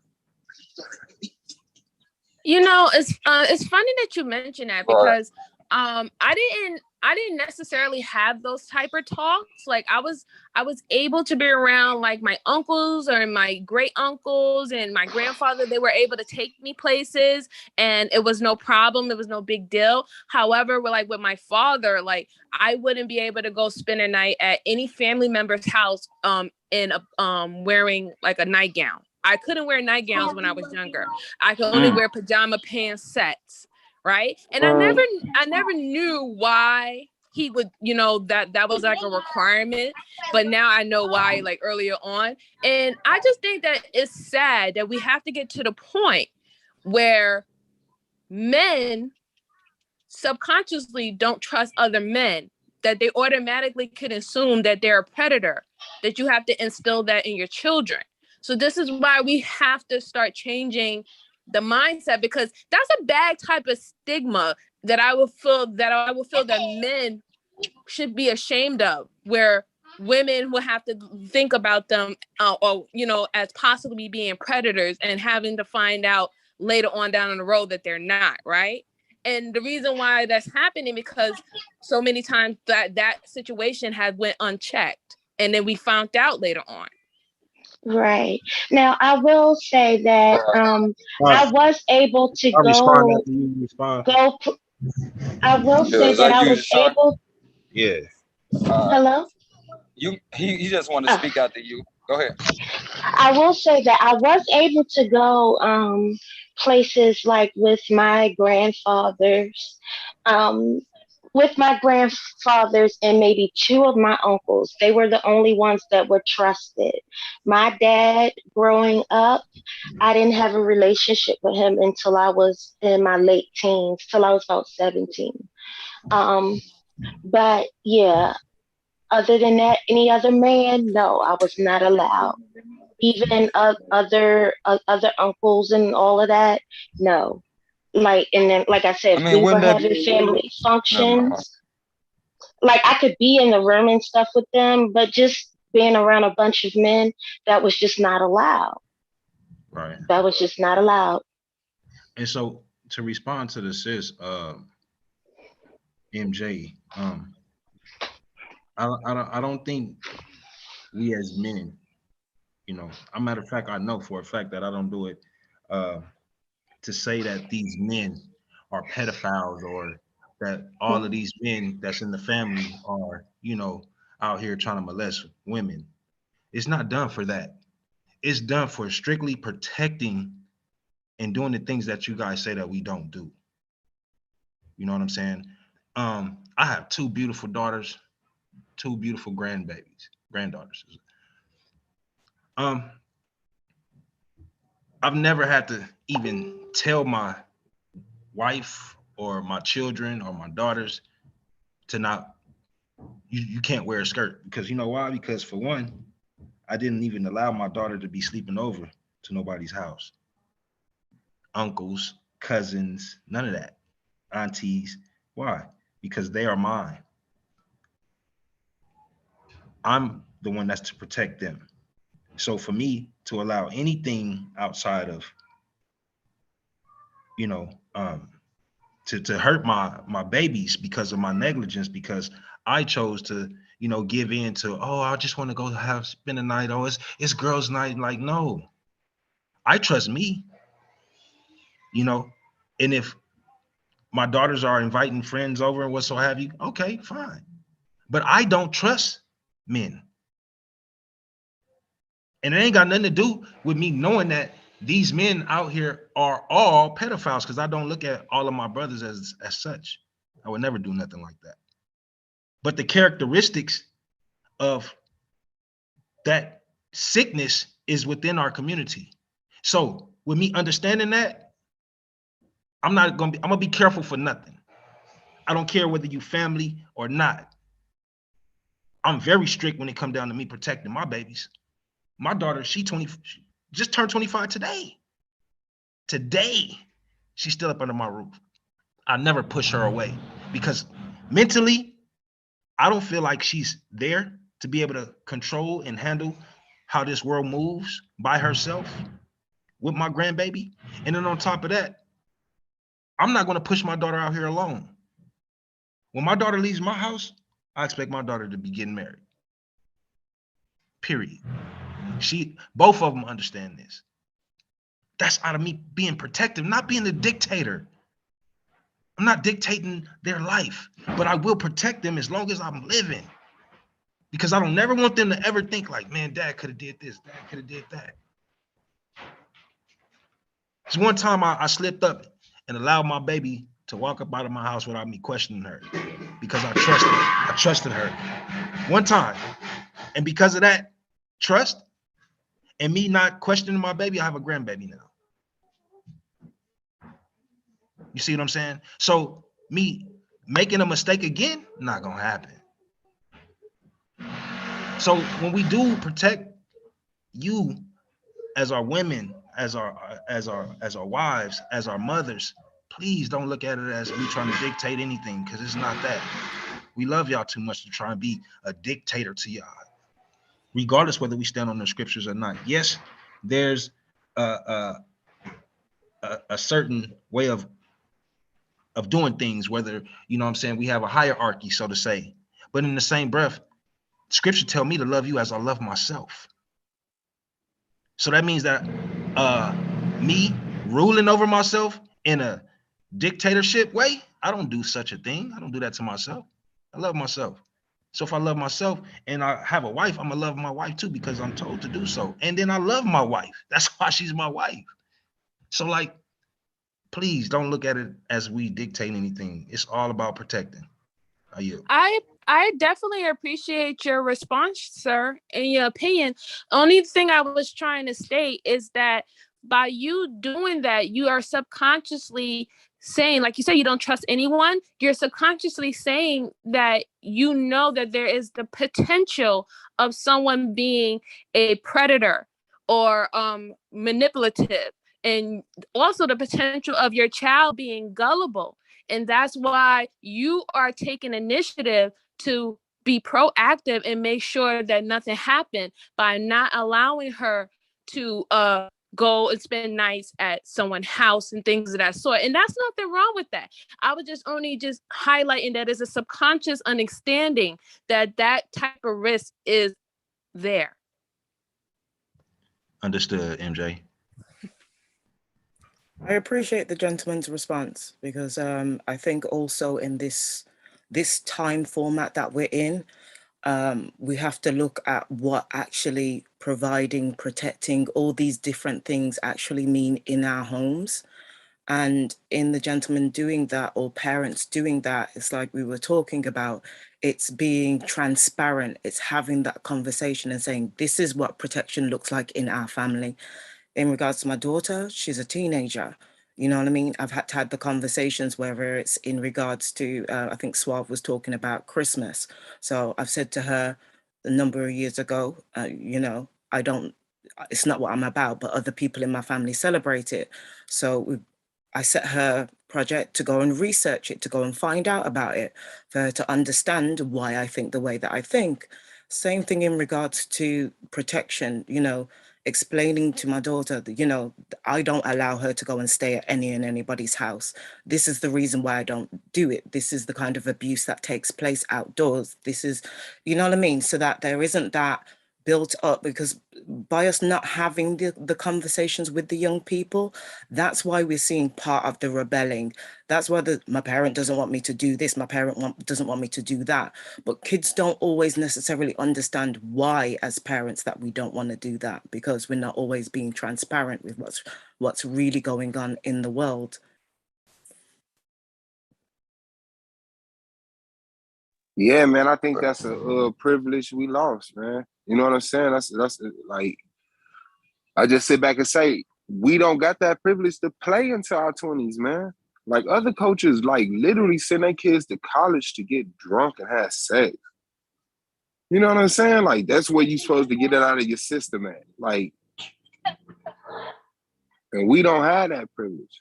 We cannot play it out. That's why when we move, it got to be perfect, or it's always somebody there to critique. Everybody else got the chance to learn as they went along and cause wars and destroy stuff. We can't even be a gang. You know what I'm saying?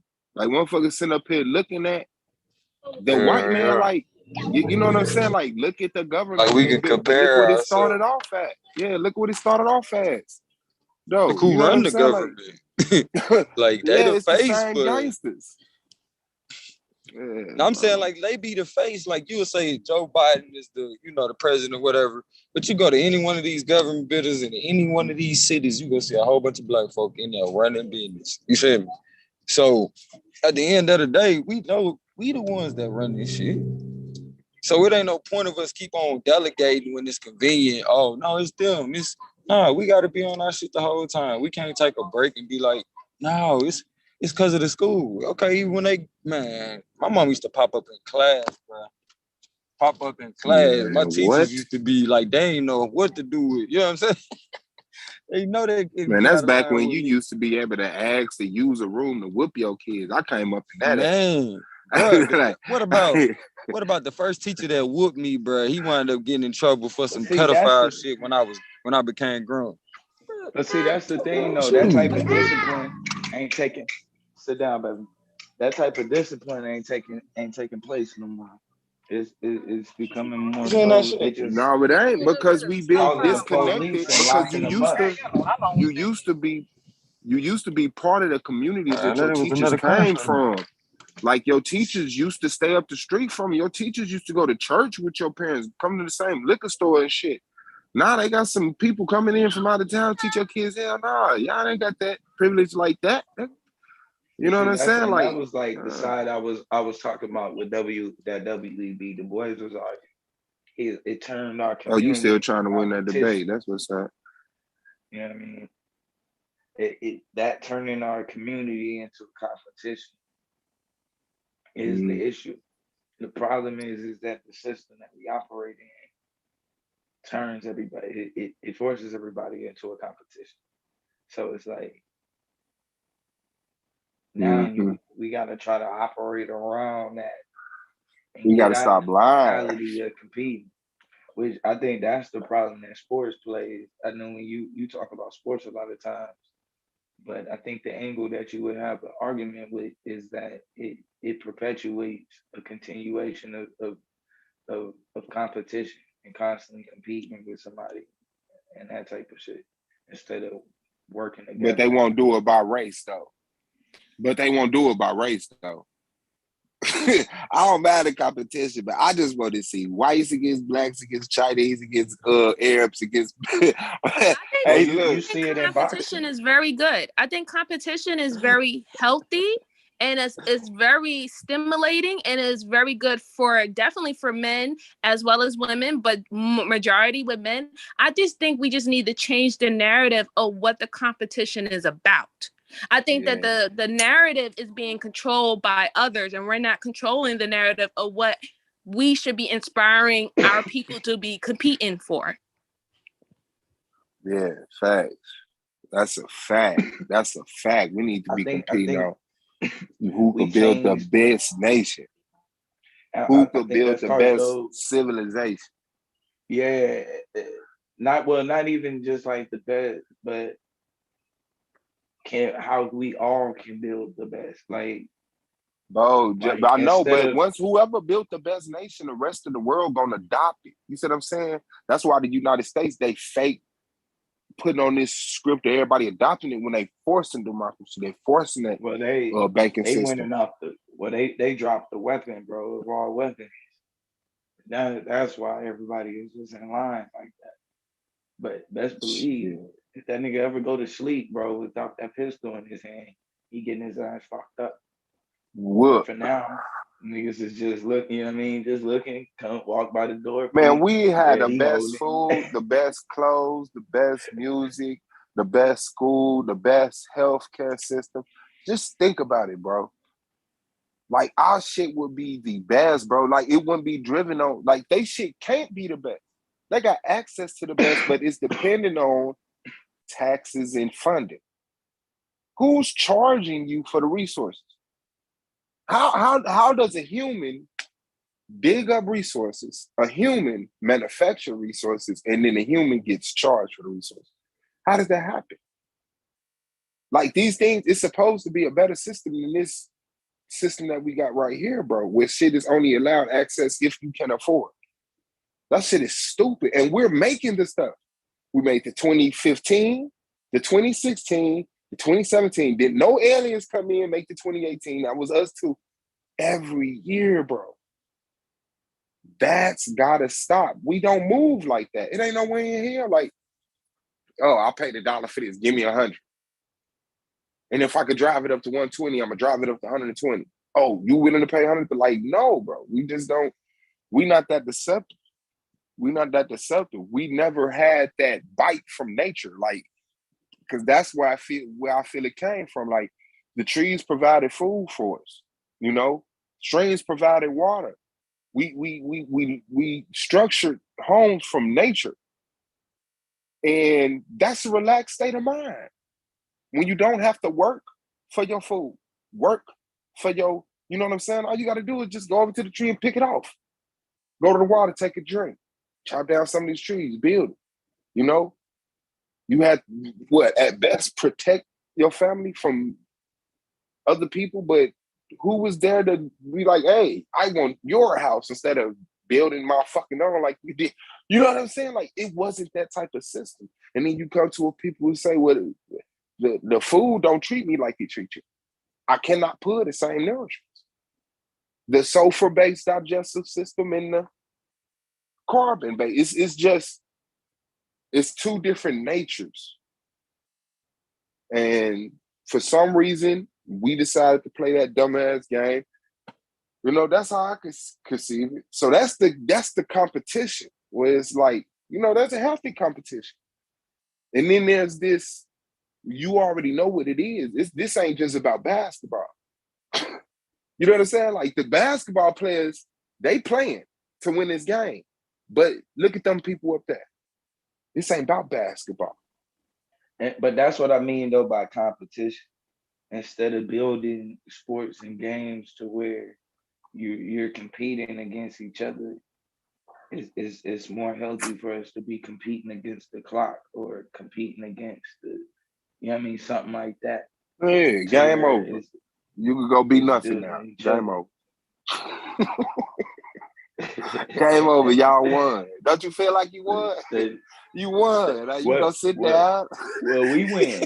If like say the game is build, the game is like the blocks is just laid out, and you gotta put the blocks together before the time run out.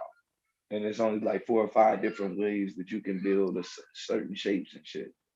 And so instead of it's me versus you, it's all of us. You know what I'm saying? Putting our head together and figure out, okay, how do we beat the clock? Or how do we beat I think ourselves that's again? a healthier, Like competing with healthier yourself competition. is what to do, bro. I'm gonna do more next year. Then we gonna do more. Okay, we did that. Now look, because as at the end of the day, if we own it, we own it. Can't nobody fuck with us. If you know what I'm saying? What's the motivation? Once you comfortable, what's the motivation? It gotta be internally. It can't be out of hate for white people. It can't be out of none of that, because once that's gone, you're going to seek another source of hate because that's your fuel, and that turns internally. Like we literally got to build for love of Black people despite what it does to other people. I heard somebody say, nah, because who was that? You said you can't do nothing here because it directly benefit white people. So you're gonna hurt your own people just to spite white people because of a conflict your ancestors had with their ancestors. You see what I'm saying? I agree with your point, but the point I was making with that was more so about not so much about like spite and whatnot, but it's more so about how resources and things are allocated. So basically what I'm saying is if the machine is against you, and you and the resources that where you come from are also what fuel the machine that's against you, then to me the only thing that makes sense is to cut off what's fueling the machine. But that's not what's fueling the machine. That's not what's fueling the machine. Like, okay, burn up all the oil. You're like, they ain't gonna finna do this over the gold. Store all the gold. They're gonna do this. This is gonna be all the way down to salt. No. When I say the gold, and no, I mean like the stuff that makes this type of world function the way that it functions. So the way when I say so, in order for them, the reason why they're able to have access to certain types of technology is just because of the simple fact that when the minerals and shit like that, like they need all of that to even build certain type of weapon and to fuel the weapons that they got. So like in actuality, we're the manpower. So they but that's need what I'm us saying. But listen, but if that, what do they need the weapons for? Why do humans need weapons against humans? Like why? What caused that division for motherfuckers to be like, no, I gotta. But see, that's a different discussion, because now you're going into discussing it from a humanist standpoint. So me, I'm a humanist at heart, but I don't think that right now Black people can focus on being human. Like I don't think we're in the predicament to go, okay, y'all, let's all just it's all even out. Let's just move on. It's not that type of party. So much that No, my already point happened. is saying that it's not about the resources. It's not about the resources. The resources is just the bridge. You know, that's that's the plaything. You know what I'm saying? Well, I'm that's saying it's the power. You can't build an atom bomb without the resources you stealing from Africa. But you never needed an atom bomb. You don't get that? We never needed an atom bomb. No, they never needed an atom bomb. No, they didn't. I mean, they never needed an atom bomb. That's what they believe. That's what they believe. I mean, that's what they believe, and that's what they had. I agree. I agree with him. I agree. I definitely agree with him from a humanist standpoint, but that's not the predicament we in. We in a predicament where this is what's fueling their military. This is what's fueling the society. This is what's fueling our demise. So it's one thing if we could get into it and it doesn't hurt us, but not only does our participation hurt us, but it hurts us globally. So this is a perfect go ahead, I'm sorry, Blue, I apologize. This is a perfect conversation because then we're gonna have to separate it, because if you're going to think in a creative standpoint, then you're gonna have to create to protect. Now, if you're trying to maintain or work within the machine, you have to be well knowledgeable or a subject matter of the machine, aka the system and the government. So I think we want not to confuse creating and maintaining. We have to make a decision, or we have to separate people of who's going to be in charge of being creative and who's going to be in charge of sustaining.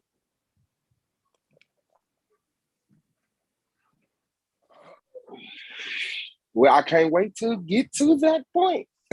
Because if we want to sustain, if we are going to be realistic, and we know that we're in this machine because we've been too deep in the rabbit hole, we have to get better at knowing the system, knowing what we're up against, and knowing how they think and how they move, and studying them.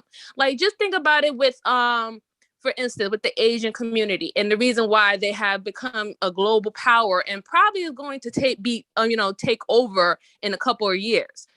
The Asian community, they studied everybody around them, especially the Black community. They learned very well from the Jewish community about calling Black people liquid money and how to know our P's and Q's, our highs and lows, and knowing how to market to us, right? But guaranteed, everyone in the Asian community go to their own Asian market, and any supply that they need or any product that they need to create, they all know how to make it themselves. So the Asian community had it head on, that they knew how to supply a need for the Black community that we couldn't supply for ourselves. But they made sure that their Asian community knew how to supply for themselves, so no outside person could supply anything to them.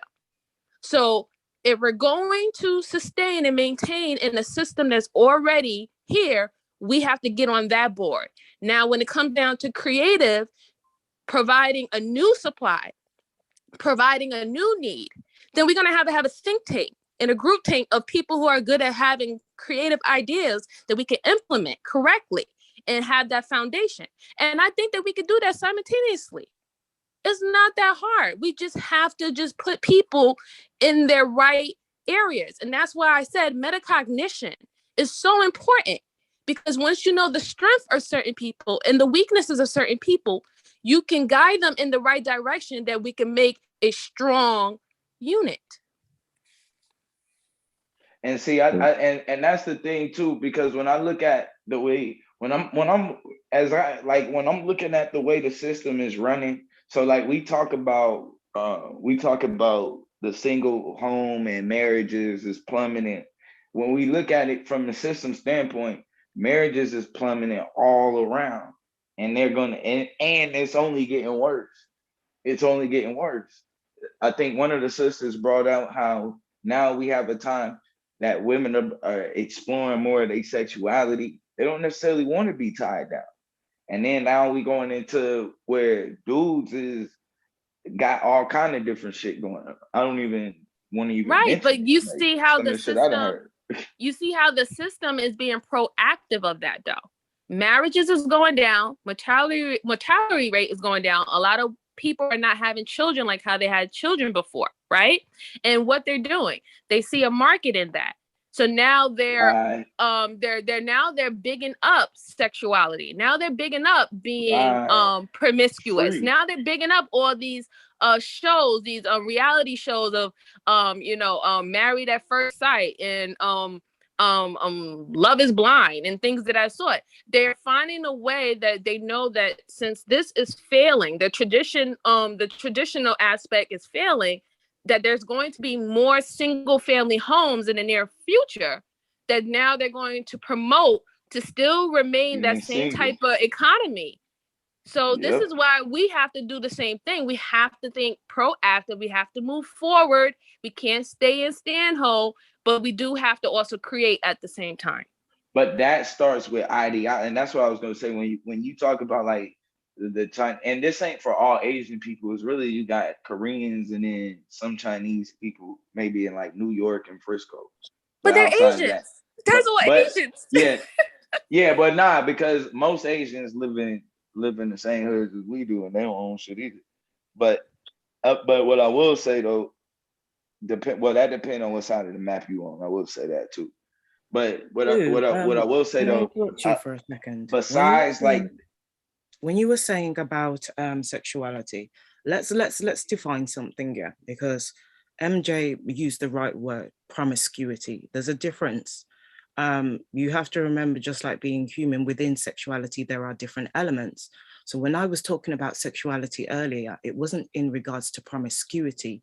It was in regards to women learning their bodies, our health, about our cycles, about how, we get taught certain things in regards to biology, and then other parts are learned from our parents.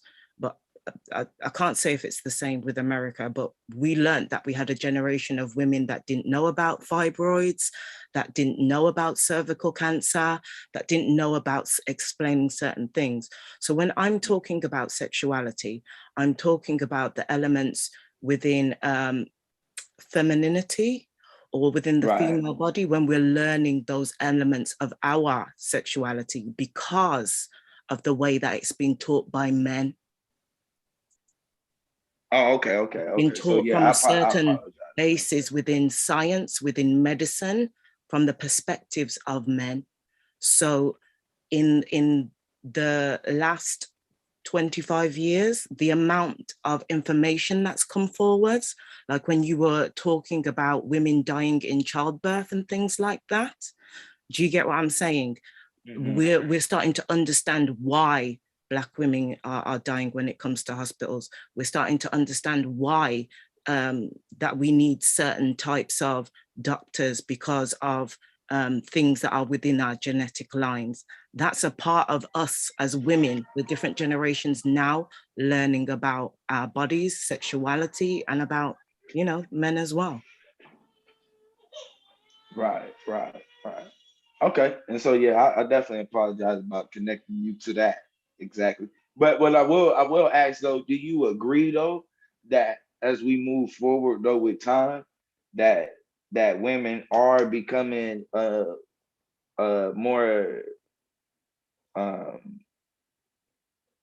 promiscuous? Personally, I'm seeing a half and half.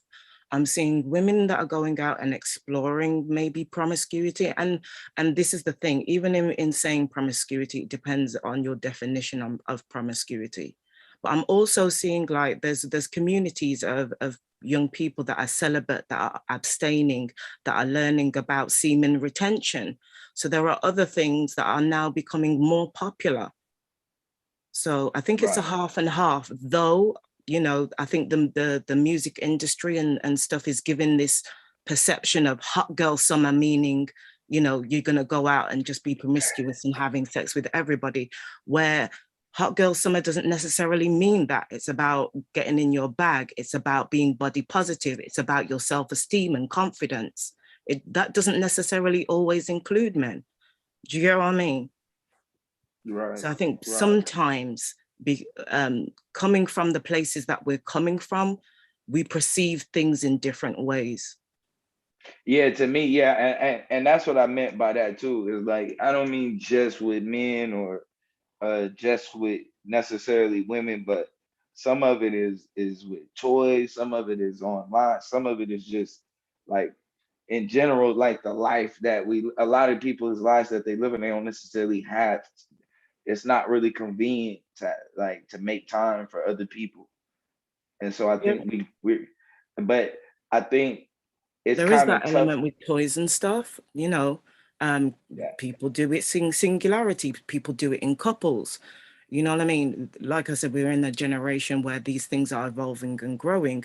We can't pretend I think there's this perception that obviously now within sexuality, the markets have grown when it's come to sex toys and everything.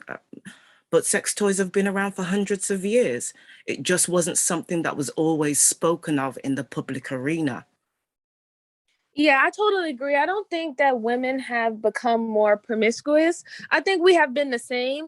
I mean, history can show that we had always had women who was very free to express their sexuality however they wanted to, but it's not so much in our face like how it is today. I think that is way more in our face, as well as the approval of it, right? Like there was things that we didn't speak about. We used to call it the quote unquote taboo, but it's not taboo. It has become the norm. So I don't think that women are becoming more promiscuous. No.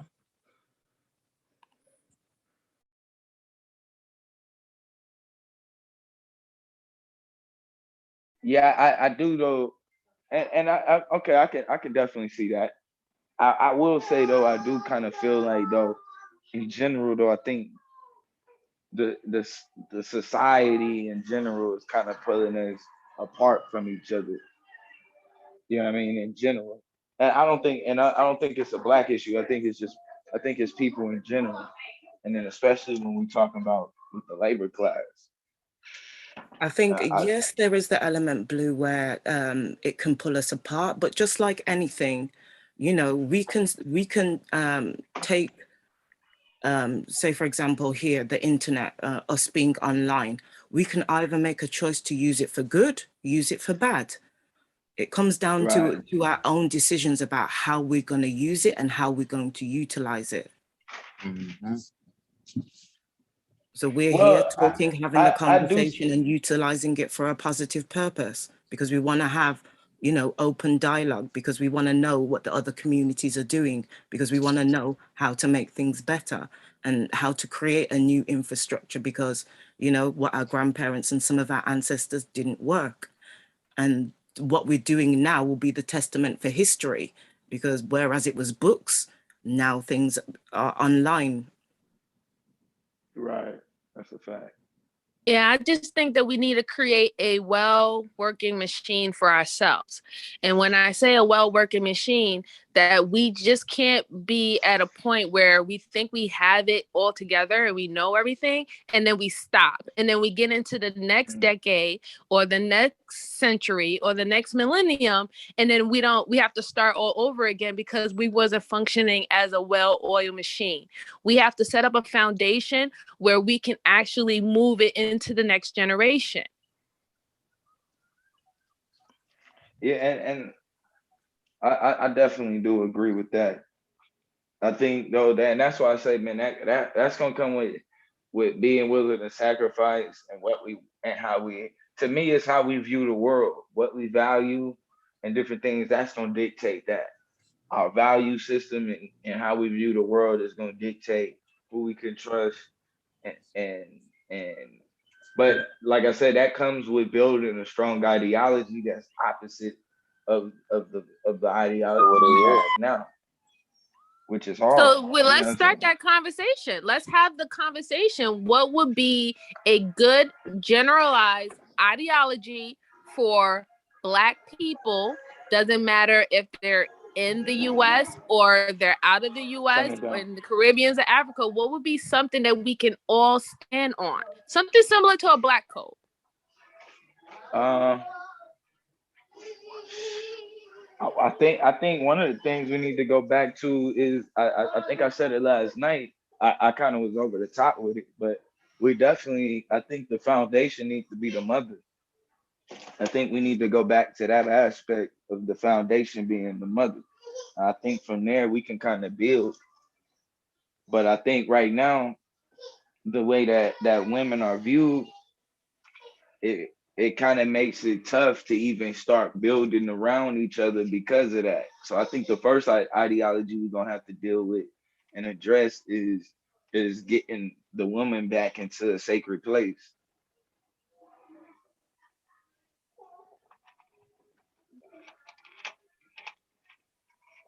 Anybody else? Or y'all gonna make me keep going? Go in, bro. No. I thought that was good. I think that's good. But you notice how women are already starting that movement. Women are actually starting that movement to move themselves into a more sacred and valuable place because we're starting to internalize and feel it for ourselves. Now we have to get to the point where I guess our community and our people in general feels the same way and also value in themselves, and that meaning as in men. So just like Suave said earlier when we was talking, is that men, they give up themselves to other women so easily. And this is why when it comes down to Black men, they tend to have this type of stereotype of being very easy, that they'll stick their thing in anything. So instilling that value in yourself, that you're just as precious as any other human being, aka women, then that would be a good foundation. But I think that's a stereotype, just like when they try to say women are promiscuous. Because I know a lot of brothers who they ain't thinking about trying to be out here being promiscuous, as people would say, or sticking a dick in anybody. But it's something that was put in mainstream media as to be a deterrent. So as much as it's put out there to say these people are sex crazed, what that does to society is make everybody look at this person as though they are like that. So then in turn, it lessens their chances out here in society. Don't get me wrong, there's still Black people that are populating together, but that stereotype, I used to hear that a lot. Chicks always like, you must be a player just because I'm handsome. Like, that's not fair. Like, I'm the type of person, I have a different lifestyle to where I cannot just be intercoursing or having conversation with people that's not of that, because it's gonna show real fast. And to me, being an empath type person, that would drain my spirit real fast. And I done tried that too many times to waste my time at the age that I am.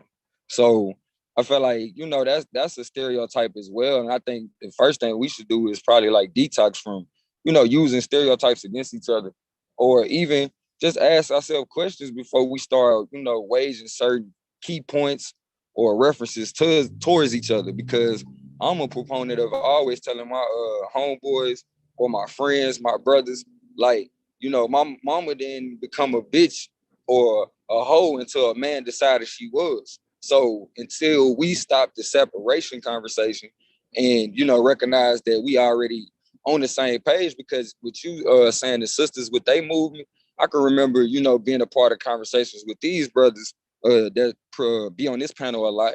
We used to always be like, man, where the sisters at? So we definitely appreciate the moment where we have both manifested each other. But I felt like, like the old heads used to tell me, look, bro, don't give up on what your dream is, because that woman that is for you, she over there getting herself together too. So the moment that you let go and you just give in, like that person that's trying to keep their diet, but they got a house full of twinkies. Yeah, I think he got cut, but I'm gonna also add in too another thing I think we gotta deal with is what we revalue. I think we gotta reevaluate how we look at success and what we deem what success is. I think that's another thing. I think that we gotta have a different foundation of success that doesn't include um, um, things that aren't really tangible. Well, success is a personal thing, right? So I totally understand what you're saying. We would have to re-identify success as a community, right? As a generalized population. Because success is really a personal thing, because my success will not be the same as anyone here, or what I think is successful, right?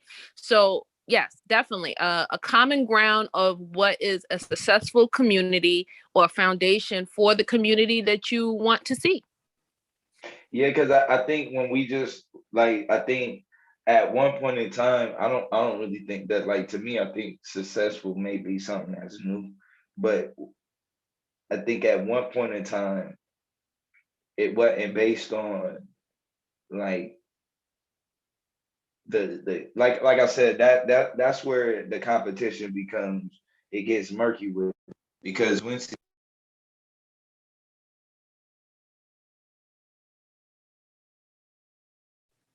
Did we lose him? Looks like it. Yeah.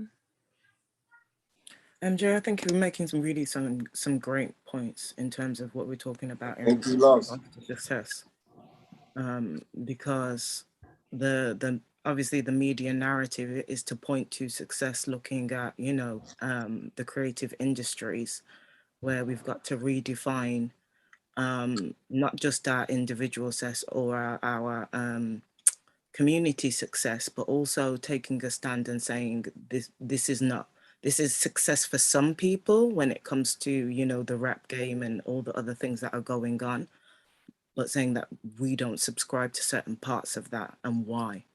Absolutely. And because what I noticed, like, you know, for instance, especially with the Punjabi and the Indian community, a lot of them own stores and gas stations, right? Or franchises like Dunkin' Donuts and things and stuff over here.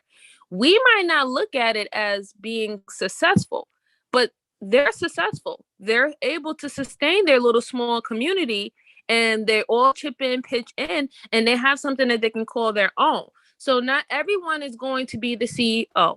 Not everyone is going to be the rapper or the basketball player. So we have to stop making such a short, limited list of what success is.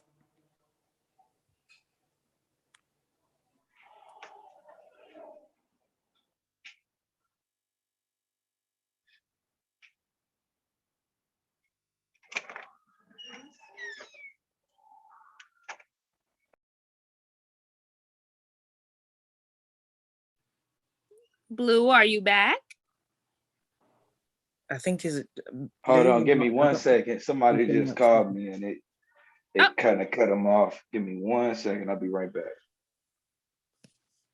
No problem. Yeah, so we definitely have to look at success in a different way. You know, like if someone who is a janitor and they moved up to being a superintendent, right? That's success, right? We shouldn't look at it as he's not successful because he's not the principal. We just got to get out of that mindset, because there is greatness in everything. And if we start thinking that we can be great in the subject matter or the expert in everything, we win.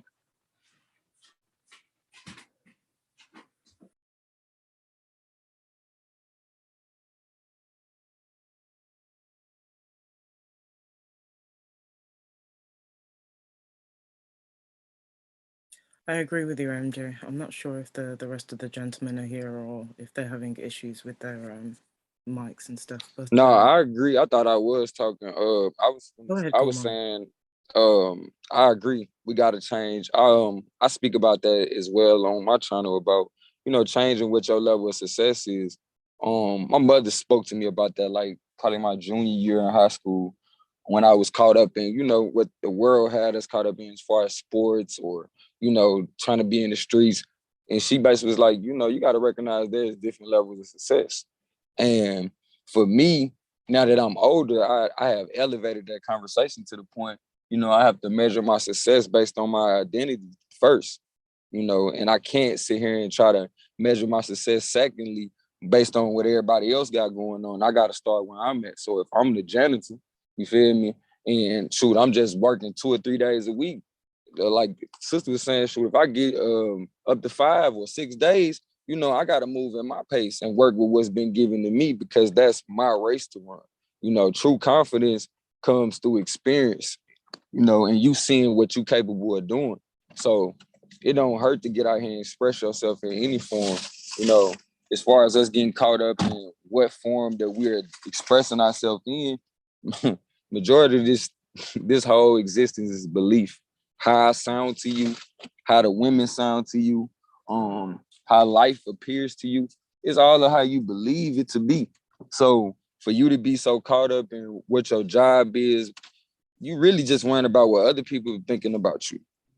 So success is, one, not worrying about what other people think about you, because you're not going to get nowhere worrying about what other people think about you. If you can't perform because somebody watching you, guess what? You're going to lose your job. You ain't going to be able to feed yourself, because that's how life works. We all on some stage or another. So in that sense, we going through different stages in our life. So it's imperative that we figure out how to work through things, especially high pressure situations. The easiest way to figure it out is channel your ancestors. Channel your ancestors. Remember what they went through, because otherwise you wouldn't be. You know, it's easy for us to sit here and say, you know, I wouldn't be in them fields. I wouldn't be doing this. Shoot, if somebody else didn't do it, you wouldn't be here to say you wouldn't.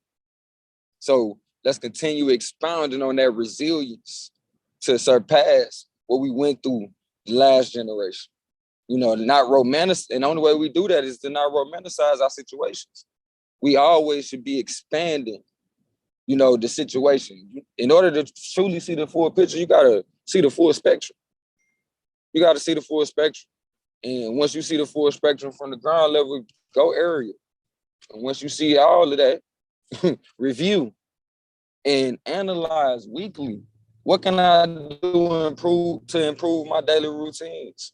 What did I do last week? So you make sure to give yourself credit for the things that you do, because a lot of times we so hard on ourselves, it's ridiculous. We kill our own spirit, you know, because again, it's all belief. It's all belief. If you believe you ain't nothing, if you believe you can't do it, if you believe you're doing your best, you are. So I would encourage you, as much as people told you, don't talk to yourself, talk nice to yourself. And when yourself or what you think is yourself start saying crazy stuff, you talk nice back to you. You say, no, we don't talk to us like that. We are great. And we move in greatness. We don't operate off negativity. So we ain't sitting around complaining. Because in order to be successful, you can't be worrying about looking for things to complain about. People that are successful are constantly looking at what appears to be an obstacle to somebody else as an opportunity for them to rise to the occasion, to see what they're capable of. And I promise you, when you get out here and start expressing yourself, you gonna be surprised what you're capable of. But guess what? That's the beauty of being you. So tap in. As much as we keep on looking outward to find this so-called freedom that we seek, it's in.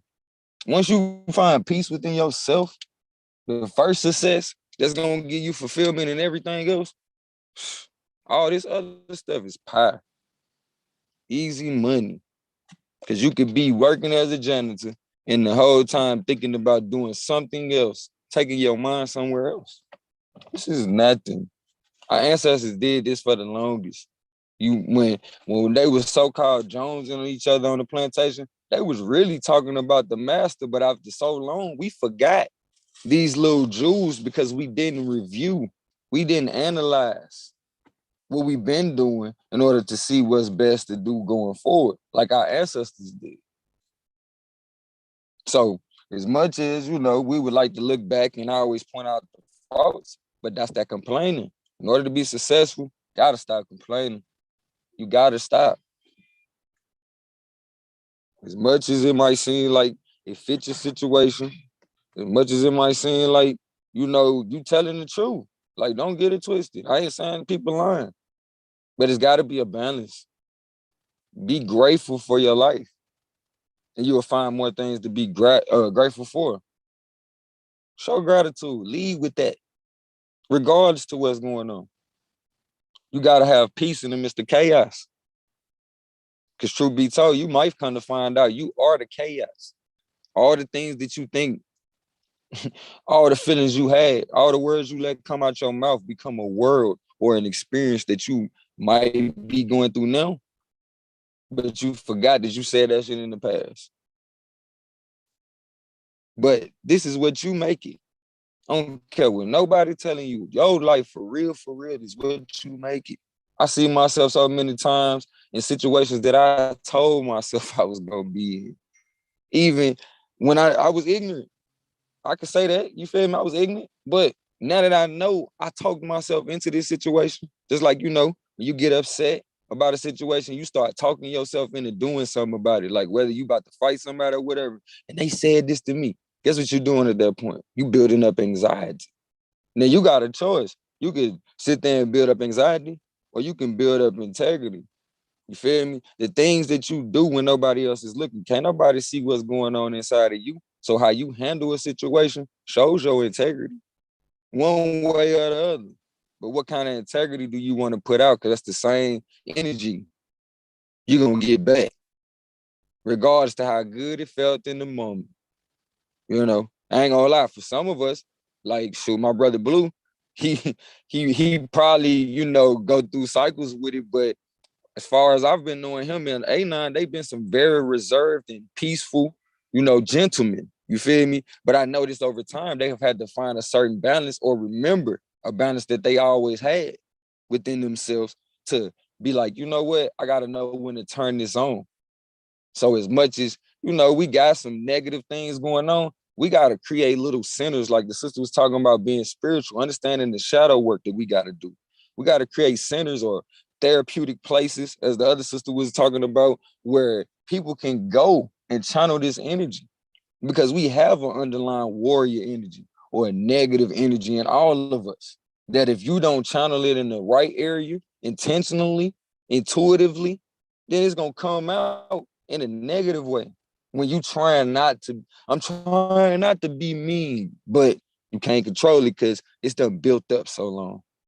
And now you implode. Because you screaming from the inside when you hurt the people you love. Maybe you ain't never upset somebody or hurt somebody that you didn't intend to, but because of something that you did, their feelings was hurt. Like, dang, I didn't even know you cared. So when you recognize those type of things, you tend to make changes if you care.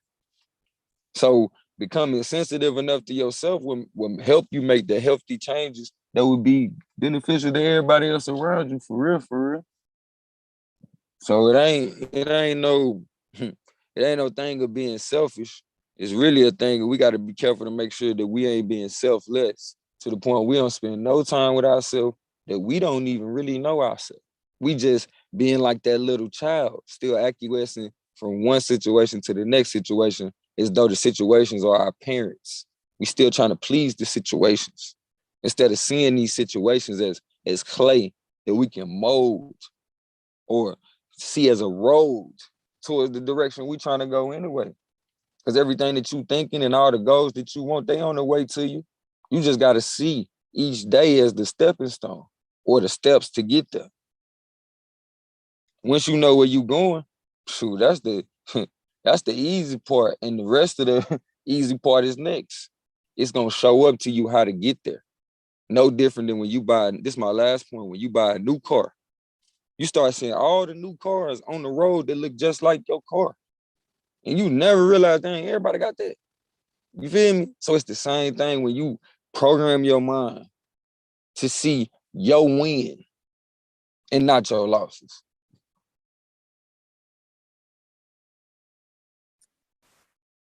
I just want to speak to the sort of, when we were talking about success also, and looking at our kind of financial situation as a community, because we do have wealth within our community. I feel like in certain aspects when it comes to parents, not all parents, some parents, that because of what we didn't have when we were younger, some of us are keeping up with the Joneses just to be able to have the latest iPhone or have the latest this and have the latest that. It's not always necessary. We need to stop this self-guilt about not being able to give kids the latest, or going broke, or not having money for certain things because we've gone out and we've bought the latest games console or something really materialistic that might have been completely unnecessary.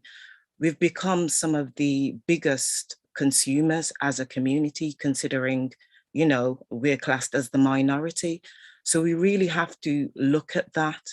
I'm gonna use the example, the film Wakanda, Black Panther, the Wakanda film. Look how many communities got together in regards to just going to see that film. Look how many outfits were bought just to go and watch that film. I'm not saying it wasn't a bad thing or that, you know, people are entitled to do it, but I just want you to look at the financial aspect for a moment. As a community, we raised over £1 billion for a film, just for one film.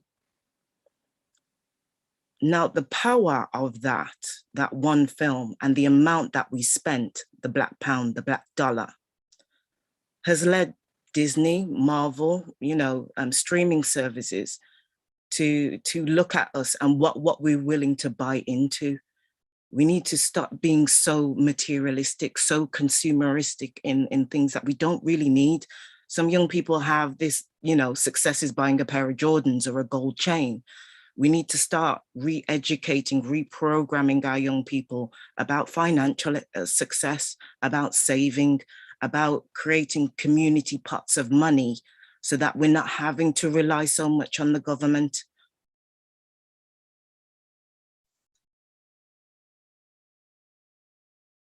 We Say can that do again. it if we work together.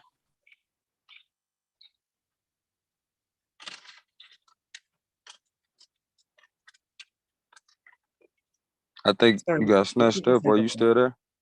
Sorry, I didn't hear what you said. No, I lost signal a little bit. I couldn't hear what you were saying. I was saying, say it again. You were saying something before you said working together. I was talking about using, for example, the film Wakanda, Black Panther movie, and looking at how much as a community we went out and, you know, buying our outfits, creating, you know, parties around the launch of that film. As a community, we invested over £1 billion into one film. We have wealth, but it's about the way we're utilizing it. It's about the way we're using it, the consumerism of it. In success for some young people being getting the latest Xbox, getting the latest pair of Jordans, getting a gold chain. We need to reprogram what success looks like, financial success, in terms of being able to build the community wealth. Because say, for instance, you didn't go and buy that pair of Jordans or you didn't go and buy that gold chain. That's something in the bank to be able to put towards, you know, investing stocks, going in with some friends on creating a business. If we're looking at the way of other infrastructures of communities that have been able to build community wealth, when MJ was talking about, say, for instance, you know, parts of the Asian community, the Punjabi community, they've been able to build, we've got to start rebuilding trust, because how they've been able to build is because there's community trust and there's a community understanding. You know, men going in 4, 5, 6 of them, investing into one shop to be able to get the shop off the ground. And then, you know, once that shop's off the ground, the others invest into. And I know that in the past, there's a lot of mistrust, and it's understandable because, you know, how many of us have gone through trying to do something like that, or trying to invest in a business, or trying to invest in, you know, a religious institution and it turning out bad. But in order for us to move forward now, it's about building the community trust. It's about creating the pots of money so that we, because say, for instance, that £1 billion that was raised from the film, Disney, other platforms, they've learned what we're interested in. They've learned that we want Black superheroes. They've learned that part of, you know, they've got to put some representation out there, and that will buy into that. So instead of, you know, it's not to say we can't buy into parts of it, but in terms of growing, continue to grow and build generational wealth, we have to reprogram our financial literacy.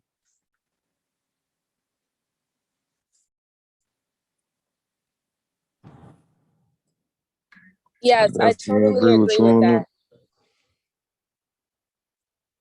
I totally agree with that.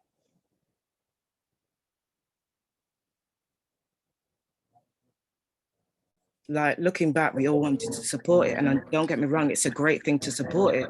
But just imagine what we could have done with £1 billion. Do you get what I mean? In making community centers or doing certain things that could have put us in this position. Again, we need to look at certain elements of the past in the last decade or, and start utilizing what we need to be able to do now.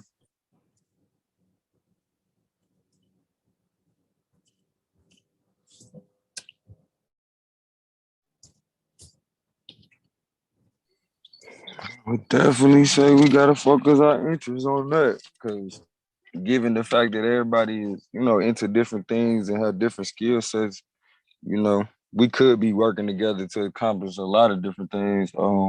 I feel like right now we do work together, but it's more of a subconscious effort. I would like to see it be more of a, a conscious effort. And I think the only way we'll get there is if, we stop, talking at each other, so to speak. Cause that turns people off.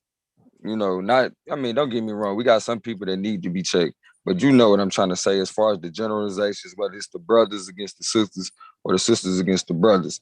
It turns off those who are of the same vibration of us that want to do something consciously for the overall. So, that's just something that I had to notice when I was first starting to, surround myself with my so-called Justice League or people that's on the same level as me that actually want to make some changes. And they already currently doing it with their own family. So, it's like we all just coming together.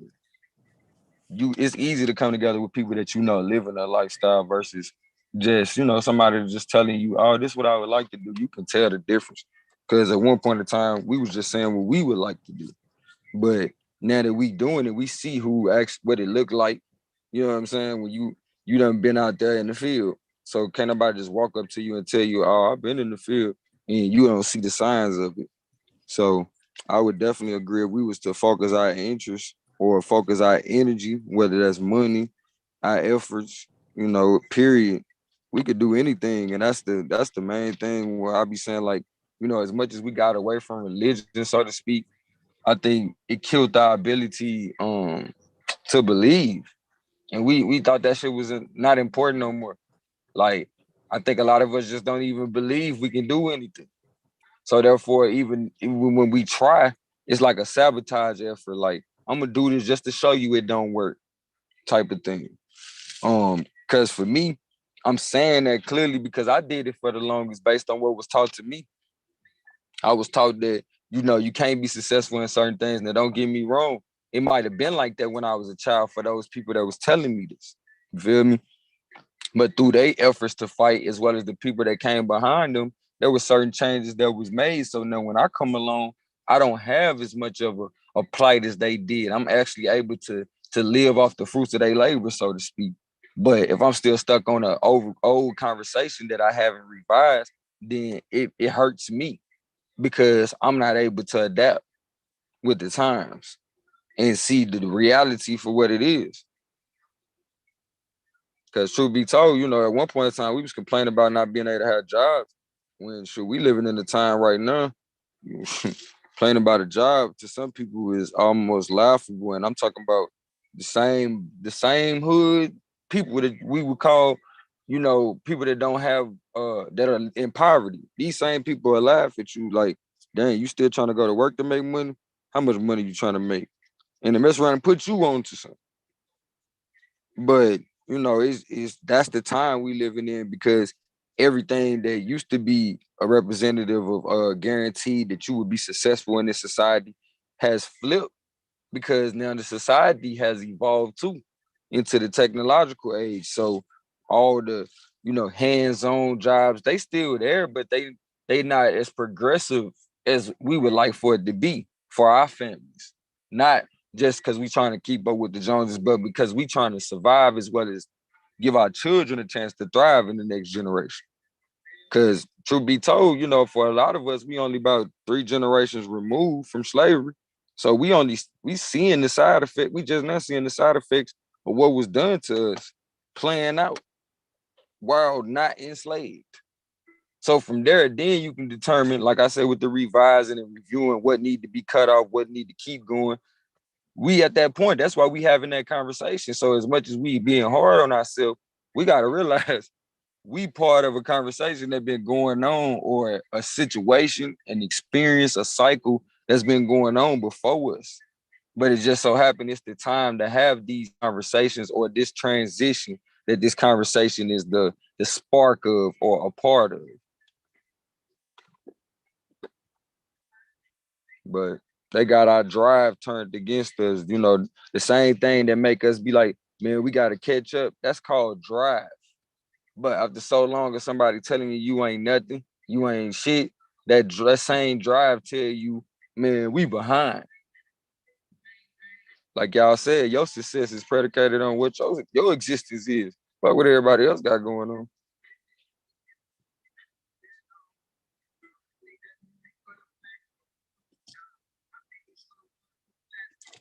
Not what everybody else got going on. Let's see what's going on in the chat. See what's going on in the chat. Send some shout outs real quick.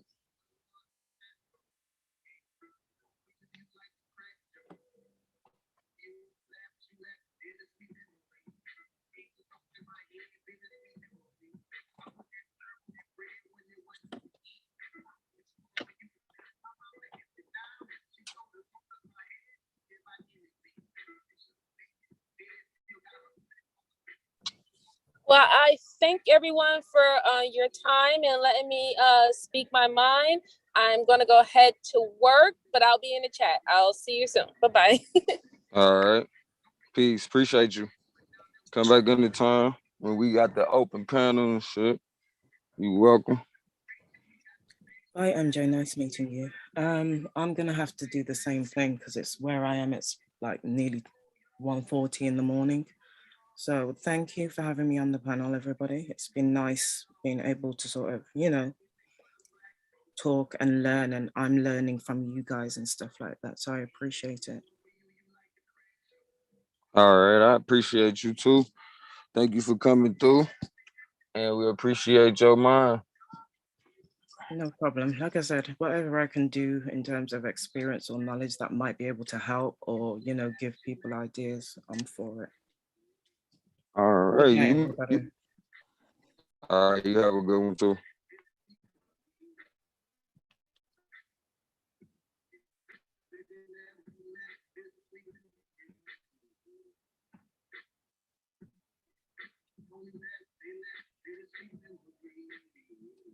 Shout out to the chat.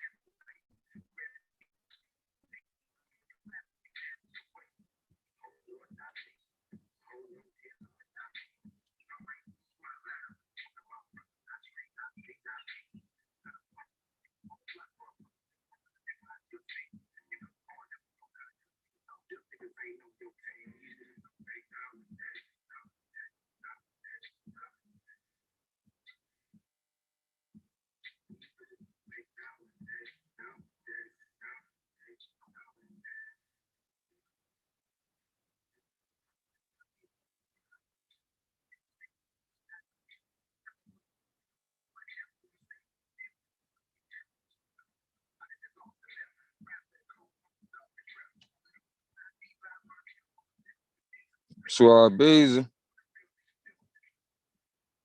Your bitch. You right.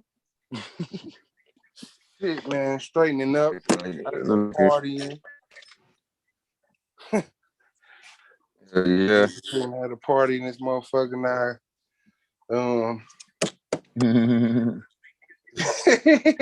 They're trying to get it back right. Yeah.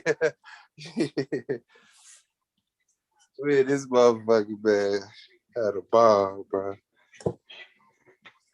What you talking about, Blue? Stop being mean, Blue. You said what? I told Blue I was gonna jump in the chat. I think Blue was like, damn, that nigga said he was gonna get in the chat and didn't ever read it. Oh, damn, Blue was trying to get in, I think. Yeah, Blue trying to get back in. That's what it was. Hold on, let me see. Oh, Blue? Yeah. Oh, okay, yeah. Domo got his shit set so you don't hear the tone. I thought I cut it back on.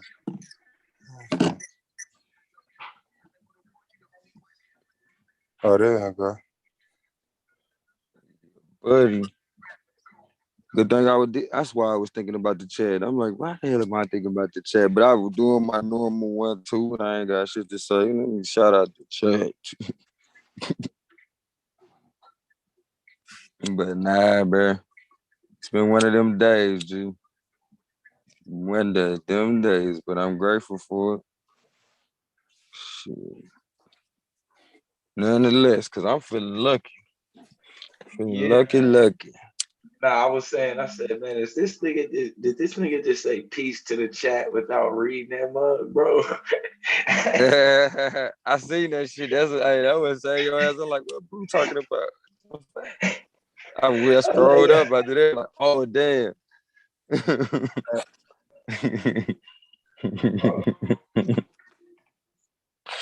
nigga Blue silly. He said that nigga just say that shit without reading it though, nigga. Disrespectful to the chat, huh? But nah, we had an epic conversation tonight though. Shit. Tell you, they one for the books. You feel me? We might get a Nobel Peace Prize for this episode. We might get one as well. Yeah, man. Yep. Hey, Blue. Why your brother gotta be so petty, man? Why your brother gotta be so petty, bro? I think it's cause all the shit I went through in the streets, I recognize how little bitty, small little nuances leave yourself open for shit. To the point when a motherfucker try me one little bit, I be ready to bite a nigga head off. Cause I already know where that shit going to. I was looking at something though, bro. I didn't know the people's logo got taken up. Man, a whole bunch of shit changed today. But Man, bro. The Taz debate about. Man, we gotta have a whole show about that shit. You said what about Taz though? He said me and Taz debate was under review. Damn, for real? Yeah. It's the league, G. It's season 4. It's season 4. You know what I'm talking about? It's already always something interesting going on around here. I tell you that. That debate was classic though. I tell you that. That shit was fire, bro. Man, fire. Fire. That shit was underrated. I thought it was already, up on the up, man, but I ain't, bro. That shit lived up to all the expectations and then exceeded that shit. That shit was lit though. I ain't gonna lie. Cause the way y'all handled it, I appreciated it because it was like, even though, our sisters, they love to ride just like our niggas like to ride together and shit. But for the most part, a lot of people could see the even-handedness on both sides for the male and the female, but it was really just focused on the relationship with the system. You know what I'm saying? Like, that's where the focus needed to be. That was a great conversation. Yeah, and actually, I did it one side, but I do think it affects us both. Oh, yes. Yeah. Nah, that nigga Blue said in his closing, this debate is about empowering the black woman. That nigga thugging. He thugging, Swab. Hey, I almost threw my phone. I said, nigga, you better cater to them judges, nigga. Get out that motherfucking chat. You better get out that chat and cater to the judges. That nigga said, this debate is about empowering the black woman. I said, nigga, no, it ain't. That is not the title, bro. That nigga trying to get that people's vote. Yeah, Blue trying to empower the black woman because he like shit. She dependent on the system. He like she'd be more empowered if she was really independent. Yo, Like, I get his core. I get him connected into it, but this debate is about is the black woman relationship to the system detrimental, nigga. At least start there and then. You know what I'm saying? Hey, that nigga turned right up on their ass. Like, this about y'all. Switch I love topics. What the fuck going on? I said, hell Yeah. Yeah, that shit was dope, bro. Yeah, man, that shit was fire. That in the moment too, man. That shit is just. Yeah, I'm glad y'all kept that energy up. That shit was crazy. Now you can tell. Like we expanded. And then it was good to put the conversation out there without women just getting thrashed. Mm-hmm. When you're doing that, the Tommy Sotomayor. Exhibit A. Flame. Fire. This nigga say, but die dead ass too. Exhibit A. No, nigga. It's not an exhibit. I don't give a fuck. I got me a woman to pump on. Fuck the rest of them, motherfuckers. I'm telling you. I got my one. Yeah, I tried to flip the title and force his argument into trying to yes, you did. Take the power of women and make mine empower. Yes, you did, sir. In front of everybody. This nigga Andy, thank you. They have their own island, nigga. No men. They don't need none of us. Cut them all off, nigga. I don't know what I was thinking. I jumped right out the window. The hand that rocks the cradle. What we supposed to do with these things? I really got to go back and watch it. I know y'all got out more bars than I caught.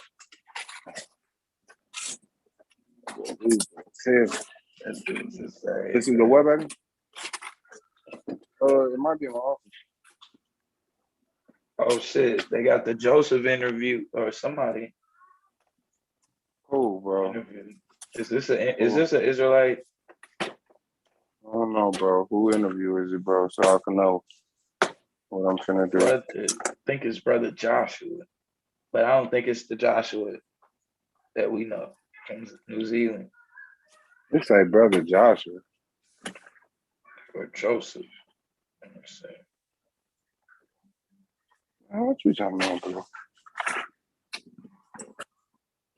Oh yeah. Oh no, it's Brother Moses. Oh shit, man, shut it down. I bet.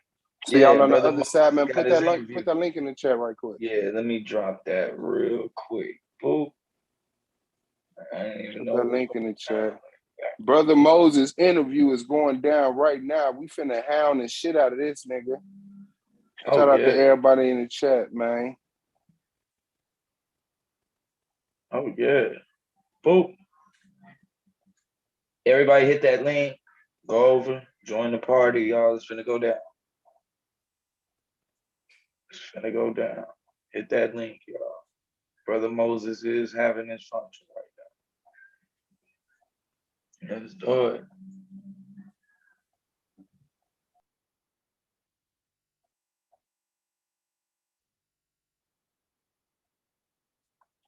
All right, hold on.